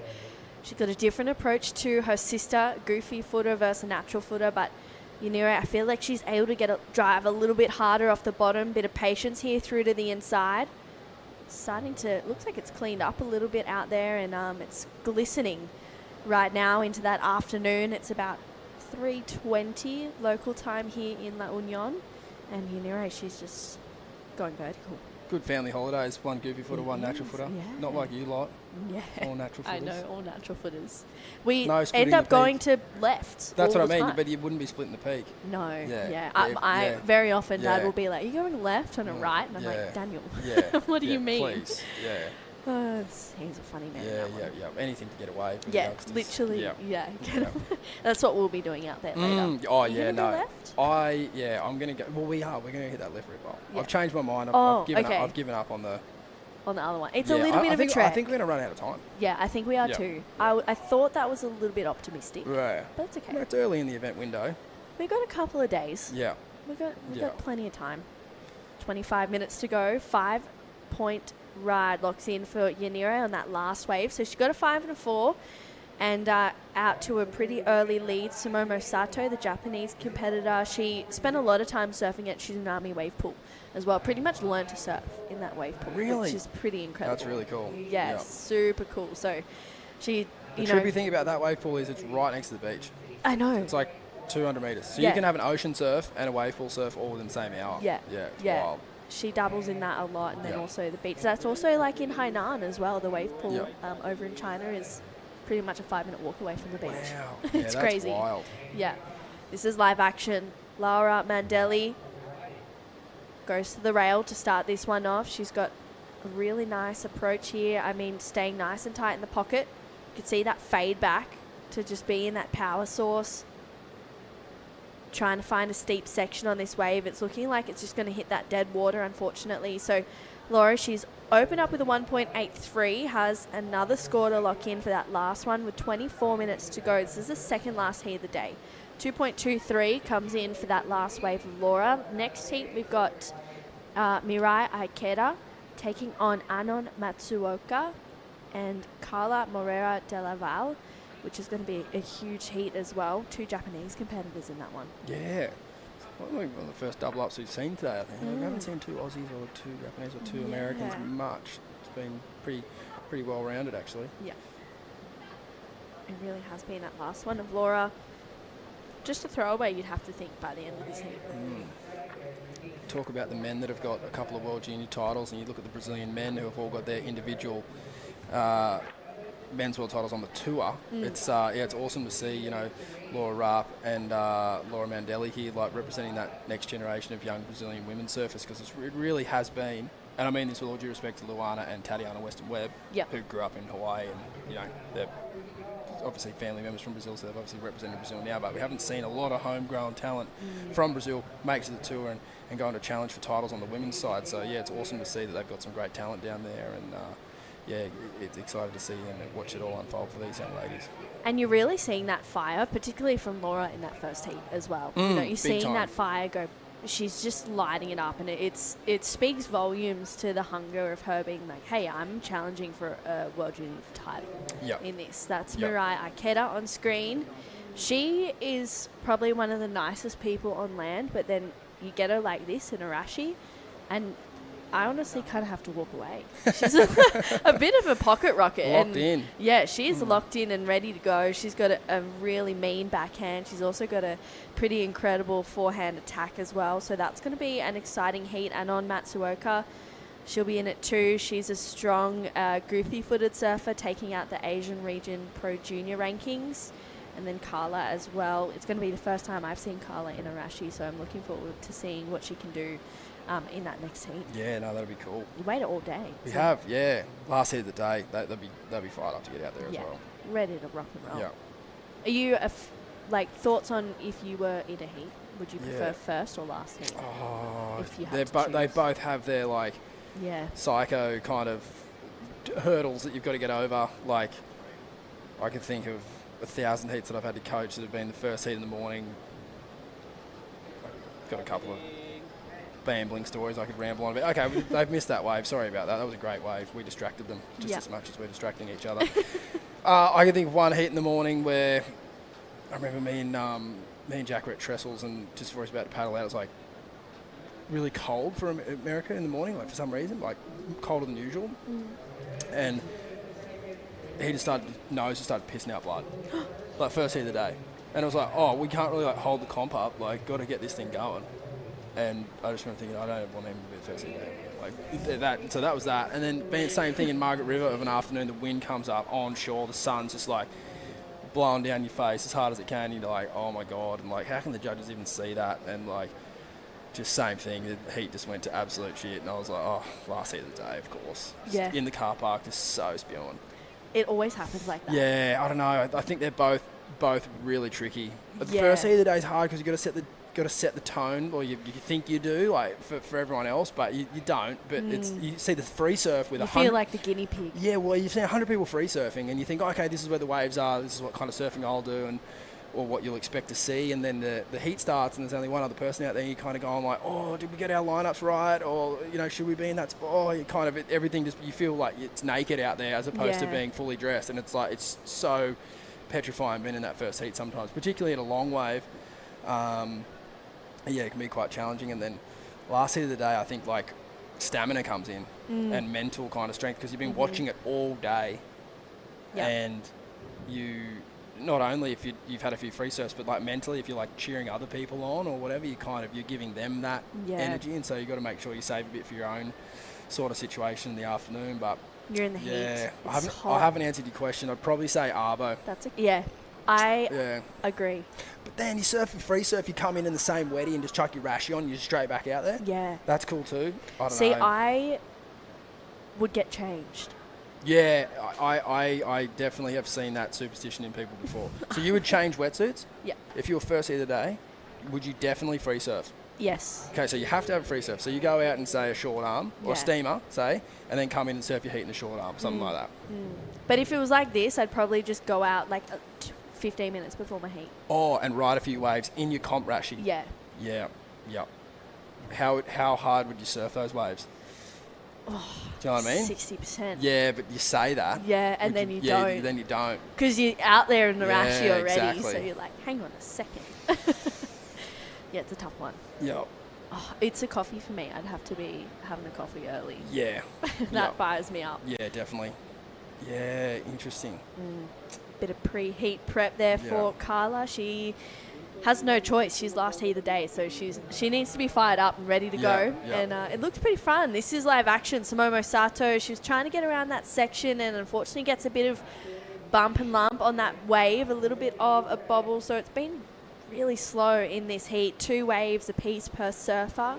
Yanire getting the best of it. A 4 and 5 has her up in first place. And the Exobari clan, they just going from one strength to another. Annette taking her heat out a little bit earlier. Yanire, she's looking out in front at this moment in commanding lead. And we have some incredible people supporting us and lots of amazing people on the beach as well, supporting all the teams. So I think that was a bunch of the sponsors. Just checking out the event site. Yeah, it's been cool, like getting up and close personal with the athletes, a few photo ops going down. This is live action. Laura racing down the line, unfortunately doesn't get to that section. There maybe was a moment at the start of that wave, but it's a lot easier said than done. We can sit here and criticise all day. Yeah, well, that's our job. At the end of the day. Yeah, we're nice about it. We are. Yeah. Everyone's ripping. Everyone is ripping, yeah. It's the talent of this, year. I've never been to a World Junior Championships for the WSL, so to be here and seeing that talent is pretty high. It's amazing. It is. It is. Like we said at the start of the day, it's cool to see everyone from like all around the world. Again, because it's not a series, it's just a one-off. So you kind of you got to come in at 100%. You got to come in feeling fired up and ready to roll. And this day's definitely had everything. We've seen some real standout performances, and we've seen some a bit lost at sea heats. And I think that hopefully with any luck we'll get a few days of competition in a row, so crew can kind of get their eye in and really get to learn the lineup as best they can, because that's all it is. It's just identifying where the best waves are at, which is really challenging here. Yanire finding a medium inside bowl, good strong first turn. That's going to really set her aside throughout the rest of this heat, getting a good strong start. Unfortunately, just forces it a little bit too much on that last turn, so Yanire regroups, but she's got such a strong style. I really love that backhand approach that she has. She's able to get just a fraction tighter in the pocket. No, you're right. It's really strong surfing, and obviously the difference in the sisters is their stance, but also too, like you said, their approach is a lot different. And it's quite whippy and technical and sparky, whereas Yanire is like sits a rail a bit deeper in the water and carves really hard. And both great surfers, and it'll be pretty cool, as you know, doing a few comps with your sis. Yes, yeah, they're stressful. Yeah, I'm actually so kind of thankful that we don't do that anymore, because I think I would have been grey by now. She stresses me. Here we go, Sumomo. She's found herself on a bigger wave. Patient off the bottom. Really waiting for this one to stand up. She identifies that section, goes down once again. So Sumomo, she's been a little bit off for the first 20 minutes of this heat, but she's got 15 minutes to regroup. And we mentioned she grew up surfing in the Shizunami wave pool. She's an incredible surfer. Got second, I believe, on the Asia Region Pro Juniors to Anon Matsuoka, who ended up taking it out. But Sumomo, she finaled and got to the semis in a lot of the Pro Junior events and QSs throughout this whole year, and chased a couple of Challenger Series events too. was pretty crazy. It was a stacked year. That's a stacked year. Yeah. When you start mixing juniors and QS events and CS events all together in one season, you're missing a lot of birthdays and whatnot. If you're on the road that much, like there's a lot going on. Yeah. Lots of incredible places though to see. There's two sides of the same coin, right? You know, you're missing a bit at home, but then you go to some pretty cool places. I know Simomo was started the year off in Oz. She got to go to El Salvador for the ISA World Games. She went to, Siargao, Taiwan, and now she's back in the Philippines for the World Junior Championships. So everything just leads you to where you're supposed to be. 1.67 is what she gets for that last one. So 14 minutes to go. Simomo needs a 6.17 to go to first. Laura right now chasing a 6.77. What she got? Bit of a bumpy one there and just can't quite regroup, unfortunately. So that really catching her off guard early on that wave. Yanire had a little look at that one, opts out of it. And it's moments like that where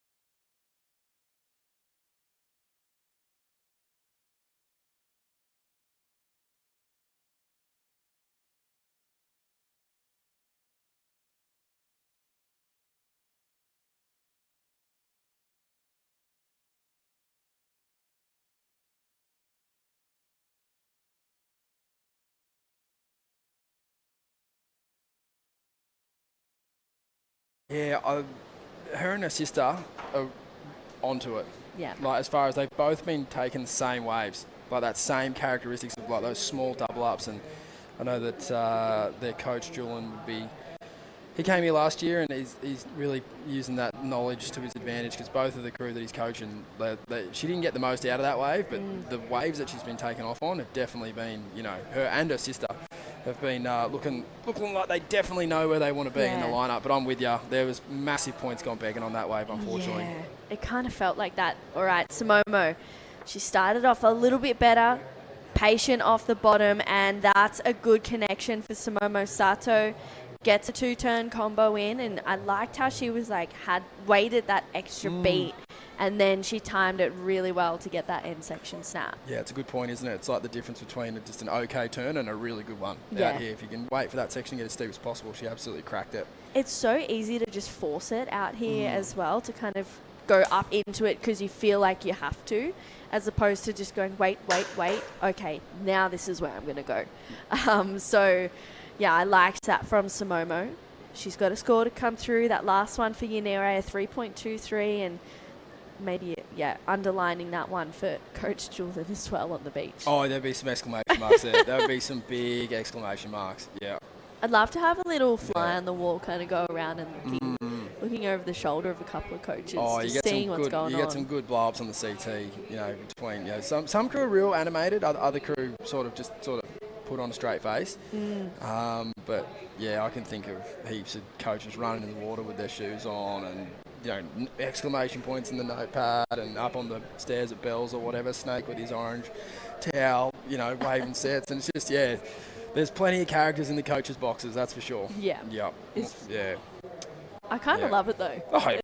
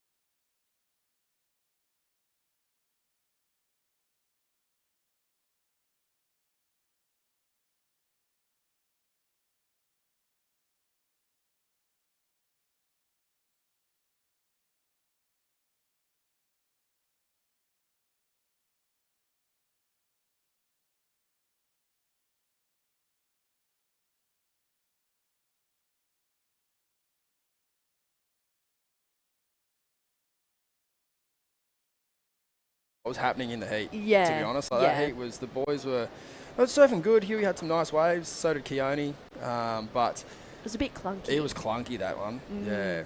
Yeah, it was a tricky heat. It felt morning sickness. It Yeah. wasn't really hitting the bank. It Yeah. was, here, there, and everywhere. But it's those heats where you just got to get it done. You just get the job done. Get a couple of fives. You don't have to do much more than that. And Yeah. you're laughing. Yeah, you're cheering. You're Yeah. stoked. Doesn't matter how you get it done.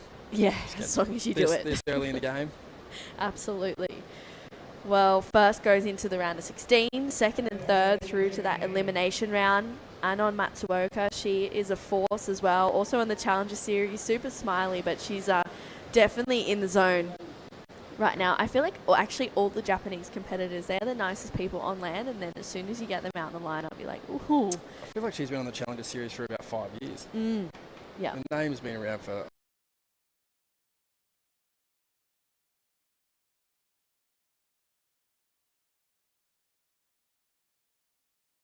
In this heat, because she surfed a lot of heats this year, and her backhand I feel like just keeps getting better. And here we go, live action. Momo leans into the rail, patient off the bottom once again to get a good strong second snap. Has to wind the windows up for just a moment, but gets that completion, which is super important. And if you're looking back, a 4.93 she got on that last one. She only needs a 4.08, so biggest difference in my opinion is wave size of that last one, but very similar surfing. Really similar surfing for sure, and obviously not chasing a huge score. Control definitely going to be an issue. I don't think the judges are going to lose their minds over that score, but it's not a big one. And this is where it comes back to Yaniro's wave, where she sort of tried to, ride the section and kind of carve under the lip and keep her speed down the line, as opposed to just squaring up and snapping it. Yeah. If she had to push that requirement out any higher than what it is now, you'd say,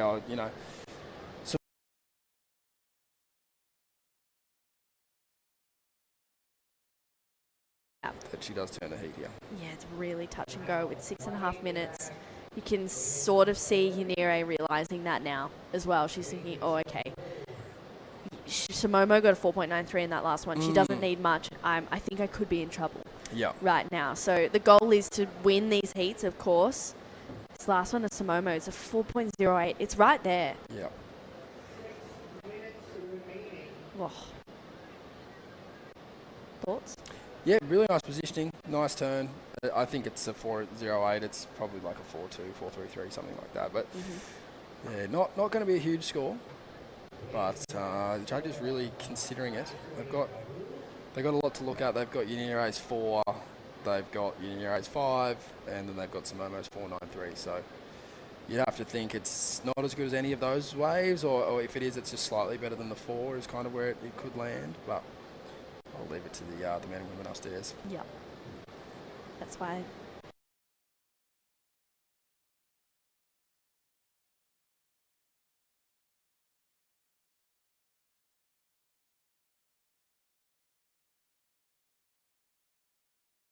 She's got that 2.23 as her best so far. No indication of this last score of Momo's just yet. So with 5 minutes to go, we've got a pretty important number, and this is when the competitors start to be like, hey, can we hear what's going on? Totally, yeah. And it looks like she's going to get it. Yeah. It's, wow. 3 say yes, 2 say no. She gets a 4.1. 4.1. Oh, she was looking for a 4.08. So really, really close. Momo goes up into the lead. Laura, she now needs a 6.8. Unfortunately, just a little mistimed there for the Brazilian competitor. Yanire now she's got first priority. She only needs a 4.03. So you'd have to think the next wave she's going to potentially get that. I mean, she's been looking so strong this whole heat, and she's definitely one of those competitors who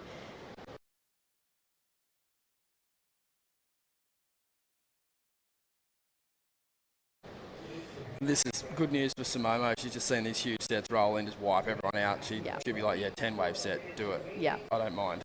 Keep breaking. Yeah, keep washing us in. But for Yanire, she'd be absolutely spitting chips, and so would Julian. The exclamation marks would be out in the book for sure. Yeah. Because she should be a point in front, not fighting for the lead like she is. Yeah. It's definitely one of those heats where it's just being on those waves is key. right now. Yeah. I mean, and when you're on it, like making your mark, I don't think either one of these surfers has really sort of shown. And that's why it's so close. There's 0.2 in it, or 0.3, excuse me. So it's like, yeah, if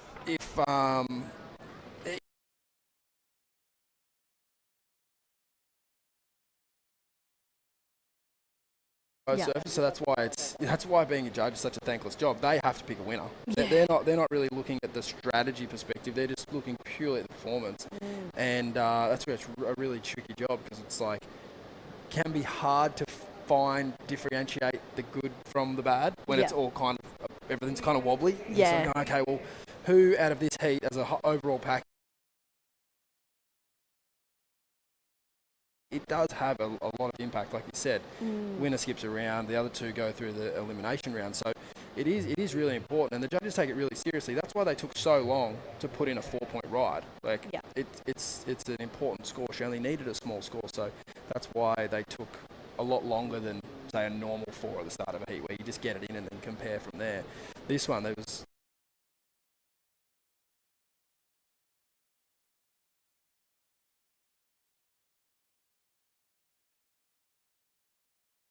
is what I think, but you very rarely will you see a spread that big on such a small score. 4-7 to a 3-5 on the high and low end, and that's where the average works out at a 4.1.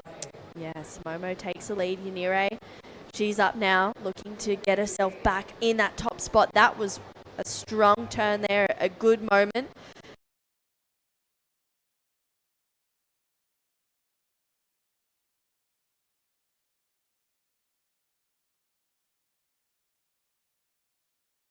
That dynamic connection. So let's see, are we going to see another lead change? This is all back to that as well. 2 minutes to go. This score now for Yanire is super important. Samomo on the answer back. This has been, unfortunately, Samomo just catching some rails, so she has to eject. That could have been an opportunity for her to better that 4.1, and she's got time to get back out the back and find another wave, but it's this last one of Yanire which could change the whole situation. Yeah, it was just really clean, wasn't it? There wasn't any wobbles in it. Really nice surfing, so you have to think that one's going to be a bit easy.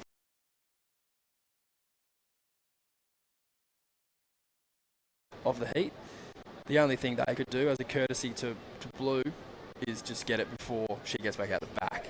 With this amount of time remaining. Blue needs to understand, am I trying to defend this lead? If I can, I don't think she can. She's going to not have priority anyway. But you know what I mean? It's like, do I need to try and defend this position any way possible, or do I need to chase? And what's more important for Yanire? Like, am I going to sit on her, or am I still looking for a score? So it's such a tricky battle, that one. They're tricky decisions.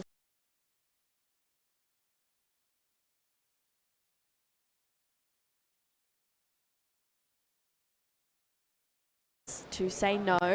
4.03 is what she's looking for. One more judge to enter in that score. Comes in at a 4.27, so situation changes with 15 seconds to go. Yanire goes up into first. Samomo Sato down in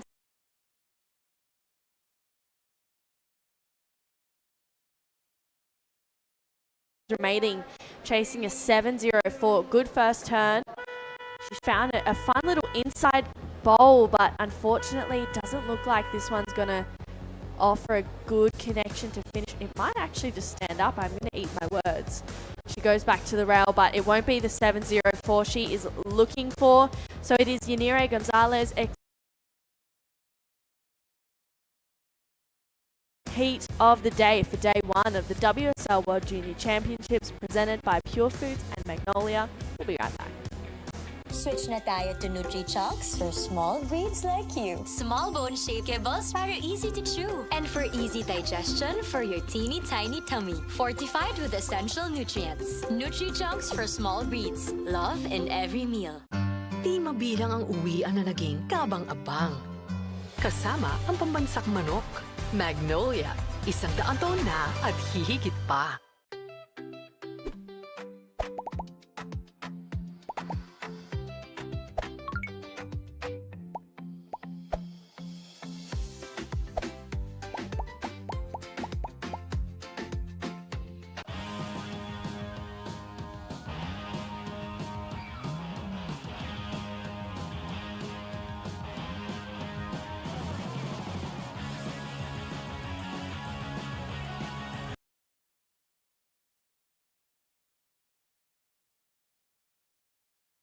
Championships presented by Purefoods and Magnolia. Mirai Aiketa from Japan taking on her fellow teammate Anon Matsuoka, as well as Carla Morera de Laval from Spain. It's going to be a very, very exciting last heat. The day we just saw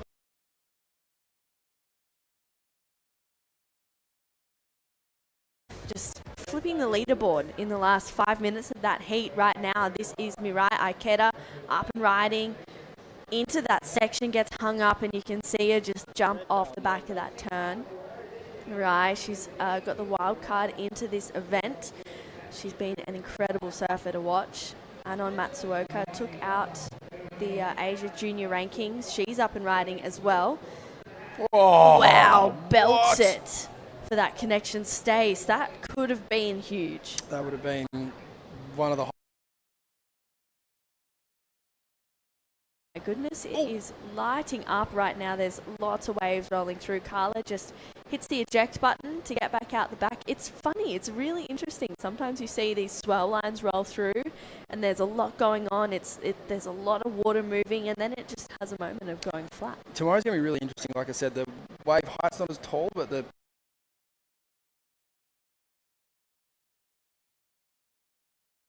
That all the would way be into amazing. the bay. Let's see it. So we'll see. But yeah, it's a unique little surf spot, how it gets its waves. Like if you look at it on a map, it kind of doesn't really make sense how it even gets waves at all. But it picks up so much swell, and as we heard last night at the opening ceremony, it's the capital of the North Philippines surfing world. Yeah. Obviously, you got Cloud9 on the east coast in the middle. Yeah.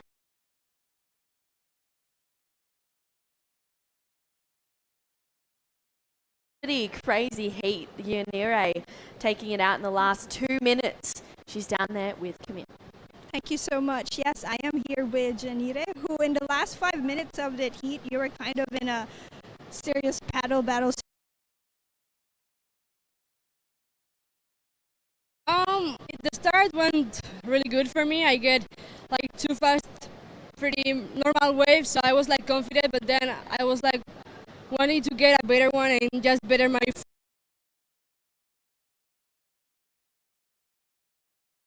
just passed me for 003 or something like that, and then I was like, oh no, I need a way. I didn't want to go to like ripper charities, and I made it, so not bad.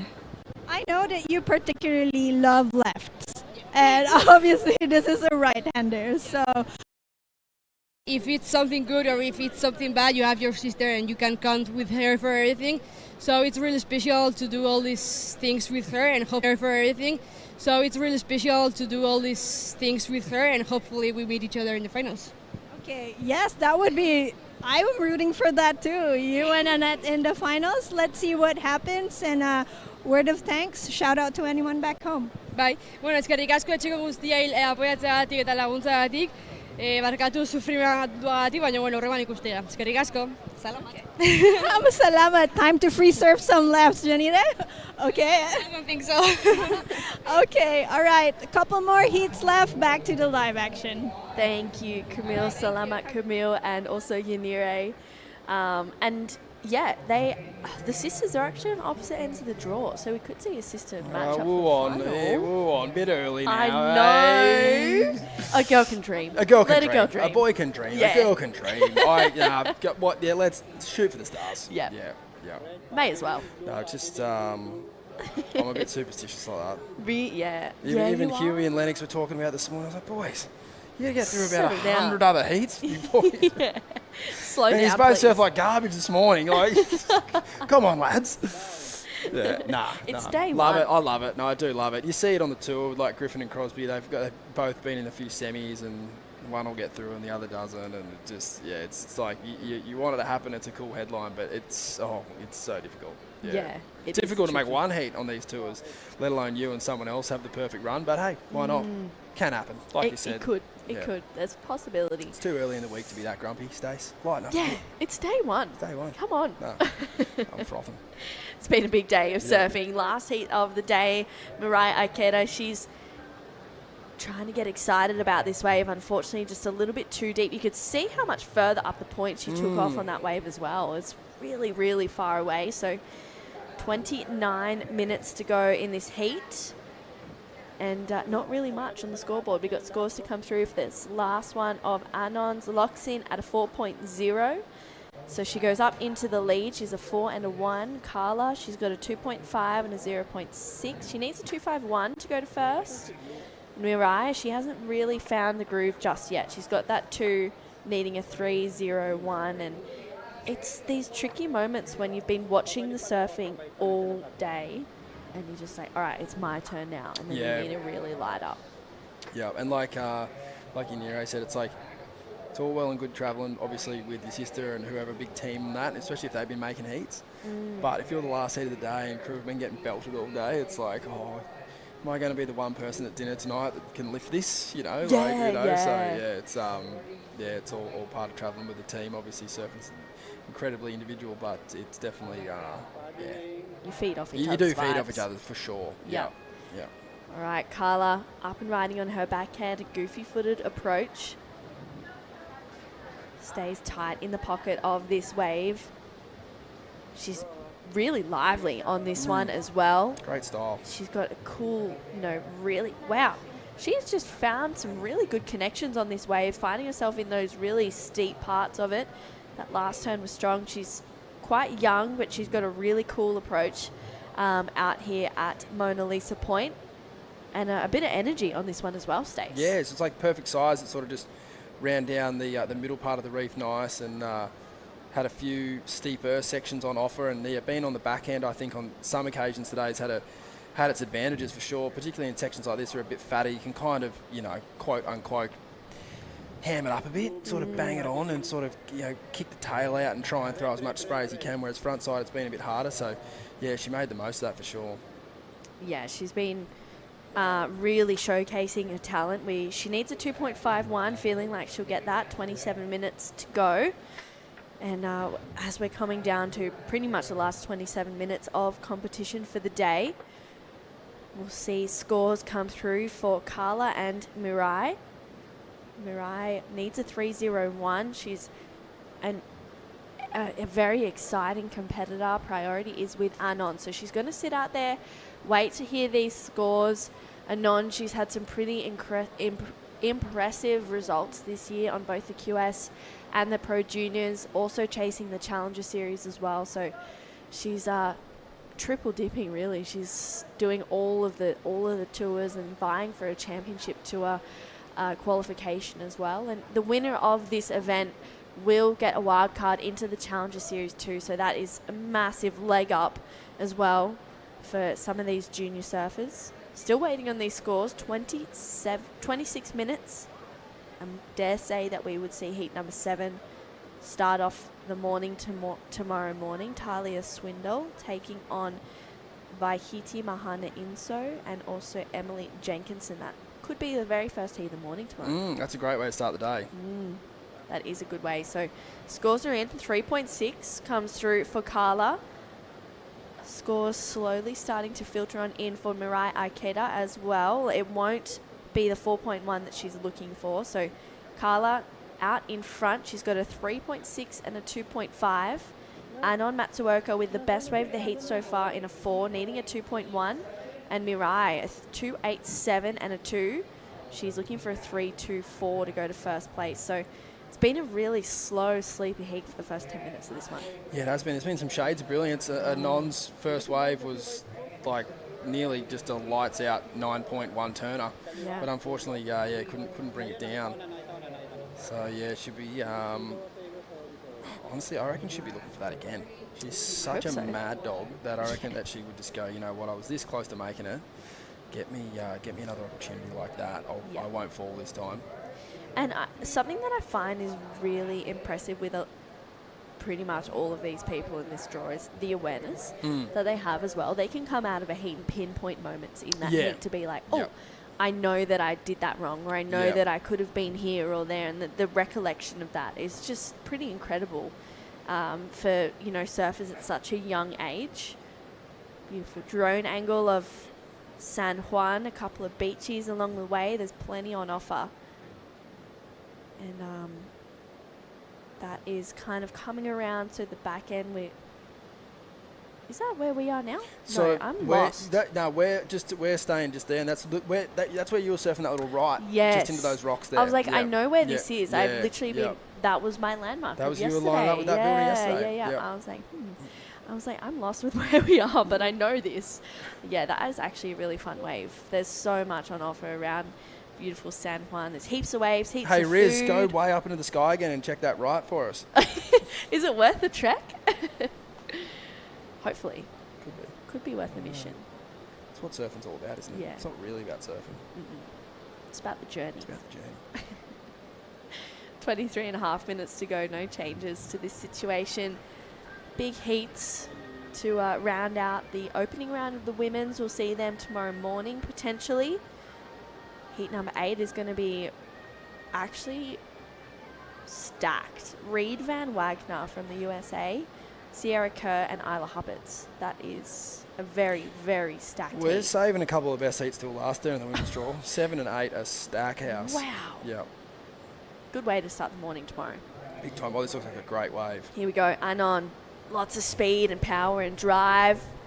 She's got good flow. One really good strong turn. So that was it. And then here we go. Mirai answering back. Smooth off the bottom. She's great on rail, extending a little bit through that second turn. Driving once again in a nice hard carve, and she kicks out of that one. So very different approaches to the waves, 3 turns compared to that one immediately just powerful moment of Anon's. Yeah, it wasn't quite as similar as her one previous, but very similar kind of approach. That wave, it definitely tempted her in to want to be further down the line, but it just ran off a bit too quick. But nevertheless, one really nice turn there. Yeah. Yeah. Here we go. This is looking back the other way. This will get your bearings back. Yes. Okay, fully aware. How's your right looking? Yeah, not that good. Yeah, feeling like we won't be there. No. Sadly. That's okay. That's all right. I reckon we could be like on the comp bank, maybe just cheeky off the end. Not getting any of the way of the world title hopefuls, but just sort of, Just there's the plane picking we up the came in on. scraps. I actually noticed that yesterday. I was like, wow, okay, this is different. I love it. That's a morning commute to work. It's actually quite lovely. I feel like on a sunrise it would be pretty nice. Yeah. And there's lots to do. There's lots of different learn to surf zones. And we got a paddle battle on our hands here as well. Anon and Mariah absolutely going for it. Who is going to get it? Looks like Mariah gets second priority over Anon. So she found herself in a position where she was like, I'm going to keep paddling to try and get closer to first priority. And it worked. Yeah. And she's going to keep going. She's not too happy with where, the other ladies are sitting, so she's going to put herself a bit deeper and try and work some magic a little bit further up the point. 21 minutes to go. Scores to lock in. Carla, she's looking to defend first place. Nice first turn. Opens up for the second one. Gets a little bit caught in that whitewash though. And she's looking for this inside section. Tags it there, throwing a lot of spray, but just completely disappears. 2 scores to come through. She's got that 3.6 in a scoreline. This last one of Anon's, though, is looking pretty strong. It's a 6.5. So she goes straight up into first place. Scores for Carla and Mariah to lock in with just over 20 minutes. Let's go through the replays. There's a fair few. Yeah, I think she just might have got a bit suckered into this one by Mariah. Was sort of having a look at it a little bit deeper, and similar to another wave in the men's earlier today where, if Carla was deeper, it probably would have been a right wave to take because it would have had an extra turn in it. But where she took off, she sort of ended up on the shoulder and didn't really have any steep face to work with, and sort of, unfortunately, probably not the best way to use the first priority there. But still 20 minutes left, and she'll have plenty of time to get back out and get herself a quality wave as we see the last score come in there for Mariah. And a really good example of what the judges are thinking there. Mariah had 3 really nice turns. Anon had 1 clearly better turn, and she was rewarded with a high score. So Anon had the 6.5 and Mariah with the 5.93. Still a good score to have in your scoreline, but just if you're trying to get in the psyche or trying to get in the head of the judges, which you never should. Yep. It's absolute bats up there. but you've got it there on paper. That's what they're looking for, and it's pretty clear across the world tour too. Like they want to see those big moments where you kind of get put back in your chair, like, are they going to make that turn? You know, and when they do, they'll reward it. And you know, as nice as Mariah's wave was, a couple of really nice carves, sort of just didn't have that same sort of dynamic feeling of like, you never thought that she was going to fall off through any of those turns. Yeah. Is one way of putting it. Yeah, it didn't have you sitting on the edge of your seat. Nah, not as much risk as a non. So yeah, it's you know, it's a tricky game to navigate sometimes. Like, what are the judges looking for today is a question that you get at every surf comp, but it's pretty much the same thing at every comp. Yeah. They want to see the biggest turns on the biggest sections. If it's 1 foot or 10 foot, it's still the same thing. Yeah. And it honestly doesn't really matter if it's a Pro Junior QS, Nah. CS, CT. Yeah. It's the same everywhere Nah. you go. Only club rounds in Australia, does length of ride still count? Even then it gets disputed. He rode the wave from out the back to the beach. That's an 8. That's an 8. That's an 8. Couple wiggles, Yeah, but yeah. still an 8. Yeah. Well, 18 and a half minutes to go. 5.93 for Mirai's 3-turner, a little bit earlier on in this heat. A 6.5 comes through for Anon, and a 4 has her out in front. Mirai chasing a 4.58 to go to first. She's got that first priority. Carla's last wave, 2.67, goes into the top 2. She is looking for a 6.9 now to go to first place. It's a decent score. It's going to have to be the best number of the heat so far. So she really needs to find at least 2 good steep critical sections to open up on. And we still have, we're pretty much halfway down in this heat. So we have another half to go. 17 minutes, 40 seconds. Priority is with Mirai Aikeda. We saw that paddle battle. I love a good paddle battle. Yeah, I'm a yeah, fan. me too. Yeah, just a couple extra layers. Yeah. I've seen a couple of good ones on the World Tour last year. Yes. Leo and Jack had a couple of battles. Yeah, I love They it. were good. It brings out the fire, the mongrel. There's that awesome photo of Carissa and Tyler, I think it is, at Bell's. Mm. And they're just the 2 absolute titans, Yeah. elbow on elbow, just right into each other. I'm pretty sure it's those 2. I'll have to think. But yeah, love a good paddle battle. Yeah. Yeah. I'm a fan. Yeah. And anytime it happens, I'm like, yes. Yeah. It's the closest we get to racing. Fully. Actually, yeah, you're not wrong. Well, Mirai won that race. She's sitting out there with first priority right now, and it's pretty important for her. She needs a 4.58, and it's priority in these events is really comes into play, particularly when those good ones come through and you're like, oh, yeah, this is mine. Yep. Everyone back off. Big time. You can see that walk, the high tide, it definitely makes it tricky. I think the socks aren't at risk of Sabo. Well, I Ty's dropped out a bit. actually just spoke to Jessie and she said she got Cleaned up. Cleaned up. That's Jessie though. I know, yeah. Yeah, she's different to you and me. Yeah. Yeah. She's probably off with the fairies. No, looking she at would the have been butterflies appreciating and- some beautiful bird that flew Yeah. past or something, or you know, looking at someone getting maybe a little pit on the left rib bowl, or Yeah. you know, she needed to be laser. It actually happened this morning. She needed to be laser. Yeah, Yeah. this morning she was about to go and I was like, wait. Yeah. Wait. Let's just give it just 30 seconds. Yeah. It was quite funny. Yeah, she just sent a message. She goes, everyone be careful walking back. Yeah. It's quite funny. I hit the road on the way home before. Mm. Scorching hot. Yeah. I'd go to the beachfront. Absolutely. Dip the tootsies in if you'd so Yeah. please. It's quite nice, isn't it? Yeah. Yeah, it was nice this morning. Nicer vibe as well. Oh, going Good left. Scenery. Oh, Love wow. Goofy goggles are on for Carla. Oh. Good first turn. How's her style? Oh. Wow. Gets a strong second one in. Wow. And a third. Best left of the event so far. Yeah. Calling. Yeah, she just beat Ollie Zeitz for the best left of the event. He was holding on to it so far. Yeah, And that was so nice. I don't want to give away any trade secrets, but there is actually some big left closeout sections out there. Was I've there? seen Bronson go left a couple Yeah. times last year. A I was couple going to airs. say, yeah. But I don't want to Okay, it's fine. We'll keep it down. Yeah. But I will appreciate this wave. Wow, beautiful style. It's, you know, this is a great example. If you don't need to be the biggest in stature to sort of throw water and have really nice clean rails, you know, if your technique's really good, that will carry you through your power. Like, and you see that there. It's just a pretty nothing wave, but she certainly made something out of it. I don't think it's going to be a huge score, but definitely a little confidence booster for sure. Yeah, it's a 4.3 it comes through. So best wave of the heat so far for Carla. She now needs a 6.21.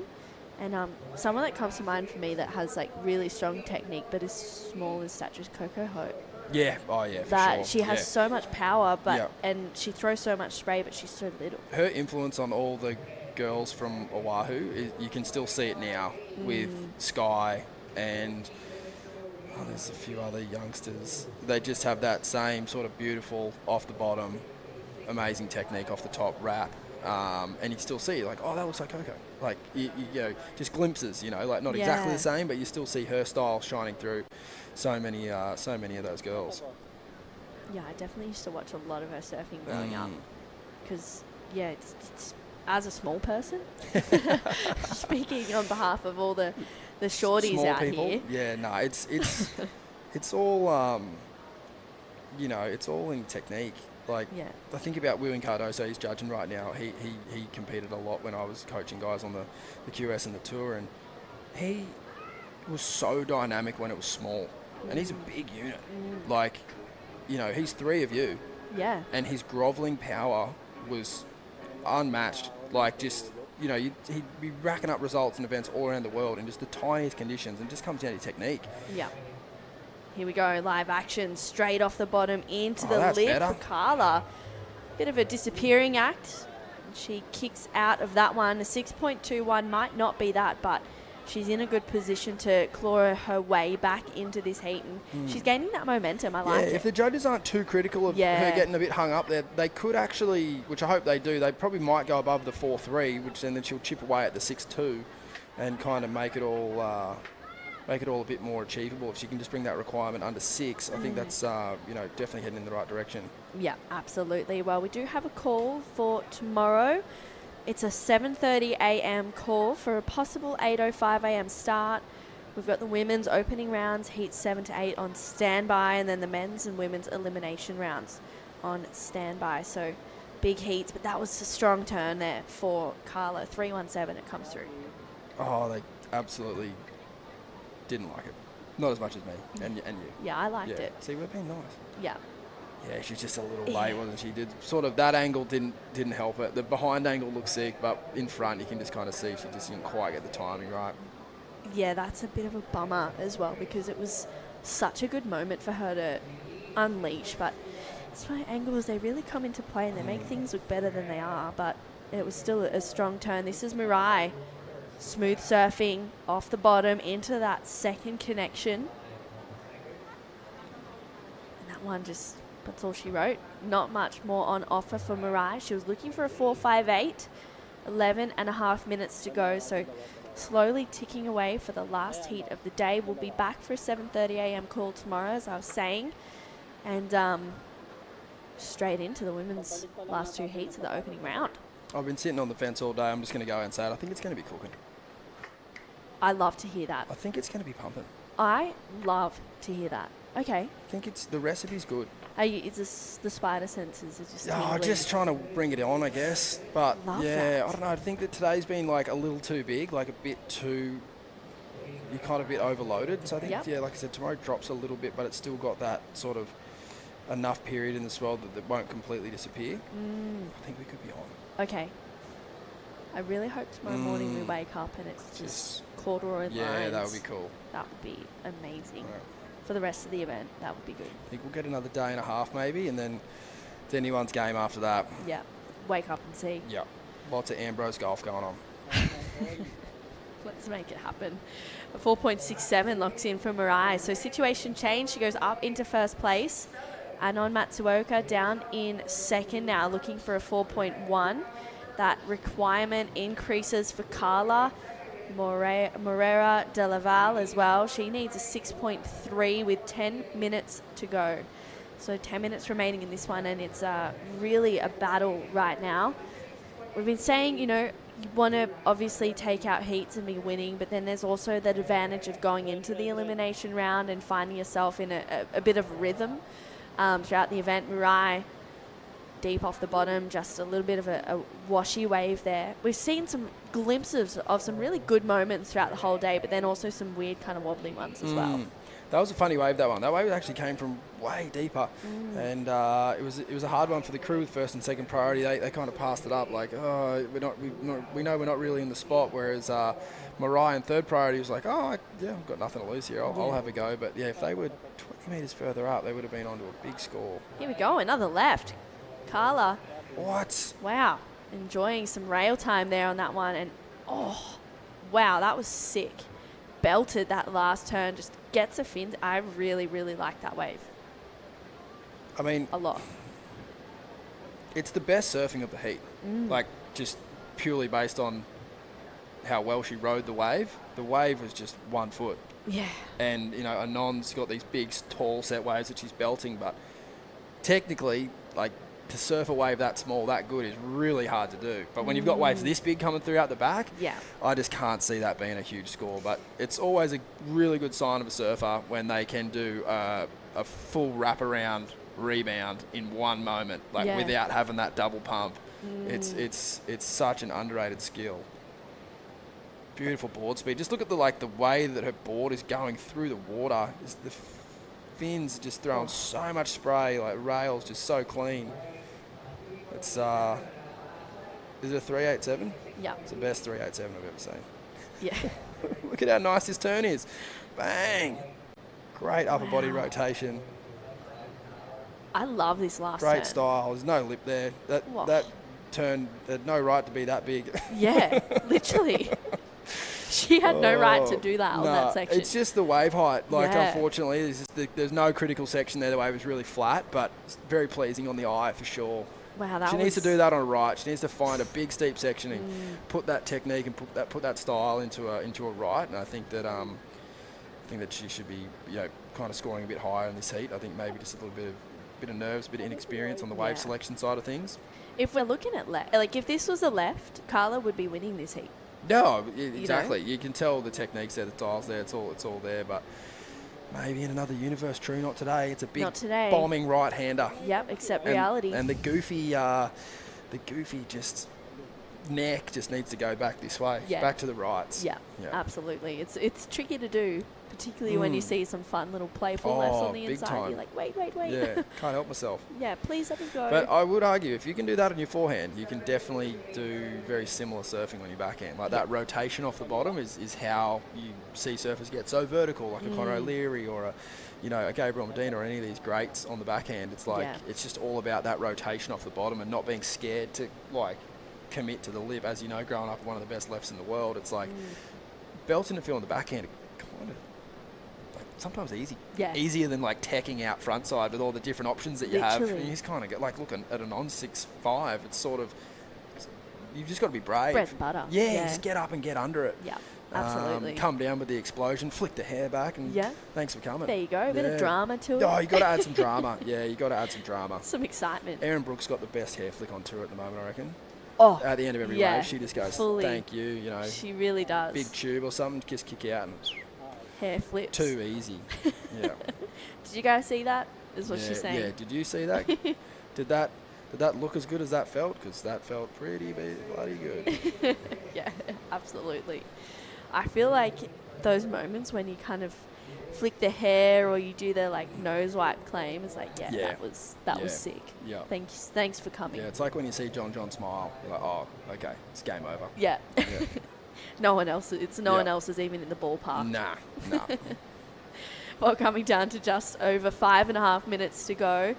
Mariah, she's still holding on to that lead. Anon, she's scrambling for a 4.1 and a 6.3 for Carla. And sometimes also the curse of going left as well is you do get stuck on that inside for a little bit. It can get quite tricky to get out of those little fumbly, washy sections. So Carla, she needs to find herself another good right with 5 minutes to go. The lefts are sick. The surfing is so good, but unfortunately the lefts just aren't the ones to be on a day like today. We are at pretty much a right point, so they do have the better waves, a better opportunity. Just under 5 minutes to go. Anon holds first priority. She's one of those very controlled competitors. She knows what she has to do. She's very happy to sit and wait, and then when she needs a score, she just lights it up. So I have no doubt the next time she gets to her feet, she's definitely going to find a good opportunity. And she's hopefully can do that as well. I mean, big turns. Big turns, big tubes. Yeah, let's see it. No lefts. No lefts. All rights. I'd love to see some lefts, but yeah. unfortunately not on a day like today. Not today. But it's been a great day. Like we said from the start, it's awesome to see the combination of major manoeuvres like on these big open walls. It's like a very much needed talent on the World Tour. Obviously, the highlights on the World Tour are always pretty amazing, but that's a 30-second snippet. Yeah. At any event during any day, a 12-hour day of surfing, you're going to get some high tide heats. You're going to get some onshore heats. You're going to get some heats that could even look like this. So you've got to have it all. Yeah, you need to be prepared for anything. That's like you just don't know. You're going to put your rashi on, and as soon as that hooter goes, it's a completely different heat. And even between heat to heat, we keep referencing it today, but like heat 1 was, okay, cool, waves pumping. Heat 2 turned to shit, and you're like, okay, well, we've got to figure this out. You know, how do you get out of that heat? So it's been adaptable to every event, but also every hour. Yeah. You know, it's such a live environment out there; it can change in a second. Yeah, you have to really be able to just switch off and be like, okay, I'm just going to adapt instead of having that real structured mindset of this is where I'm going to sit. And it's like, okay, hang on, it's shifting. I need to shift with it. And it's so if you're one of those really structured, regimented people, it can be quite tricky to do that and be like, but that was my plan A. Speaking from experience. Speaking from experience, definitely, because I would be like, but that's plan A over there. Yeah. True plan A hasn't been working for 3 hours. Exactly. But that's what I think. Yeah. No, it is. Yeah, it's a very fine mix between being, convinced in your own methods and then also being real flexible. It's it's an interesting sport to get into. Yeah. But here we are. We're here, and we got 2.5 minutes. Yep. And then we're going to wrap it up. We'll be able to have a chat with the winner of this heat as well. So, a bit of an insight into the conditions for this last heat of the day. Mirai Aikeda, she is out in front, looking the goods for a win in the next 2 minutes if she can hold on. Anon Matsuoka has first priority, needs a 4.1. Carla, she's been finding a couple underneath the priority. She needs a 6.3. So if she can do that if she can do the surfing she's done on the left, on the right, she's definitely challenging for it. She just needs to find that opportunity. 2 minutes to go. We've had some big scores throughout the whole day as well. I think the best in 8.17, so might even catch up with that too at some point. But this right now, Mirai Aikeda, the current heat leader. Big opening swoop to start this wave off. And that one just fattens out very quickly. So identifying that, she kicks out, 90 seconds on the clock. And Anon, she's praying for another wave to come through. Yeah, big time. Small score required. It's given me flashbacks to that last heat with Yanire and Samomo. Very almost identical scores required. You could do it pretty quick. Yeah, absolutely. She keeps looking at these tiny lefts. Yeah. I mean, I love it. Been loving the surfing. No, but I think we've got to get away from plan A now. Competitive structure. I think we've got to go to plan B, which should be plan A. Yeah, absolutely. Big rights. Yeah. Plan B is stick with plan A. Yeah. Plan B is I just ripped a left and got a 3.6, 3.87. I need to go back to plan B. Yeah, absolutely. 45 seconds. Let's see if she finds an opportunity. Anon still has first priority. She's having a good look here. She knows that she's running out of time. Has to do something. Quick check turn to start. Lines it up there. Gets a little bit aggressive on that turn. I liked it for Anon Matsuoka. She's going to stick with this one. She knows she needs a very small score, a 4.1. It's not a big score, but it's kind of hard to get in conditions like this. That wave goes a little bit funky on the inside, and you can see that frustration. So happy to be down here and not up there. Yeah, that was tricky. It wasn't as convincing. I know it's a different heat, different scale, similar scale, but it's not something that I would be super convinced that that's going to be the number. Yanire's had that one big moment in it in the last heat, kind of made it real easy, like 4, easy, it's 4-5. Whereas this one's a lot closer. Yeah. The judges will look at every wave here. They really will. A 4.1 for Anon. We haven't got any indication of the score just yet, so we're going to throw to a quick break. But we'll be right back with more action and a chat with the winner of the last heat. Don't go anywhere. We'll be right back. Di mabilang ang araw na naging espesyal. With the best tasting Magnolia Gold Label Vanilla Ice Cream. Magnolia, 100 taon na at hihigit pa.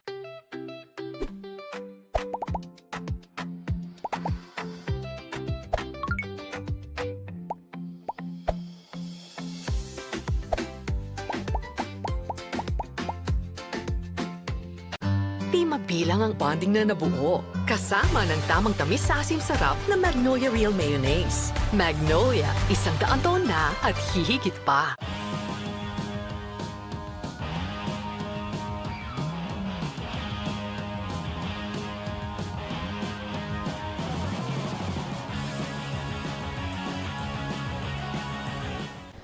It was short and sweet, that break, and we're still waiting on this score. An important one for Anon Matsuoka for the last heat of the day of the WSL World Junior Championships presented by Purefoods and Magnolia. Mirai Ikeda is currently holding on to the lead, but it is this last wave of Anon Matsuoka which could be the decider. If she goes into round of 16, she needs a 4.1 to go to first. So big, important, well, not a big score, but it's definitely an important one for both her and Mirai for this event. No indication just yet. So the judges having a good, hard think about it. Would love to have another look and see, I don't know, just dissect it a little bit more for Mirai. She had that good, strong connection a little bit earlier on in that wave. Let's take a look at it, Stace. She timed this bit really well. She waited for it to get steep, absolutely zapped it. But, like, for me, it's not better than the left that we saw Carla get. Yeah. And that only got a 3.87. So that's the most recent wave in my mind in that range that came through. But then again, you know, compare it back to Anon's 4. It could be better than that if you really liked it. But it's going to be close. It's going to be really close. Yeah. But my gut feeling after having a look at that replay is no. Yeah, it's really tricky. We're going to have a chat with the winner as well. So we'll see. Either Mirai or Anon will be taking this heat out. We'll be hearing from them at the end of the day. 4.1. Still no indication. Still figuring out if this is a score.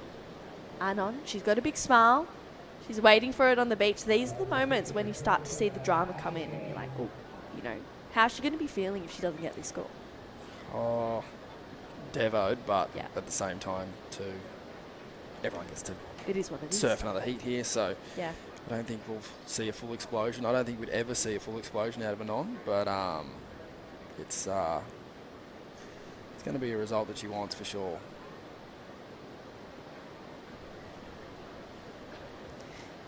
She's waiting patiently. Still nothing just yet for Anon. In second, I mean, the worst that she can do is second. She can't go Which any lower. how the saying goes. Yeah, I know. Not first or last, I know. Particularly in this heat. Yeah. We've had a lot of format changes over the years. Ooh, there it is, 4.33. She goes into first place, and you can see the excitement there for Anon Matsuoka. Mirai Ikeda down in second. And Carla Moreira Delaval in third. I mean, what a great performance from Cara. Her forehand is really looking fiery and ready to go. I mean, I loved it. Which is great. But it's a right. For, you know, Mundaka. Yeah, absolutely.